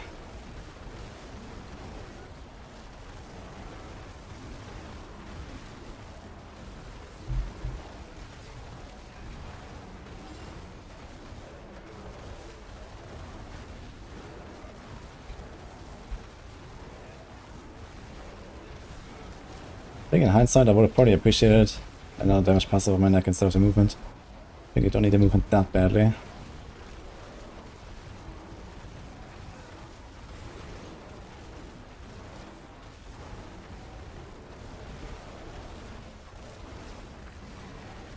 Elemental is from Rabbit Bear.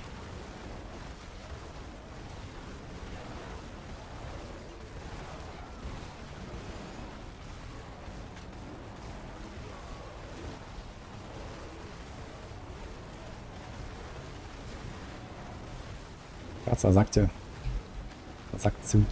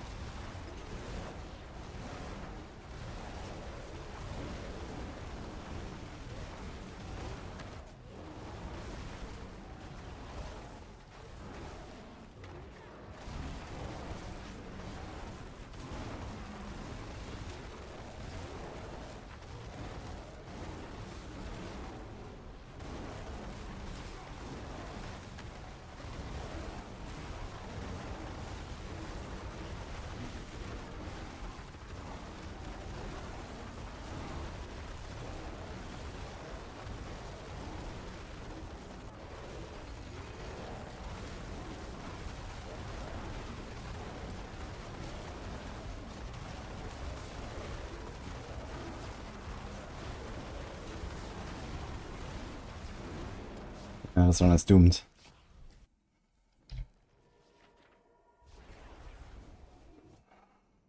And we got Snake's Flow too, of course.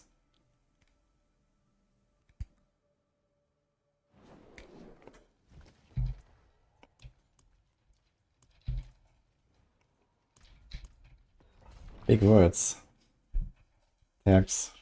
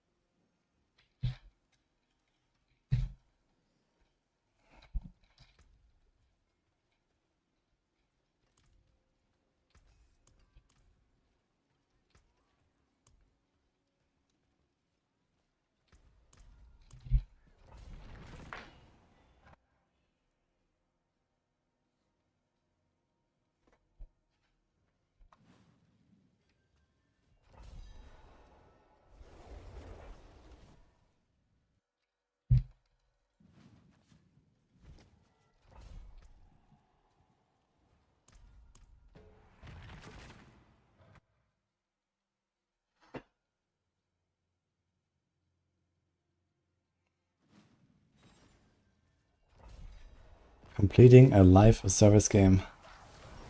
Interesting strat.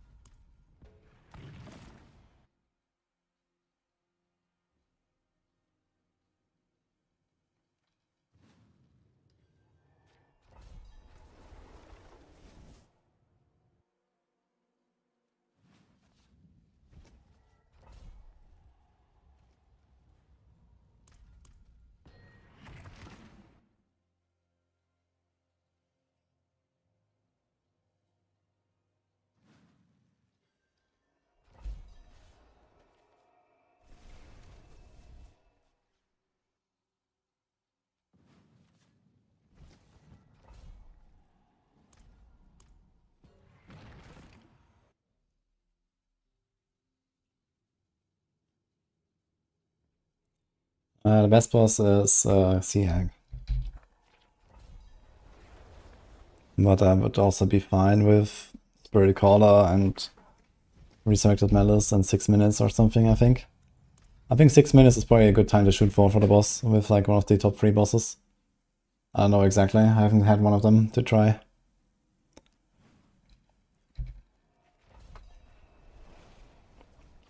How many bosses are there? Do we have a list?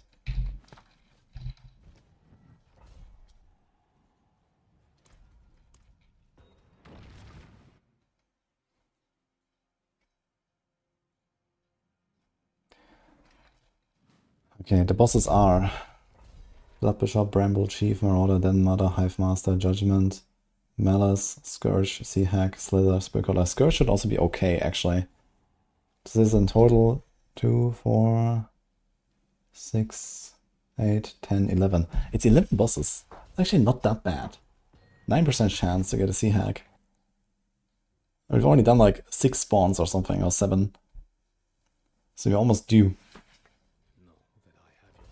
And I've not had a Malice, a Sea Hag, a Scourge, or a Spirit Caller. I had 3 times fucking Den Mother, and like 2 times Hive Master, 1 Marauder, 1 Blood Bishop.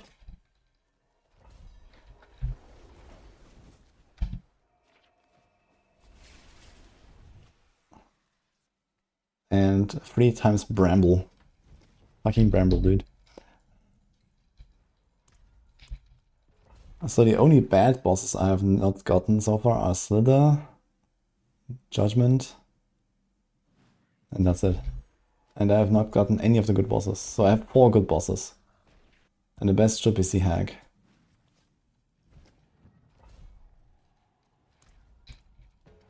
Four out of 11 is actually kind of nice. It's more than a third.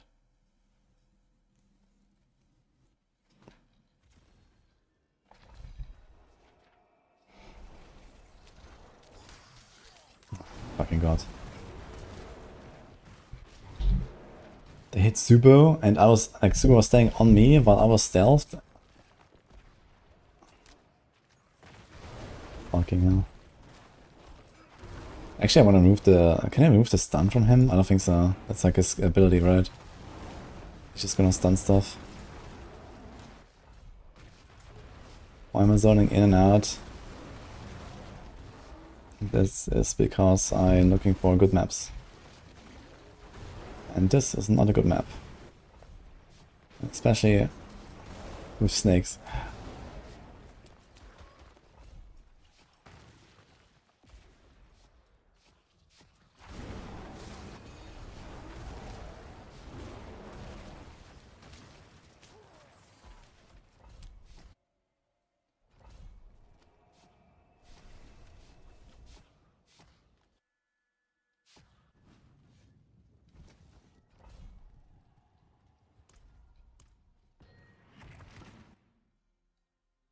Gonna say it, I hate Wizard of Fate, so obnoxious. Yeah. It's not just about the item being hard to get with like the huge roll ranges. The bigger problem is the item has so much more lucky hit than it can get anywhere else. And it's kind of like, you know, distorts the balance of lucky hits in general, right? Because you take any lucky hit that exists and you just double it with Fist of Fate. Plus it has this other damage effects on top and the other stats that are really good. So any lucky hit build will always just have Fist of Fate, and then it's just like this insane boost to that. Which is just kind of bad, I think. I think it should be somewhat reliably able to use lucky hits, no matter what. Like, my build here is not even based on lucky hits. You know, like an Azurath build, for example. And I still run it. Because it's a fucking 80% boost this season. And then after like a hit chance and the Vuln and everything, and the attack speed. And then with the more like a hit chance, I get like, okay, my resource procs and stuff a little bit. And my crux. But I'm not actually playing like a hit build. Yeah, ironically, making Fist of Fate a mythic would make it better and easier to get. So there's that. They need to bring back mythic roll ranges. I really dislike that mythics always have maxed stats.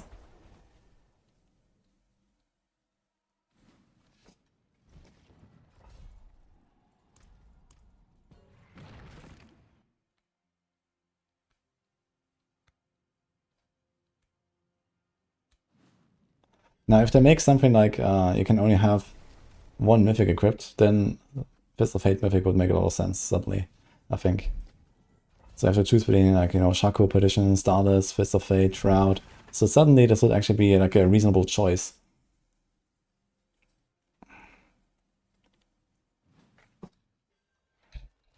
Oh. Okay, log in. This is the run.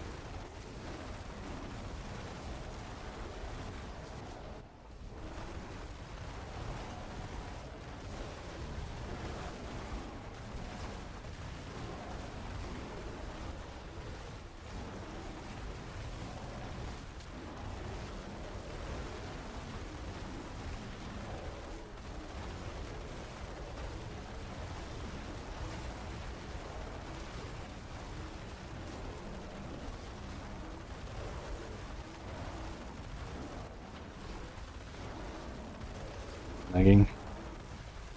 Get rid of the champions. Okay.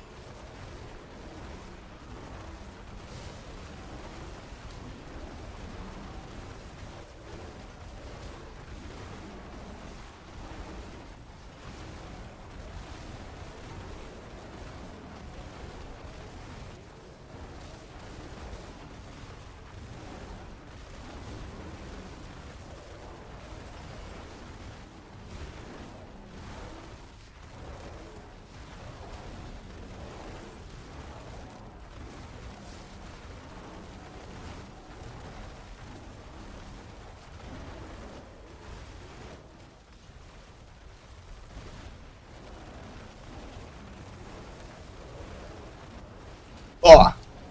Lag! What the hell? And Greasy Rage popped in that moment. Holy fuck. Almost got me.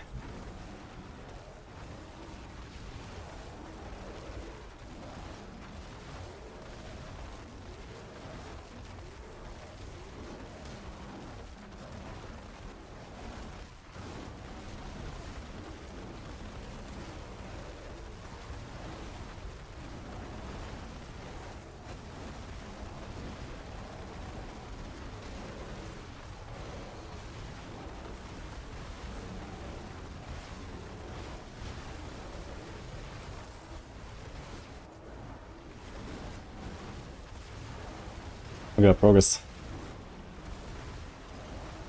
Juicy.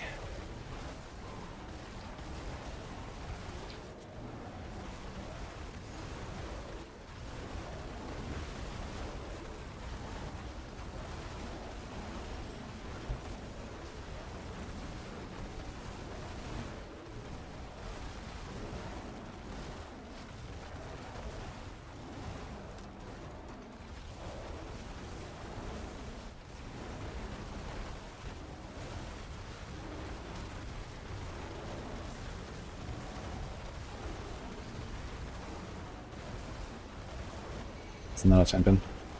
Oh, he just now appears. That is bad.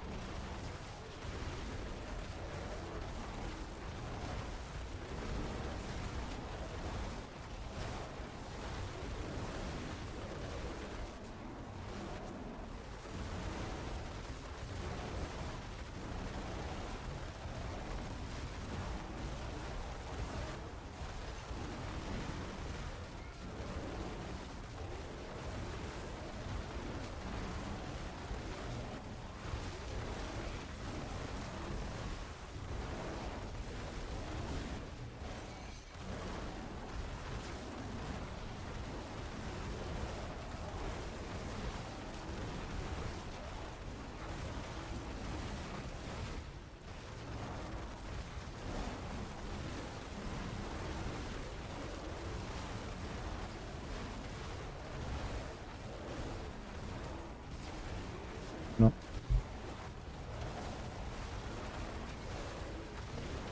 I didn't pull them. I'll pull this guy instead.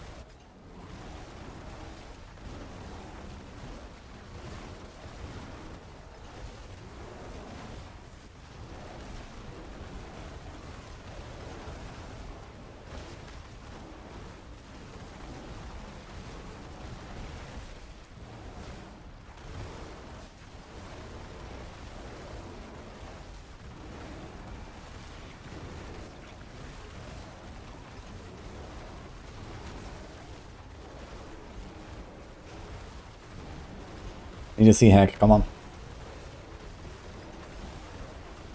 It's now or never.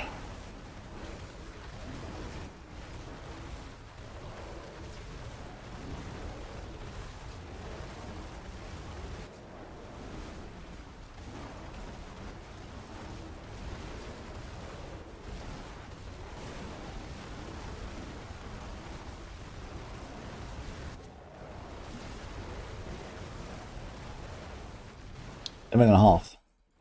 Insane. Hive Master, I'm gonna try it.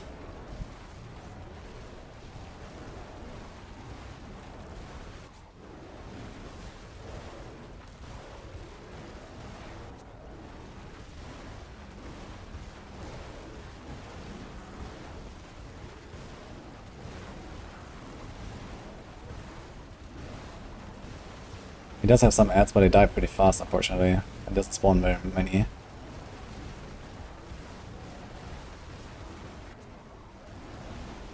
Maybe.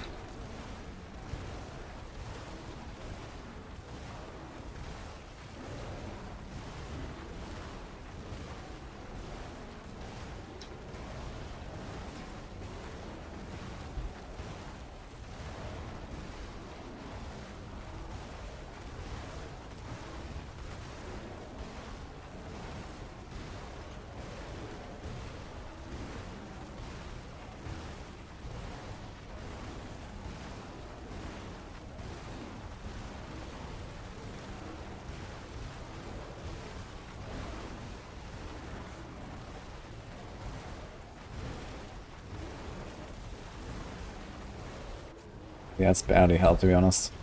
It's a bit unfortunate.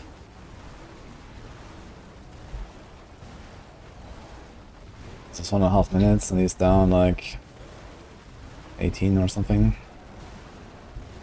Maybe actually. Maybe. There's a Crux procs. I'm sure if he spawns more ads later, but I don't think so. But it might help just enough.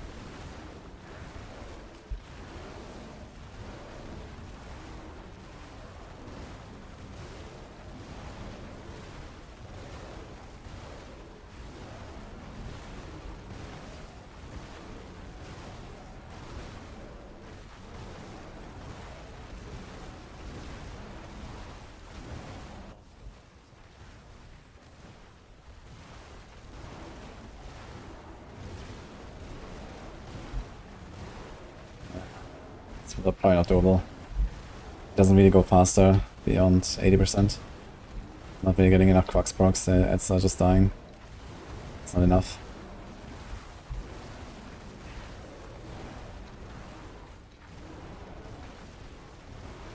So this will probably be something like a 10-minute kill, I guess. We are at 3.5 minutes now, 1/3 down. 9-minute kill maybe.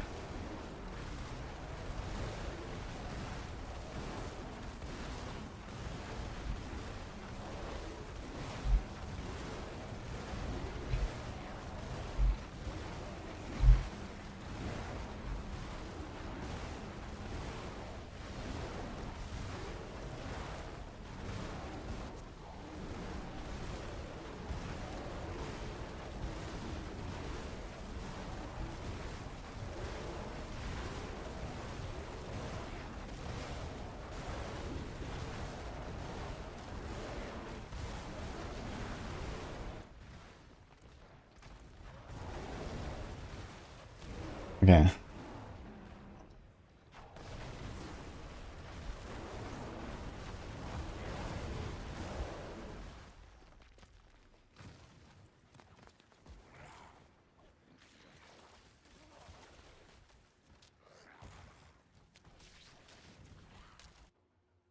He actually did spawn more ads now at the end. He spawned 6 instead of 3 there. Interesting.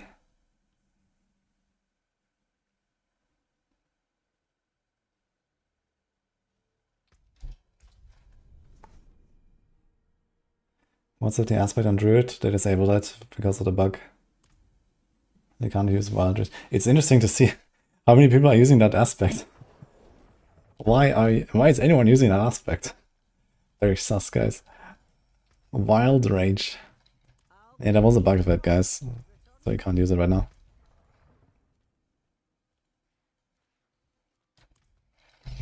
I think I'm gonna rage kill and Ariels while we're at it.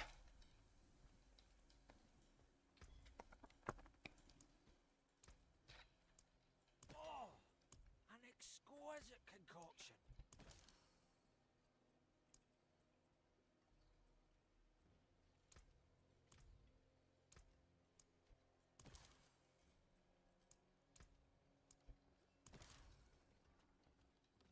It's nice for coverage on Ravens. I guess it doesn't cast in the same place Actually, I didn't try that. I guess it just, if it just comes randomly, then maybe.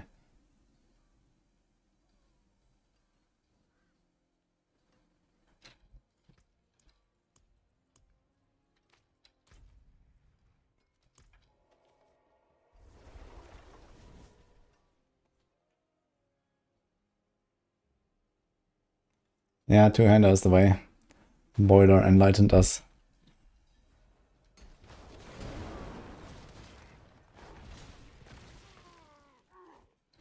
Well, two-hander is the way for push. I would not use two-hander in farming on Pulv.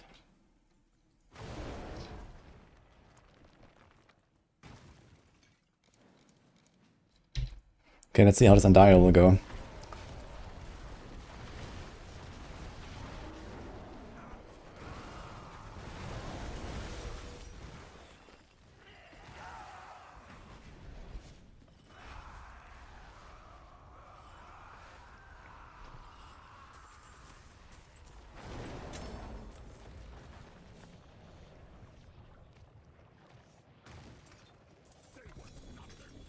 Did you truly think all of this would be that easy?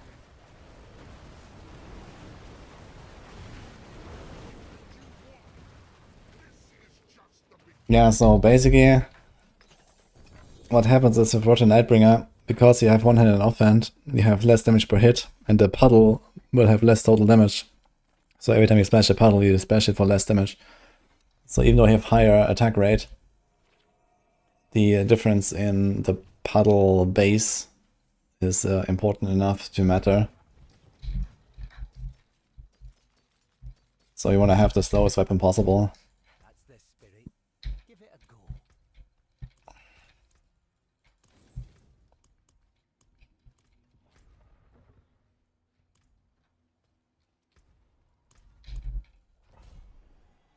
You can watch a stream without music. Should try that.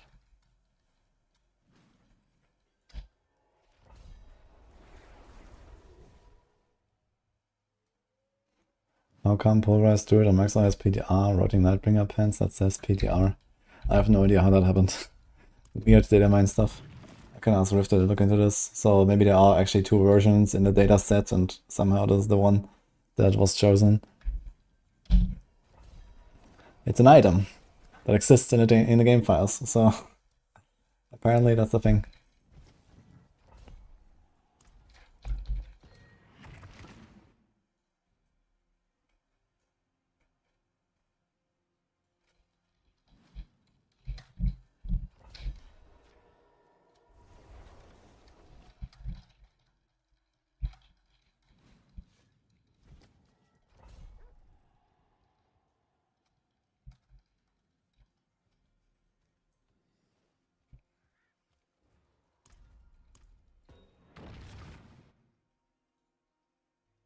Materials shopping list. I did find that.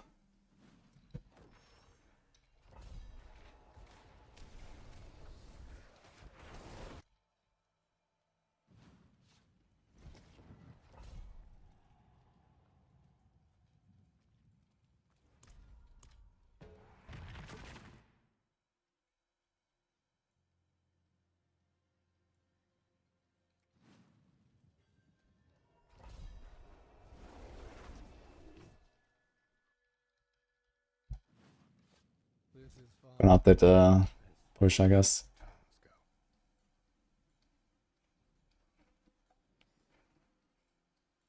Actually, do I have that thing here? Oh boy, what are all these items?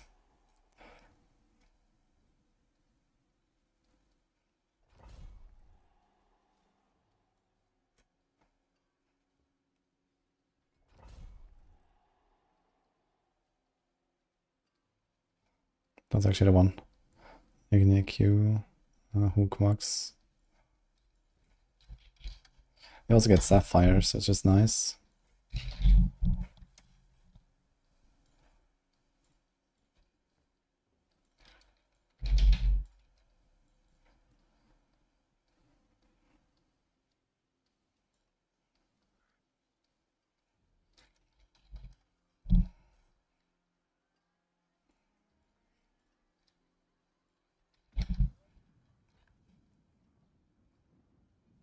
Ah, there is actually a non-PDR version. So for some reason it's like...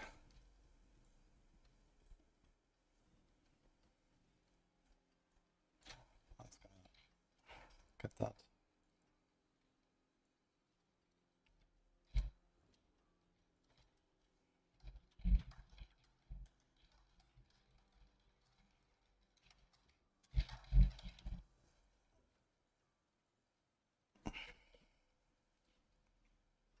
Two, one, will.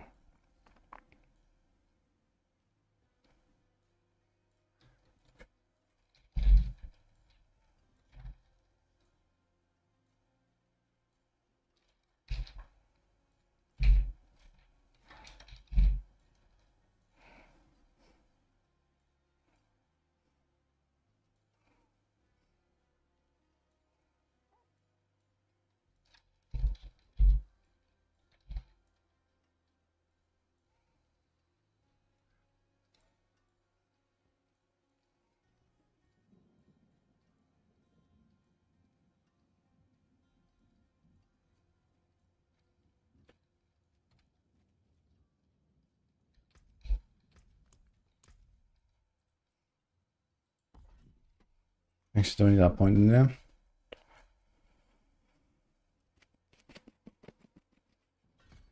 Let's try to max this thing out. This is 4, and you can go to 16. So that will make it kind of worth it.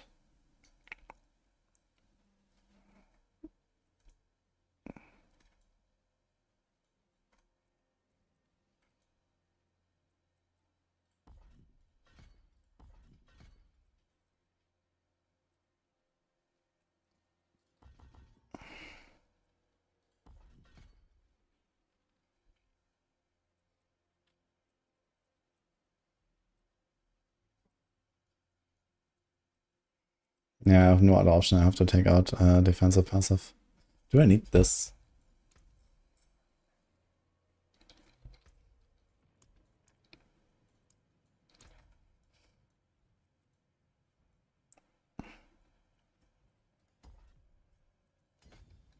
Okay, that's what we're gonna do.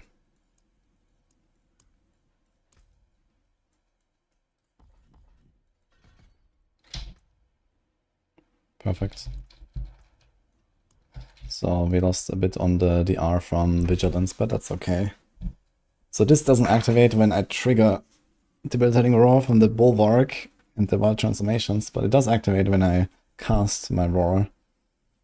So it still gives me like a bit of a burst sometimes. That might help.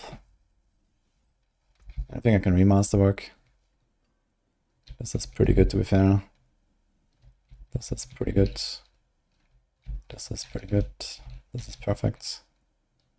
This is pretty good. This is pretty good. No idea what attack. Do we have attack speed breakpoints for this class? I mean, not that I can really do anything right. I'm just capped on cap 1 and that's it. So, I guess. And here also, I could have one more core skill, sure, but... And here... Double willpower is kind of juicy. The crit is a bit sad.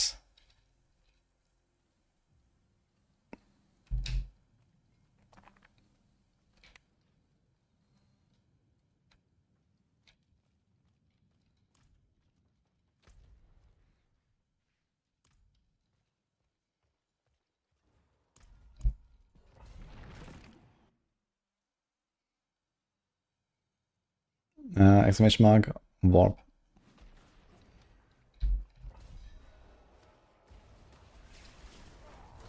What the hell? This guy's up bonking me.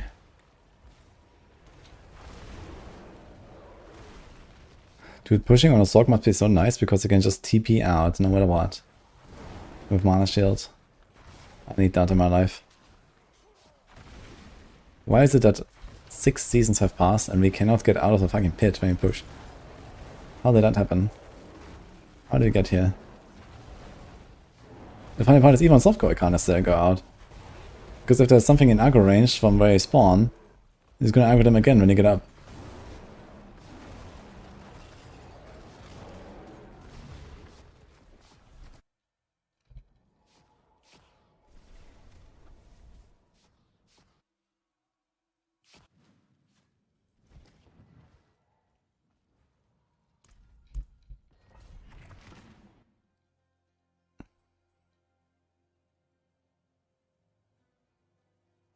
We don't have a sell all button.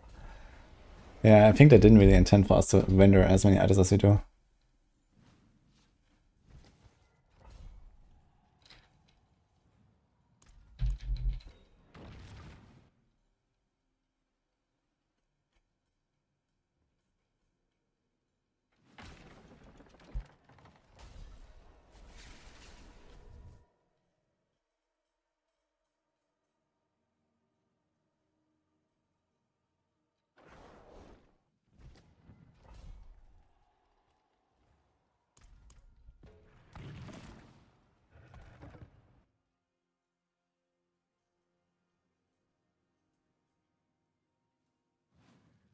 Know that I have your back.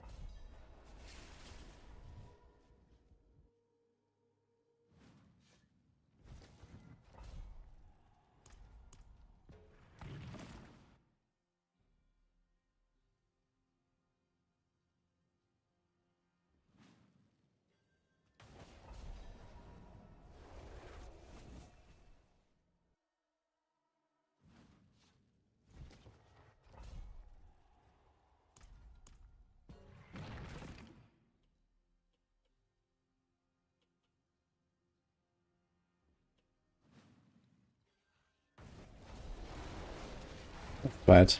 Spooters. And Scallies. Okay, let's see.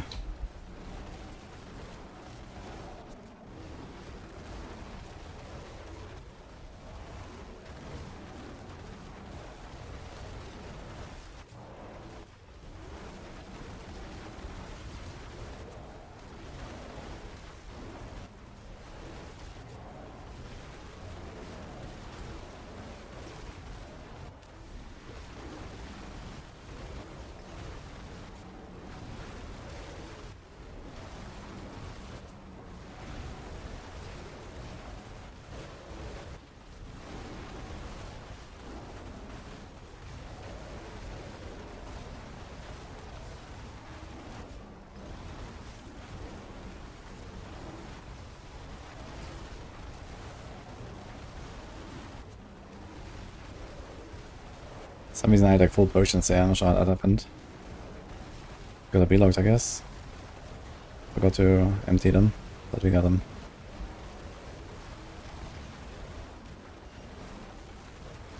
Okay, pretty good start so far.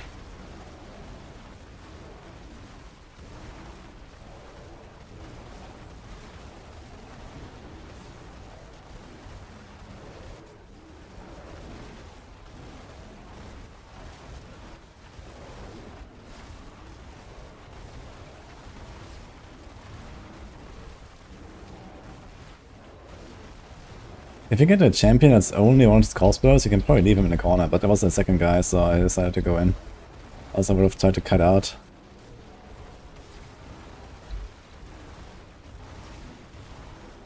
Gonna be hard to kill those spiders though, they're constantly shooting out running in. Some of them are low.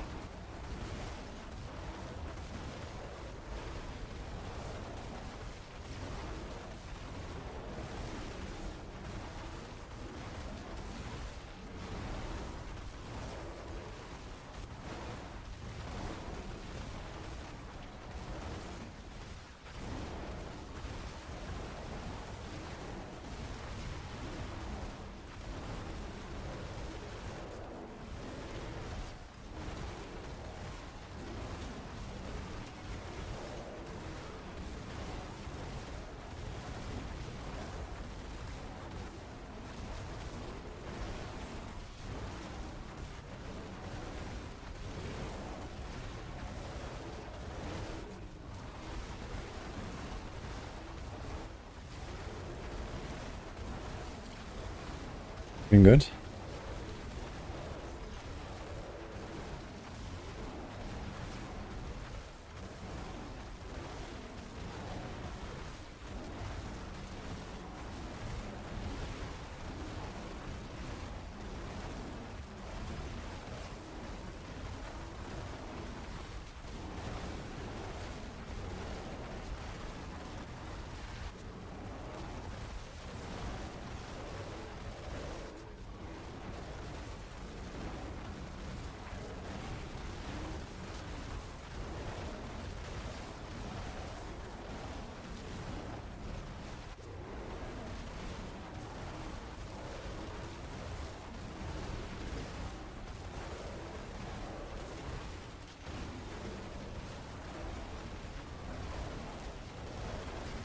You probably have to go to floor 2 though.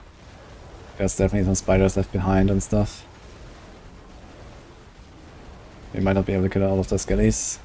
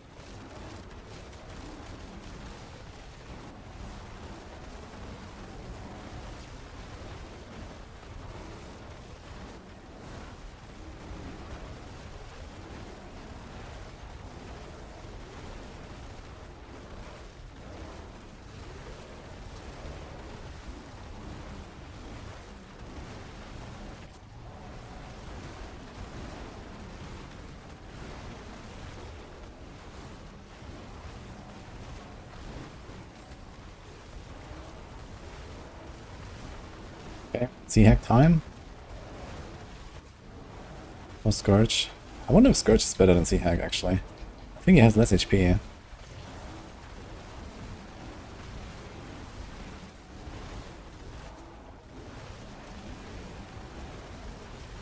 Also pretty fat in his ads. Oh no. That's really bad timing on that champion.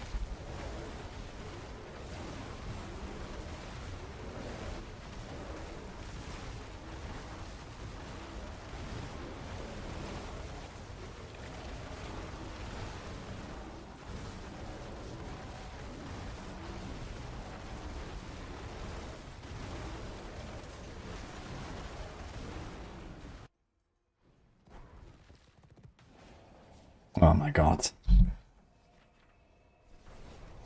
Okay, we only need silver now, then we got them all.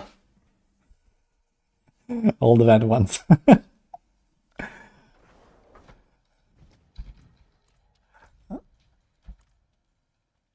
Oh man, log out. Is the head the best out of the 4, the 3? I'm actually not using Perdition. I have Shroud. I'm gonna try this one actually. Starters and Shroud is what I'm running. No Perdition. Perdition is fine if you don't have a Chaos Armor in that slot. Then you go for it. Perdition is the best if you don't have a Chaos Armor in the helm. But if you do, I'm not actually not running it.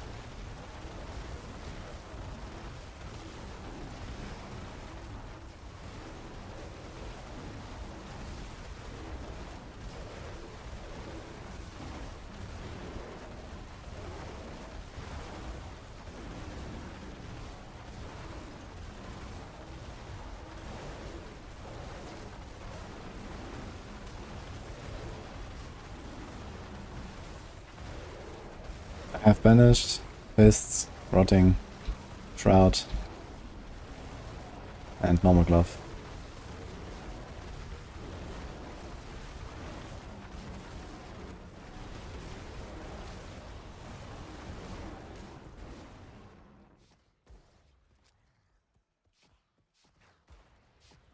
How would I go into stealth?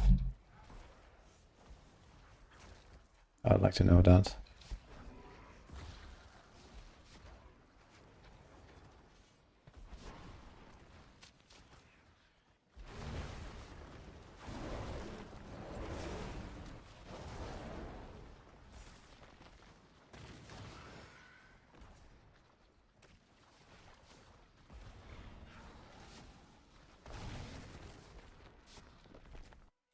Reckless items are disabled items, you can't use them.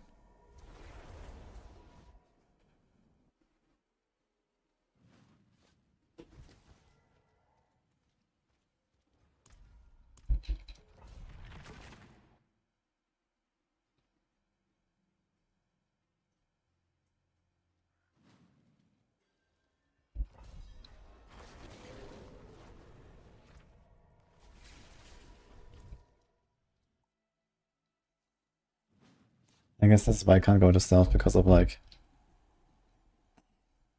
these passives and stuff. I guess they prevent me from going into stealth.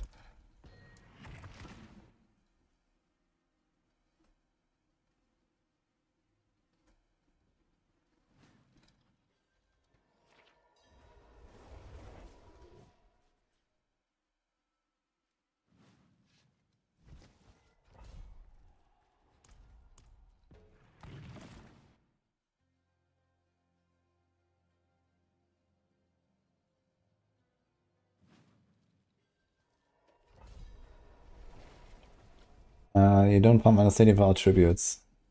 If you have harmony tributes, you can get legendary runes relatively easily there, otherwise lair bosses.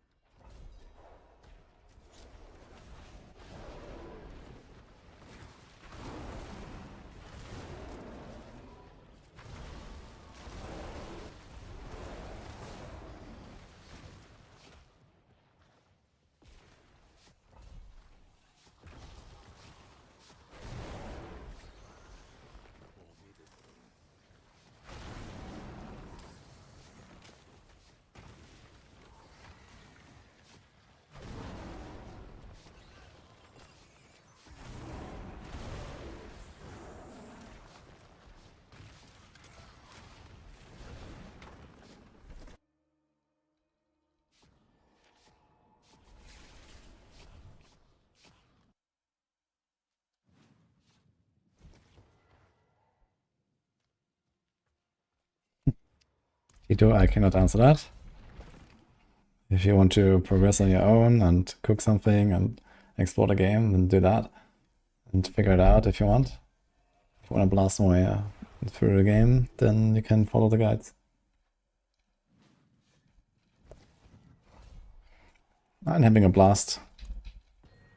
Exploring on my own, going at my own pace, you know, discovering the game.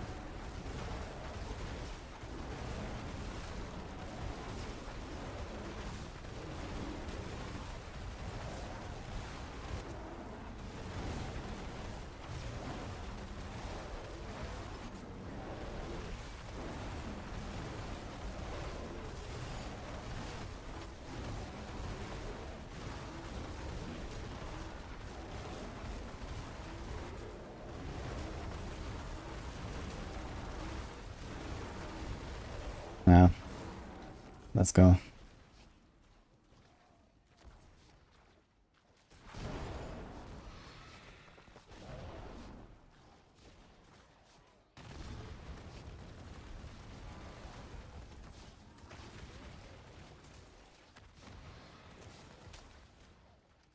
This build right now is the highest pushing build, I think.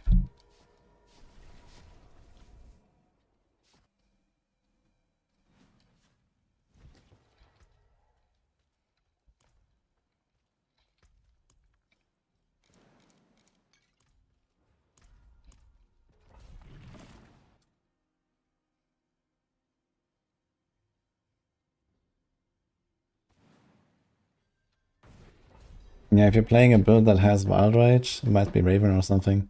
Just change that aspect. That's it, you can use the item.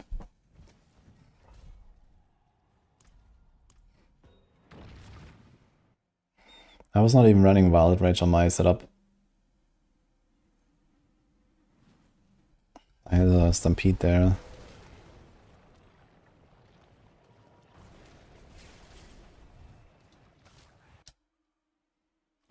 Damage is done already. It's not very much damage. Eltize is gonna remove the clears or something. And I mean, those 150s, they didn't really offer any value to anyone either, so that's not really any damage.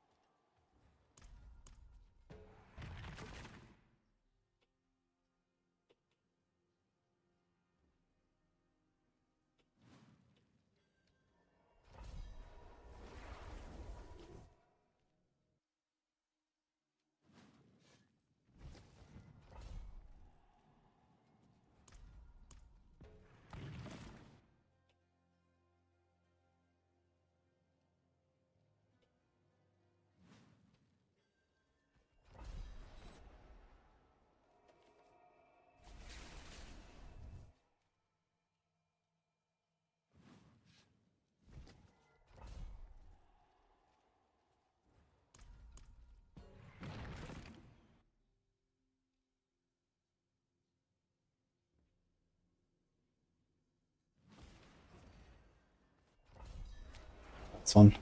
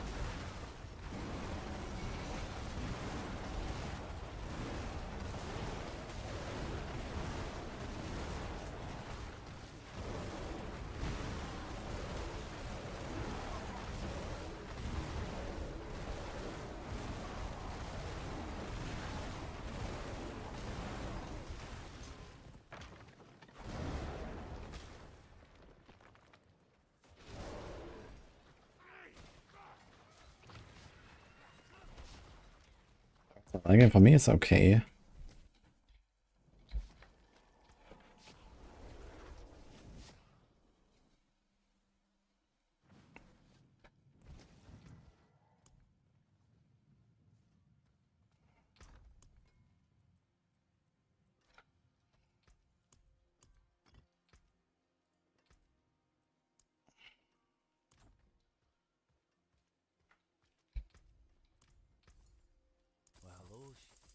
Shame that. Hello. Vassili's. Well, hello, shine. Vassal. Not a bad pull, that.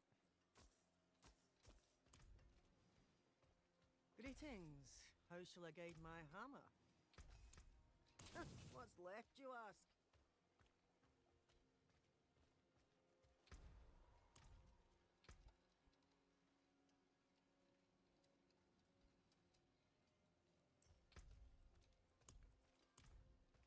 Is Igni used for any mythic craft?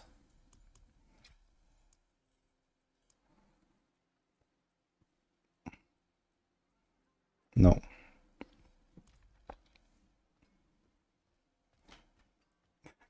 Did J. Wilson design Fist of Fate? Holy. He definitely wrote the rogue patch notes for the season.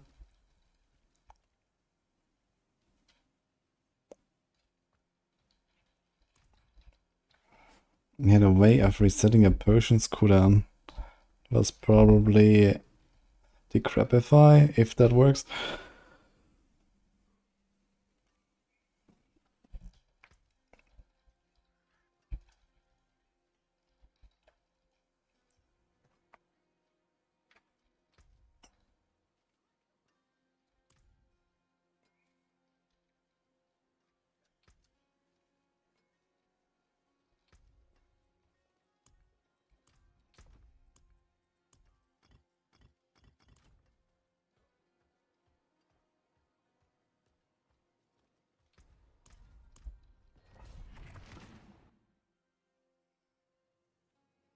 I know there's like some potion stuff on Soul Rift, but I don't think this resets the cooldown.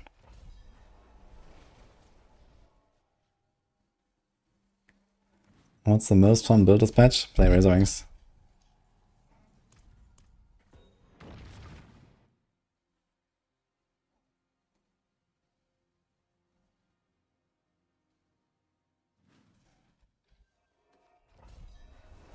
Igni goes for 40 million on Diablo trade.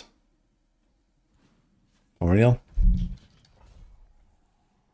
Are the non-craft runes that cheap? Sure. I asked this guy for 80. Like some runes go for like 150. Ohm for 300. 300? What the fuck?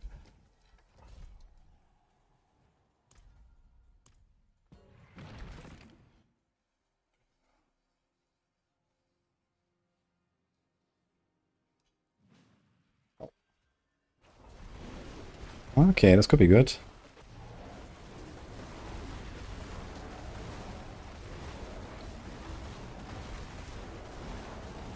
Getting the Succubi will be hard.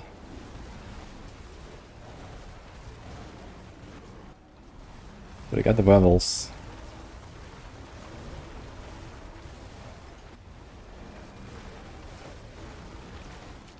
As long as I don't get Succubi champions, they're gonna be okay, I think.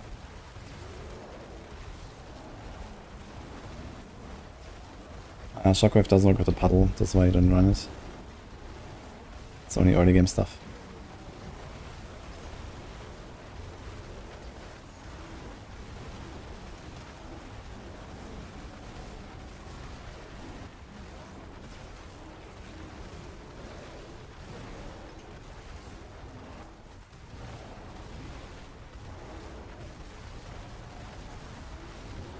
Okay, good start so far. Champions are fine.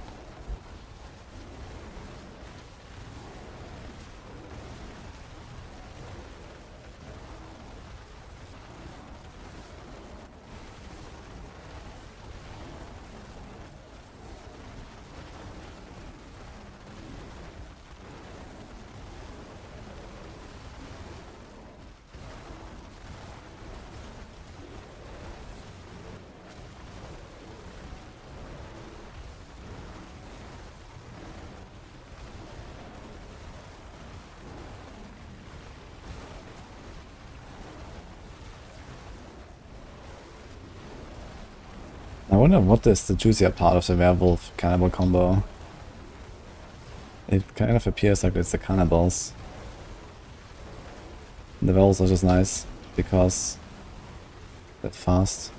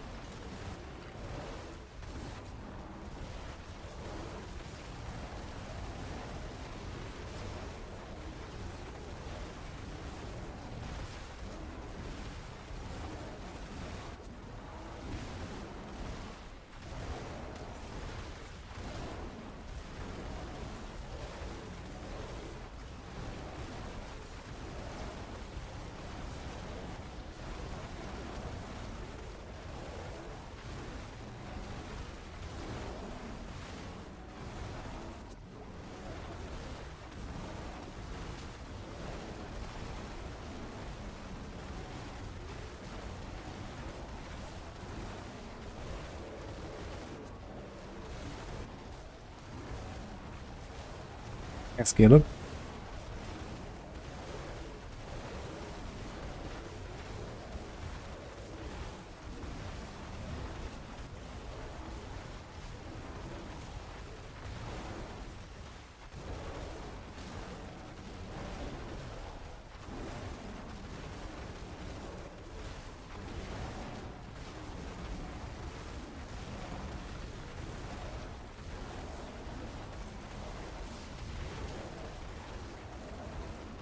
It's actually going very poorly with these demons.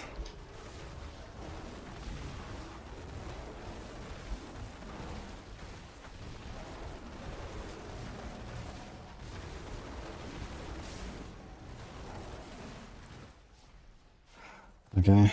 Yeah, demons is probably like the third worst one type. Maybe it's even the worst for me. Like, I don't know. It feels like I can't really do anything against these guys. Even the snakes went better.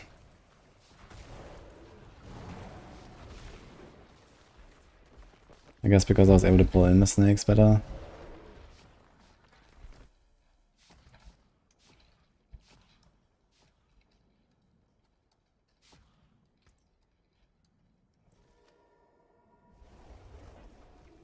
We're not here for fun, Vixen. We're here for rank 1.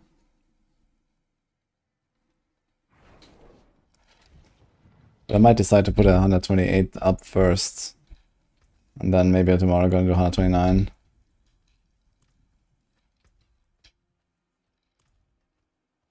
That's a good idea, Stommen.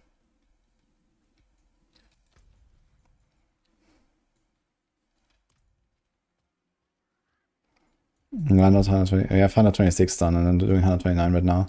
But I'm debating if I want to do 128 first.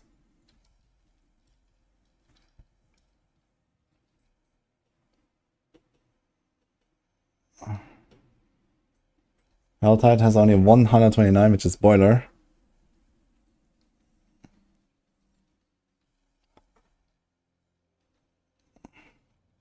And with 128, I tie Kaiser on Hardcore.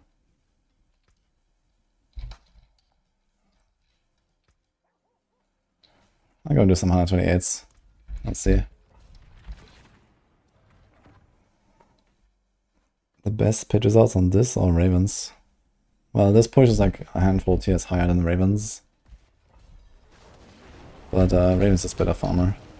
Okay, here we get the GG combo, man. Alright, let's do it. It's 128, so it should be significantly easier. Might be first try. Looking at this. Let's see.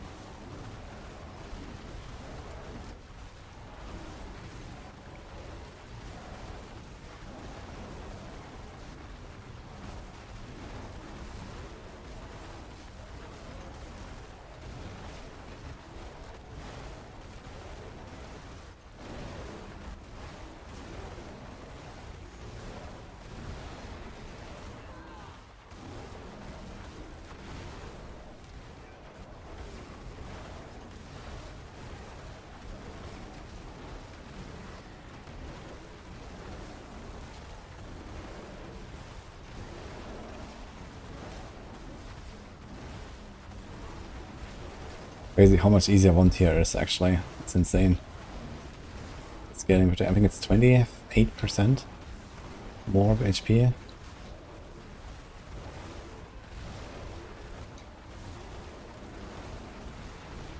And there's no stricken in this game. So you just hit like some absolute brick wall to reach your cap. It's insane.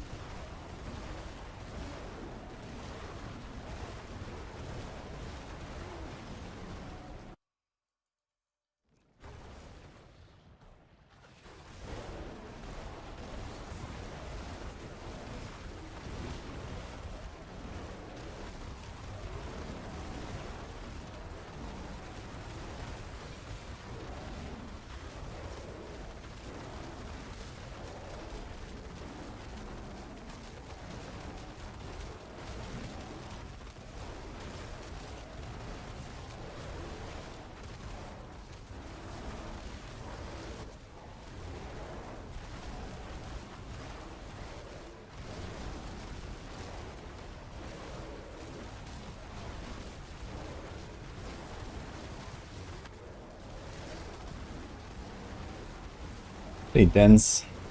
I don't really want the snakes, but there's a lot of stuff here.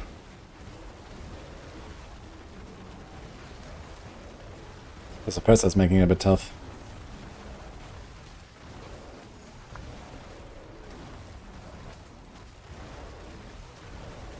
I think it's gonna push forward and ignore the suppressor. Maybe he dies, maybe he doesn't.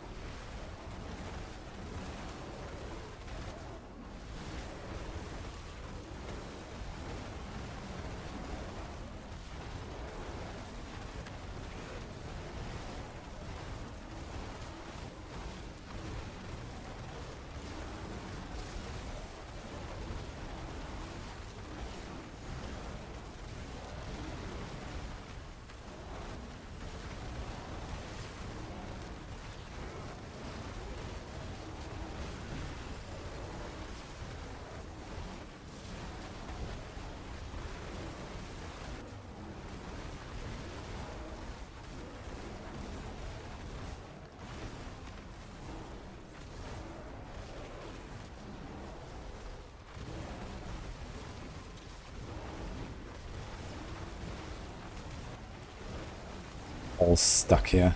What is going on?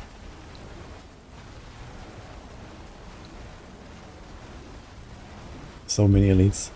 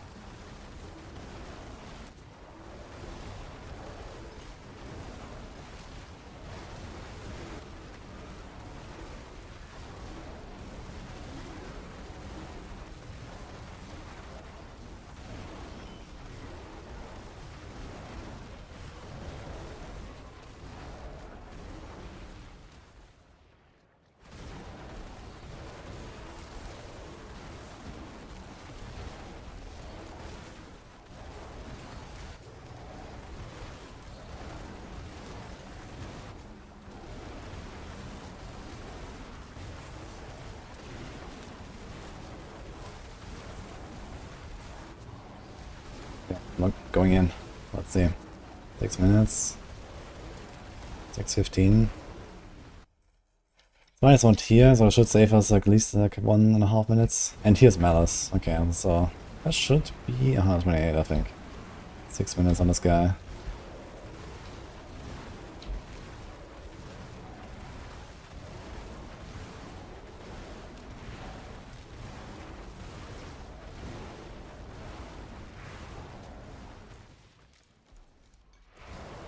Before we fail from 2 seconds, taking incense.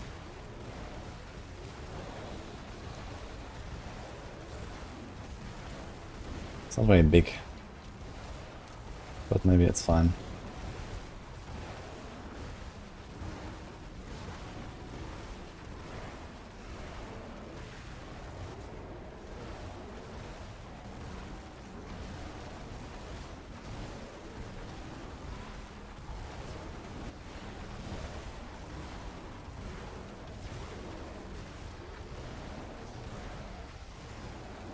Okay, you're going pretty poorly. Maybe Melis is not good.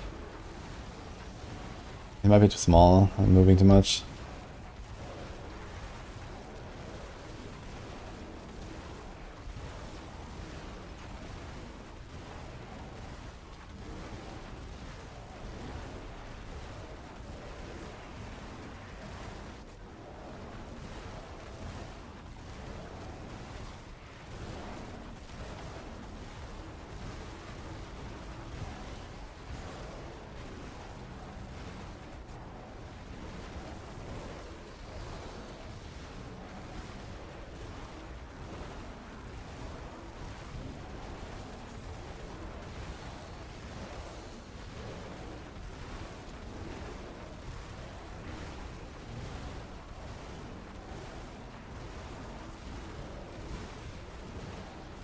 Yeah, this was 2 minutes actually.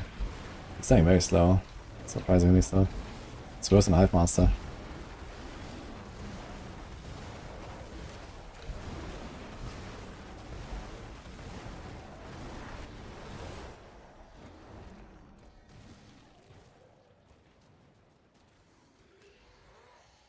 I just popped new instance. Unlucky.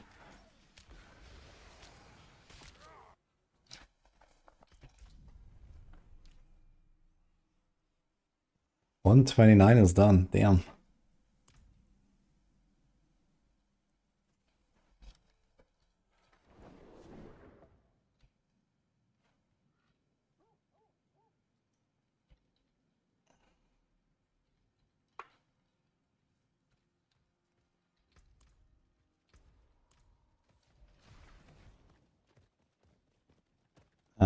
Starless is not a must-have because Crushing Hand is fucking ridiculously strong, but yeah, it's a huge upgrade.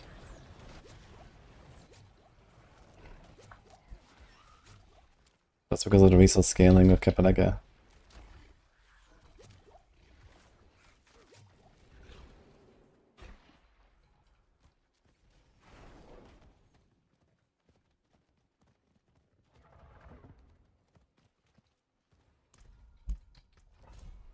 Yeah, monster damage does scale, but very little. Like, it's pretty irrelevant.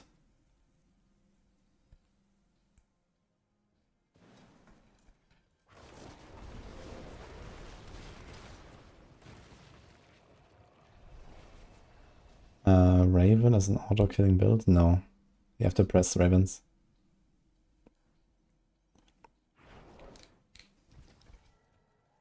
I wouldn't recommend to play Razor Wings at first 60. You at very least need the Razor Wing charge tempers.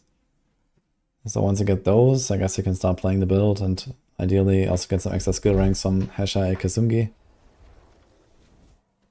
And then it feels good.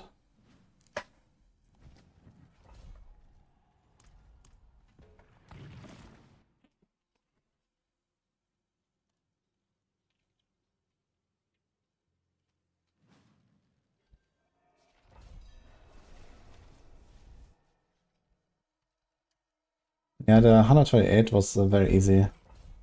Like 128 will not take long, I think. If we just like get one decent boss at some point.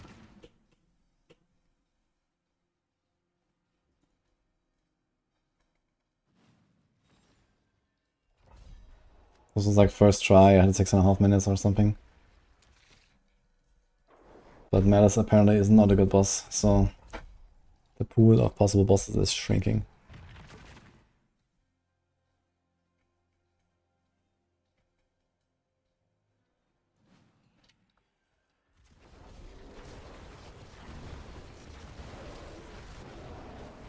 Okay, we got demons again, and werewolves. So we had this earlier. Let's see it.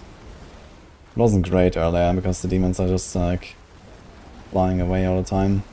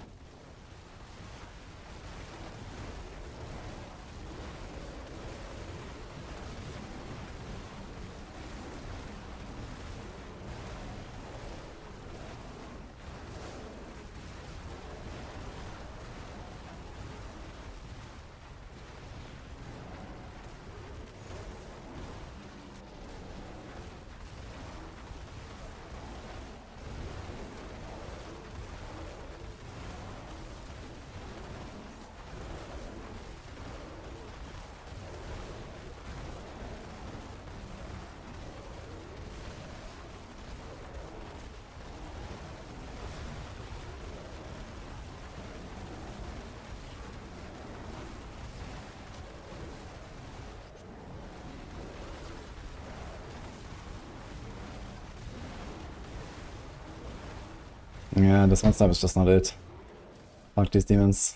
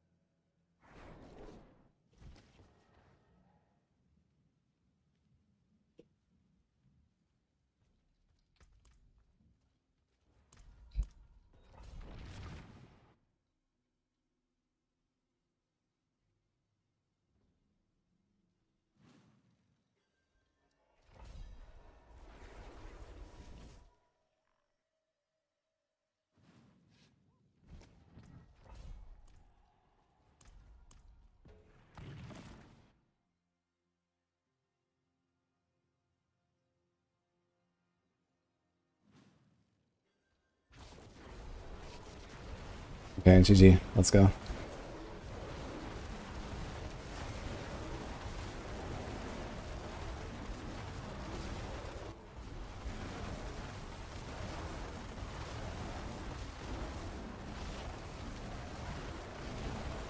To make sure we don't lag out and die here. So it's gonna be a relatively safe clear.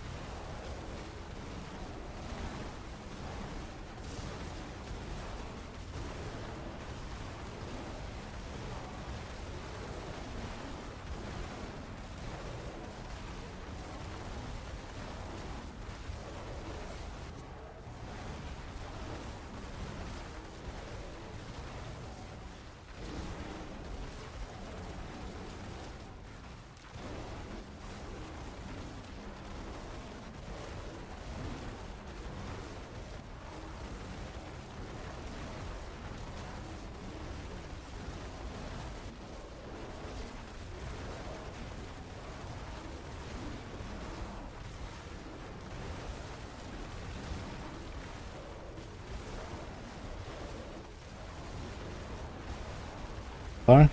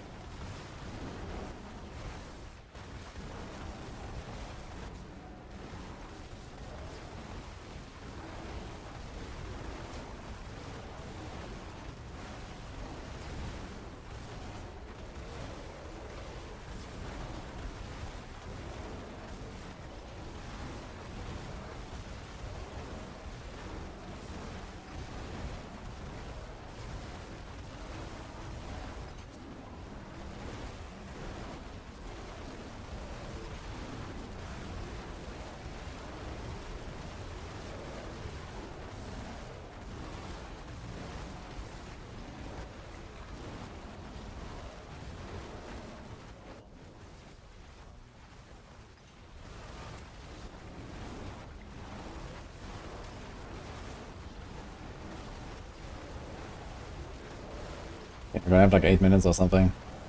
That should be a pretty safe kill. Unless we get a really bad boss.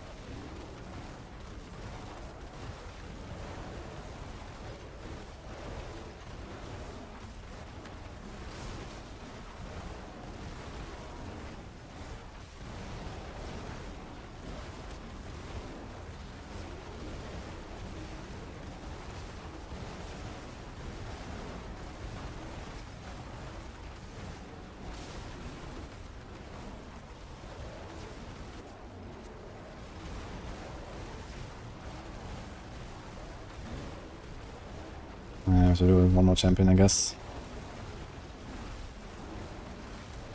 No way around it now.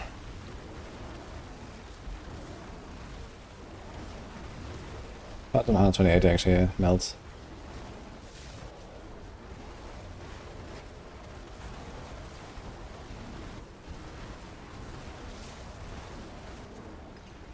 Okay, 8 minutes, let's go. Oh, I knew it, man. Okay, I'm trying it. Fuck it. It's 8 minutes. It's probably the worst boss though.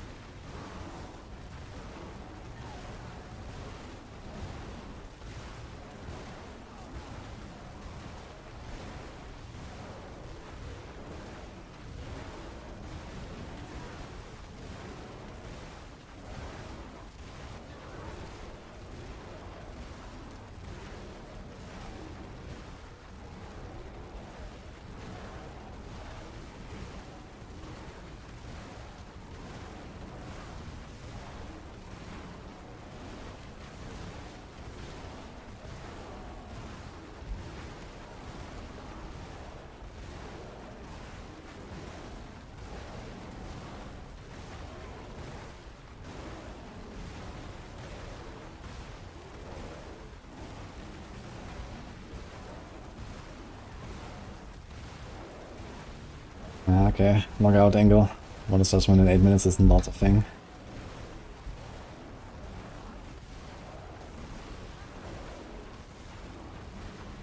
Even with Crux procs coming in now. Plus 2 minutes for 20. It could be close.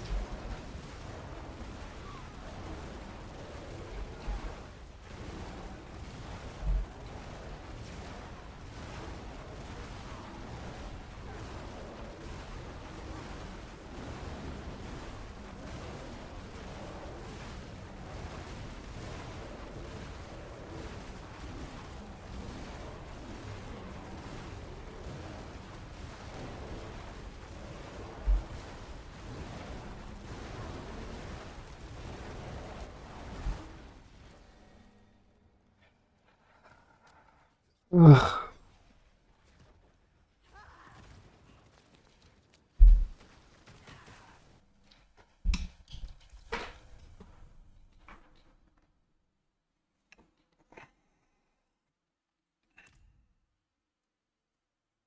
Is there a god build this season like Blood Wave last season? Blood Wave last season? Did I miss something? But no, everything's OP this season.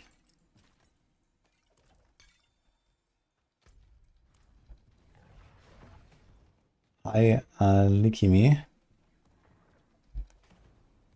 Got a character at 60, I have difficulty doing any content.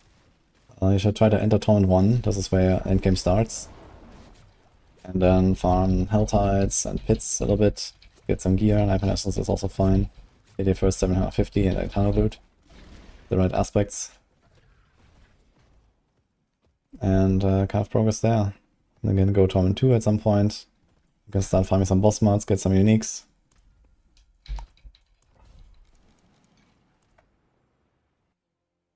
Restart for new boss RNG. Yeah. We kinda had them all now. Sliver is still missing from the bad bosses. No Spirit Caller, no Scourge, and no Sea Hack. Oof. Yeah, dude, I think I was gonna do the 128 and that's it. Like this 129, this is not happening, man. I mean, okay, it's a 1 in 11 to get the best boss, which maybe Sea Hack or maybe Scourge. Maybe both of them are fine. I don't know. I haven't seen one of them. But I don't want to like sit here all night and just fish 129s. So I'm gonna do 128, that should be pretty fast, probably like within an hour. And then I'm gonna leave it there.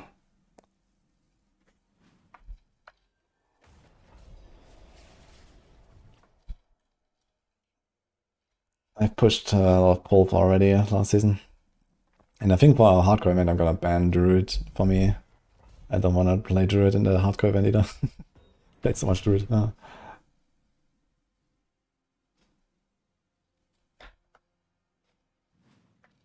be interesting.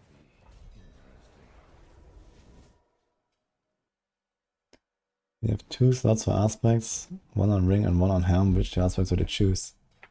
Wait, what happened to your neck? And your weapon? For crushing hands on the helm. I don't know, I can put like one of the defensive ones there if you want to live better. Like layered wards. Or I can put like armor there for unyielding hit scaling. So that could be like Juggernaut or Disobedience most likely.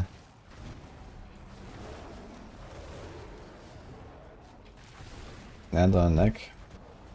I guess that would be unyielding or unrelenting.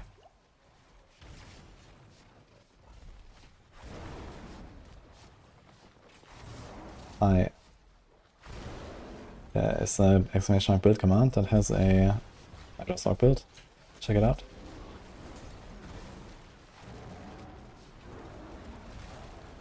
Just imprint something else on your item. Bcat.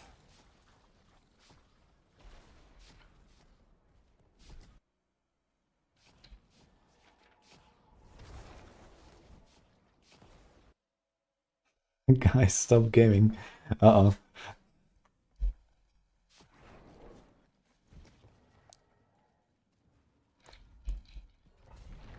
I know what chats you are usually in that have more chatting going on, but I don't want to be there.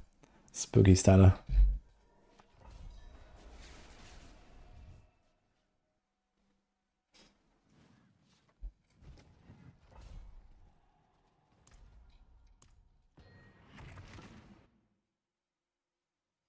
Is Barb the best pair with Jar?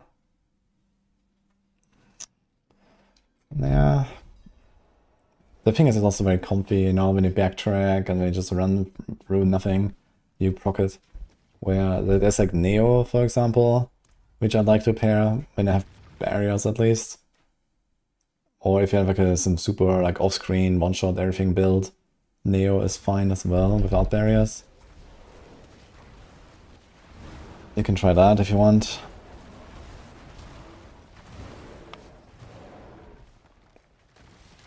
There's also Igni, that's okay.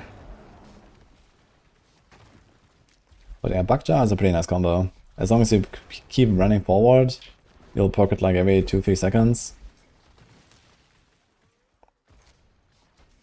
Which is okay. Neo is every 2.5 seconds, for example, if you never lose it. So that's not really faster.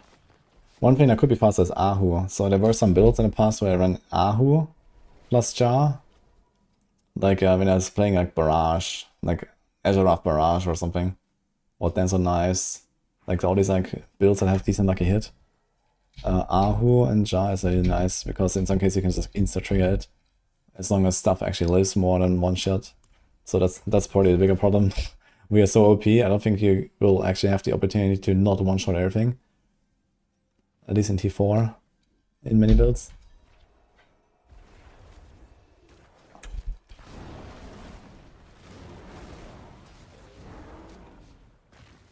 Yeah, I'm still pushing, but I'm gonna take a shortcut now. I'm doing 128, not 129. Like, this boss fishing is just so disheartening, I gotta say. Like, the push is generally fun, but every time you walk into the boss room, it's just like, okay, now I have a 90% chance to lose. Nice. So, I don't know, man, this is just scuffed.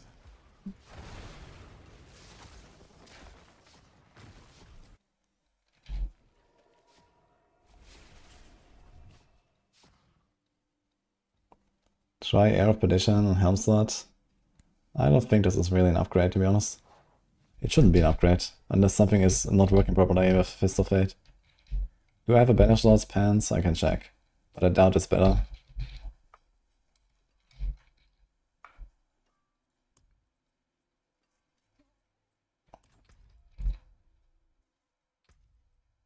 Rip my potions, man.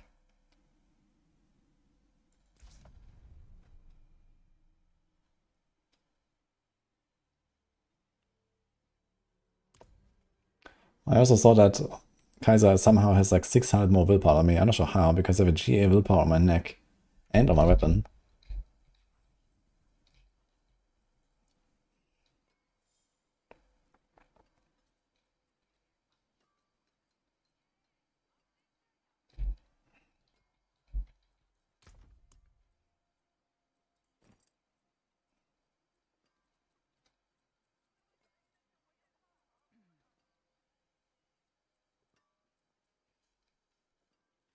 Now, am I better off maybe dropping the Shroud? That is a more interesting question. I do have enough toughness. I could get away without the Shroud in terms of survivability. That is something, maybe.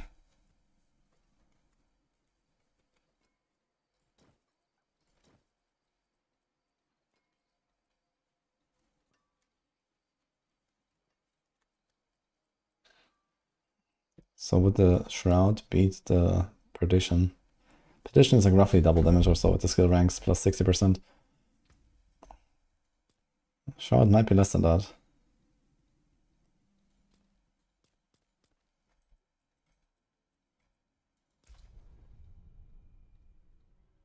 I don't have a GA will rotten.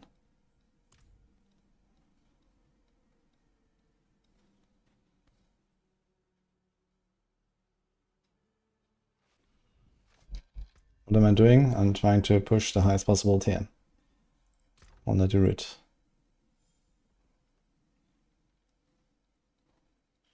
Okay, is a GA cause skill banished?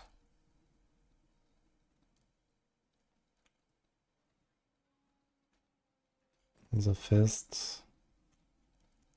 What about a Crown of Lucian? That is 90%. And a lot of resource cost, which might be a bit of a struggle on the boss. It doesn't have much else going for it.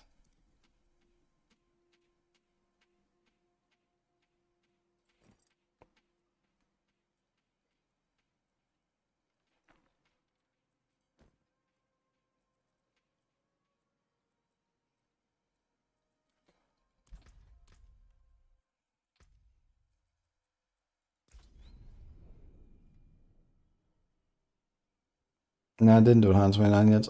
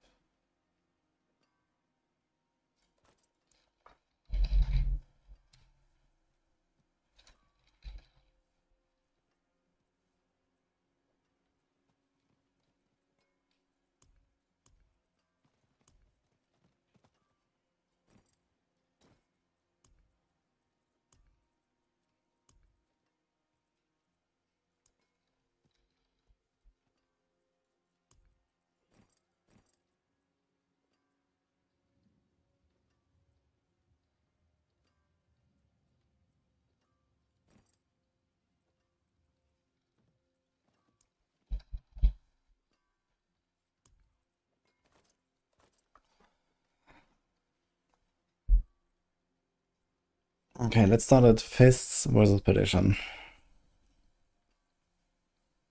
80%, 60%. No ranks, 6 ranks.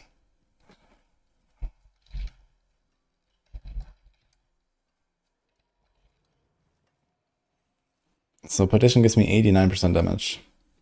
And Fist gives me 80 from the effect itself. And then all the other stuff. And all the other stuff is easily more than 10% more damage. Because just the Vuln proc itself means I have a willpower roll on my ring or something.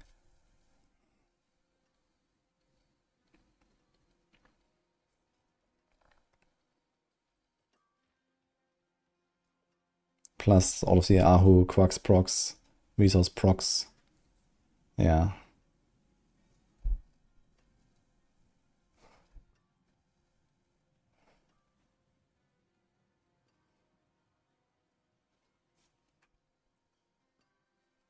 We can't really give up this aspect.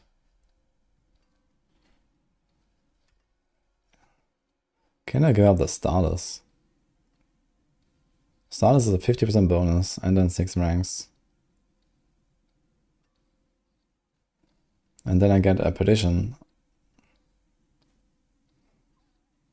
which is 6 ranks and 60% bonus. But it also loses the attack speed, the lucky hit, and the res. So I have to put a ring there that has attack speed, will, res to make up for this. And then now we can't actually do this because we need to put use on horror somewhere. And this has to be on the left side. So we can't do this. So a normal glove is the way.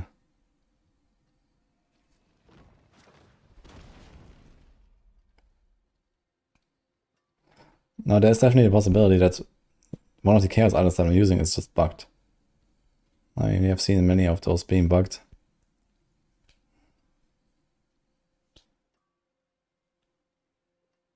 But I think by now we would have noticed that.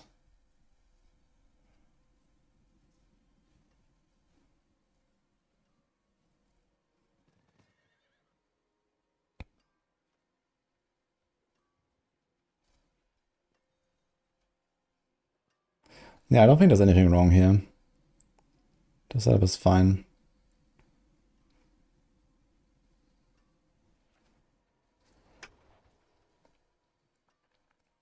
Like, this is just a better Perdition.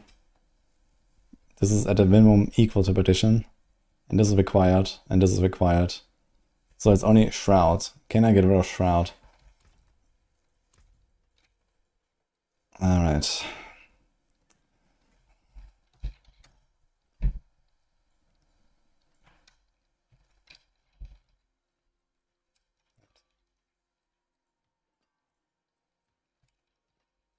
Say 1% for this.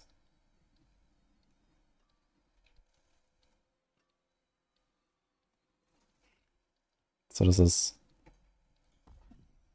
9 and 9, 18, 24. Let's say 5% for this.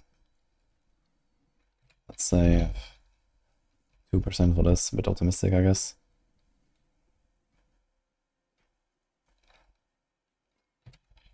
Let's say 3% for this.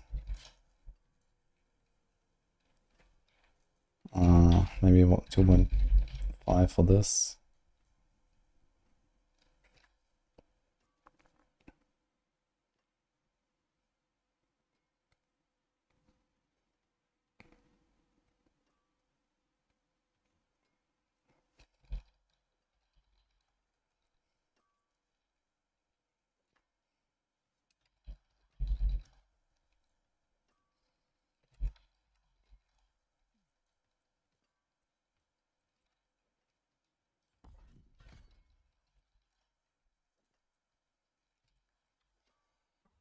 Very much damage, actually. I will be significantly squishier, though.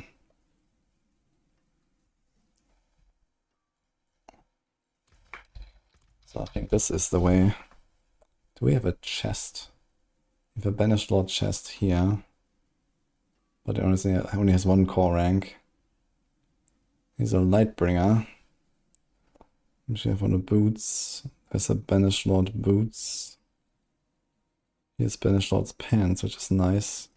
But we don't really have like a great replacement for the fists, I guess. We don't even have a fist chest, it seems.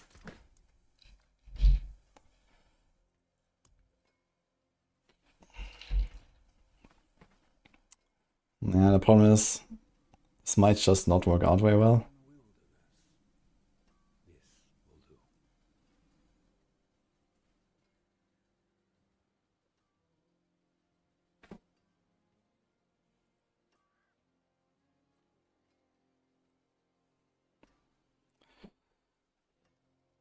We lose the resource gen, but I think we can get away without it. We have double resource gen tempers, and we have a big Fist of Fate. How much life total is 51, 40, so this is 20. And then we lose 1, 2.5, 3.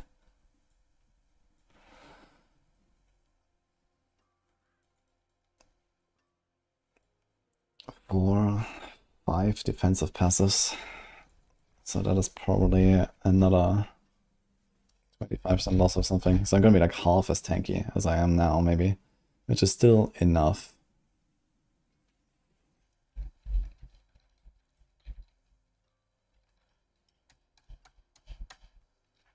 Yeah, 2/3 is tanky maybe. Also, I forgot Envenom and Toxic Claws earlier, by the way. So we had something like this or so. So how much is that? It's like 6. And then this is 3. So it's 45% damage. It would still be quite a lot more damage, I guess, going with no Shroud. But you're gonna be squished, I think. Also, what do we lose here?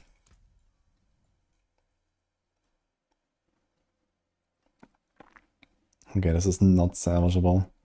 This one is. This is probably fine.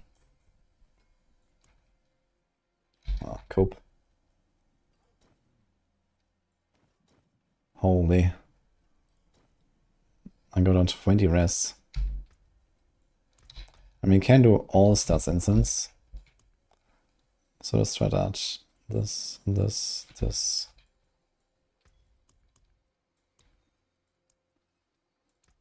Abundant quantity indeed. Okay, no way.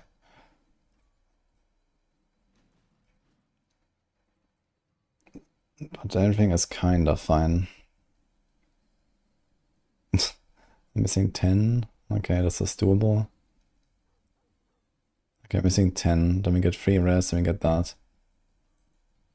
And then there's the small res node here. And there's this cluster maybe.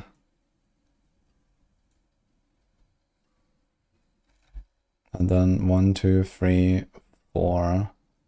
This is 6% we can get, 9% we can get pretty easily.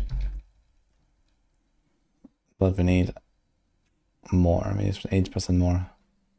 10% more actually. So we have to get this done. Also my willpower goes down by...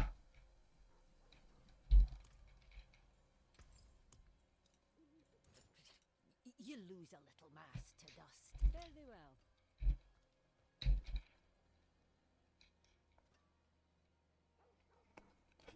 Yeah. 77, that's not exactly accurate, but it's another 13. Do you have the other calculator? What was that again?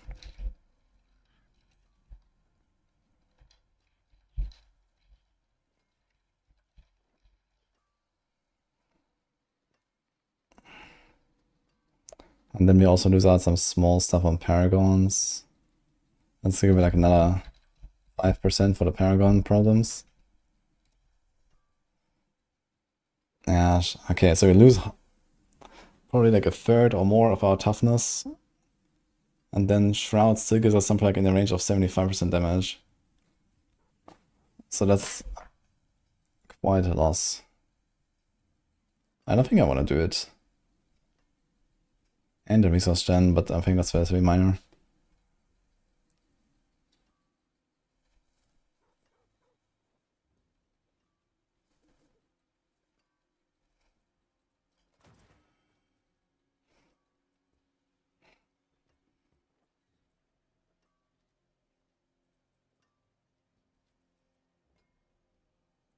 Yeah.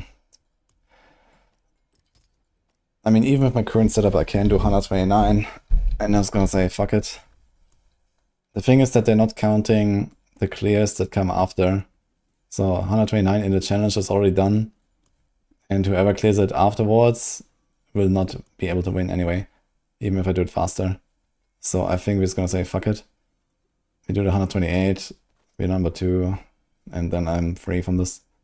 Because this is getting out of hand. I don't want to like masterwork everything now and then potentially just end up with worse setup anyway.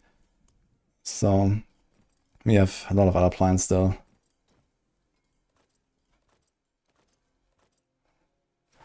I think that's a wiser choice. I don't even have my fucking aspects max, man. Before I do all this bullshit, I should be farming aspects. Yeah, 152, dude. 110.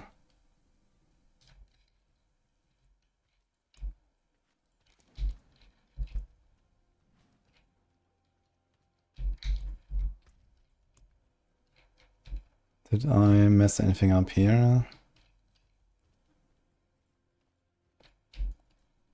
Yeah, but I guess theoretically the highest damage setup would be to drop Shroud. And then you have Perdition, Fists, Lightbringer, normal glove of yours on Horror, and Banished Lords.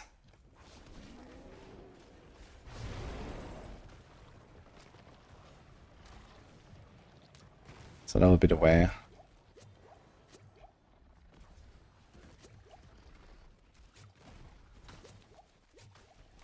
But you're gonna be very squished then, I think.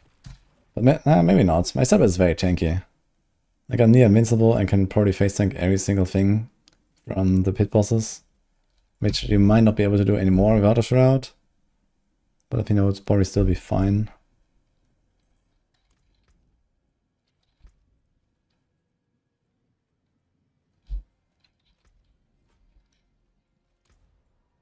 Would be an interesting softcore strat for sure.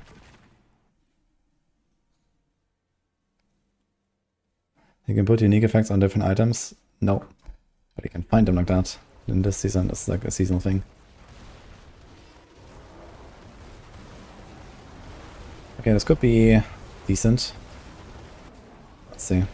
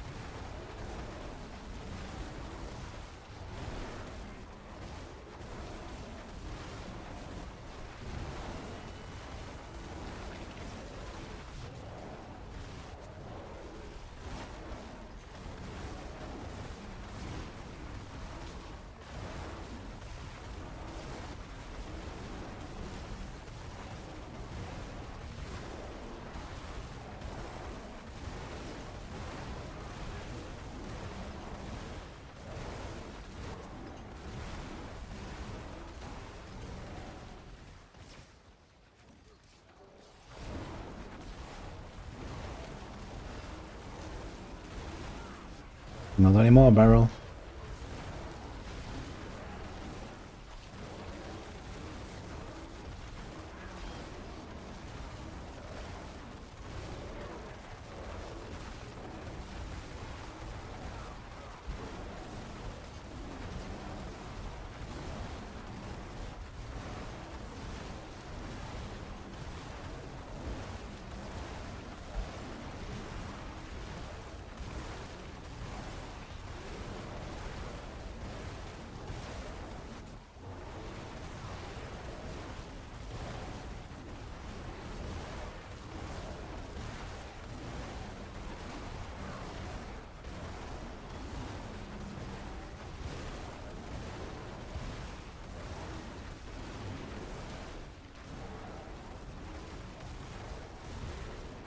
I'm not playing D2R now.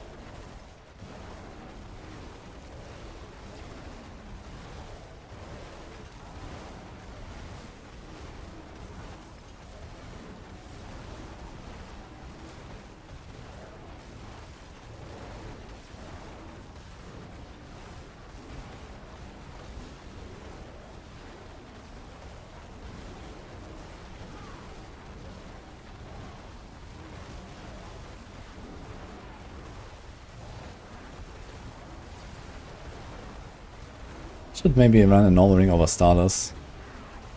Because they don't really need the resource. And changing Zen is 65, and starters is 50.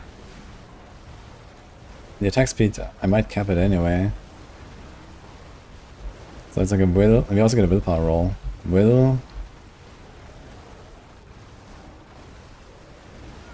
Will attack speed and life roll, rest roll actually. On a normal ring. And you get another damage temper. I should try that actually. We don't need a crit, we don't need like a hit very much. Oh, wait, I forgot the core ranks. Okay, core ranks, I think starters might win.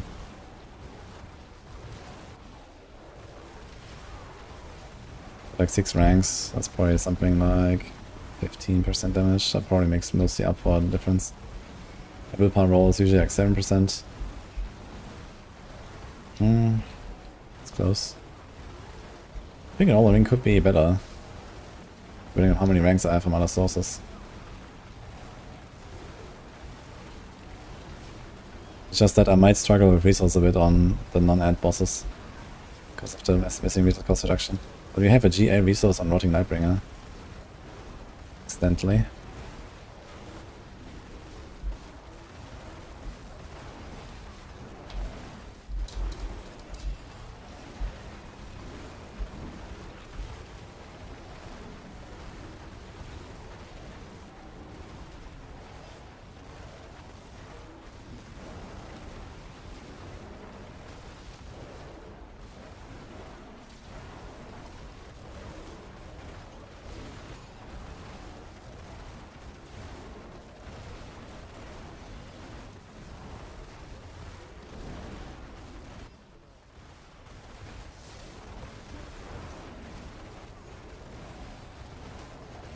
Good run.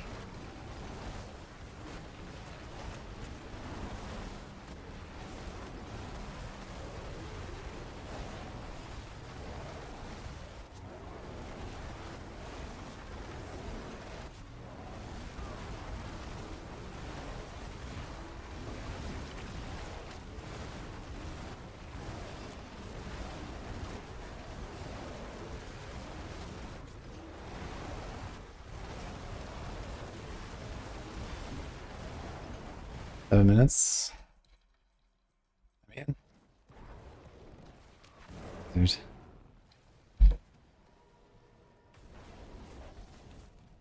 Try shockwave secret tech on that ring. Yeah, I'm not sure about the shockwave.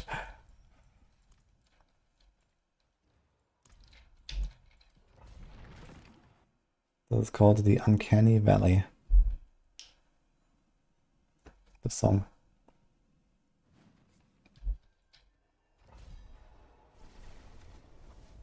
The shield is on the rune, Eric.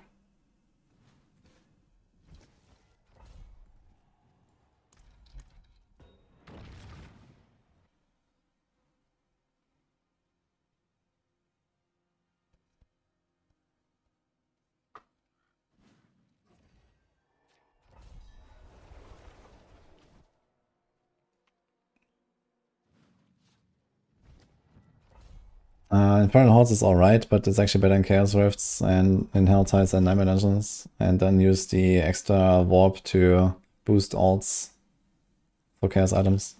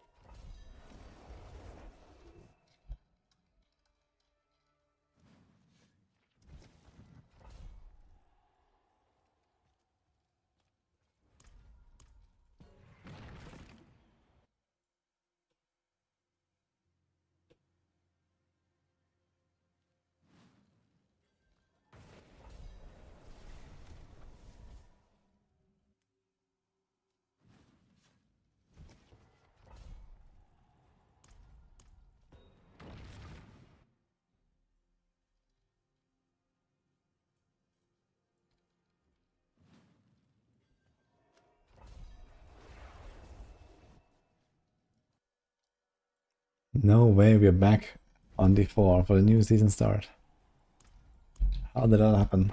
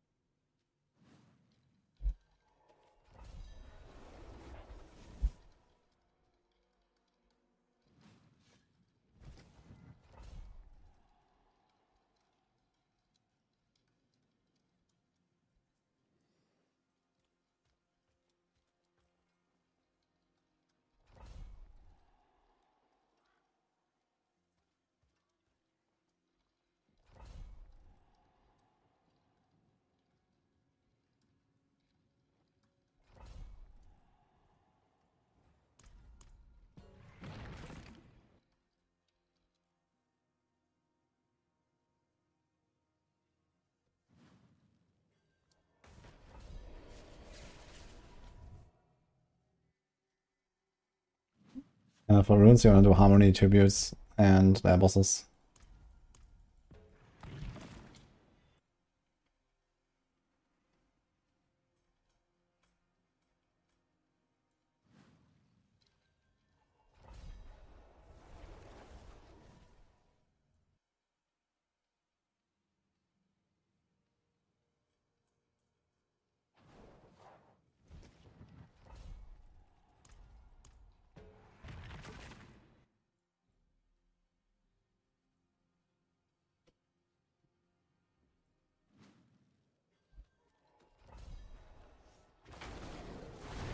Try this.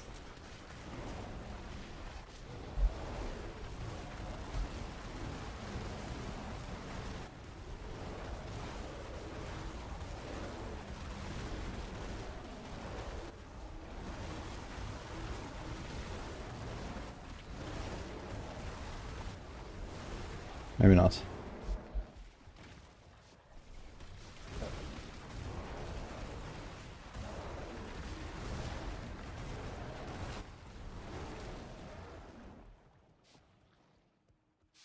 Glyphs. Yeah, glyphs are kind of like everywhere. It doesn't take long to get them.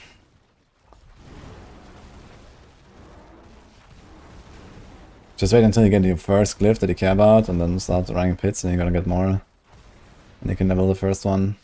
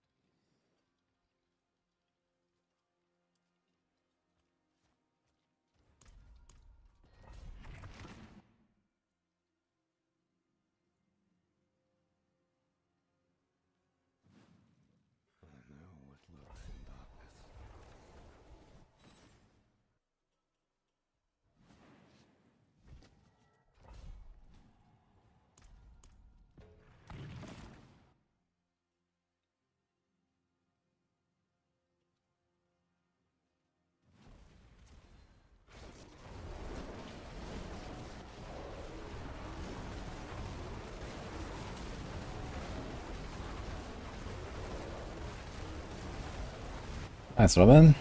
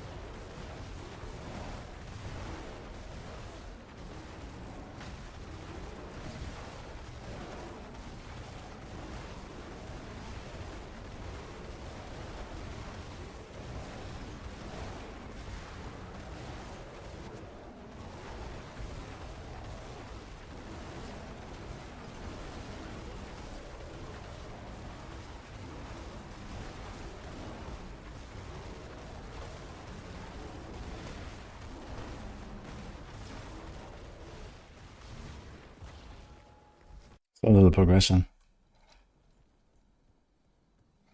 Okay, F. Hi, look awake. Doing good, and you?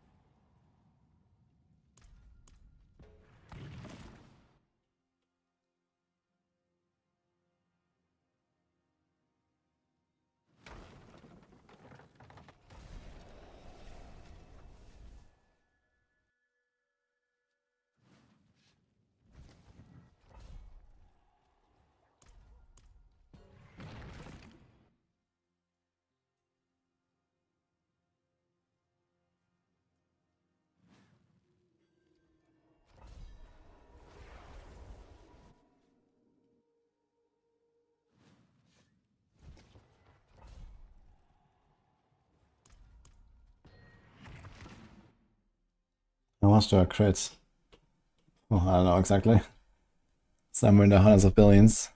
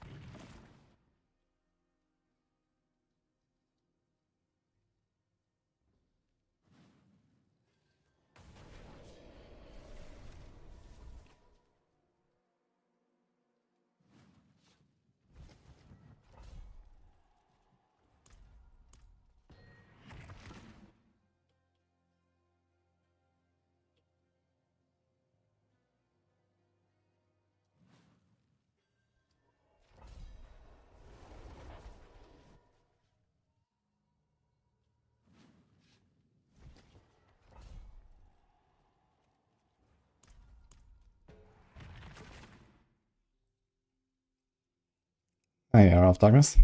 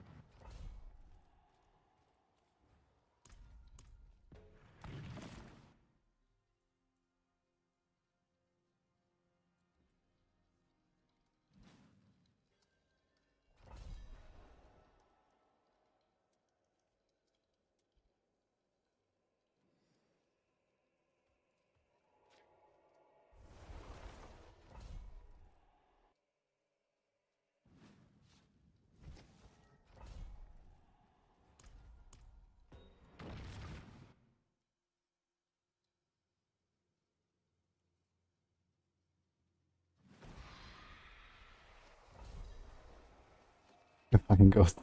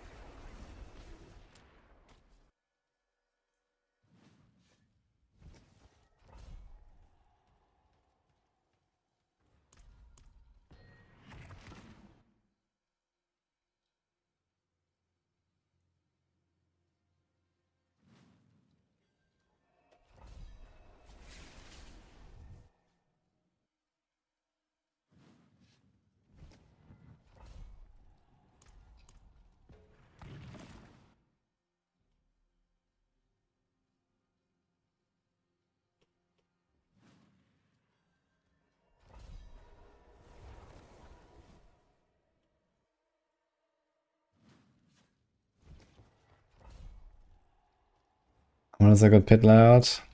And the best one for pushing is usually the desert map, or the Hunt to Cliffs map, basically. I'm also going for that right now. I'm going through some posts and stuff. He got 7 characters and got a polearm and the shrine weapon. Dude, I also got a shrine weapon so many times. And the fucking Starless Skies ring, man. I think I crafted like 5 or 6 of the Starless Skies. It's actually insane.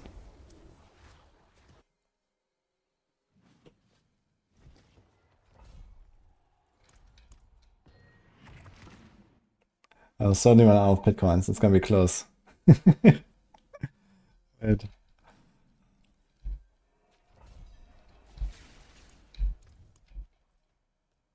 Only 8,000 left. Uh-oh.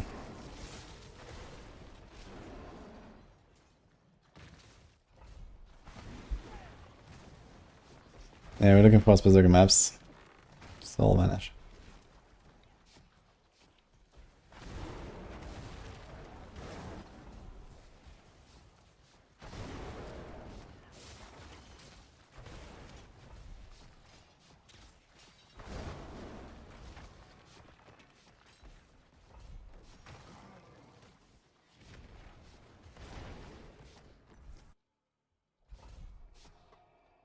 I'll be a bee real quick. Give me a few minutes.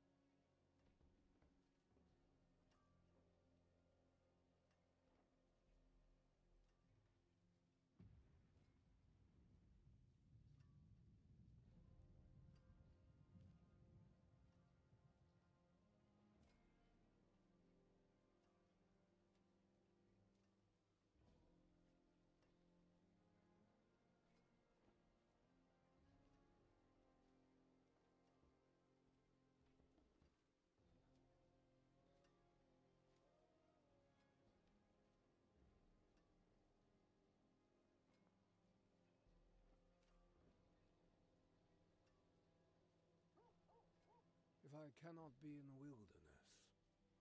This will do.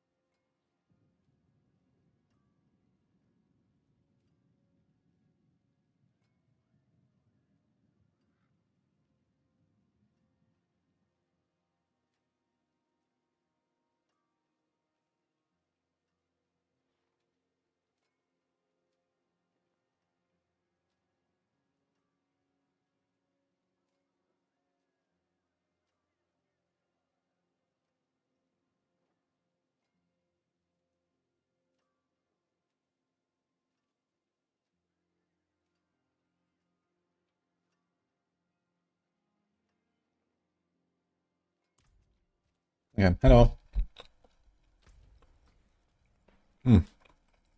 Yeah, but whisper. Okay, we have to do it now, guys. Now or never.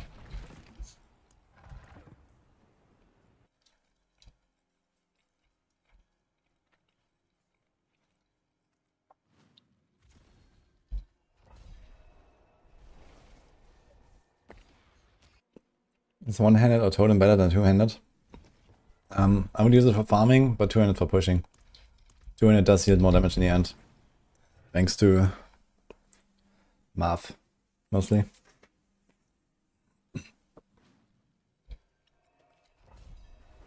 Why is Aspect of Companions backlisted? Because there was a bug that gave it infinite damage with Poison Creeper. You have to use something else now. Is my polarized build stronger than Boiler's? Doesn't seem so, but I haven't looked at Boiler's gear. I think at the very minimum mine is a lot tankier while having pretty similar damage. But it could be that the other sub is actually more damage.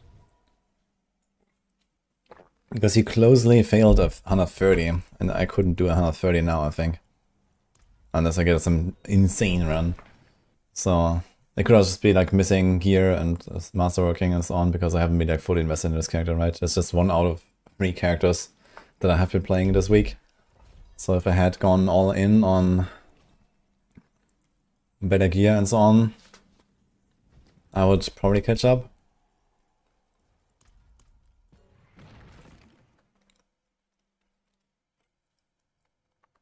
Now this app is very comfy, while, you know, doing basically the same tier, so.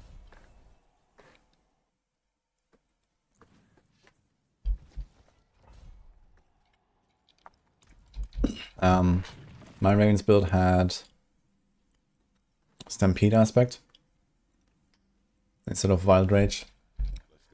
You can check the plan in the description, okay.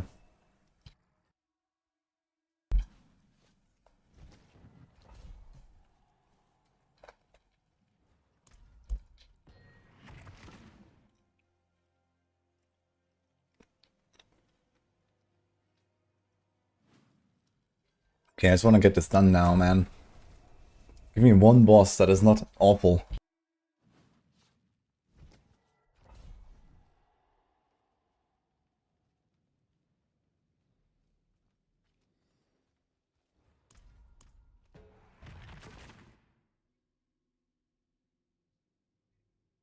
It's really kind of the problem with D4 pushing versus D3 pushing. Like, all the runs kind of feel the same, because there's like nothing going on in the run, right? It's just like, okay, you do the same thing. You do that properly, okay. But in D3 there's always like a lot more exciting moments, right? You can find the Condi, you can find the shield, you find the power. You have like 4 elite packs at once. You know, stuff like that, right? You go through a lot more maps sometimes. And here, like, every run just kind of feels the same. Then you walk into the boss room and you leave. Because 90% of the bosses are just unkillable. And in D3 it's like the opposite. You know, there's like, yeah, almost every single boss is fine. Some of them are a bit better than others. Okay, 1 or 2 of them really suck, like Choker and whatever. But here's like completely reverse, man. Here's like every boss sucks, but this 1 or 2 maybe. So just do like the same thing like 10 or 20 times until you finally get the boss, and then you got it. It's kind of an issue, man.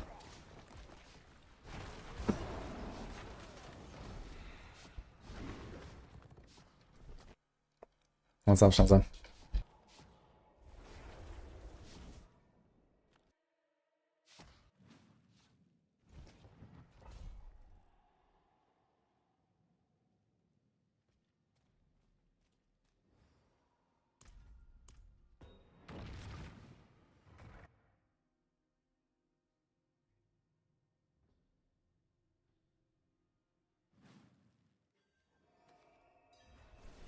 No, Kaiser 129 is sick, by the way. Do you have that recorded or something?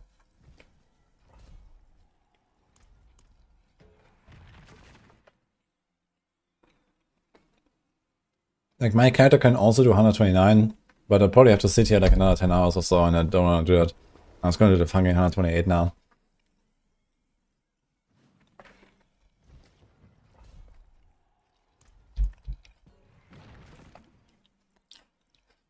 Okay, 15 tries. I mean, actually 15 runs or 15 opens.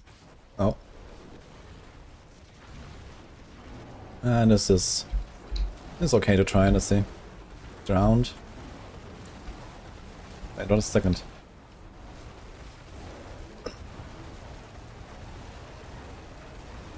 Just drowned. Oh.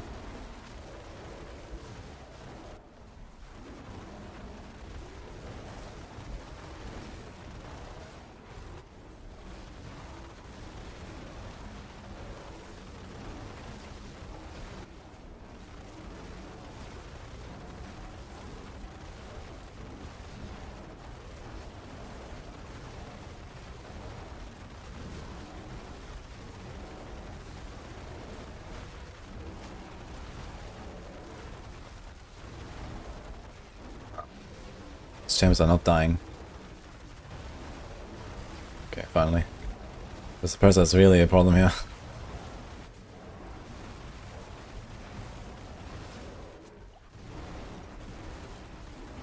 Yeah, I'd like to see the run itself. Which boss did you have? And how long did it take?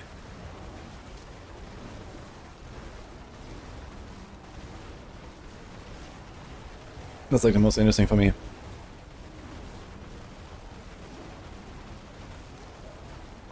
I mean, the setup, I understand that from the screenshot, so that's fine.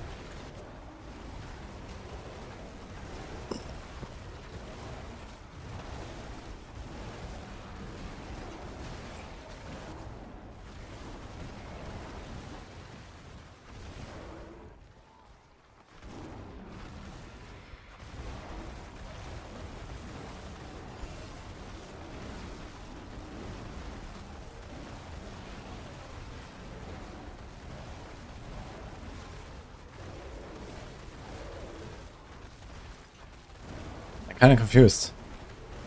This is only a drown monster set. What is the second?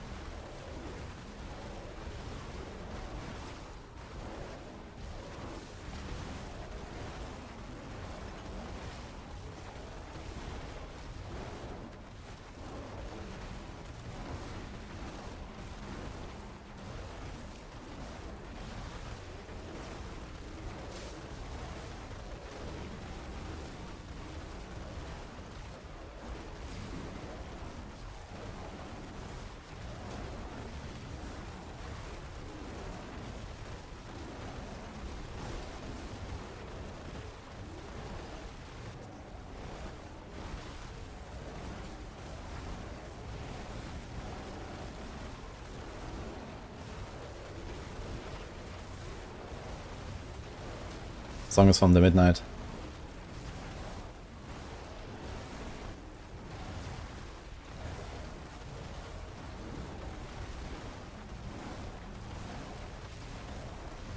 Hive Master, 6 minutes.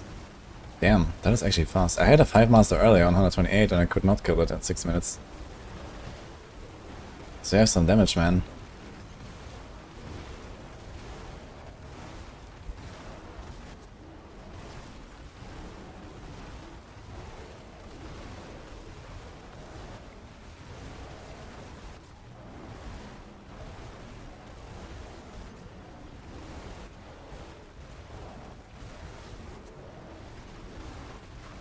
I'm seriously starting to wonder if one of my items is not working properly from the chaos items. I should test it maybe.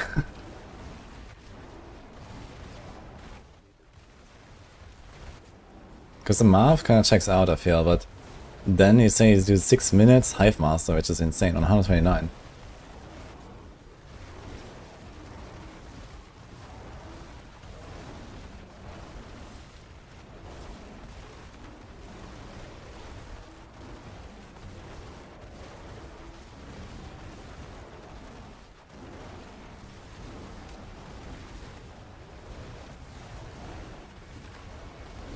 Yeah, I couldn't find the aspects. I've been trying trade chat, but no one is selling aspects for some reason. It's crazy. I feel like people don't save them just to sell them, and also people don't buy them. Like, there were a few times when I sold like a perfect annealing or perfect redirected force and stuff like that. But every time I try to advertise perfect aspects, no one buys them. And I tried like for 3 days now to buy aspects, and also no one was selling them. So unlucky.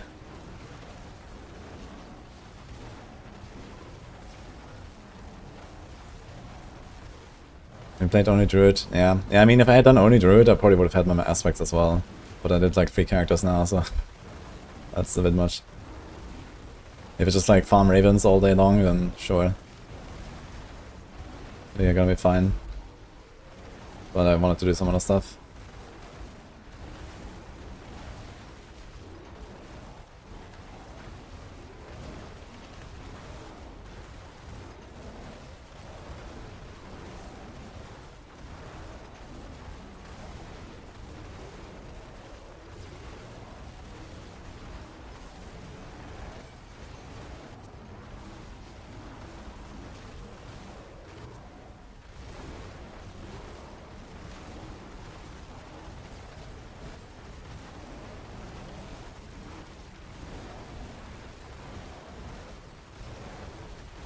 This looks pretty decent here. We're gonna have like maybe 7 plus.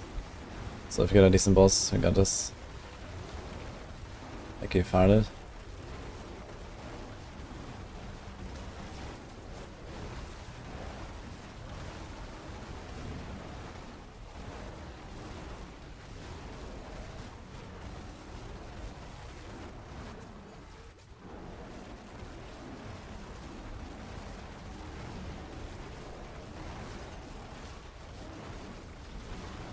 Kind of funny how the First Infected still drains your resources even when you have 100% crit.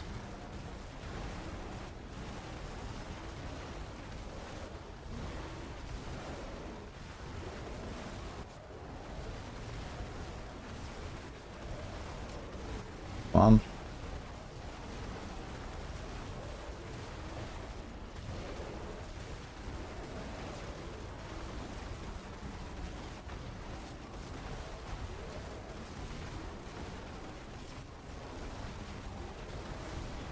This might not be enough without the stuff on the left.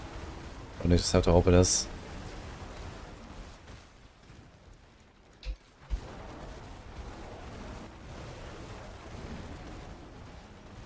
And the exit is on the complete opposite side. So just hope for the best now.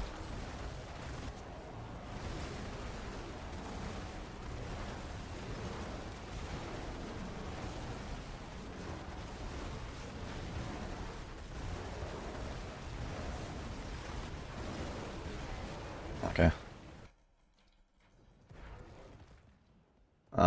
Okay. Let's try. Maybe. He's relatively large, but single target, so...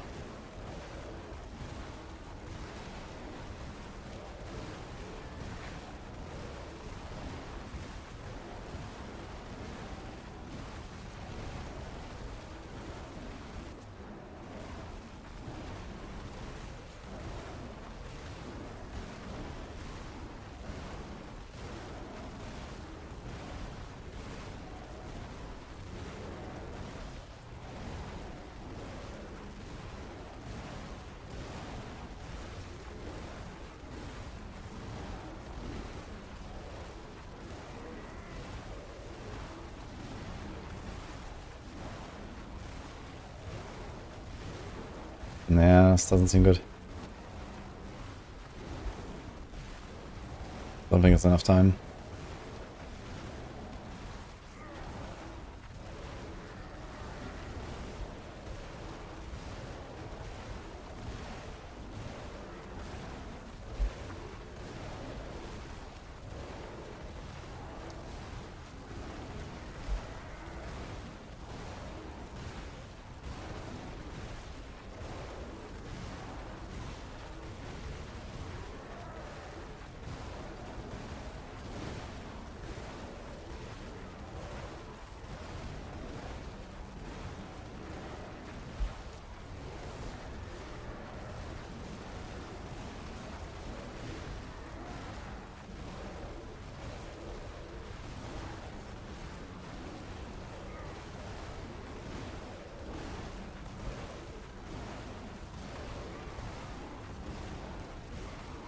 Yeah, so it's 2 minutes. And we got like 20%.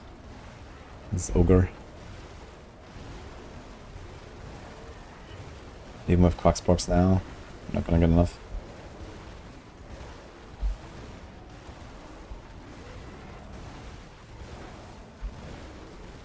I mean, it does speed up slightly thanks to Quacks and survival instincts.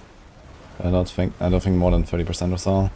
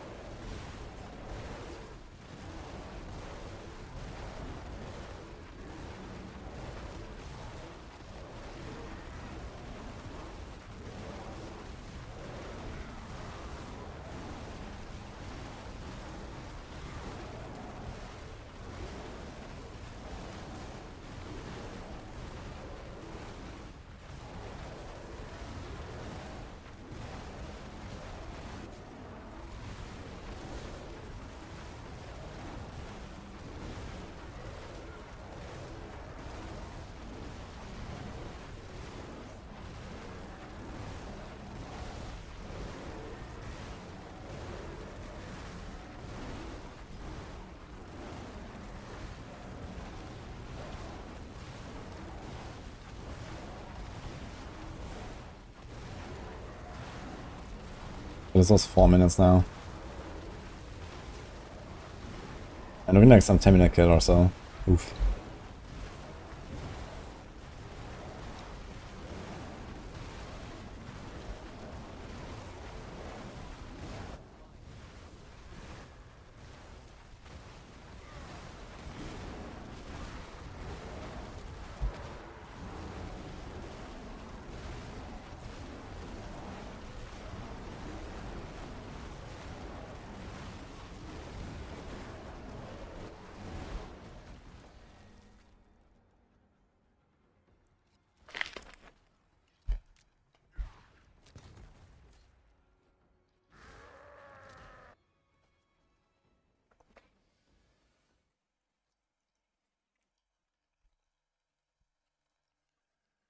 Yeah, that's able the aspect funky.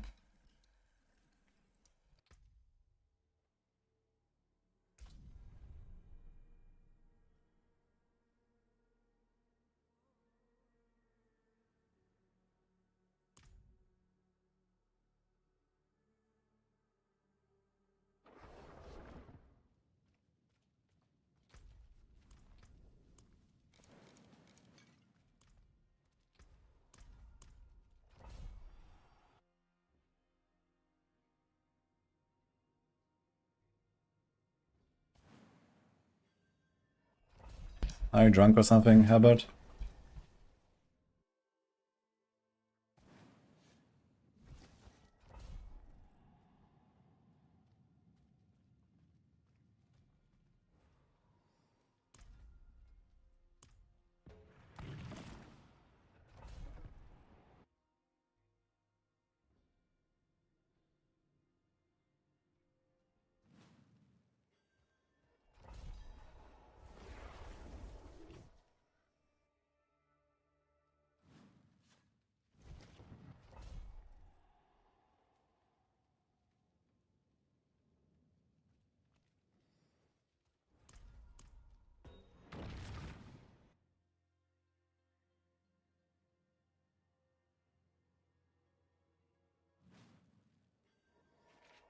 Yeah, they're bug fixing the Wild Rage aspect.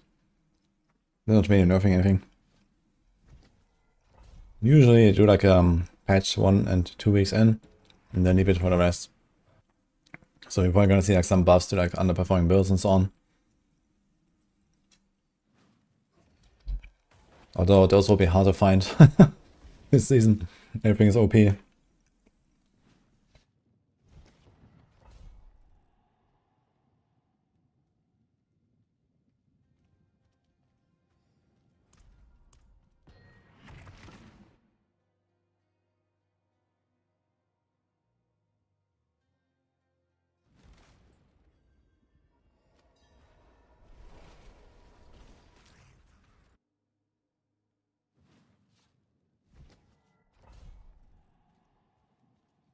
What's wrong with Hurricane?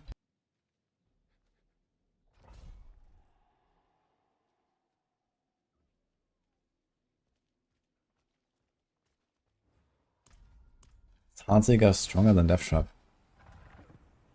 But I mean, there's like this Open Maker dual basic build with Heartseeker and Forceful Arrow. That definitely pushes higher than anything on Rogue, it seems. I mean, as an overall build, just the pure Heartseeker stuff, I think it's probably pretty comparable to Death Trap. Maybe Death Trap goes a little bit faster when you have like fully set up, because you kind of just like fly, permadeath, and so on. And Heartseeker, I'm not sure if we can do that fast runs, but... Okay, this is Vampires and Khazra. Kinda crappy combo. I'll just try it anyway.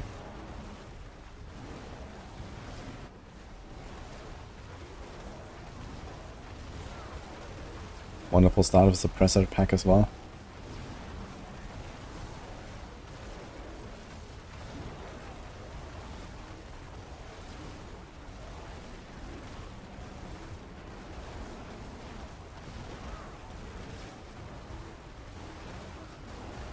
Shit, we have 10 potions. Uh oh. Got that part.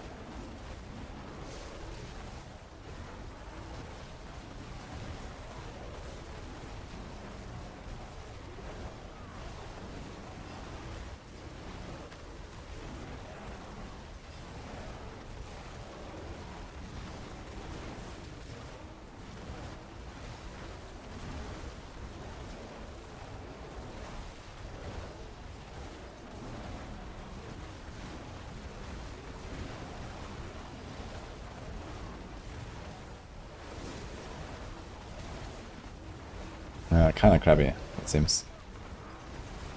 But we are making progress now.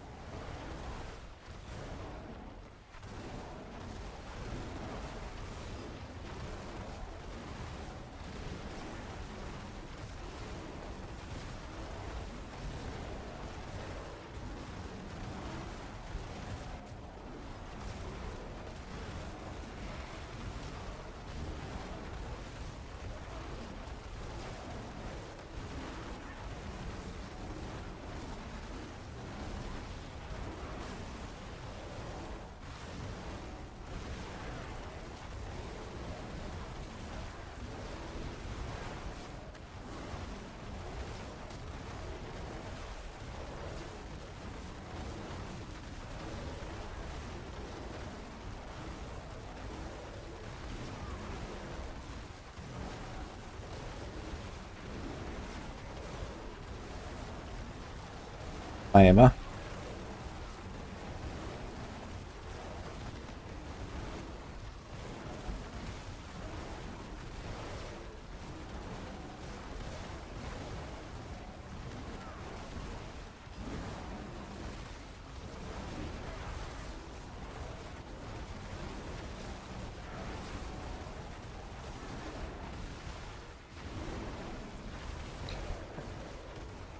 Yeah, could be better, but it's working.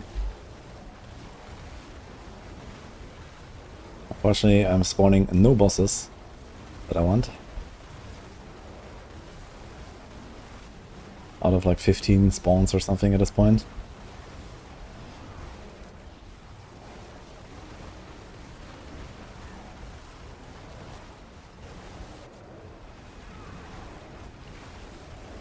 I never have a feeling that one of my chaos items might not be working properly. Because my mouth says I should be fine. But somehow I'm not fine. So I'm surprised.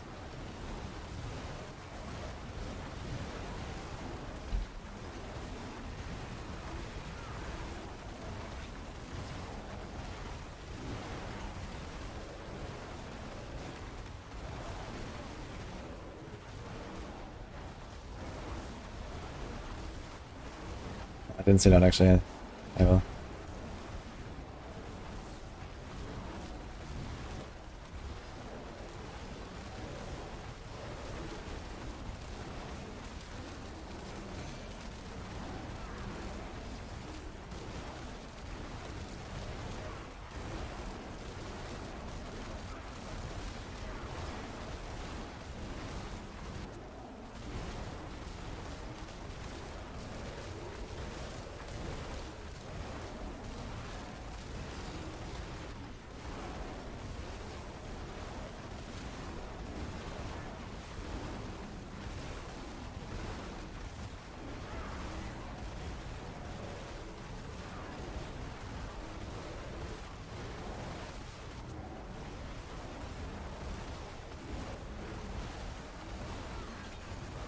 Okay, it's gonna be like 7 minutes-ish. Okay.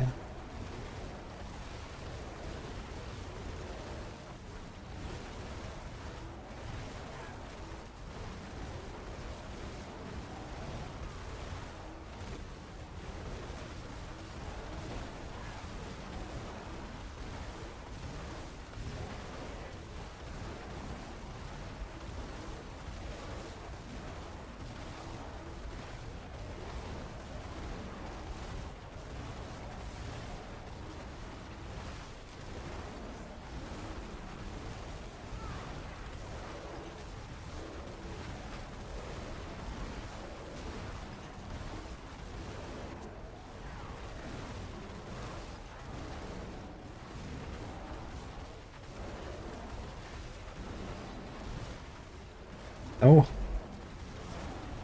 No.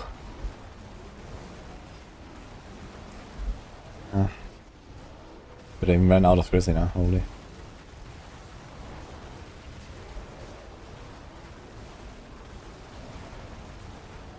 Okay, it's gonna be like 6. Let's see.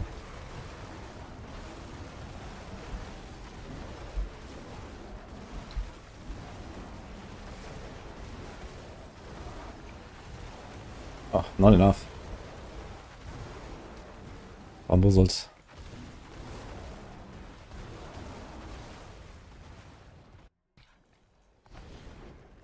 Bramble.